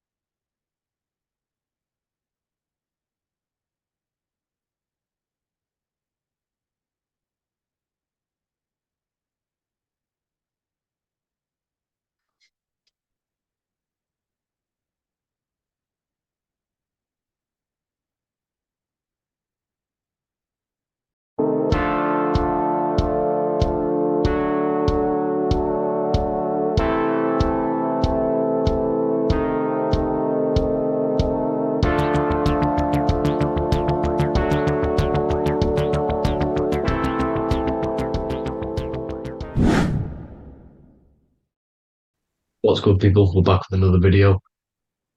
This is going to just be a quick video. Manifestation, magic, bending reality. So let's jump straight into this. So you have a conscious and a subconscious part of your mind. The conscious is what you're conscious of, what you're actually doing, where you can choose or not. However, the subconscious is the part of your brain which is automatic. So all of the systems in your body, like the digestive system, your heartbeat, these are automatically being ran. And you do not have to tell these systems to do anything. You do not have to consciously tell your heart to beat. It's automatically doing it. And this is what the subconscious mind is controlling. It's like the dark aspect of your brain or your mind. It is the way bigger aspect of your mind. Okay, it controls all the systems in your body. Okay, and this is where all of your programs are. So when you're in it from your childhood, what you've learned in school, all of these things are being kept in your subconscious, maybe traumas and stuff like that. So the subconscious is the female aspect, and the conscious is the male aspect, because the male is all about action and doing, and the female is more about creation, creativity, intuition. So you have a right and a left hemisphere of your brain, and these are obviously male and female. The right side of your brain is your female. It's to do with creativity, imagination, intuition, insight. Okay. And this is one of the most important sides of the brain.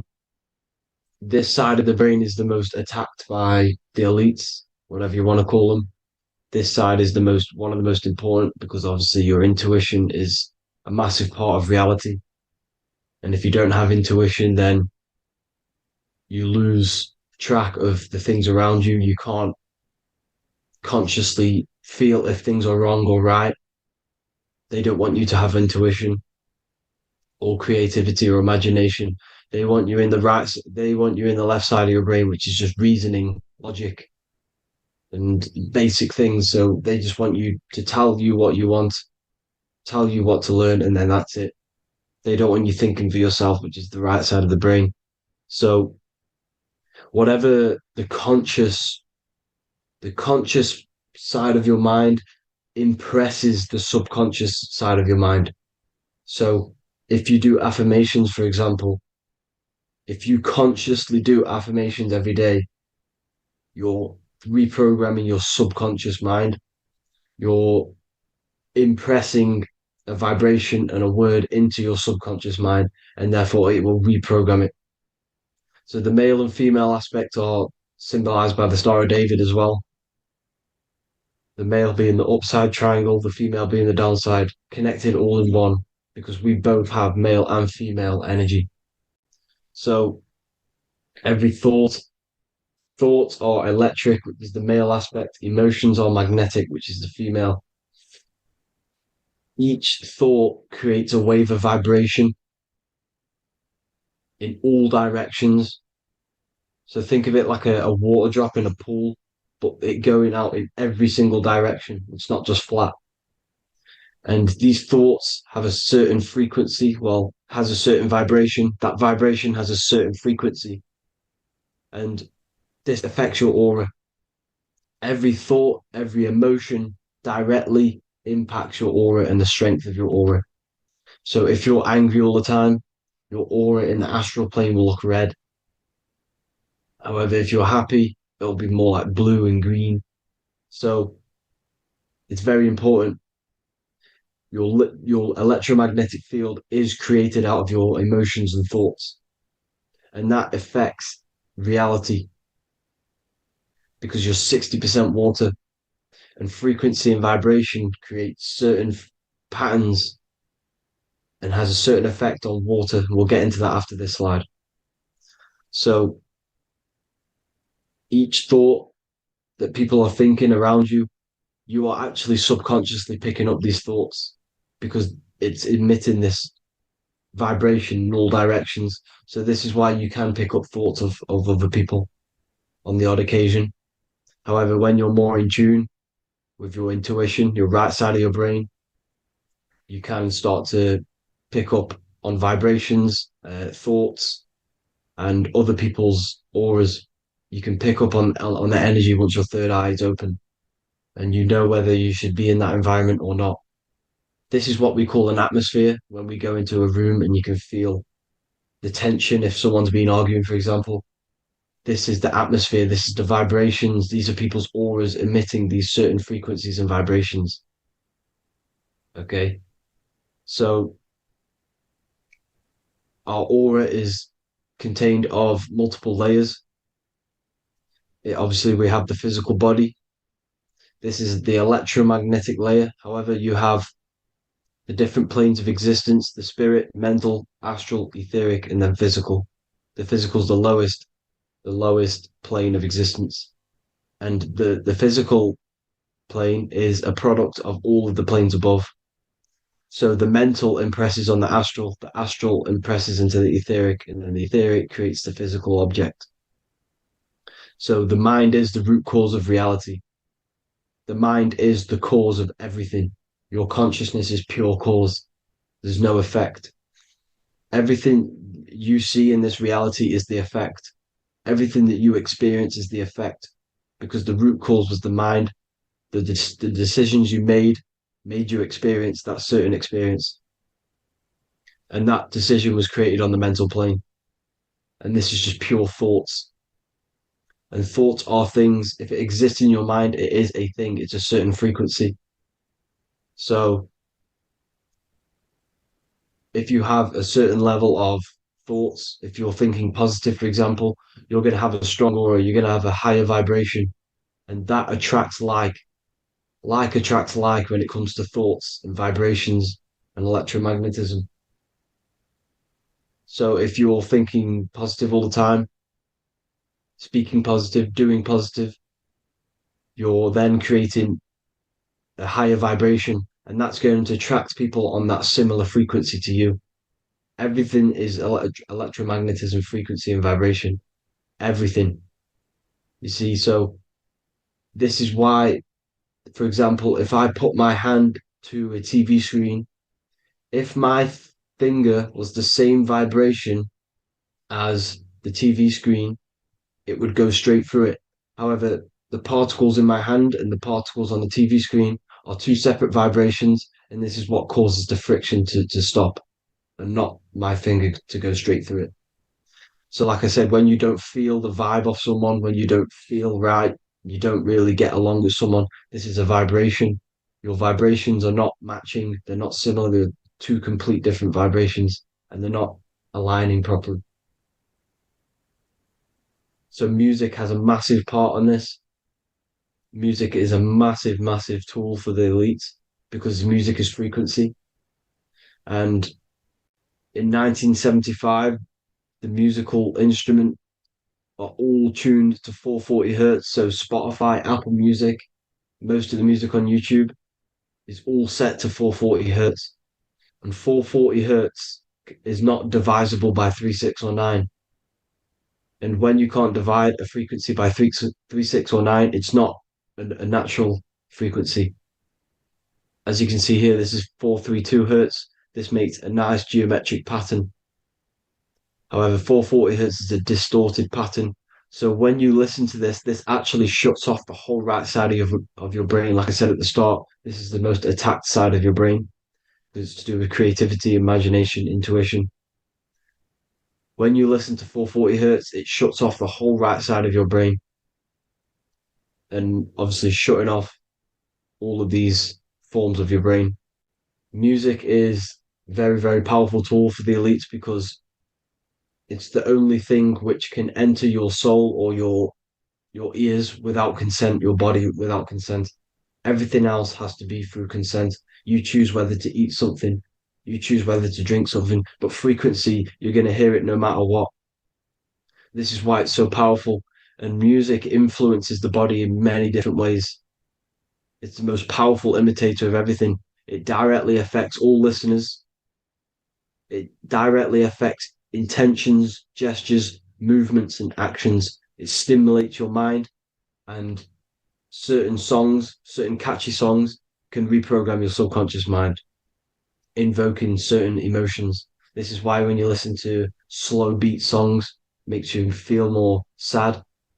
When you listen to upbeat songs, you feel more energetic.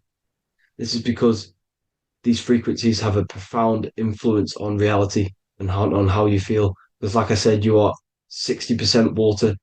And as you can see here, each frequency creates a different geometric pattern. And inside of you is 60% water. So, like I said, 440 hertz is going to make a distorted pattern in your water. And this is going to have a profound effect on your emotions and your reality. So, like I said, health is not just the body. It's you are made of body, mind, and spirit. You need to look after what you put in your body. You need to look after your spirit and look after your mind. It's very important to keep all these in balance because once one of these are unbalanced, it affects the other two. So if you're eating wrong, it's going to affect your spirit and mind. If you're thinking wrong, it's going to affect your body and spirit. These are all interlocked. You have to look after them all. So it's very important you understand music. Stop listening to low vibrational music.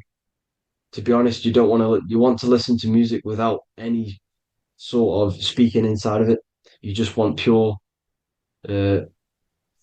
frequencies, which are the solfeggio scale, like one of these, for example, 432, 528 hertz. These are all good frequencies. It's called the solfeggio scale. And these frequencies make you more in tune with nature. 528 hertz is what the earth vibrates at. So it's very important. And the Rockefellers are the one who changed this to 440 hertz. The Rockefellers, one of the elite families. So if you want to manipulate reality, it's very important to have your chakras aligned and having a high vibration. because the higher your vibration, the more powerful your words and your intentions are on reality. So the lower your vibration, the harder it is to affect reality because you're on a lower state of consciousness. You want, like I said, you have the mental, astral, etheric, and physical. Everything is a product of the one above. As above, so below. This is what Hermes Trismegistus was saying in the Egyptian days. This is where it comes from. As above, so below. If you affect above, it directly affects below. So, like I said, meditation helps on this, helps align your chakras. Think positive, feel positive. Like I said, your feelings are magnetic, your thoughts are electric. So once you combine these two together, you're then creating an electromagnetic frequency, and that will have profound effect on reality. So the law of cause and effect. Every law, so the law of cause and effect. Every effect has the root cause. Like I said, your mind is the root cause of everything. Every decision you make is having a different effect on reality. Everything happens for a reason due to the root cause, which is your mind. You choose everything that happens in your life. Okay, so it's very important you understand this and you constantly make the right decisions, the good decisions to have good effects on your reality. You have to be very conscious of this law because nothing escapes this law. This is the law of all consciousness. So think about it. Imagine a massive ball of consciousness. However, off this ball are different sparks, and each one of these sparks are in each and everyone's body. This spark is governed by these laws, the law of cause and effect, the law of correspondence, the 7 Hermetic principles. It's very important you understand this because this mass ball of consciousness is what is obeying these laws, and everyone has this spark of consciousness inside their third eye.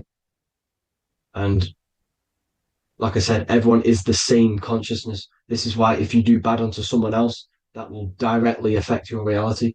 So if you hurt someone, it's going to come back to you in one way or another because you are that same consciousness. This is like a mirror reality.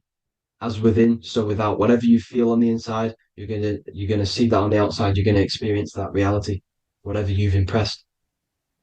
So there's different ways to bend reality to your will.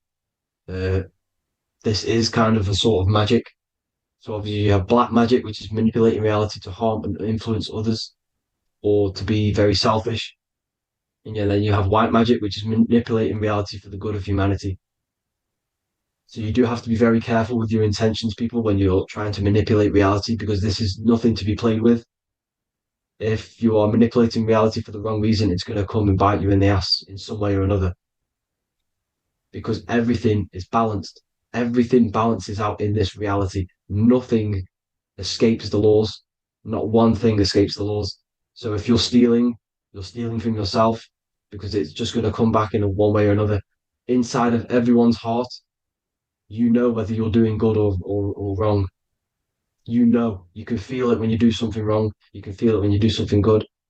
The heart is the center of the torus field. It's balance. And this is why you say follow your heart, because it's the center of the torus field. It's very important to listen to this inner voice inside of you, because that is telling you the right things to do, the good decisions to make. And when you keep following that voice, that good voice inside of you, it takes you to your life path. Very important to follow that voice. However, don't let the ego get in the way of it. Don't care what your friends are going to say. It's very important to understand this. So you have different ways of manipulating reality. You have sigil magic. This is where you create your own sigil or symbol. You create your own sigil and symbol, and then you charge it. You behind that symbol, you have an intention. So, for example, if you want to manifest wealth, you create a sigil which represents what you want. You create that sigil, you draw it out, you charge it, because wherever your attention goes, energy flows. So whatever your attention is, you're sending energy that way. So what you do with your eyes and your hands, you place attention on the sigil. Imagine that it's glowing. Imagine that you're sending energy to the sigil. And then you burn the piece of paper once you've done this. And then after this, you meditate on that symbol. You constantly think about that symbol, because that symbol is the frequency, is the thing that you want to manifest. So that's one way. Or you can just meditate on your reality. So imagine yourself having already what you have. This is what they call a mindset. You must set your mind to the frequency what you want to manifest. Okay. So if you want to manifest wealth, for example, imagine yourself being wealthy. What would it feel like? What would you be doing? Imagine a scene in your mind. Constantly do this, and you're putting out that frequency. Like I said, you must think because the thoughts are electric, and then you must feel, which is magnetic. Together, this creates an electromagnetic frequency, and this is how you attract things to you. You will attract the certain people to come in your life to bend reality to your will. Okay. Or you've got mirror magic. Stare yourself in the mirror, because a mirror reflects light, it also reflects energy. So you've got to be very careful with what you say to a mirror.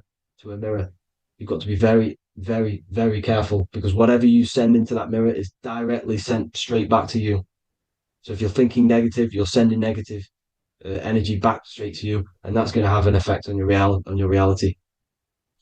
Affirmations are very important because your words are frequency, your words are vibrations, and each word you say has a certain frequency. If it's if it's positively charged, it's going to affect you positively. If it's negatively charged, because like I say, your brain and your mind is like the director of energy. That's what your brain is, and it directs energy into certain things. You can either positively charge it or negatively charge it, and this brain is creating your reality constantly. It's manifesting your reality constantly in the present moment. So this is what the government knows. The government know your mind is the root cause of reality. This is why they call themselves a government. Government. The New World Order is not being manifested by them. They are controlling the information. They are controlling your perception of this reality. And they know the mind is the root cause of reality. Therefore, if they control your perception of reality and your information, what you believe, you're going to manifest that information, that perception. So we, the people as a collective consciousness, are the ones manifesting this new world order. You see, so this isn't black magic.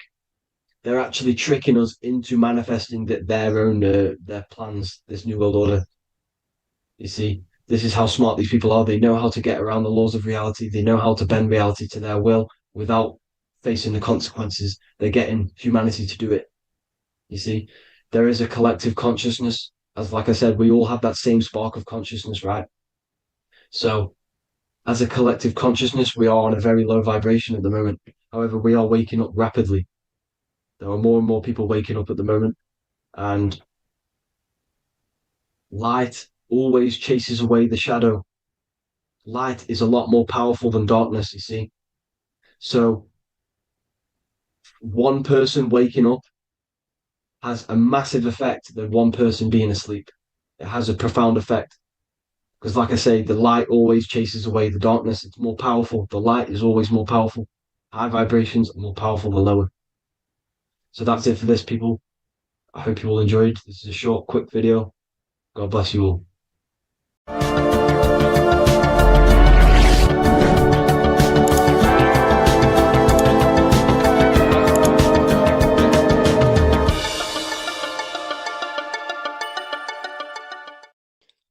What if I told you you don't have one body?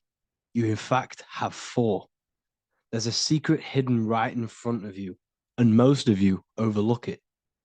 And by learning these teachings today, this will change your perspective on life, on yourself, and completely change the conception of yourself.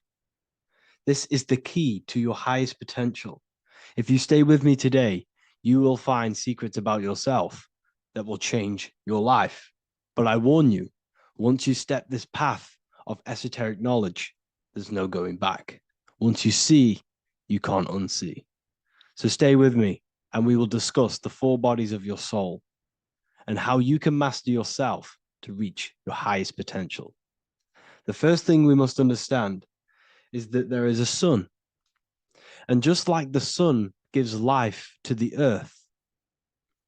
There is this life force within the sun that gives life to all matter. We must understand that matter itself is dead. It has no life potential. It has no ability to create or destruct anything. All of the life comes from above, from the sun, from the life-giving power of this infinite energy source we call the sun. No matter what model you believe, the sun still gives power to this physical realm, giving life to all of the crops, giving life to animals, giving life and growth to all things that the rays come in contact with. This is a macrocosm process. We must understand the teachings of as above, so below. This means that the macrocosm repeats itself in a microcosm form. Now, what do I mean? Humans are made in the image and likeness of God. You are a miniature version of God, a spark of the divine consciousness made in human form, in physical form. Just like the sun gives life to all physical matter and growth to all crops on the earth, your soul is a miniature sun. And your soul is giving life to the body. Your body is a miniature earth, which also goes through the cycles of the 4 seasons of the sun. We feel different in each one of these seasons. It's because our body does not only go through these cycles externally, but these cycles happen within ourselves, within consciousness. Your soul is the sun. The sun you see in the sky is an externalization of your soul. Your soul is the life force. You are the soul, not the body. And like the sun gives power to the earth, the soul gives power to your body. So first, let's look at the etymology of the word sun. The word sun comes from it's a Latin word solis or sol, which means the sun. Sol then became soul, sun, soul. And in fact, S-O-N and S-U-N in the old etymology dictionary mean the exact same thing. They are interchangeable. So when we look at the symbol of the sun, we look at a circle and a cross, which represent the 4 aspects of the sun, the 4 seasons of the sun: summer, winter, spring, and autumn. These are the 4 states of the sun. Like we said, this is why we get this symbol. You have the 4 states of the sun, which represent the 4 bodies of the soul. Now, this is where we get deep. Like I said, the sun you see in the sky is a macrocosm of your soul, an externalization of your soul. Just like your sun has 4 seasons, the 4 seasons within us are the 4 bodies. Our soul is incarnated and split into 4 sections. We have a mind, we have a physical body, emotions, and spirit. These are all interchangeable and they are all linked. In ancient alchemy, we have the exact same symbolism of the 4 stages of alchemy. But in this case, they're symbolized as the 4 elements: earth, water, air, fire. In this ancient alchemical symbol, we have the pentagram, with the top one representing the soul, ether. Our soul then has the 4 bodies, with the human here. We have the man, the eagle, the bull, and the lion. We see this on the tarot card, the Wheel of Fortune. The man, the eagle, the bull, the lion. We see this in Matthew, Mark, Luke, and John. The lion, the bull, the man, and the eagle. We see this with depictions of Jesus. Jesus, the man, the bull, the lion, and the eagle. These represent the 4 fixed signs of the zodiac: Taurus, the bull; Scorpio, the eagle. Scorpio was symbolized as an eagle. It's an ancient symbol. Now it's been changed to a scorpion, of course. Leo, the lion; Aquarius, the man. These represent the 4 fixed signs, which are 4 different elements. Taurus is an earth sign. Scorpio, a water sign. Leo, a fire sign. Aquarius, an air sign. Taurus is the earth. As above, so below. The earth is the physical body. Leo is fire. Fire is the spirit. Scorpio is water, which is the emotions. Aquarius is the mind, which is an air symbol. Air is the mind. That's why we call people airheads. Okay? So what we're actually looking at here are the 4 aspects of our soul. We have the sun in the middle and the 4 bodies of the soul. This is what Jesus is symbolizing. Jesus represents you. God made flesh with the 4 aspects of the soul. The 4 gospels are all depicting Jesus in 4 different ways according to the different body of consciousness. The wheel of fortune are representing the 4 bodies of the soul. This represents the 4 bodies. Now, how are they 4 bodies? They are 4 dimensions of consciousness. The mind is not made of the same substance of the emotion. The emotion is not made of the same substance of the physical body. The spirit is not made of the same substance as the physical body also. They exist in 4 dimensions of consciousness. They are 4 bodies of our soul. And the most important teaching here is what I'm actually getting to, is the powerful one. This is what gives you power. Most of us live in chaos. Our mind is thinking of doing something. Our emotions are feeling something else. Our body is lusting and wanting to do something else. And our spirit's energy is completely off. Most people live in unbalance. None of these 4 bodies are working together. This is why we produce chaos in our lives. When these bodies are in balance, are not working together. So in alchemy, they symbolize the 4 elements, which are the 4 bodies of consciousness. These are the furnaces with the fire. They represent transmutation of each body. We have to sync these bodies. We have to sync the mind with our emotions, and our emotions with our actions, the physical body, and with our spirit. These 4 key bodies need to be in line in order for us to create consciously in our life. Because each one of us is a creator, a miniature version of God, creating our own earth, creating our own material reality.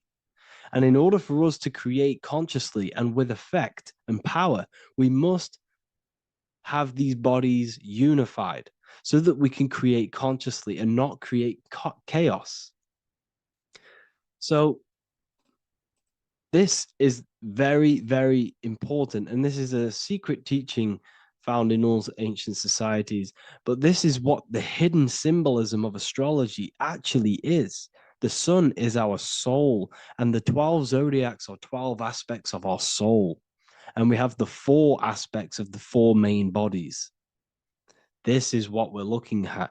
We're not looking at the sky. We're actually looking at aspects of ourselves, aspects of our soul that we must master and transmute in order to become our highest potential. So I hope this makes sense. And it may take a while for you to fully understand this, but the key knowledge in order for you to understand any of these teachings that I've gone through today is the major teaching of as above, so below.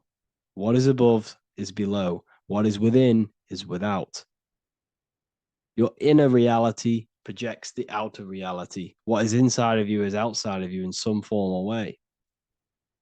Whatever trees, whatever roots that go down will always shoot up. When you throw a bouncing ball, you shoot it down, it will go up. As above, so below. As within, so without. God did not make a creation separate from himself. We are all extensions of the divine made in physical form. And we are incarnated into 4 sections. Our soul is separated into 4 sections. These are the 4 corners of reality. These are the 4 pillars of reality that we must control. So in order to access our soul in meditation, we must turn off these 4 things. Turn off the mind, the emotion, the spirit, and the body. And then we access the soul. So I hope this video helps today. And you can learn all about this in the Book of Wisdom, Volume 2.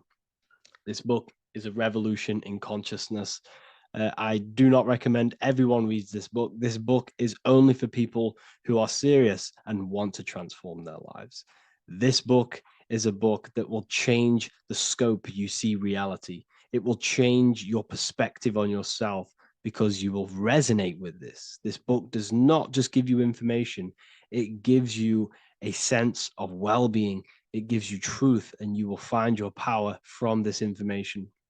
This information is not just information, it's a key to your path of enlightenment and transformation. So you can find this book in the description of this video. And if you are part of the university, I will see you on the live calls. Thank you, everyone. Please leave a like, subscribe, and a comment, and let me know whatever videos you want me to make next.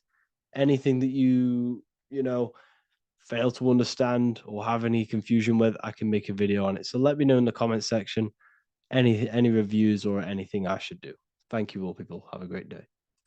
This isn't just spiritual fluff. Your words are vibrational commands that teach your subconscious what to believe and what to create in your reality. Now, I'm not going to sit here and tell you how words are these vibrational things that create reality. In fact, they are. However, the power of words does not hold in the vibration of the word. Yes, it has a little effect on plants. Yes, every word is a vibration that speaks to every cell in your body. However, this is not the main power of words. The main power of words is restructuring your consciousness and invoking energy inside of your own consciousness. I'm going to go over these two in detail for you. Your life is an externalization of your consciousness. Your belief system, your internal world, are building blocks to create your external world. What you believe in is how you see reality. It is the filter that you see to see reality. If you want to change reality, you have to change your consciousness first. There's no point trying to create a change, a manipulation in the external world, because it won't last very long.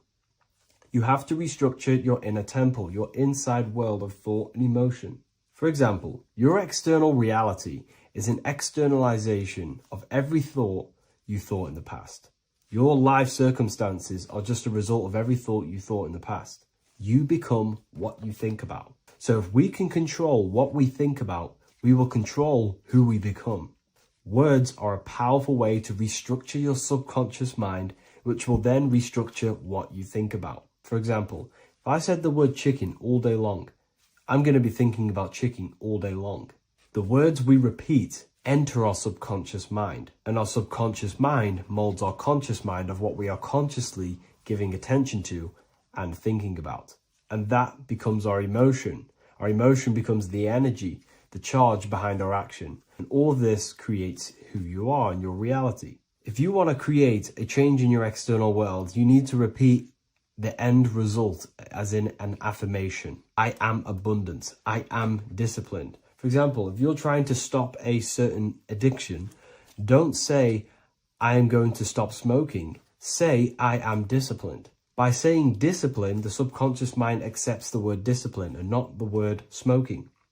If you repeat smoking, I am not smoking, your subconscious mind will just pick up smoking and then do more smoking. So if you are trying to create discipline in your life and trying to stop something, say, I am disciplined. The reason for this is powerful because you're conditioning your consciousness. You're conditioning your subconscious mind and filling it with the word discipline. And I'm not going to say do this a certain amount of times a day or do this in the mornings.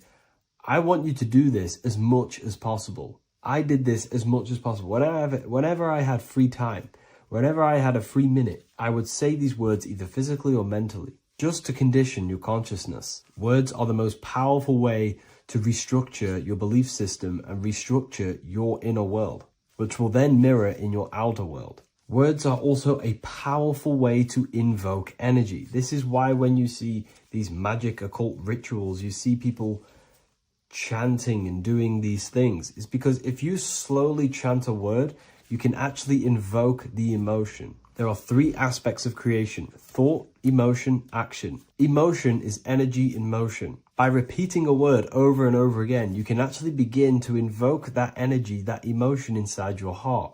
And you can start to feel the reality as if you are already living it. And this is just another powerful way to condition your consciousness to become a certain thing before you have it. This is what magic is. Magic is all to do with reprogramming the subconscious mind, aligning the subconscious with a certain belief or reality, which will then produce an effect in our thoughts, our emotions, and our actions, which will then create that reality. So if you want to create something in your life, literally just repeat, I am something. I am is referring to your consciousness. I am is the highest aspect of you. It is the true self. Whatever you condition your consciousness will be mirrored in your external reality. I am abundant will condition your consciousness to feel and believe you are abundant, which will then seep into your thinking. And then you will start to act more on this because you are thinking about it, which will then change your external reality. Words are vibration, and vibration is powerful. However, if you truly want to change your reality, you have to change your inner world of consciousness. And words are the best way to invoke feelings to become the reality you want. And words are the best way to condition your consciousness to a certain belief or a thought. And by doing this, you're actually creating a root cause. The cause is your consciousness, your mind, and you have to restructure the mind to create that reality. Words are a great way to restructure your consciousness and create reality.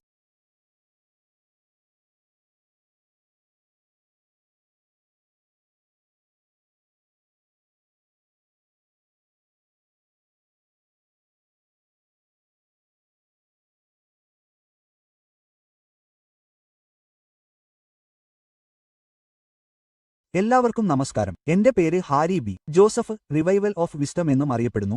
Wisdom വാല്യം 1ഉം 2ഉം എഴുതിയത്. ഈ വീഡിയോയിൽ നിങ്ങൾക്ക് ഇന്ന് ഉപയോഗിക്കാൻ തുടങ്ങാവുന്ന ഏറ്റവും അടിസ്ഥാന ധ്യാന സാങ്കേതികതയെക്കുറിച്ച് നമ്മൾ ചർച്ച ചെയ്യാൻ പോകുന്നു. ഈ ധ്യാന സാങ്കേതികത എന്റെ യാത്രയിൽ എന്നെ വളരെയധികം സഹായിച്ചിട്ടുണ്ട്. ആത്മീയമായി പരിണമിക്കാൻ തുടങ്ങിയപ്പോൾ ഞാൻ ആദ്യം ഉപയോഗിച്ചത് ഇതാണ്. ക്രമേണ എന്നെത്തന്നെ നിയന്ത്രിക്കാൻ ശ്രമിച്ചു, കാരണം ആത്യന്തികമായി ഇതെല്ലാം ഇതാണ്. നിങ്ങളുടെ യാഥാർത്ഥ്യത്തെ നിയന്ത്രിക്കാൻ കഴിയുന്ന തരത്തിൽ സ്വയം നിയന്ത്രിക്കുക. അതിനാൽ ഏറ്റവും അടിസ്ഥാനപരമായ ധ്യാനം എന്നത് നിശബ്ദ ധ്യാനം എന്ന് ഞാൻ വിളിക്കാൻ ഇഷ്ടപ്പെടുന്നതാണ്. ഇത് ഏറ്റവും എളുപ്പമുള്ളതാണ്. തുടർന്ന് ധ്യാനത്തിന്റെ മറ്റ് മേഖലകളിലേക്ക് നീങ്ങാൻ ആവശ്യമായ കഴിവുകൾ ഇത് നിങ്ങൾക്ക് നൽകുന്നു. ഇത് ധ്യാനത്തെക്കുറിച്ചുള്ള ഒരേയൊരു വീഡിയോ മാത്രമല്ല, ഇത് ഏറ്റവും അടിസ്ഥാനപരമായ ഒന്ന് മാത്രമാണ്. മറ്റ് വീഡിയോകളിൽ നിഗൂഢാനുഭവങ്ങൾ നേടുന്നതിനുള്ള കൂടുതൽ നൂതന സാങ്കേതിക വിദ്യകളിലേക്ക് ഞാൻ പോകും. എന്നാൽ ആത്യന്തികമായി ഇന്ന് നമ്മൾ ചർച്ച ചെയ്യുന്ന ഈ ധ്യാനം നിങ്ങളുടെ യാത്ര ആരംഭിക്കുക എന്നതാണ്. ഈ ധ്യാനം ചെയ്യുന്നതിന്റെ ചില ഗുണങ്ങൾ ഞാൻ നിങ്ങൾക്ക് നൽകാൻ പോകുന്നു. ഈ രീതി എന്റെ ജീവിതത്തെ എങ്ങനെ മാറ്റിമറിച്ചുവെന്നും എനിക്ക് സ്വയം നിയന്ത്രിക്കാൻ സഹായിച്ചുവെന്നും ഞാൻ കണ്ടെത്തി. വ്യക്തിപരമായി പറഞ്ഞാൽ എന്റെ ആത്മീയ പ്രക്രിയയിലോ ഉണർവിലോ 4 വർഷമായി. ഞാൻ എല്ലായ്പ്പോഴും വ്യത്യസ്ത സാങ്കേതിക വിദ്യകൾ ഉപയോഗിക്കുന്നതിനാൽ ഞാൻ അമിതമായി ചിന്തിക്കുന്ന സമയത്ത് ഈ ധ്യാനം ഉപയോഗിക്കാൻ ഞാൻ ഇഷ്ടപ്പെടുന്നു.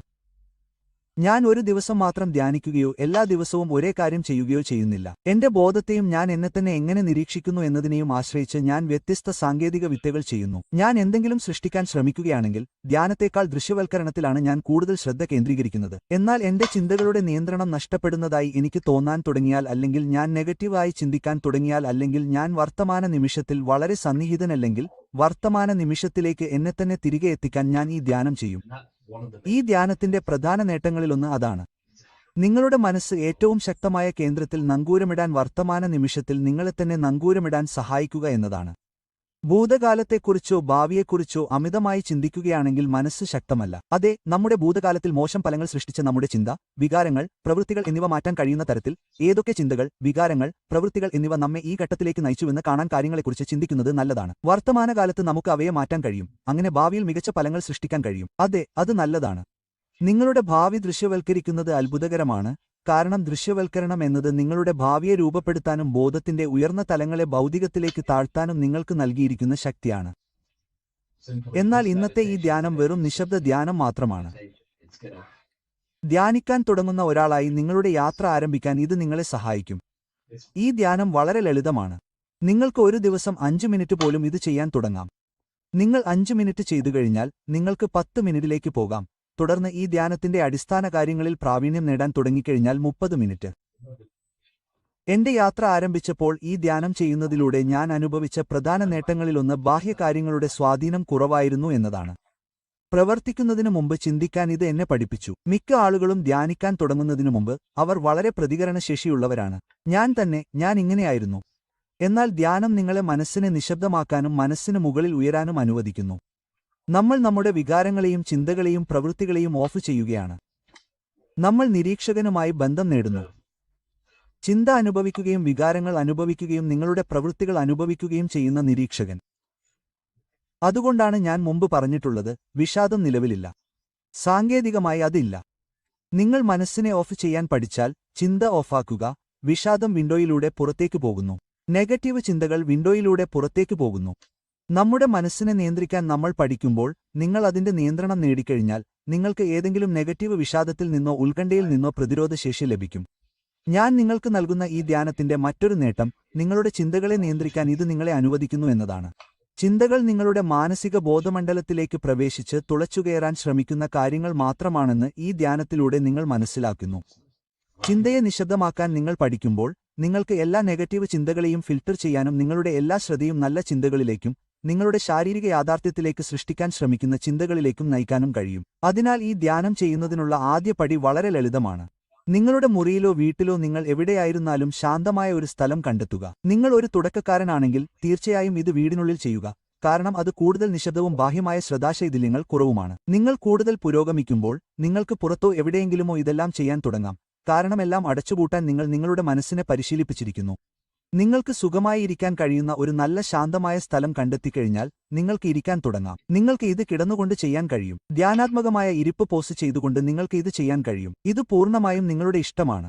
വ്യക്തിപരമായി ഞാൻ ഇരിക്കാൻ തുടങ്ങി, പക്ഷേ ഇപ്പോൾ ഞാൻ കിടക്കുകയാണ്. ഇത് പൂർണ്ണമായും നിങ്ങളുടെ ഇഷ്ടമാണ്. ഇതിന് നിയമങ്ങളൊന്നുമില്ല. ഇത് വെറും ആത്മീയ തമാശയല്ല. ഞാൻ നിങ്ങളെ പഠിപ്പിക്കാൻ പോകുന്നില്ല. നിങ്ങൾക്ക് ഈ നിഗൂഢാനുഭവം ലഭിക്കും. ഈ ധ്യാനം വളരെ ലളിതമാണ്. നിങ്ങളുടെ മനസ്സിനെ നിയന്ത്രിക്കാൻ ശ്രമിക്കുന്നു. നിങ്ങളുടെ ചിന്തകളുടെ മേൽ നിയന്ത്രണം നേടുന്നതിനുള്ള ആദ്യപടിയാണിത്. പല കാര്യങ്ങൾക്കും നിങ്ങളെ വ്യതിചലിപ്പിക്കാൻ കഴിയാത്ത ശാന്തമായ ഒരു സ്ഥലത്ത് നിങ്ങൾ ഇരുന്നുകഴിഞ്ഞാൽ നിങ്ങൾ ലൈറ്റുകൾ ഓഫ് ചെയ്യുന്നതാണ് നല്ലത്. രാവിലെ ഉണരുമ്പോൾ അല്ലെങ്കിൽ ഉറങ്ങാൻ പോകുന്നതിന് തൊട്ടുമുമ്പ് ഇത് ചെയ്യാൻ ഞാൻ വ്യക്തിപരമായി ശുപാർശ ചെയ്യുന്നു. ഇത് പറയാൻ കാരണം ഈ സമയങ്ങളിൽ തലച്ചോറിന്റെ തരംഗങ്ങളും തലച്ചോറിന്റെ പ്രവർത്തനവും കുറയുന്നു എന്നതാണ്. സൂര്യൻ അകലെയായിരിക്കുകയും ചന്ദ്രൻ അസ്തമിക്കുകയും ഇരുട്ടാകുകയും ചെയ്യുമ്പോൾ സൂര്യന്റെ വൈദ്യുതകാന്തിക രശ്മികൾ തലച്ചോറിൽ സ്വാധീനം കുറയ്ക്കുകയും തലച്ചോറിന്റെ തരംഗ പ്രവർത്തനം കുറയുകയും ചെയ്യുന്നു. നാഡീവ്യൂഹം വിശ്രമിക്കുന്നു. നിങ്ങളുടെ മുറിയിലെ ഏതെങ്കിലും ലൈറ്റുകൾ ഓഫ് ചെയ്യുമ്പോൾ നിങ്ങളുടെ തലച്ചോറിൽ ബാഹ്യ സ്വാധീനം കുറയുകയും നിങ്ങളുടെ തലച്ചോറ് അത്ര ഡീകോഡ് ചെയ്യുന്നില്ല.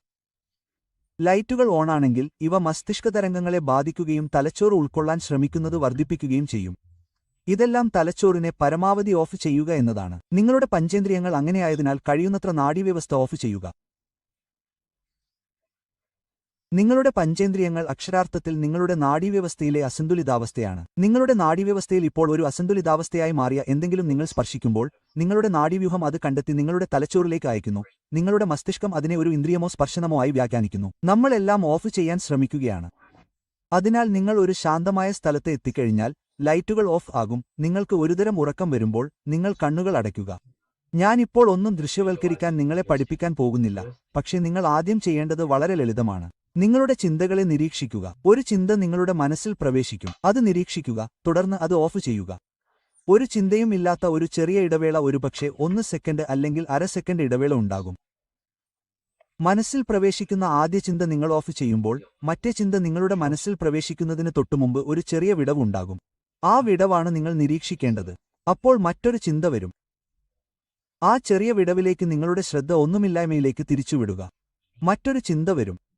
ഈ പ്രക്രിയ തുടരുക. നിങ്ങളുടെ മനസ്സിനെ നിരീക്ഷകനിലേക്ക് തിരിച്ചുവിടുക. നിരീക്ഷകനാകുക. നിങ്ങൾ ക്രമേണ പുരോഗമിക്കുമ്പോൾ നിങ്ങൾ ഈ ധ്യാനം തുടരുമ്പോൾ ഞാൻ പറഞ്ഞ അര സെക്കൻഡ് അല്ലെങ്കിൽ 1 സെക്കൻഡ് ദൈർഘ്യമുള്ള ഈ വിടവ് പതുക്കെ വികസിക്കാൻ തുടങ്ങുകയും വലുതായിത്തീരുകയും ചെയ്യും. നിങ്ങളുടെ ധ്യാനത്തിലേക്ക് 10 മിനിറ്റ് കഴിഞ്ഞാൽ ഈ വിടവ് വലുതും വലുതുമായി മാറും. ഒരു ചിന്ത നിങ്ങളുടെ മനസ്സിൽ പ്രവേശിക്കും. ഒരുപക്ഷെ 10 മുതൽ 15 മിനിറ്റ് വരെ ധ്യാനത്തിലേക്ക് കടക്കാം.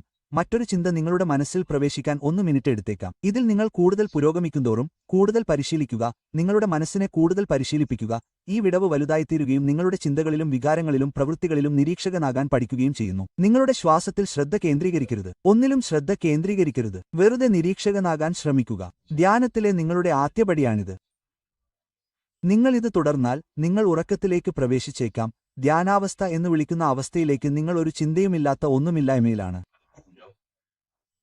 നിങ്ങൾക്ക് ഇത് ആദ്യമായി നേടാനായേക്കില്ല, പക്ഷേ നിങ്ങളുടെ 5-ാമത്തെയോ 6-ാമത്തെയോ 7-ാമത്തെയോ 10-ാമത്തെയോ അല്ലെങ്കിൽ അതിലും കൂടുതലോ നിങ്ങൾക്ക് ഈ ധ്യാനാവസ്ഥയിലേക്ക് വേഗത്തിൽ എത്താൻ കഴിയുന്നിടത്ത് നിങ്ങൾ ഇത് നേടും. അവിടെ നിങ്ങൾ ഈ ആഴത്തിലുള്ള വിശ്രമാവസ്ഥയിലാണ്. അതിനാൽ അത് വളരെ വ്യക്തമല്ലെന്ന് എനിക്കറിയാം, കാരണം ഞാൻ വീണ്ടും ഘട്ടങ്ങളിലൂടെ കടന്നുപോകും. നിങ്ങളുടെ വീട്ടിലോ നിങ്ങൾ എവിടെയായിരുന്നാലും ശാന്തമായ ഒരു സ്ഥലം കണ്ടെത്തുക. എല്ലാ ലൈറ്റുകളും ഓഫ് ചെയ്യുക. സുഖമായിരിക്കുക, ഇരിക്കുക അല്ലെങ്കിൽ കിടക്കുക, പൂർണ്ണമായും നിങ്ങളുടെ ഇഷ്ടപ്രകാരം. നിങ്ങളുടെ കണ്ണുകൾ അടച്ച് നിങ്ങളുടെ മനസ്സിൽ പ്രവേശിക്കുന്ന ഓരോ ചിന്തയ്ക്കും ഇടയിലുള്ള വിടവ് നിരീക്ഷിക്കുക. നിങ്ങളുടെ മനസ്സിൽ ഒരു ചിന്ത വരുമ്പോഴെല്ലാം അതിനെ ഒന്നുമില്ലായ്മയിലേക്ക് തിരിച്ചുവിടുക. പിന്നീട് വീണ്ടും ഒരു ചിന്ത വരും, അതിനെ ഒന്നുമില്ലായ്മയിലേക്ക് തിരിച്ചുവിടുക. ഒന്നുമില്ലായ്മയിൽ ശ്രദ്ധ കേന്ദ്രീകരിച്ചുകൊണ്ടിരിക്കുക. നിങ്ങളുടെ മനസ്സിലേക്ക് വരുന്ന ചിന്തകളുടെ വ്യത്യസ്ത ശാഖകളിൽ മുഴുകിപ്പോകരുത്. ഇത് ചെയ്ത് 1-2 ആഴ്ചകൾ കഴിയുമ്പോൾ നിങ്ങൾക്ക് കുറച്ച് പുരോഗതി കാണാൻ കഴിയും. നിങ്ങൾ ധ്യാനത്തിന്റെ ആഴത്തിലുള്ള അവസ്ഥകളിലേക്ക് പ്രവേശിക്കുന്നത് നിങ്ങൾ കാണും. ഇതിന്റെ ഗുണങ്ങൾ ആദ്യമായി സംഭവിക്കുന്നില്ല. ചില ആളുകൾക്ക് ഇത് സംഭവിച്ചേക്കാം. എന്റെ ഉള്ളിലെ ചില മാറ്റങ്ങൾ കാണാനും ശ്രദ്ധിക്കാനും എനിക്ക് 1 ആഴ്ചയോളം എടുത്തു. എന്റെ ബോധം, എന്റെ ശ്രദ്ധ വർത്തമാനകാലത്തിൽ കേന്ദ്രീകരിച്ചതിനാൽ ഞാൻ എന്റെ ഭൂതകാലത്തെക്കുറിച്ച് വിഷമിക്കുന്നില്ലെന്ന് ഞാൻ ശ്രദ്ധിച്ചു. എനിക്ക് പ്രതികരണശേഷി കുറഞ്ഞു. എന്റെ ചിന്തകളെ ഫിൽട്ടർ ചെയ്യാനുള്ള കഴിവ് എനിക്ക് ലഭിച്ചു. നിങ്ങൾ മനസ്സല്ലെന്ന് നിങ്ങൾ മനസ്സിലാക്കുന്നു. ഇത് വളരെ പ്രധാനമാണ്. ഇതിനുശേഷം നിങ്ങൾ ഇതിന്റെ നിരീക്ഷകനാണെന്ന് ഞങ്ങൾ മനസ്സിലാക്കുന്നു. നിങ്ങൾ എല്ലാ ദിവസവും ഈ നിരീക്ഷകനുമായി ബന്ധപ്പെടുമ്പോൾ നിങ്ങളുടെ ചിന്തകളെയും വികാരങ്ങളെയും പ്രവൃത്തികളെയും നിരീക്ഷിക്കുന്നത് നിങ്ങളാണെന്ന് നിങ്ങൾ മനസ്സിലാക്കുന്നു. അവയുടെ മുകളിൽ നിൽക്കുന്നത് നല്ലതാണ്. നിങ്ങളുടെ ചിന്തകളുടെയും വികാരങ്ങളുടെയും പ്രവൃത്തികളുടെയും മുകളിൽ നിൽക്കുന്നത് ഭൂമിക്കു മുകളിൽ താഴേക്ക് നോക്കുന്ന ഒരു കഴുകനെപ്പോലെ. ഇതാണ് നമ്മൾ ലക്ഷ്യമിടേണ്ടത്. മിഥ്യാധാരണകളിൽ മുഴുകിപ്പോകുന്നതിനാൽ നമ്മുടെ മനസ്സിൽ വളരെയധികം ബന്ധിതരാകാൻ നമ്മൾ ആഗ്രഹിക്കുന്നില്ല. വികാരങ്ങളുടെ കാറ്റും പ്രക്ഷുബ്ധയും ജീവിതത്തിലെ കാറ്റും ജീവിതത്തിലെ വെല്ലുവിളികളും നമ്മെ എളുപ്പത്തിൽ സ്വാധീനിക്കുമെന്നതിനാൽ നമ്മുടെ വികാരങ്ങളിൽ വളരെയധികം ബന്ധിതരാകാൻ നമ്മൾ ആഗ്രഹിക്കുന്നില്ല. നിങ്ങൾ പ്രതികരിക്കുന്നതിനു മുമ്പ്, തൽക്ഷണം പ്രതികരിക്കുന്നതിനു മുമ്പ് ചിന്തിക്കാൻ ഇത് നിങ്ങളെ അനുവദിക്കുകയും നിങ്ങളെ പഠിപ്പിക്കുകയും ചെയ്യുന്നു. നിങ്ങളുടെ മാനസിക ശരീരത്തിന്റെ ബോധത്തിന്റെ നിയന്ത്രണം നേടുന്നതിനുള്ള ആദ്യപടിയാണിത്. വീണ്ടും ഇത് വളരെ അടിസ്ഥാനപരമായ ഒരു ധ്യാനമായിരുന്നു. ആഴത്തിലുള്ള ധ്യാനങ്ങൾ, ശ്വസന വ്യായാമ ധ്യാനങ്ങൾ, എല്ലാത്തരം എന്നിവയെക്കുറിച്ചും ഞാൻ കൂടുതൽ വീഡിയോകൾ നിർമ്മിക്കും. പക്ഷേ ഈ വീഡിയോ ധ്യാനം ആരംഭിക്കാൻ മാത്രമുള്ളതായിരുന്നു. നിങ്ങളുടെ ശ്വാസത്തിൽ ശ്രദ്ധ കേന്ദ്രീകരിക്കരുത്. അങ്ങനെയുള്ള ഒന്നിലും ശ്രദ്ധ കേന്ദ്രീകരിക്കരുത്. നിങ്ങളുടെ ചിന്തകളെ നിരീക്ഷിച്ചാൽ മതി. ഇതിൽ പ്രാവീണ്യം നേടിക്കഴിഞ്ഞാൽ നിങ്ങൾക്ക് ശ്വസന പ്രവർത്തനങ്ങളിലേക്കും ദൃശ്യവൽക്കരണങ്ങളിലേക്കും മറ്റെല്ലാ ട്രാൻസ്ലൈക്ക് ധ്യാനങ്ങളിലേക്കും അതീന്ദ്രിയ ധ്യാനങ്ങളിലേക്കും പോകാം.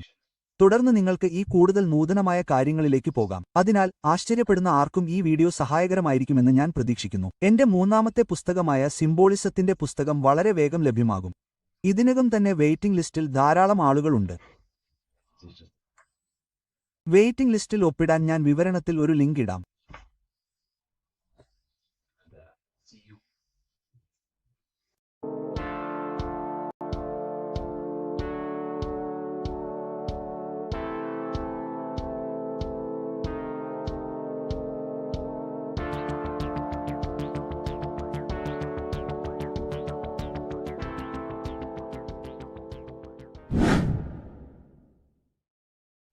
What is up, people? How are we all doing? Today, we're talking about the flat earth cosmology. So let's jump straight into this. Please drop a follow and leave a like to help the algorithm. So we live in a torus field. Everything's made out of torus fields. And every torus field has motion. It's what it is. It's the motion of energy. And every torus field has a center, which is the black hole. It's a womb of creation. It's counter space. Now, this is why the North Pole is magnetic, because the center of this torus field is the most magnetic part, the strongest part of the field. So this is why all compasses will point you to the center. And the Earth's magnetic field is spread across the whole of the Earth. And it's spinning, as you can see here. It's like a tornado at the center. And this tornado is the force which is spinning the sun and the moon around us. You got the sun, the moon, Polaris, just like in the Masonic cosmos here. The sun, the moon, Polaris, the all-seeing eye. Now we'll get into Polaris a bit later, but the sun is the magnetic force. Sorry, is the electric force, because every field is electromagnetic. Now, the sun is electric. It's positively charged. It's gonna give you energy. It's feeding energy. The moon is more magnetic energy, which is taking your energy away from you. And this is why you become sleepy when the moon comes out. Because it's taking away your energy. So these two forces is the balance. It's the yin and yang. It's the balance. Everything in this creation is balanced. Because the torus field is the earth is the plane of inertia, the 0 point within the field. Because physical matter is a result of two opposing forces equalized on the plane of inertia. And that is where matter crystallizes into physical results. And this physical plane is the plane of inertia, planet Earth. And at the center of this plane is the black hole, the womb of creation. And outside of this black hole gives birth to light. So the torus field is constantly rotating, going into counter space, the black hole, and then out of counter space gives birth to the white hole, white light. You see? So it's going around, black hole, birth again, black hole, birth again. And it just keeps going around. It's an infinite cycle of energy. And this is where the infinity sign comes from. This is the motion, this is the force which is creating everything to spin inside of this circle. Okay? And it's making the stars spin. It's making the sun and moon spin around us, around this center point. Now here you see Horus and Set. Horus and Set putting their feet inside of this dome. This is the royal arch, the arch of the dome above us. It's like you see in the Masonic cosmos, the royal arch of Freemasonry. This is the dome above us, the firmament that the Bible talks about. You see, they're putting their feet in because Set symbolizes the moon and Horus is the sun. Horizon, Horus. Horus is rising, the sun. So they're both putting their feet around this center magnetic pole, which is the pole, North Pole. And above the North Pole, you have Polaris, the pole of electromagnetic energy. You see? And this is how we get the sun and the seasons. Because the sun, for us, when it becomes summer, it's on the Tropic of Cancer. Then it spirals outwards, going out and out and out, then goes to the Tropic of Capricorn. That's winter for us. Then it comes back in and creates summer again. So it's constantly spiraling around this center magnetic North Pole. You see? So this roof above our heads is the firmament, and this is what they've taken off of us. They haven't physically taken it, but mentally they have taken this away from you. It's a female energy, and this is what the Egyptians called Nut, the sky god Nut. And this is the womb. We are inside God's creation, God's womb. And the woman's womb, when she has a baby, is a microcosm of this, because everything inside of this creation is macro. It's a reflection of the bigger things, as above, so below. So the dome above our heads is the dome we are in when we are a baby. And you can see the sacred geometry of it is the exact same. It's the dome. And when we are inside of the womb, the woman, the sacred maker, which is the M, the Masonic M, this is the Gmail symbol. The Masonic M is maker, mason, matter, male. She delivers the male, you see. She delivers the male because it's the maker, the female, the magnetic. The woman is magnetic in nature. The male is electric in nature. So when we are in this womb, the female, we are being fed by the center umbilical cord, by the center of the mother's stomach. We're connected to the center of the woman's stomach, just like we are when we are in the earth. The center is where the aurora borealis is being emitted from, the electromagnetic aurora borealis, the northern lights. This is our spiritual umbilical cord, connecting us to counter space, connecting us to the realms beyond this world. Because at the center of every torus field is counter space. And at the center of the earth is our spiritual umbilical cord, and this is the earth's belly button, as you see. As above, so below. We had a physical umbilical cord. We have a spiritual umbilical cord, and this gets cut when we die, when we're cut away from the physical reality. You see, here's the ancient Egyptian tablet showing this female. You can see the hair, it's a female above us, because the female energy is nurturing, helping, looking after. And that's exactly what the dome is. It's protecting us. It's the Ark of the Covenant, the Ark covering us. You see? And this is what they've taken away from us. By you believing in space, it completely destroys the idea of this being a sacred creation. They've taken the roof off your head, whether if you believe in space, you believe that there's chaos, there's planets, there's asteroids about that could kill us at any moment. But this isn't true. They've made you fear your own creation that you're inside of. They've made you fear what's above you. You see, and it's to hide the power of astrology, the power of the lights in the firmament, which are constantly flowing through the ether. These powers which are above us are sending rays down to the earth, which are influencing our psychology and how we behave. And this is what astrology is. It affects human consciousness. It interacts with our consciousness. And there's a different energy every day because the planets are in different houses, different alignments. And this is, we'll go into this a bit deeper later on. So the world tree, this magnetic north pole, the pole of electromagnetic energy, was symbolized as a tree, the great tree at the center of the earth. You see? And this tree is symbolized everywhere. You can see here how the center person, this Egyptian person, is holding up the sky.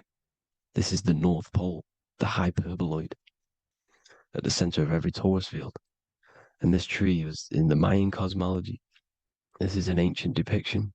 This is the torus field. There's the plane of inertia. Here's the center tree. Here's the tree in the center, the magnetic North Pole, the woman holding the stars. Here's the Hindu with the two birds symbolizing the sun and the moon revolving around this center tree. The Mayan tree, his Horus and Set around the North Pole. They all knew this flat earth cosmology. They knew these secrets. It's so sacred you understand the creation that you're inside of. Because if you don't, you'll be led astray. You don't know where you are. You're lost. You see? And here's the Masonic art with the rays of the stars coming down with the tree in the center. So it was personified as a tree. And we are in Asgard, Midgard, the middle garden, where there's good and evil. So the 7 layers of heaven, which is talked about in the Quran. Each planet has a different layer of the firmament, and this is the 7 layers of heaven, and these are our 7 layers of the energy centers in our body. So we start in the stars, so we are stars in a physical body. And this is why we say Mr., Sister, Fraudster, Sinister. Stir is star, and we are in the stars, and our star descends into the soul system, not solar system. And as we descend into the soul system, we enter Satan's kingdom, Satan's world. As it says in the Bible, Satan is the god of this world. Well, if you've been into my research for a while, you know Satan is Saturn. Saturn's world, because Saturn's the outermost ring. He's the Lord of the Rings. And you enter his kingdom, the kingdom of time. And this is why Saturn's the time god. As soon as you go past the rings of Saturn, you're now in the soul system. You're now in time. You're now bound by space and time. And you're bound to the earth plane, the heart. Earth is heart. It's a rearrangement, it's an anagram for heart. And the heart of the electromagnetic color spectrum is green, and that's why the earth is green. And above green is blue, and this is why the sky is blue. In order to go to heaven on the macro scale, you have to go through the blue sky, through the 7 layers of heaven. In order to reach heaven in your body, whilst you're here, you have to go through the blue chakra to your head, which is heaven. It's micro, macro. Everything is micro, macro inside of this creation. It's an ancient. I think this is a French image piece of art from the ancient French with obviously the 7 layers of heaven, which they all depict. And notice how it's like a dome. We'll go into this dome symbolization, the Royal Arch of Masonry, which is next. But these 7 layers of heaven give us the 7 metals, the 7 days of the week, the 7 diatonic tones, the 7 chakras, the 7 everything. It's God's favorite number. And this is why the Masons use the G inside of the compass, because the G is the 7th letter and God starts with G. You see? So it's 7. God is 7. Here's another depiction of the heart, the soul system, the 7 layers of heaven. La fermente. You see, la firmament, with the stars on the outermost layer. Here are the 7 planets: Jupiter, Mars, la Sophie, the sun, la luna, the moon. So Saturn. So we are in the heart of this soul system. In order to ascend, we need to ascend up our chakra system, reach 144,000 hertz, God consciousness, the God man. You have to unfold God man, master of the mind, mastery of the mind. So what are the stars? The stars make everything unique. The stars are constantly rotating around the center, magnetic North Pole, the tornado at the center, which is stirring everything. It's stirring the ether. The center is the ether, and the 4 elements are born out of this ether. There's 5 elements: ether, spirit, water, air, and earth.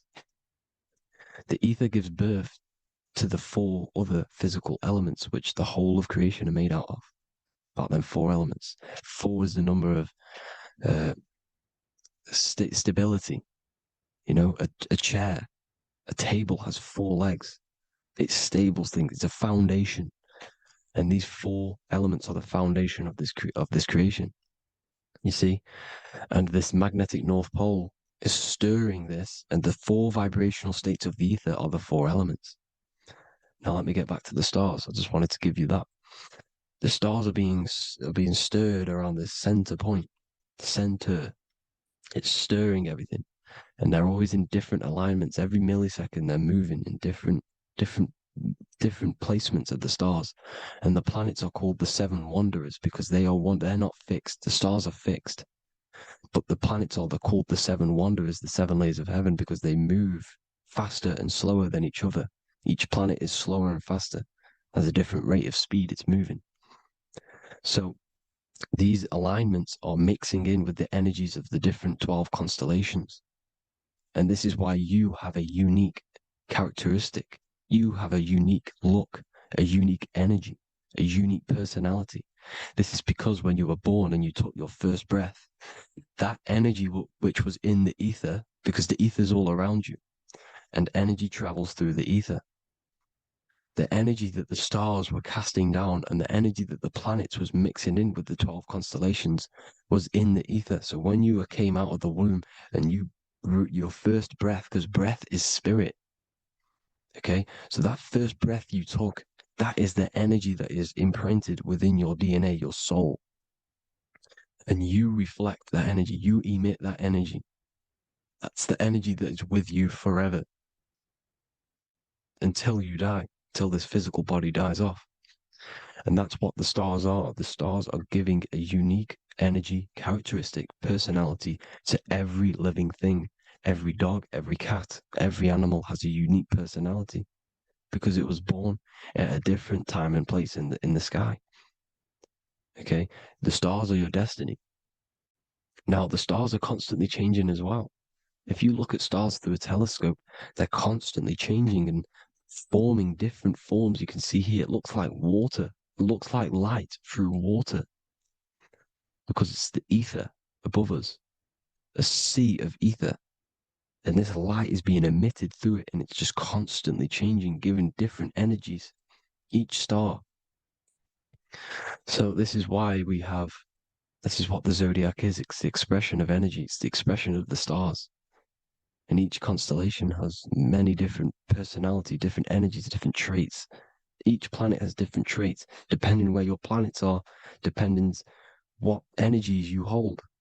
No same person, no two person have the same energy. There's no one. It could be similar, but no one's the exact same. It's because of the stars. The stars are never in the exact same split place. The planet's always in different houses. So here's some Royal Arch symbolism. Here's the Royal Arch of Masonry, as it says here. The sun and the moon, the constellations. Here's Cancer, the 7 planets, the 7 stars. Here's the Royal Arch. This is the firmament. Here's the duality. Black and white, duality, good and evil, rest and motion, dielectricity, magnetism. See? So this is what the Royal Arch is. It's symbolizing the cosmic dome above us. The womb we're in. We're inside God's womb. And here's George Washington, the Freemason, inside of the Royal Arch. See? With the G, the Masonic G, God, 7. Here you see another depiction of George Washington with the stars in the dome above his head, his Polaris, the sky vault, Polaris. We'll get into that later. Go inside of all of your ancient churches, you will see the dome. Go to the Vatican, you'll see the dome. All of your ancient churches have this dome because it's the dome above your head. The ancients knew this. This was known. We did not live in space. It was known back then. They all knew. This is Crown Court, which is one of the most important courts in the UK. You can see it's clearly so much Masonic symbolism. You've got the 4 pillars of Masonry. The Royal Arch is like an arrow pointing upwards to Polaris. His Disney World is under a dome. In his Polaris, the sky vault. You see? And also 666 in the symbol. Here's more 7 layers of heaven. Here's an ancient depiction. The firmament. Here's the astral plane outside of the firmament. The Royal Arch. You see? It's everywhere. Here's Polaris, the 8-pointed star. Polaris is in between the sun and the moon. It's at the center of the Taurus field. And Polaris corresponds with the pineal gland as well because it's the all-seeing eye. See? So is Polaris, the 8-pointed star, which is at the very top. It's the very center. It's on top of the North Pole. And it's an 8-pointed star that's always symbolized as an 8-pointed star. Here you see the Vatican. The Vatican is a giant key with an 8-pointed star. See, it's a key. Here's the dome. Here's the Space Delta, the USA Space Delta logos. Here you see the Egyptian god looking from the center of the North Pole, looking upward to an 8-pointed star, Polaris. An arrow pointing up to Polaris. Here's another, the bear holding a key with an arrow up to Polaris, 7. Holds the key to Polaris. Here's an eagle holding a key above the North Pole to Polaris. Polaris, and here's another one. There's another bird, like a dragon, holding a key to Polaris. Because Polaris is definitely something to do with leaving this creation. Okay, maybe, I can't say for sure, but maybe it's to do with ascension, and this is why the Vatican hold the key to the 8-pointed star. And this is why the space, well, we all know space is a lie, but they're showing Polaris and its sacred symbology. Maybe it's to do with something leaving this creation, going to another. Here's some North Pole symbolism. As above, so below. You see the four seasons of the Big Dipper constellation going around Polaris. This is Polaris, this is the Big Dipper constellation, and this is the swastika. This image gives us the swastika, because all the symbols we use are created in nature. They're created somehow in nature. This is how we get them. As above, so below. This is the map of the North Pole with the 4 rivers, looking like the Big Dipper constellation. It's the Masonic, here's the ancient cosmology with the 4, you see the 4 islands, Mayan cosmology, 4 islands. This is the alchemical symbol for Earth, 4 sections. The windows, because the center of the North Pole is a window to another dimension. The 4 lucky 4-leaf clover, which is supposed to be lucky. It's truth in plain sight. And here's Hitler looking at 2 flat Earth maps. So this swastika has been used for thousands of years, thousands and thousands of years. And it's symbolic for the most sacred land on this plane, the North Pole. Shambhala. Do some research on Shambhala, people. It's a it's a Hindu mythology about the sacred lands at the center of the earth. And it's known to be full of enlightened beings. And it's all symbolized at the center. You can see their paintings of Shambhala. It's all at the center, the North Pole. And it's known to be the most godly place ever because it takes you to a portal to the higher places. And maybe this is something to do with Polaris, connecting you to this sacred land at the very center. But anyways, people, thank you all for tapping in. Hope you all learned something. Have an amazing day. Please follow, subscribe, like, all the links in the description for the courses, the PDF. Please have an amazing day. God bless.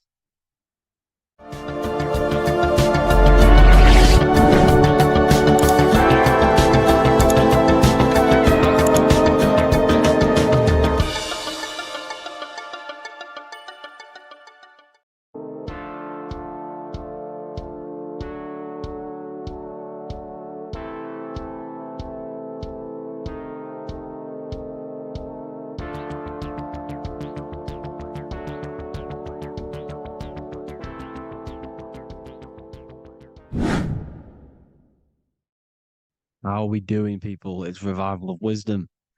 We're back today talking about sun worship. Okay? And please enjoy. Sit back and enjoy the video. First thing we need to understand is that the sun is the risen savior. It's the light of the world. Without the sun, we have nothing. Now, the sun is the Son of God. We didn't make the sun. No one owns the sun. But who created the sun? Obviously, the Creator created the sun. Therefore, it is the Son of God. And that is what Jesus is symbolizing in the Bible. The Bible is a metaphorical story. That's why it's called the greatest story ever told, because it is a story about the sun, the zodiac. It's about you, the systems in the body. It's about everything that is sacred in this creation. Now you can see the suns behind Jesus' head in all of the ancient portraits, even the ones that are more modern. You still see a sun on the back of his head because he is the sun. He's the light of the world, our risen savior. And this is what Christians are lost because they don't realize it's a symbolic story and they think Jesus was a historical person. He's not a historical person. Okay, this is what we need to get out of our mind. This wasn't a historical person. It's the Son, our risen Savior. The Son is the soul. It's the soul of this creation. Because what is a soul? A soul is pure life force, pure energy. Whatever a soul inhabits, it gives life to. Like our soul feeds our body. The sun feeds the earth because the sun is a soul, and that's why the ancients called it Sol. Because it's the soul and it's in you and it's the light of the world. It's the light of everything. It gives life to all things. Here's Jesus and his 12 disciples. The 12 disciples symbolize the 12 zodiac signs. Aries, it rules the head region because the 12 zodiac constellations rule specific regions of your body. Aries, the ram, you have a cerebrum in your head. This is Aries on the head of the table. His Gemini rules the arms and the lungs. The two twins, Gemini. He's holding up 2 hands for the 2 hands and arms. The twins. Cancer has a knife in his hand. It's not so clear, but he has a knife in his hand. Cancer is the crab. Crabs have claws. And he's pointing at Virgo's Adam's apple, saying there's no Adam's apple there. It's a woman. Who's the 6th sign? The 6th sign is Virgo, the Virgin, the only woman in the painting. Now notice how there are 3 people in 4 groups. for the 4 seasons and for the 3 months and 3 zodiac signs in each season: spring, summer, fall, winter. Matthew, Mark, Luke, and John with the suns on the back of their heads, because it's the 4 states of the sun. The 4 states of the sun. Now, 6th sign, Virgo, the virgin, the only woman in the painting with no Adam's apple. Then we have the sun, Jesus, red and blue, red shift, blue shift. Electromagnetism. The ancients knew this. He's got one hand open, one hand down, because the sun gives and retrieves. The sun rises and it falls. It gives, then pulls away. That's what the sun does, and that's what he's doing. His arms are out, symbolizing the rays of the sun, casting down onto the earth, giving and then receiving. Libra, his 2 hands are equal, he's holding his arms out equally, because Libra is the 2 balanced scales. Libra is when the sun is balanced between the summer and the winter. It's being judged. The sun isn't balanced. That's what Libra is, the 2 scales. Capricorn is the goat. Goats have 2 horns, and you can see the 2 horns on his head here. See? So this is astrology. This what Leonardo da Vinci is depicting here. It's astrology. He knew the story of the Bible is all astrology. It's all based on astrology. The Son of God, the real sun. Now here are some Bible verses. I am the light of the world. Obviously, that's the sun. What other light is there that lights up the world? The moon can't do it. It's the sun, the one and only sun, our risen Savior. Because if the sun didn't rise, we'd all be dead. So it's our risen Savior. And it dies for our sins every night and then gets reborn every day. Now, Jesus calms the storm. Mark 4:35-41. The disciples are all on a boat and there's a heavy storm. But Jesus is asleep. The disciple says, Jesus is asleep. We need to awake him. They wake up Jesus, and Jesus got up and rebuked the wind and said to the waves, quiet, be still. Then the wind died down and it was completely calm. Well, when Jesus was asleep, this is the sun not being risen. It's not risen yet. Because in the night times, that's when the storms happen on the sea and the ocean. And when they awake Jesus, Jesus rises because he's the sun. He rises and everything calms. Because when the sun comes, the storms go. You see? So it's the sun. It's all about the sun. Here's another, Luke 22:10. A disciple asked Jesus, when will we know it's the end times? And Jesus says, as you enter the city, a man carrying a jar of water will meet you. Follow him to the house that he enters. Well, this is clearly talking about astrology, the topic that Christians think is satanic, when they don't realize the whole thing's based on astrology. Because the end times is the end of Pisces, which is the 2 fish, which is the age we've just gone out of. And you can see all these ancient churches here with 2 fishes, because they knew it was the age of Pisces. There's an ancient photo, ancient artwork with the 2 fish, Pisces. And the end times, as it talks about in the Bible, when Christians think the world's going to end or something. But no, it's just the end of Pisces. As you enter the city, a man carrying a jar will meet you. Follow him to the house. The house is the zodiac sign that he enters. And the zodiac sign is Aquarius, because that's what it is, a man carrying the water. We know this is astrology because a woman, that is a woman's job in the ancient times. In the ancient times, the woman used to get the water. You would never see a man collecting water back then. That was the woman's job, whilst the man builds the houses, for example. You see, so we know it's talking about astrology because astrology is the man holding the bucket of water. It's the end of Pisces. Now we are in Aquarius. And of course, Luke 24:36, the risen Savior, the sun. Now, the sun is also born on the 25th of December, a virgin, just like Horus, Mithra, Buddha, Krishna, Hermes, and thousands of other gods, all born on the 25th of December. Well, it's because the sun moves 1 degree northward on the 25th. of December. And on the 22nd to the 24th, it stays in the same degree because it's moving south.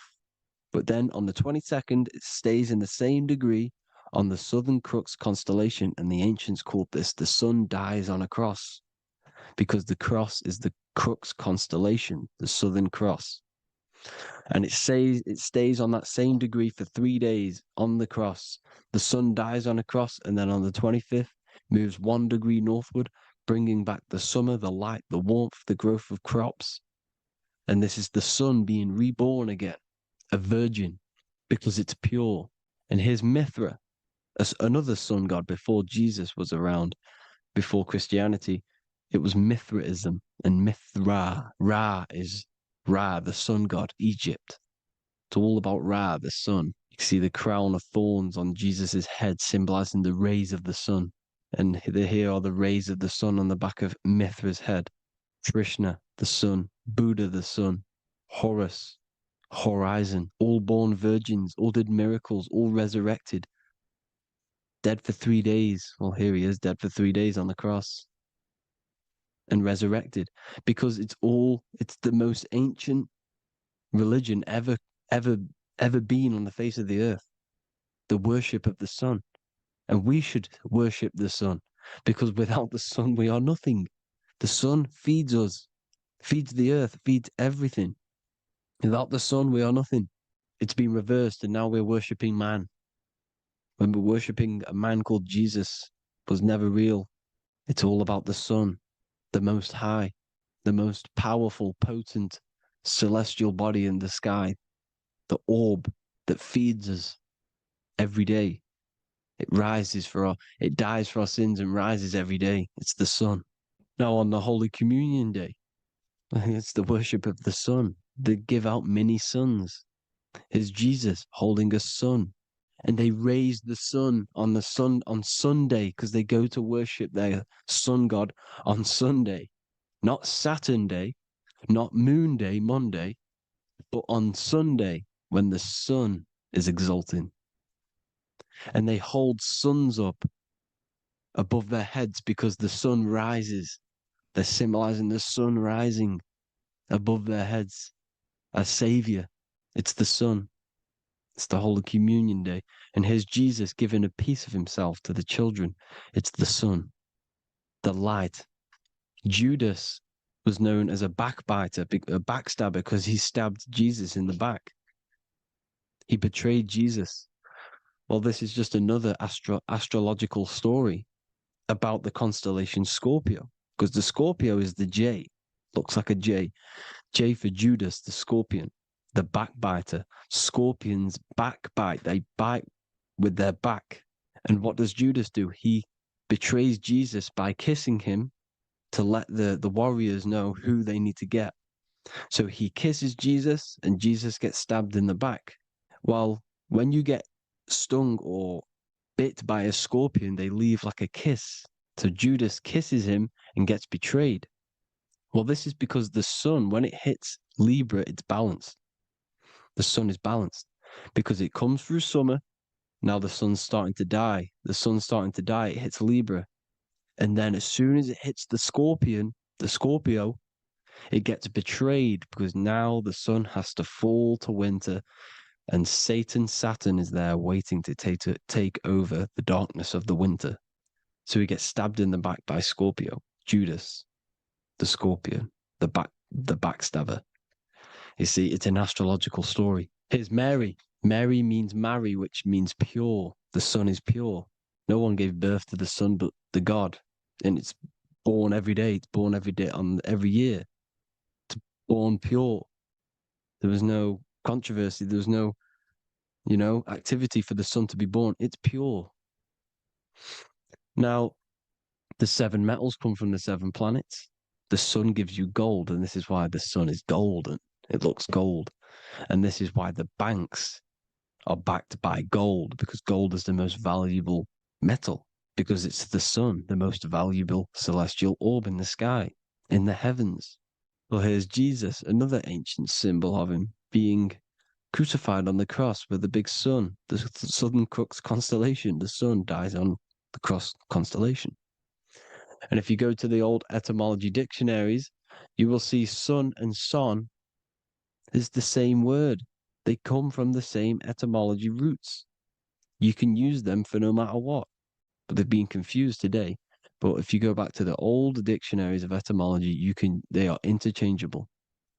You can use them. Son, sun, sol, it's all the same thing. The 12 disciples, 12 brothers of Joseph, 12 tribes of Israel, 12 breastplates on the stones, because it's all the 12 astrological signs. They could have used any other number, but there's 12.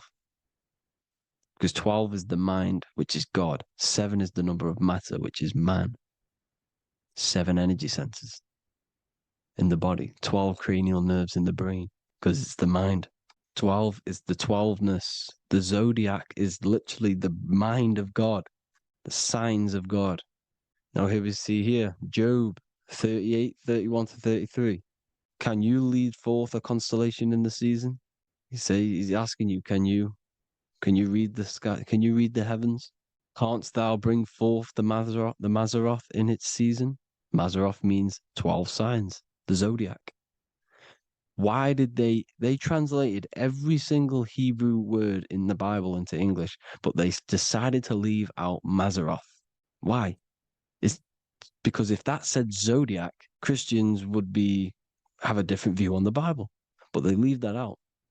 But Mazzaroth actually means the 12 signs, the zodiac, and the stars means sign. The word stars means sign because the stars are signs, things to come, which is off in Hebrew, which means sign, things to come. You see a sign on the road, it's something coming. But God is saying, no, what does he say? To qualify as a director, a judge of man's life on earth, one must be able to govern the heavenly bodies that rule the earth. It's telling you to read the heavens. We need to read the heavens. Astrology, the 12 zodiac signs, the mind of God. It's telling you, read the Mazzaroth, read the zodiac, because they are things to come in your life. They are signs. It's not satanic, it's made by God. God said, let there be lights in the firmament of the heavens to divide the day from the night, and let them be for signs. Signs are things to come. The 12 zodiac signs. It's all about astrology. Here's Mary holding the sun. His son, her son. It's the sun in the sky. The one and only, the most high. The soul, the solo because it's on its own. The most powerful, Ra, radiance. Here's the Pope holding the sun. All 3 popes holding the sun because they're sun worshippers and they know the true meaning and origins behind Christianity. Sun worship. Here's the Vatican is a sundial. Yes, this is literally a clock. Your watch is a sundial. It's got 12 sections on it for the 12 zodiac signs. 12 hours, 12 Horuses. Now here you see Jesus walking on water. Well, it's the sun. And here's the beard of the sun. Here's the pyramid of the sun, the illuminated one, the all-seeing eye, the sun. Here's the Ankh. The sun creates these symbols. The ancients knew this. Now, when you see these headdresses, these are actually the days of procession of the sun. Aries, Cancer, Libra. It's all about the sun. Here's some more sun worship going back to Egypt. Ra, Horus, Osiris, and Set. Jesus and Satan is Horus and Set. The sun and Saturn. Saturn rules the winter, Satan. Jesus, the sun, the light of the world, rules the summer, rules the day. Satan's the night, Saturn's the night, the sun is the day. The evil brother, Satan. Well, Horus this is where we get the word hours from. There are 12 Horuses. The sun moves in 12 Horuses, 12 hours. Where's Horus? What hour is it? Where's Horus? His Ra, 12 noon, Ra, radiates, powerful, the most high sun. That's why he has a sun on the top of his head. These are the 4 states of the sun. Set, sunset. This is why we say sunset, because the sun is setting. His sunset, his Horus, horizon, the Horus is rising, Ra radiating, and the sunset. Then midnight is Osiris. Here's another ancient symbol for the sun, the scarab. Ra, the sun, scarab. It's got the word Ra in it because it's the sun. And here's the sun on top of the scarab with the wings. Because scarabs roll dung up hills, and then they'll let it fall down the hill to gain more matter. To gain more bigger, like a snowball effect. And this is, the ancients saw this as a process of the sun, because the sun climbs up the hill and then it falls. So they used the scarab to symbolize the process of the sun. The sun climbs and falls. Here's an ancient Egyptian cat cutting off the head of the serpent. Well, the cat is cutting off the head of the serpent, symbolizes the sun cutting off the nighttime. When the sun rises, it cuts off the nighttime. It cuts off the serpent. The serpents represent darkness or evil. Oh, there's some more symbology of the sun and the heavens, the arch, the royal arch, the firmament, the sun inside the firmament. These are all ancient churches, and they all depict the firmament with the sun inside. Is the ancient cosmology, you see, because it's all about the sun. Everything's about the sun, because the sun is our orb made for us to sustain life in this, inside of this creation, inside of this firmament, the royal arch of heaven. Here's the Freemasons depicting it. Here's the Masonic royal arch, but you can even see the zodiac signs. Here's Cancer, the checkered board. It's the royal arch of the firmament. Obviously, they don't want to tell you that. You live in space, apparently. Some more sun worship. Here's the beard of the sun on the water. They all have this long beard. And why do they say amen? Amen at the end of every prayer. Amen is a sun god, a creator god. It's all about the sun. So thank you all, people. Hope you all enjoyed. Hope you all gained some knowledge and insight. Please give me a follow, drop a comment, drop a like. Have a good day. Love you all.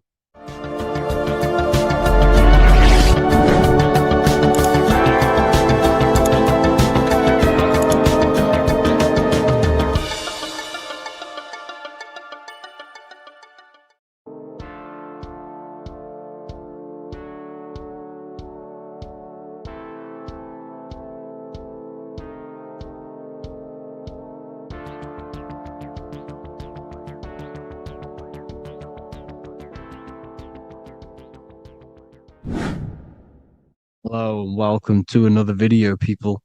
Before we start, please like, comment, and subscribe if you wish to see more content. Today we're going to be talking about the mental universe and how everything is mental. This is the #1 law on the Kabbalion. If you've never read that book, it's called The Kabbalion. A very good book. It's the first law, because this is the most important thing you need to understand, is how everything exists within the mind. Behind every single one of these eyes is the same consciousness expressed in different bodies. The mind is what gives perception to what you're experiencing.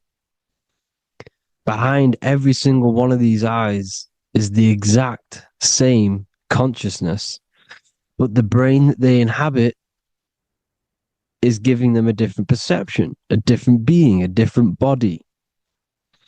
Now, this is the difference between humans and animals. Humans possess a advanced consciousness, an advanced mind that gives us the ability to be aware of ourselves mentally, physically, and spiritually. We can reflect on ourselves. When a dog looks in the mirror or an animal looks in the mirror, it doesn't know what it's looking at. It doesn't realize it has a consciousness. It can't reflect on itself. It can't say, I want to improve in this area. It doesn't have that consciousness. We have a divine consciousness. Take away the N for divine, and you get with a D, put it with a D, you get divide, because we have a divided two-way consciousness. An animal only has one. However, it's still the same mind. We're all mind. We're all mental. We all exist within the mental plane. Look at this person walking. The body, the brain is sending electrical signals through the 12 cranial nerves, which the 12 disciples that spread the gospel of Jesus, right? You have 12 cranial nerves in your brain. There are 12 disciples which spread the gospel of Jesus. Jesus represents the mind, the intelligence, the invisible intelligence that we all are, the same intelligence, the same exact consciousness, which then sends a command into the brain. Then the brain sends these 12 electrical signals through the 12 cranial nerves to control the rest of the body through the nervous system.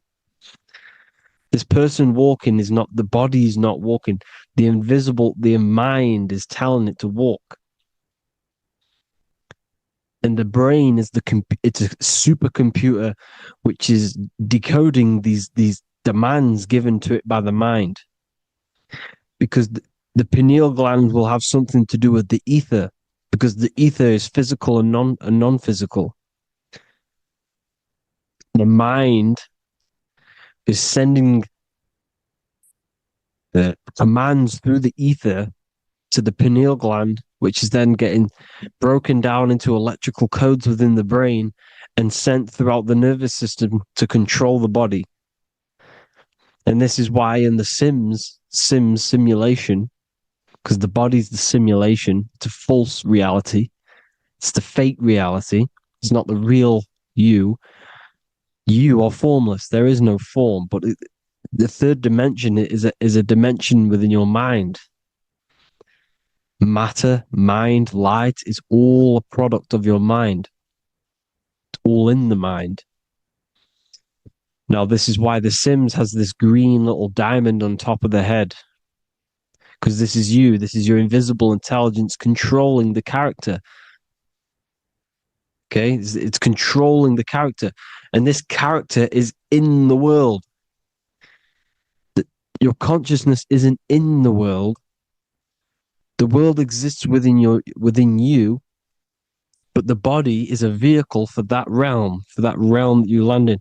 When you have a dream, your mind transcends this body into another body, duplicates your body into another universe, unite. Unite is one. We're all one. It's all one universe, expressed in many different ways, infinitely. And the vehicle that you land in is the body to operate in that realm. This is the all-seeing eye, as you see here. The eye, this is all the intelligence. This is the ball of consciousness, God, expressed in different bodies. We're all this same one in different bodies, as you can see here. And this intelligence is expressing infinitely throughout the universe. An infinite universe. There's no beginning, no end. There was no beginning of the universe. There is no end. It's infinite, always has and always will. But the mind is what gives you the ability to explore the universe, to make perception of it. We are God in disguise. We are God in disguise. We are God in flesh. But the body can become attached to the mind, can become attached to the body if the mind is not aware of itself. When the mind is that blinded by matter, and we lack knowledge and understanding of what we truly are, a formless, infinite being, a traveler. This is why Freemasons are called Freemasons. Mason means traveler, free. You're a free traveler because your consciousness is a traveler of the universe. When we lack understanding, our mind bounds to the body because we don't separate the body with our different layers of consciousness. When we separate them and identify that we are mind, body, emotion, you then can apply this knowledge to when you want to astral travel and explore the different realms of your mind, because the mind is the universe. People, this is what we need to understand. The mind is the universe. I am you and you are me. This is the Egyptians showing you this. The Ankh is the symbol of life. This is the one ball of consciousness, mind, giving it the Ankh life to all the different life forms. The cows, the birds, the snakes, and the big Ankh given to the humans, because the humans are the most intelligent. We have the most advanced consciousness. We have the most advanced consciousness. This is why the one is giving a big Ankh to the humans here. Here you see again, this is not the sun. This is also showing Ankh giving out its life to all things infinitely. And this is the Most High.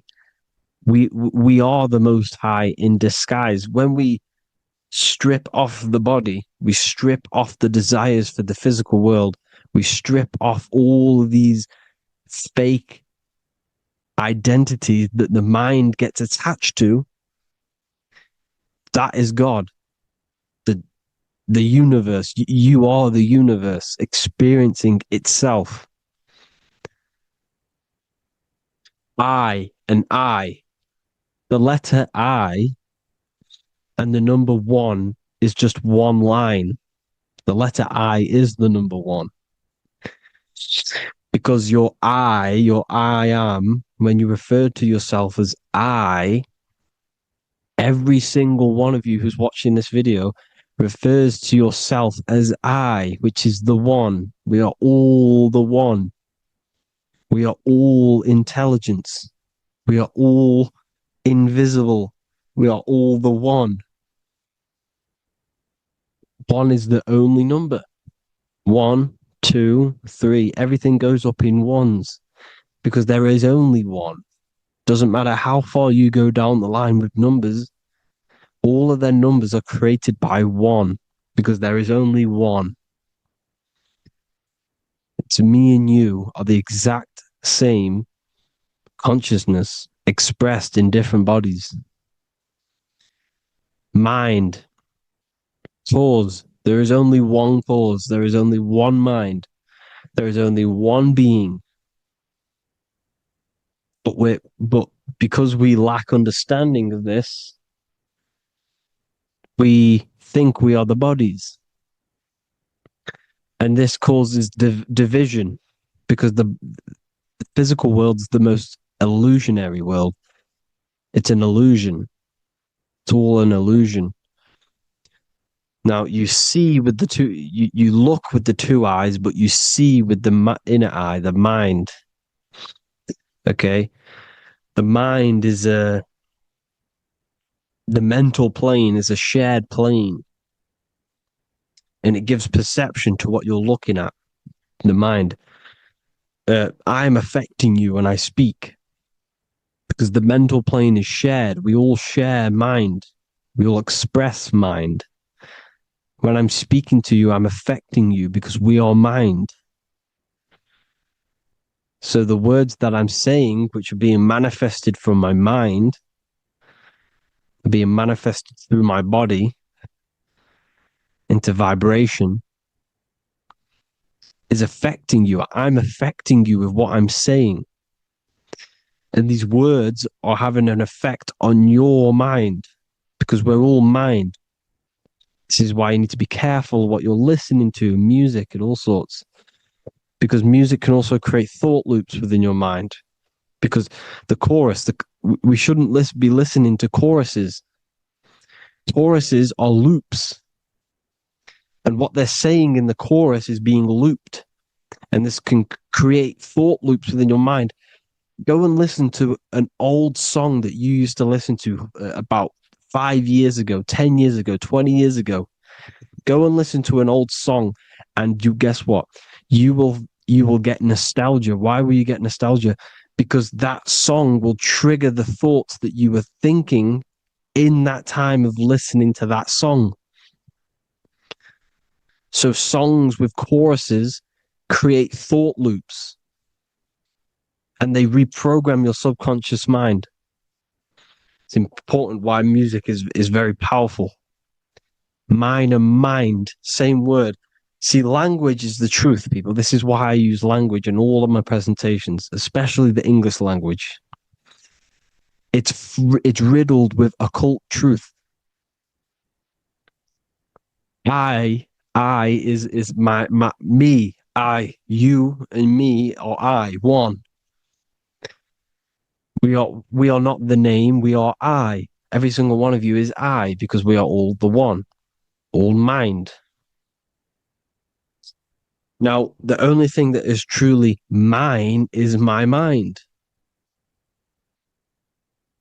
When you say something is mine, it's an illusion. It's not yours. The only thing that is mine is mind, my mind. Okay? It's my mind. It's the only thing. It's the same word, mind and mind. Like I said before, everything's one. Hot and cold is different degrees of the same thing, of the one substance, of degrees. The 7 colors are different frequencies of the one white light. Everything is one. There is only one. We are all one. Everything is one. Hot, cold, day, night. It's the same degree of one, which is mind. The mind's perception is what's giving it, labeling it hot or cold. The mind's perception of colors is what is giving it red or purple, hot or cold. There is only mind. The mind gives things perception. There is only one, that is mind. The conscious and the subconscious mind. The male and the female, these are married. The subconscious mind is your hidden part of the mind. Okay, it's hidden. You can access it through different meditations and Reiki teachings. And dreams are manifestations of your subconscious. This is how you know mind and matter are one, because your mind creates matter in dreams. Your subconscious manifests everything in a dream, in the astral realms.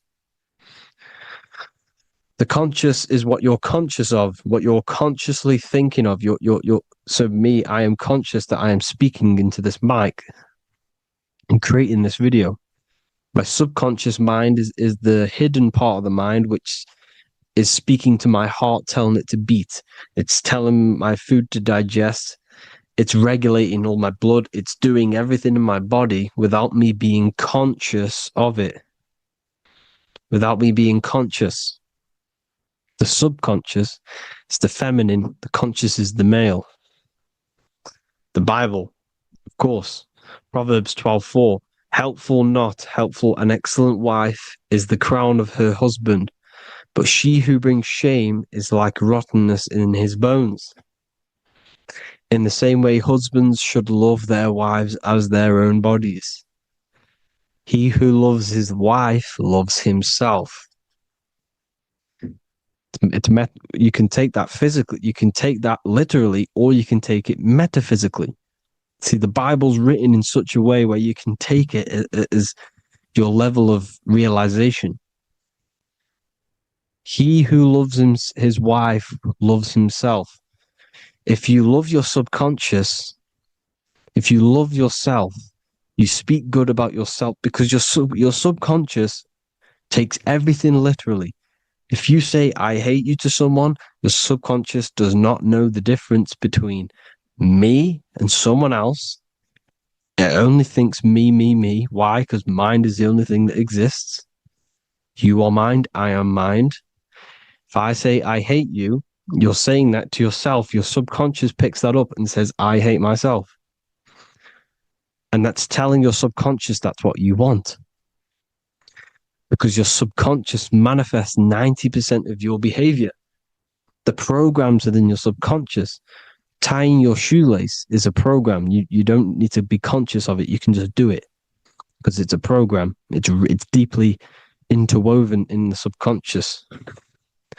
Driving your car, texting on your phone. You don't have to think about what letter. You just do it because you know where the letters are. It's a program.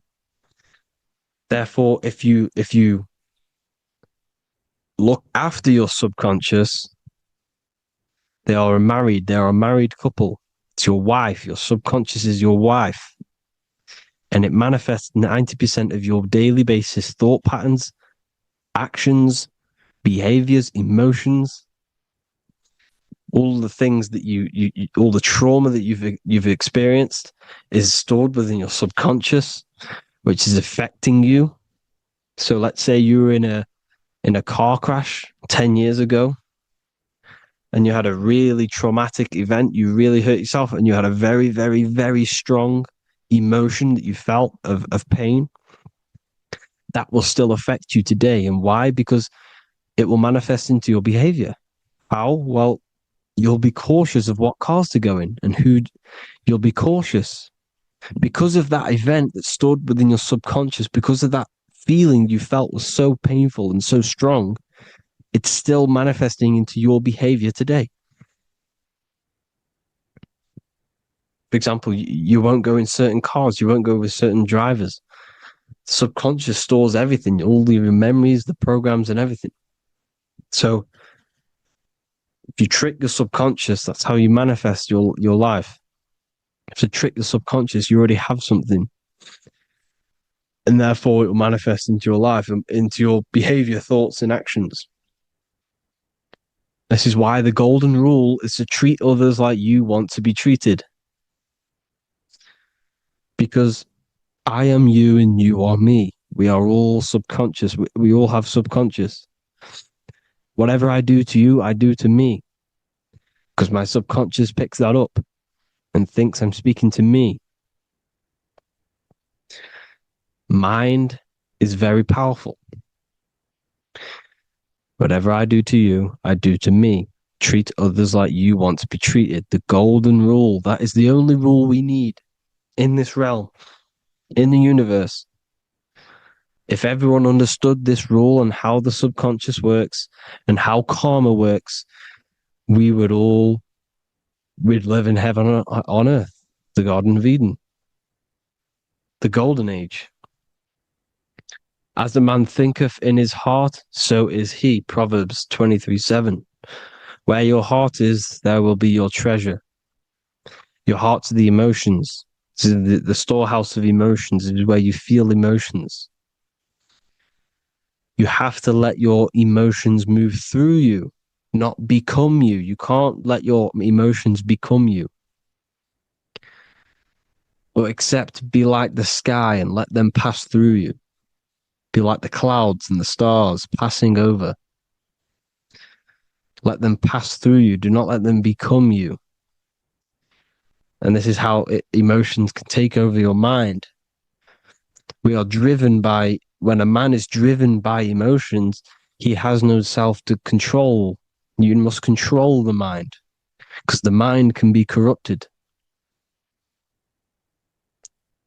Because your thoughts are electrical in the brain. Your thoughts come from the mental plane.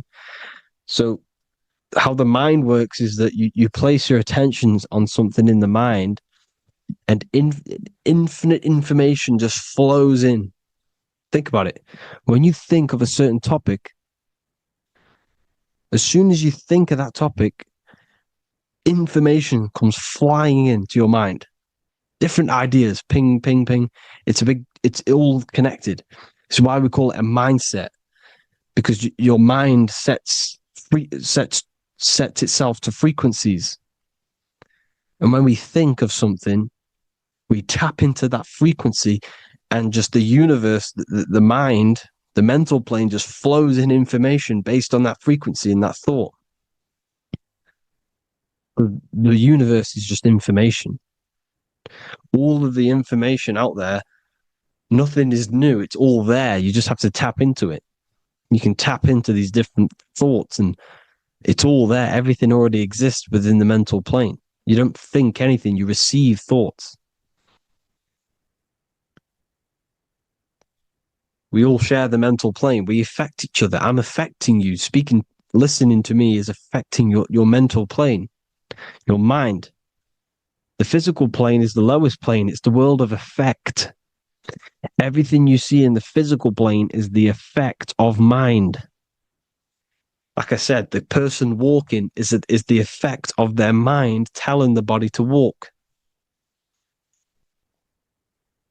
The physical plane is the lowest dimension of your mind.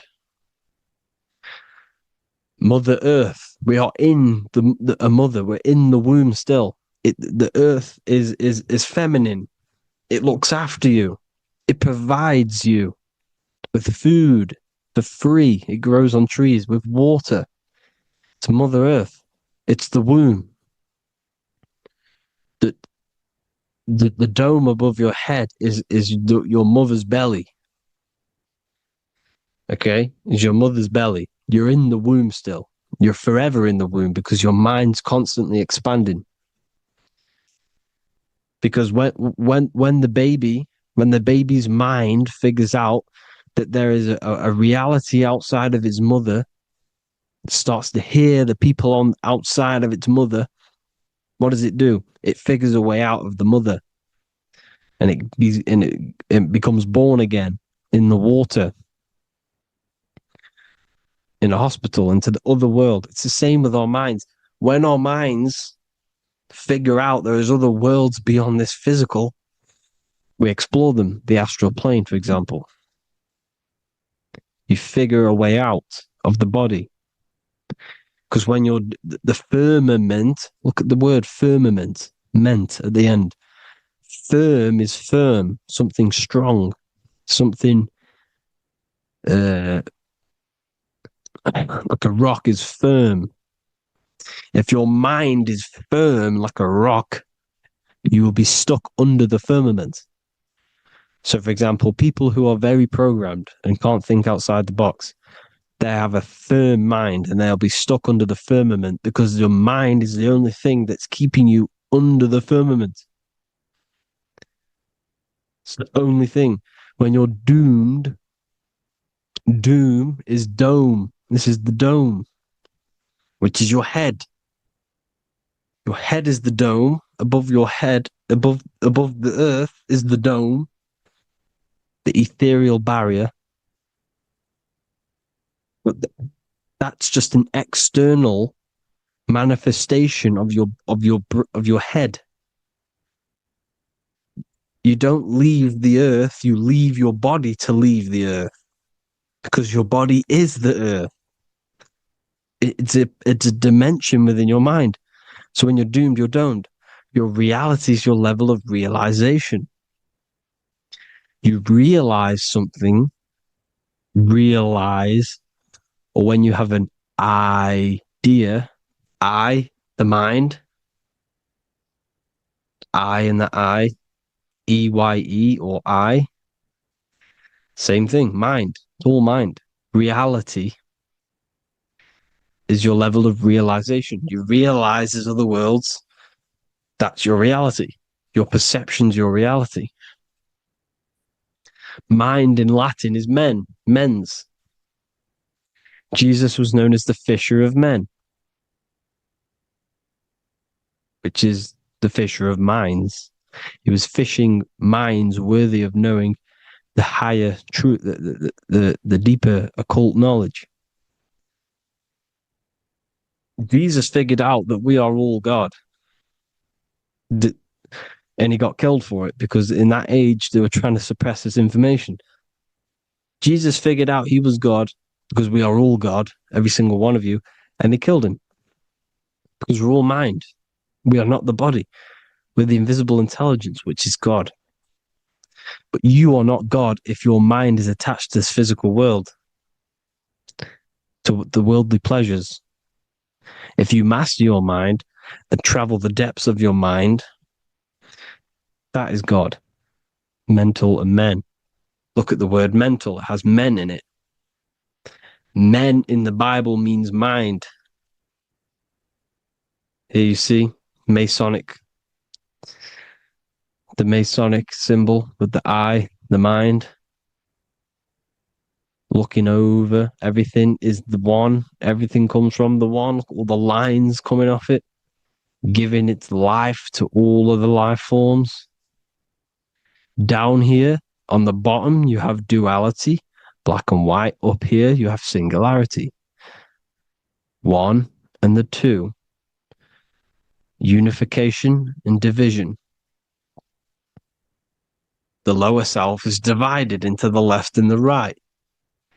So the Bible even says, I forgot what verse it is, but it says, it's better to go through life with one eye than to have two and be cast into the fiery abyss of hell. I'm not sure what verse it is, but you can research it yourself. It's better to go through life with one eye, to be unified. Unified consciousness. Dimension. No brainer. No brainer. The language tells you the truth, people. Dimension. The dimensions are in your mind. Entertainment. Entertain the mind. Disappointment. It's all in the mind. Environment. The environment that you are in is a product of your mind. Within, rearranged spells high twin. Within is your mind, and your external world is mirrored from the decisions you make in your mind. Advertisement, commitment, it's all meant, it's all mind. Everything is mind. Everything. So, this is important. The collective thoughts and collective beliefs. The collective, because we all share the mental plane. And because of this is why we are in a weakened state of consciousness at the moment. Because the collective thoughts and the collective minds overall are asleep. And they don't believe in anything. You see, everything is true within the mind. You think of something, it is there instantly. You think of a chair, it's there in your mind. You think of anything, it's there instantly. So everything's true within the mind. Anything can happen in the mind.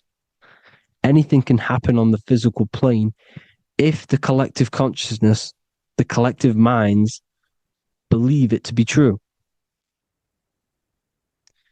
This is why back in the days, in the ancient days, you look at all the old world stuff, you see all this crazy technology, and it's because as a collective, as humanity back then, they believed that they had much more open minds. Therefore, the things manifested in the physical world were a lot more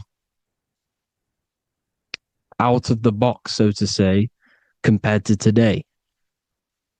For example, magic is not as powerful today because the masses don't believe in it. It's still powerful, don't get me wrong, but if the masses believed, or if everyone knew magic could be real, because it is, anything's real in the mind, it would be a lot more powerful. You see? So And what they're trying to do is create a hive mind worldwide. They're trying to make one religion, an external God. What happens when you worship something external? You give energy to it, because where attention goes, energy flows. Where your mind gives attention to, energy goes there. And when we all believe in external gods and give our worship and our power to these external things, we all give energy to it, which will manifest as a demon in the astral planes. It's a hive mind. They're trying to make a hive mind to summon our energy. Trying to summon our energy. And it through mind, through collective thoughts. The hive mind. They want one religion, one government, one currency, one belief system. And that will create a hive mind, which will limit our consciousness, which will limit what we can do in the physical world. Because if everyone doesn't believe in certain things, it cannot happen, because it's all in mind. Mind is so powerful. I am you and you are me. I hope you all enjoyed this video, people. If you haven't already, join the Wisdom Academy. The Wisdom Academy, we have many occult lectures just like this one. Also, we have just launched Mindwave Hub.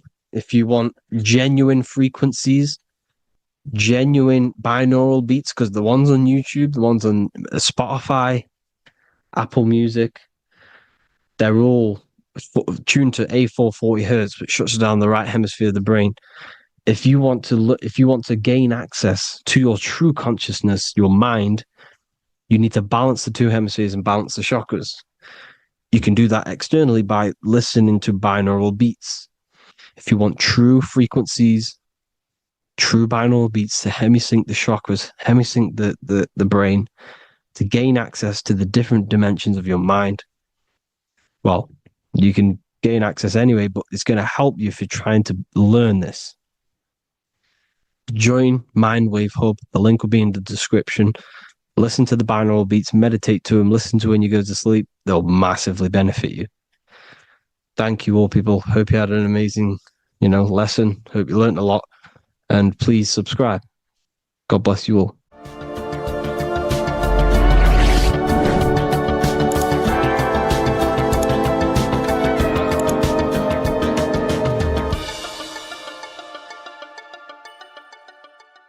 Hello, Seeker. Welcome to Revival of Symbolism, a channel devoted to the language of esoteric symbolism, helping you discover yourself and expand your consciousness into new realms of thought. I'm Harry B. Joseph, also known as Revival of Wisdom. In this video, we're going to be breaking down the occult and esoteric meaning of the tarot card, the Magician. This contains many layers of symbolism. Let's get straight into this. So if we look at the card of the Magician, the first thing we notice is this gesture, his hands. We have one hand up, one hand down. This corresponds to the teaching and the principle of the universe called the law of correspondence, also known as above, so below. As above, so below pretty much corresponds with everything in the whole world and life. Everything functions underneath this law. It teaches that everything below in the material plane does not exist on its own. Physical life does not create itself. It is not independent. It cannot sustain itself. Everything below in the material plane has its spiritual counterpart within the heavenly realms of higher consciousness dimensions. Everything above manifests that which is below. It's simply representing how reality is dual and you are dual. You have a self outside the mind, which is the physical body, and a self inside the mind, the spiritual self. While most people are fixated on the external self, the physical body, they never give attention to their internal self, the self inside the mind. The self inside the mind is limitless, has infinite potential, and is not bound to any true form or identity. The internal self is the immortal self, the higher self. It is the self that can turn anything, any thought into a form within the realm of imagination. This is what we call the astral plane. The astral plane being a plane or a dimension that sits just above the physical plane, and it's the realm of imagination, emotion, and desire. Because in order for us to imagine something, we have some sort of emotion or desire to create it. Therefore, it is the astral energy, the desire and the imagination of something above in the higher realms and dimensions of consciousness that make it possible and physically created within the material realm. It is the astral forces of desire manifesting the actions of the physical body, because the physical body only moves to what we care about or we have a passion or desire. These forces, what we call passion and desire, are not just chemical reactions in your body. They are astral forces directly coming from your astral body. We think with thought. This is the beginning of all creation. We think, we imagine, we desire, then we act. It is the higher realms first, then the external realm, the material. Higher dimensions over the lower dimensions.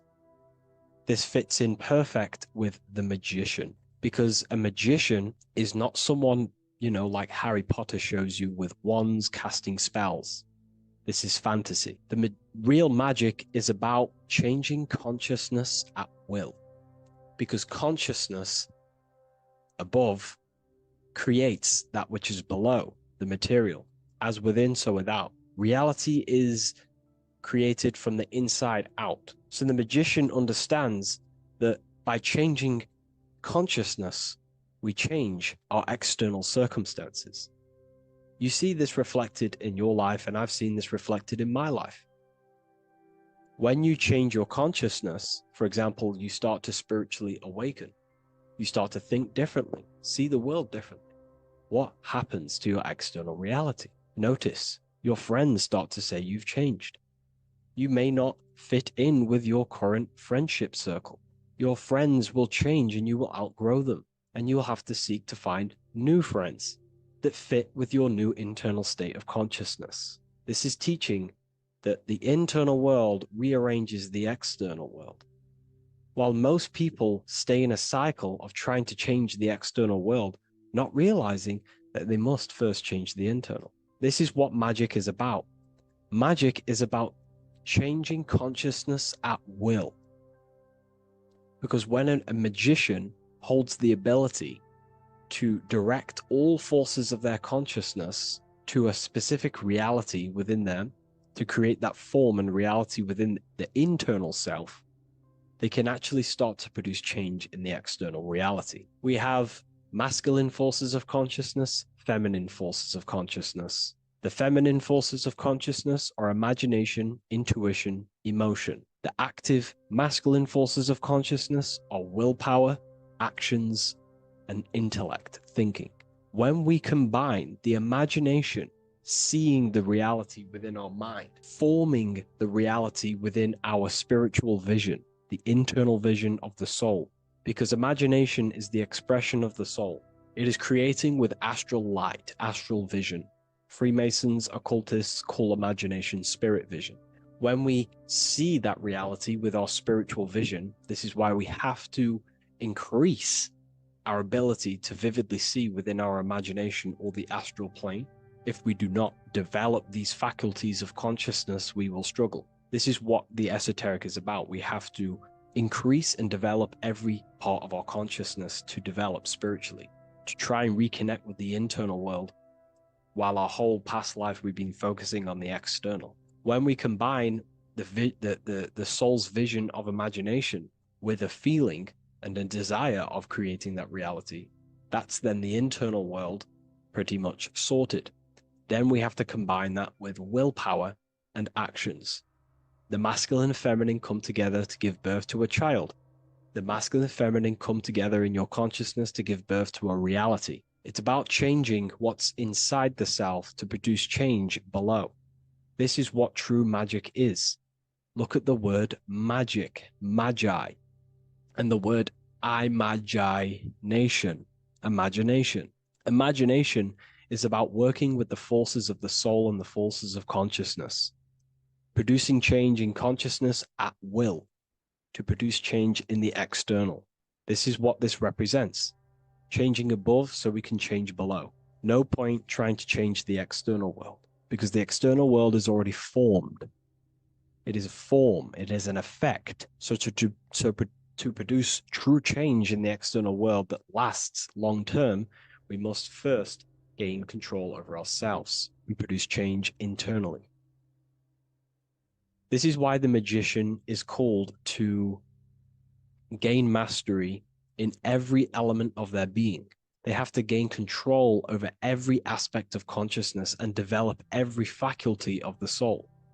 This includes developing strong imagination, developing a very strong willpower.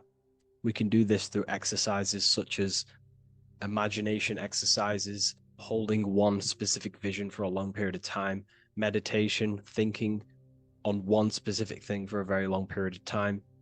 This will increase the willpower. It's also about gaining control over the subconscious impulses, the subconscious thinking patterns that seek to control us. It's about gaining control over every aspect of our consciousness. This is what a true magician is. And this is what the true spiritual path is. Developing every faculty of consciousness. It's a never-ending journey of self-mastery. If we look at the magician, we see this infinity symbol rising just above his head, symbolizing the mind being filled with higher knowledge. The mind aware of higher dimensions. You see, the mind is the cause, physical reality is the effect. We need to raise our consciousness from effect consciousness to causal consciousness to truly become a magician and a master of our reality. What do I mean by effect consciousness? Most people live in the realm of effect and reaction. Their consciousness, their mind, emotions, and imaginations are constantly thinking, feeling, and imagining the things that have happened to them. Instead of doing this, we need to change this state. Instead of reacting, we need to become the cause. Instead of thinking and imagining and feeling the realities that's already gone past and things that have happened to us, we need to change this so we use the powers of the soul, the powers of consciousness as imagination, emotion, the intellect, as causes and not reactions. This is how we truly become a magician and apply this principle of as above, so below. We need to think, feel, act, imagine, and use all the faculties of consciousness and the creative powers of the soul to cause things, to create a better future, to imagine a better outcome, instead of dwelling in reactivity, because reactivity will create a constant cycle of negative manifestations. If we sit around and moan, complain, think, imagine, feel the things that have happened to us in the past, the mind is the cause. And if the mind is in that state of reactivity, it's just going to constantly create more negativity in your external reality. This is what it's all about, as above, so below. You can see the sword here. The sword cuts through the air. The air is one of the 4 physical elements. Fire represents the spiritual body of consciousness. Water represents the emotional body of consciousness. Earth represents the physical body of consciousness. Air corresponds to the mental body of consciousness. So this sword is a symbol of a sharp mind. The mind needs to become very sharp and very disciplined and very controlled, both consciously and subconsciously. What does this mean? We have to gain control over the mind. We have to become more conscious of the thoughts that are happening inside our mental field, because the mental field of consciousness is pretty much the birth of all creation. We think, imagine, feel, then act. So we must gain a sharp intellect, a sharp mind, a sharp, powerful mind. The sword is also a symbol of power. So this is a symbol of a powerful mind, a mastered mind. This is your sword. This is your tool to create, because you are a co-creator. As above, so below literally tells you that you are God itself. The same powers God used to think everything into existence, such as nature, the stars, the human body, the macrocosm, the world. God thought the world into existence. We live in a mental universe. All creation is first thought, then manifested physically. The same powers of thought God used to create the world is the same power that you use to create your world. You are cut of the same fabric of God. You are a microcosm, as above, so below. God is the macro, you are the micro. What is the wand? The wand is not real. This is not a real wand you cast spells with, but a symbol. The symbol of the wand represents direction of consciousness, willpower, and attention. We have two spiritual currencies which pretty much create our experience and reality: time and attention. That's why we say we spend time and I pay attention. These are your currencies. These are how you create and generate reality. Moving on to Jesus and Satan, we see there's an exact same symbolism within the ancient paintings. Jesus pointing up, Satan pointing down. Satan is the egoic force within one's consciousness. He is a symbol. Satan is not a real identity or being or entity. He is a symbol of a personality and a force within one's consciousness. Satan represents the negative forces of the ego that tells you to do things that is wrong. In your heart, you know what is morally right and wrong. Let's say you're thinking, you get a random thought of stealing an old lady's purse. You, in your heart, know that is wrong. But Satan is the force inside of you that says, do it anyway. Don't listen to the heart. Get the personal gain. I want the money. That's Satan. Jesus is the higher mind, the aspect of our consciousness that dwells above the ego. It's the part of our heart that desires the spiritual. Our heart is the generator of our reality. And whatever we desire is what we generate. You only take action and generate your life on what you care about or what you feel. If someone's talking about something you don't care about, you say, oh, I don't care about that. But if you care, you will listen. If you care about something, you take action towards it. If your heart desires the material, you have been taken over by the egoic force of Satan. Not a real entity, a part of your consciousness, a part of your nature, the dark side of yourself. Jesus represents a heart that desires the spiritual wisdom, the things that cannot be seen. The heart must desire the things that can't be seen, because this is what gives true satisfaction to ourselves. We feel void when we chase material things because nothing material can satisfy our hearts. So this is as above, so below. Jesus is the higher mind. Satan is the lower mind. We must place our hearts on the higher things and give our hearts and desires to knowledge, the things that we cannot see, because this is what gives us true fulfillment. We also see this symbolism in the Baphomet. As above, so below. The material realm below and the fire up here. The fire symbolizes spirit.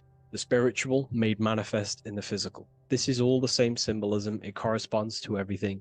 You can use as above, so below to determine truth.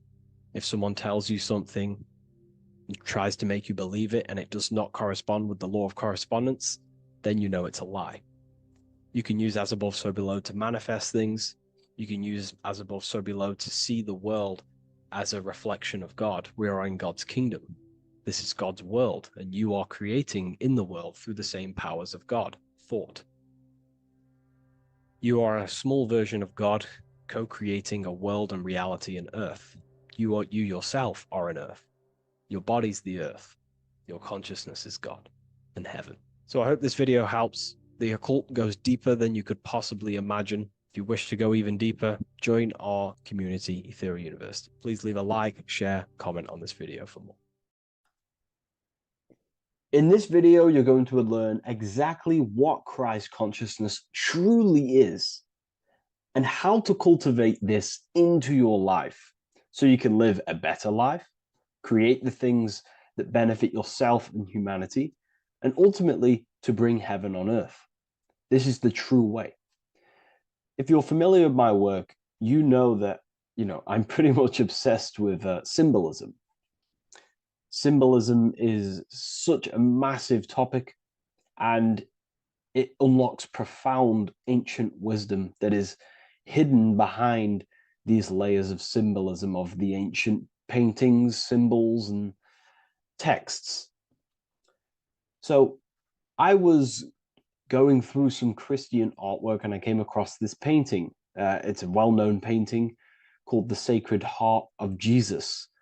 And it just blew my mind what this is revealing about human consciousness and Christ consciousness, which is what Jesus represents.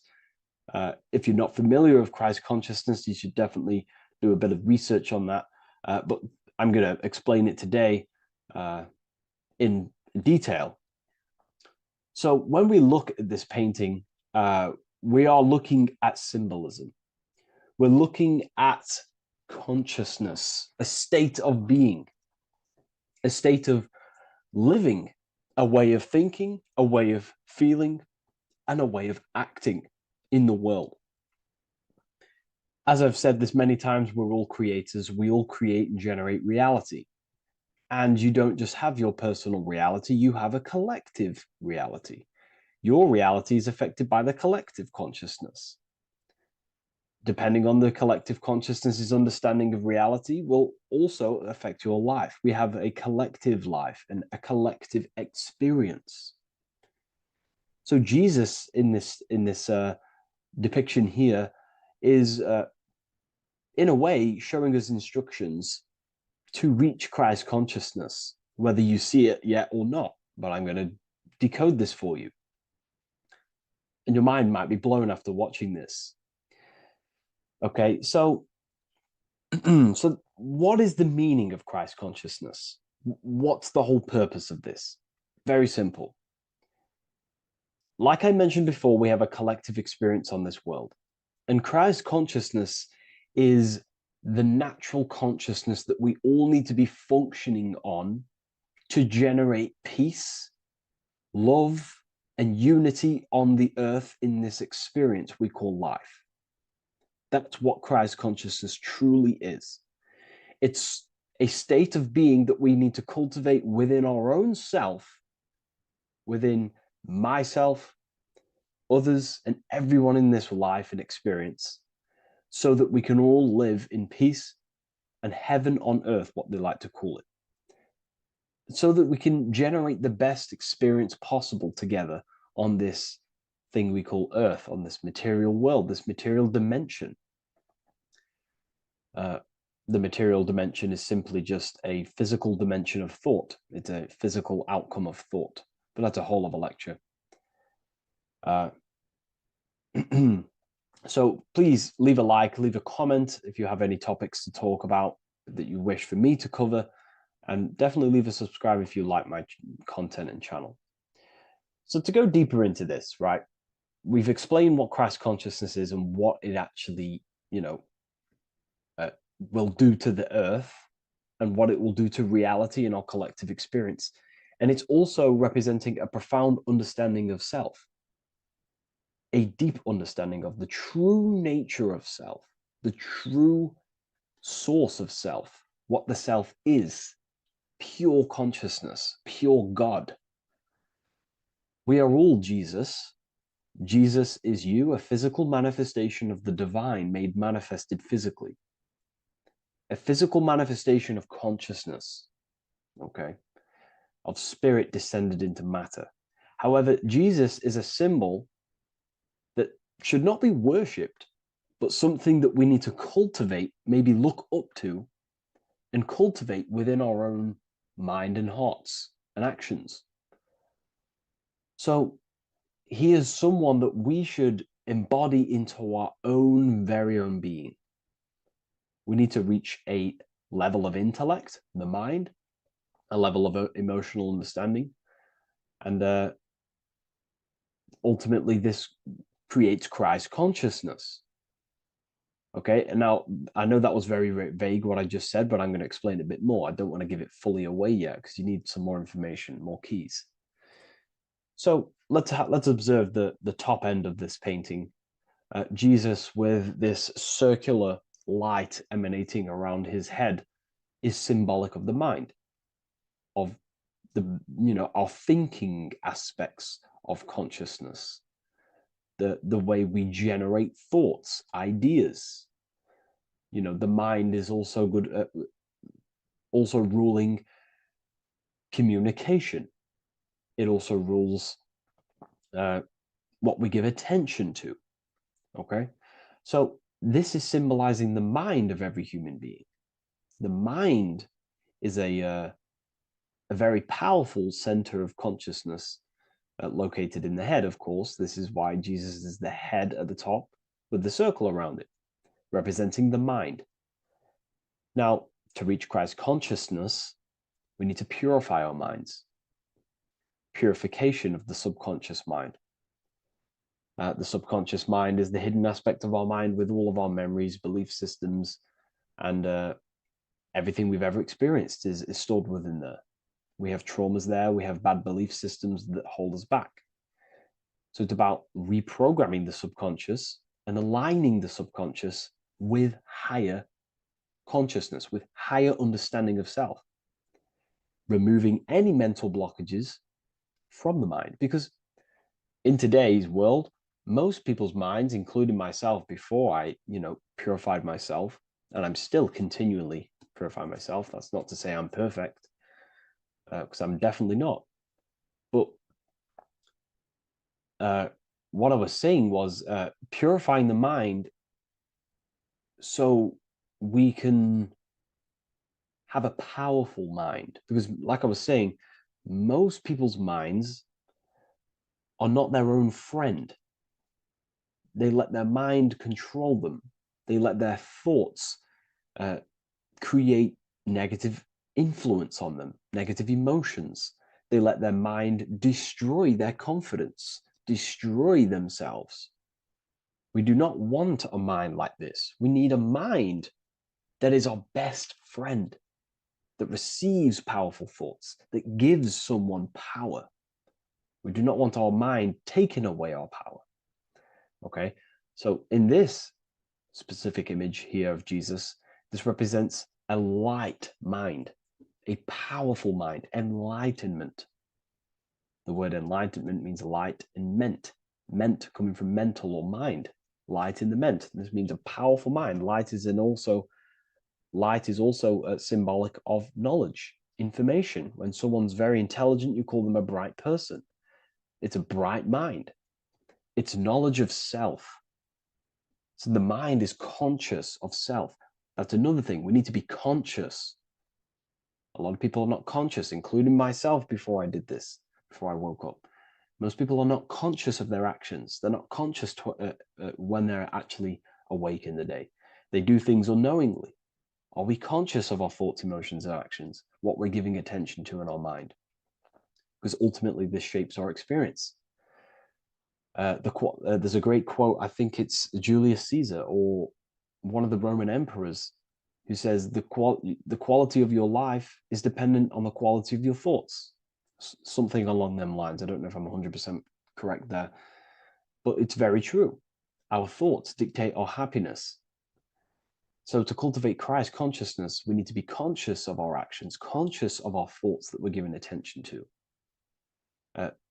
There is a level of mastery that we can achieve within ourselves where we become conscious of every single thought that enters our mind. That sounds easy, but it's definitely not. But that's a high level of mastery that we can achieve and cultivate within ourselves.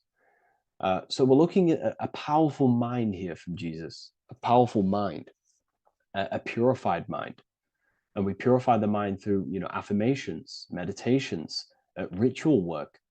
Rituals are things we do every single day with an intent in our mind and an emotion in our heart to impress that state of consciousness into our subconscious, so it can slowly rewrite our consciousness and align our consciousness and sync it with higher thoughts and higher emotions, with love. We can sync our consciousness with love, which is ultimately what Christ consciousness truly is. Well, now we're going to go on to that now. So we've gone over the mind.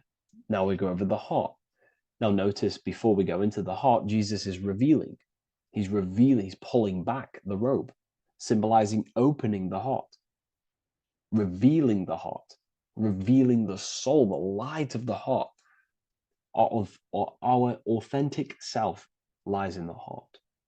Our pure intentions, our love, our soul needs to be shining through our heart. And our soul is unconditional love. Now, that's not to say that we can get corrupted hearts. We surely can have corrupted hearts. for sure. We can love sick and twisted things, and that's evident in today's world. People love killing people. People love hurting people, manipulating people. People love power. Now, that's obviously an inversion of natural, the natural state of consciousness for humans. When we're born with a natural state of love, of unconditional love for the self, for everyone else, for animals, insects, the earth. We love everything as a child. And not only do we love everything, we actually act upon this. As a child, we do not act on anything we know is not good. And I'm talking early stages of being a child, before we're indoctrinated, before the mind and heart become corrupted. We are pure. This is symbolizing this. Light represents also purification and truth, because when you shine light on something, it's the truth. You see it. You shine it through the darkness. It reveals. So light, this is symbolizing revealing the light of the soul, of love consciousness, holding love in the heart, true love, not love for sick and twisted things, but true love for the self, the body, and for everyone else and all things. Holding love in the heart. There's a famous saying of keeping the sun in your heart. Keep the sun in your heart. It's a very famous saying. What the sun is a symbol of love. What does the sun do? It gives abundantly. All it does is give light, give energy, power, light to the earth, and everything is feeding off this source. The sun expects nothing back. It just abundantly gives. It's a symbol of love. This is the love principle of creation. Now, the heart is also governing our actions. What we think about, okay, in our mental field of consciousness is directly corresponded and observed in our hearts. What we think about directly corresponds with what's going on and what we feel in our hearts. Okay? Thoughts produce emotions. So if we give attention to negative thoughts, there's no wonder we're having negative emotions in our hearts. So purification of the mind is also having an effect in purification on the heart. Because when we purify our thoughts and only give attention to powerful thoughts and positive thoughts that uplift yourself and humanity, then we're going to also see this change in the heart, see this emotional change in our consciousness. Okay, so this represents the purification of, a purified heart, the light emanating around the heart. Love for the self, love for one another. And you're revealing this, you're shining the heart on others. This represents, revealing your true self to everyone without suppressing aspects of self. Revealing the light, not holding back the light. Because people in darkness will look at people who are spiritual and say, oh, he's into the woo-woo stuff.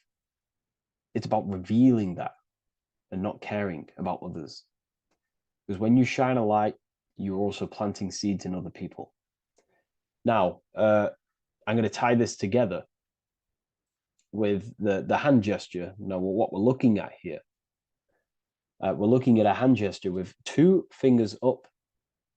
We have the middle finger and the index finger upwards. And notice how they're crossed over. They're crossed. They're not separate. They're crossed, representing unification. Unification here. This is a unified two fingers. Two represents division. Crossed over represents oneness. It's the unification of the mind and the heart. A lot of people talk about this, but not many people go into detail about it because, for many reasons. But this is the unification of thought with emotion. This is how we truly reach Christ consciousness. And ultimately, when we do gain the love in our hearts and we do slow, it's a gradual process of cultivating love for the self and everyone else in the world, because we're so programmed to be divided. but it's a slow progress. But when we do cultivate love in our hearts for the self and one another, love is a very, very nurturing and growing force. Like I said, the sun earlier, that is pure love energy. It makes everything grow on the earth. While love in your heart grows connections with people. It grows care. You go out your way to do things to people and give people things. You know, it's a very nurturing and growing energetic force. And me personally, I think the whole universe is built upon love. The whole thing. Without love, you know, without the love, there is nothing. Nothing is, you know, love is the only true emotion that truly exists. Everything else is either an opposition of love or a different degree and branch of love. Love is the only true emotion, and everything is built upon that principle. Okay, love is what guides us to a higher consciousness. When we cultivate love in our hearts, we become a vessel for light, more energy, more vibration.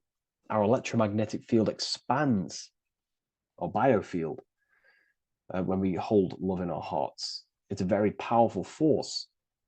And when we do cultivate a strong spiritual compass within our heart, because that's what our heart truly is, it's a spiritual compass. It tells us, well, it doesn't tell us, it knows what is right at all times.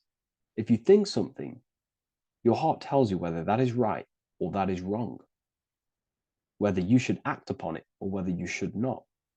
The heart knows what's good and evil. No one told you this as a child. As a child, you already knew this. You came into the world, you knew what was right and wrong. You knew it was wrong to hurt people. So this unification that he's doing with his hand symbolizes thinking with the love of the heart. Represents thinking with love of the heart. Thinking with love of the heart for the self and the collective. Now, ultimately, what this does is give birth to perfect action. Why? Why does this give birth to perfect action? Think about it. Every time you've taken an action, why did you take the action? You probably, well, you would have thought about it, you had a feeling towards it, a care energy, and you took action. Why do we go to work? We care about paying the bills and staying in our house. We go to work to earn money. We think, we care, we act. Everything you see in front of your reality, on the screen that you're seeing right now, you've called your eyes. Everything is in front of you because you care. It's the heart energy that leads the body. Okay? And that's even present in the body. Have a look at the body. We have the head, thought, then emotion, then our feet is at the bottom, and our feet take action. Thought, emotion, action. Thought, emotion, action. So even the body is basically a blueprint of how creation is manifested. So we receive thoughts from the divine planes, from the higher planes of consciousness. We receive them. That's another thing that I missed. If we purify our minds, we're basically attuning our mind to a higher part of the mental plane, and we will receive higher thoughts. We will receive thoughts that are more genius, what we like to call today, or better quality thoughts. We receive good ideas when we attune our mind to a higher consciousness. Okay, so we are like a radio. We receive thoughts based on what our mind is set to. That's why we call it a mindset. So, like I was saying, we receive thoughts through the head. We feel the emotion, then our feet take action. Thought, emotion, action. So the body's a blueprint of creation. It's beautiful when you really notice this. So this unification is about thinking with the love of the heart, which gives birth to perfect action in the world. And this is the state that we need to cultivate within myself and everyone in the world so we can give birth to heaven on earth through action. Because ultimately the world is molded through action, physical action. And them actions are molded from thoughts and emotions. Now,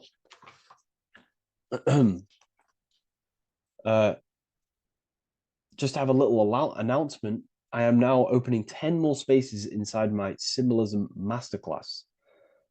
With 10 more spaces, you're going to learn about a lot more about symbolism. It's very affordable. I'll leave the link in the description if you wish, if you care about gaining more information and learning the ability to read symbols. So, what is the inversion of this? What is the inversion of this consciousness? Well, that's what we call satanic consciousness. Satanism. Satanism on its true level is the opposite, the opposing the natural state of consciousness that we are born into.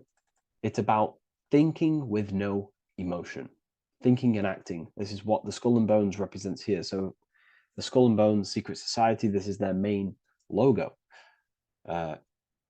Again, we have the skull, which represents thought, and the bones, which represent action. The bones take action in the physical body. We're looking at thought and action with no emotion, no empathy, no love for one another, only love for the self, the inverted love.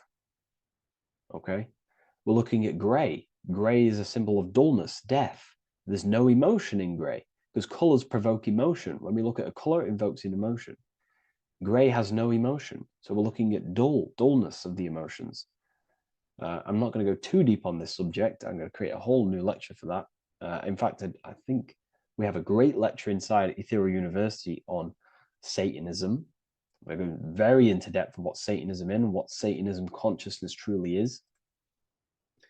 And again, it's just the cross inverted. Satanism is just it's the invertation of, I don't know if that's a word, but it's the inverse of natural law, natural consciousness, of love consciousness that we are born into. Okay, so ultimately the message in this video was to create love in our minds, love in our hearts, think with the love of the heart, think with the care for one another, and that gives birth to perfect action. And when we align, when we do truly act out what our heart is telling us, and I know this from first-hand experience. This is what happened to me. I woke up, I started to follow my inner guidance. I always took action on it. I was saying yes to it every single time. And it led me, this is, I'm getting goosebumps actually saying this. It led me to where I am. Like that action, me saying yes to my heart, to that knowingness of goodness within me, was like a domino effect. And that domino effect, every time I did it, it was just opening more and more doors, not physically, but mentally. I was receiving more information. I was receiving more opportunity physically. My work started to explode on social media. Like, when you follow your heart and truly take action on what you know is good, it's like a domino effect that leads you step by step to where you're meant to be. And it's so profound and it's so, beautiful. And I'm telling you this from firsthand experience. This is ultimately how you kind of unlock your purpose in this physical world as well. So not only is it going to create a better world, it's also unlocking your true soul form and soul purpose while you're here. It's very beautiful. So I thank you, everyone. Please leave a like, comment, and share, and subscribe to the channel. And I'll see you all inside Ethereal University if you decide to take your studies to the next level. Take care. What if I told you many people around you have probably sold their souls? It's more popular than you think, and it's very easy to do. Selling your soul is not something that you can just go and meet the devil and do it. It doesn't work like that. But before I tell you exactly how you can sell your soul and how not to sell your soul, what is the soul? So looking at Jesus, we always see two lights surrounding his head, one surrounding the heart. And as of course, if you've been watching my channel, you know Jesus represents you. He represents the divine essence of the universe made in human form.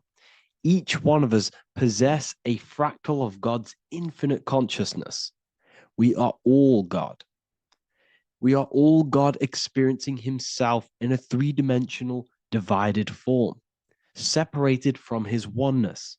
God wanted to experience himself, so he made this world.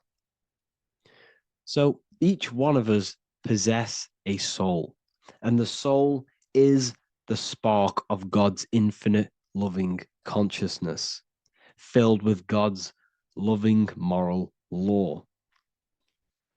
So the reason why Jesus is always have a light above his head and a light on his heart is because this represents the brain and the heart. The brain is not the mind.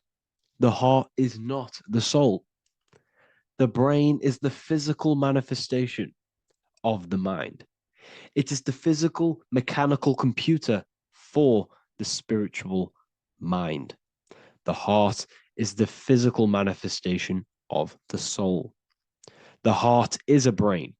In fact, it contains 40,000 specialized cells, which are the exact same cells found in your cranial brain.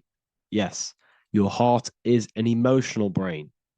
Your cranial brain is a thought brain. It's a computer. Okay? Everything that exists physically exists non-physically. This is what the ancients called spirit. Just means invisible force.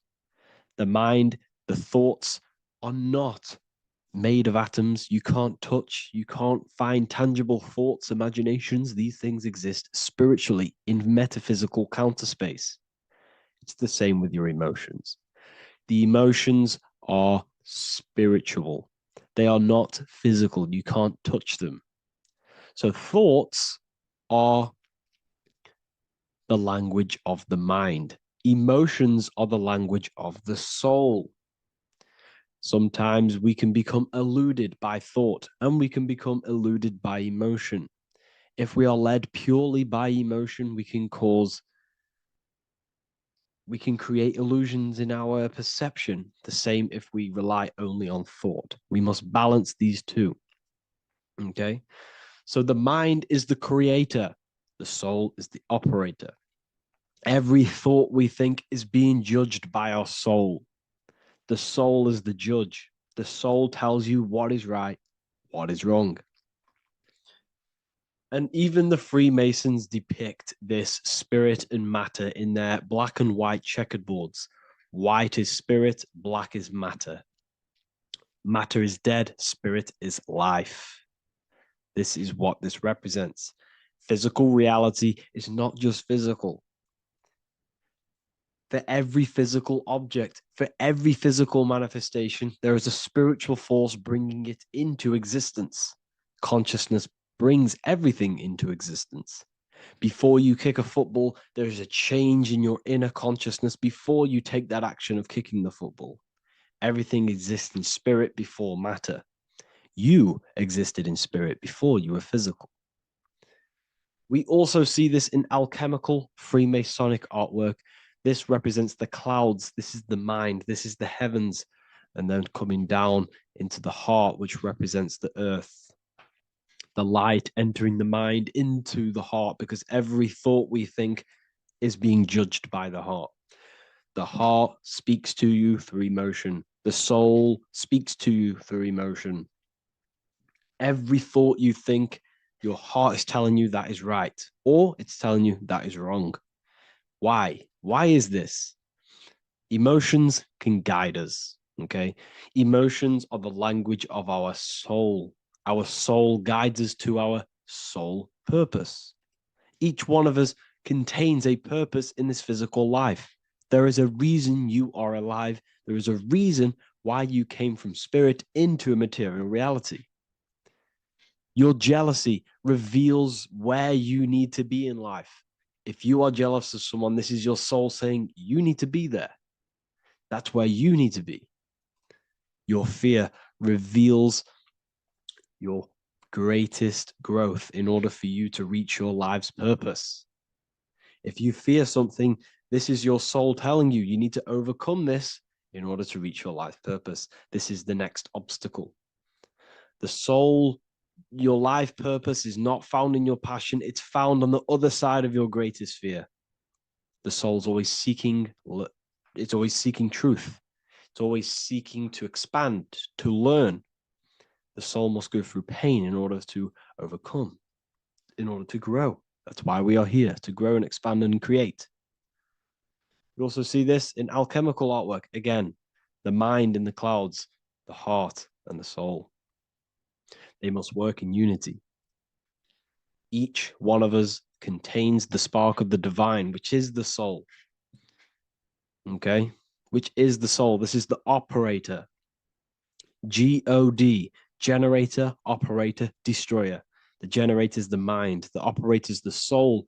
The destroyer is the body. Everything will generate, everything will operate, and everything will die.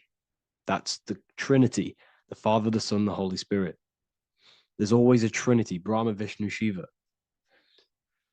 Okay, so each one of us contains God's law, and it's encoded within our consciousness, within our soul, within our heart. That is what's judging everything you do. Every time you hurt someone, you can feel it. If you've ever punched someone, you can feel it. You know it's wrong. If you've ever stole something from someone, it doesn't matter what you've learned in the past. If you steal something, you know deep down within your soul it's wrong. This is because each one of us are encoded with God's law of love and integrity. I don't care how tough you think you are and how hard you think you are and what you've done in your life. I don't care. You know what is right, what is wrong, because you are encoded with love. Does not matter how far your mind can take you away, how corrupt your mind can become. There is always a spark of love and empathy in your heart, in your soul. You know this when a child. When you're a child, you're not racist. You don't want to hurt anyone. You don't want to steal. As a child, you're pure love, you're pure awareness, you're pure. You would never think about being racist. It's the corruption of the mind that leads us to corruption. Our soul always wants to do good. So the soul is encoded with God's law. And when we go against this law, this destroys our body. Yes, because your body is electromagnetic, and that's being casted from your heart. So every time you go against the heart's guidance in moral law, we weaken our electromagnetic field, which weakens our body. If you've ever looked at someone who's very negative, you can see them. You can see that they are aging quicker. You look at Scrooge, for example. If you ever watched Scrooge, look at how corrupt he looks. That's his heart. You can see the people's hearts on their face. People who do negative things and have negative thoughts, negative emotions, you can see it in their eyes and their face. It's because it corrupts you. It corrupts the body. It ages the body. Goodness is life. Okay? So can you sell your soul? You cannot sell your soul physically. But what you can sell is your conscience. What you can go against is that moral law. And you can exchange physical material things such as money, fame, cars, houses, business, in order for you can exchange that to go against your inner dialogue. For example, these rappers, celebrities, what are they doing? They're not selling their soul. You can't sell your soul to some entity on the astral plane. But what you can do, you can take money to say, I'm going to go against my heart. I'm going to go against my inner moral law. I'm going to take that money and I'm going to do something wrong. It's basically going against your soul. It's selling your soul's guidance of moral law. That's what selling your soul is. And that's what these rappers are doing. That's why they're so sad. You know, this is why all these rappers are on drugs, doing all sorts of things to escape, to short-term escape what they've done. They're going against their inner guidance for money. And yes, short-term pleasure may be happy for now, but in the long run, it will leave you feeling voidless because nothing material can ever satisfy your soul. Nothing. You could gain £1 million tomorrow, guaranteed within 2 weeks, you'd be back to the exact same position mentally, emotionally as before, because nothing physical can ever satisfy you. Guaranteed, if you received $1 million yes, if you received $1 million now, in a week's time, you'd be hunting for the next million because it does not satisfy you. There's a reason why these billionaires don't stop working, because they're so addicted to earning and earning and earning. It doesn't satisfy you. The only way you can satisfy yourself is through Christ consciousness, is through self-love, is through loving thyself, knowing thyself, and becoming balanced internally in consciousness instead of seeking external validation through material things, which end up leaving you feeling voidless, empty inside, and sad and depressed and anxiety. Everyone's looking outside of themselves for validation, when true validation comes from within. True satisfaction, true happiness comes from within, reaching Christ. Christ is a state of being, a state of consciousness that we must cultivate within ourselves so we can live a happy, balanced life. You can have all these material things when you're satisfied inside, but don't rely on them. Me, I enjoy material things, but I don't desire them. I don't chase them. I don't rely on them for happiness, for validation. You can have big cars. You could have your favorite watches. You could have Lamborghinis. Yes, it's fun, but don't let it give you your happiness. As long as you're happy on the inside, it's okay to have these things. You should seek balance with your inner world and outer world. Okay, so this is what they are doing. Rappers, celebrities, actors, Hollywood, this is what they've done. They've exchanged their inner integrity, their inner law, their inner moral compass for exchange for material wealth, fame, money, and cars. That's what they've done. And power. It corrupts you. They slowly corrupt you. So yes, you cannot sell your soul.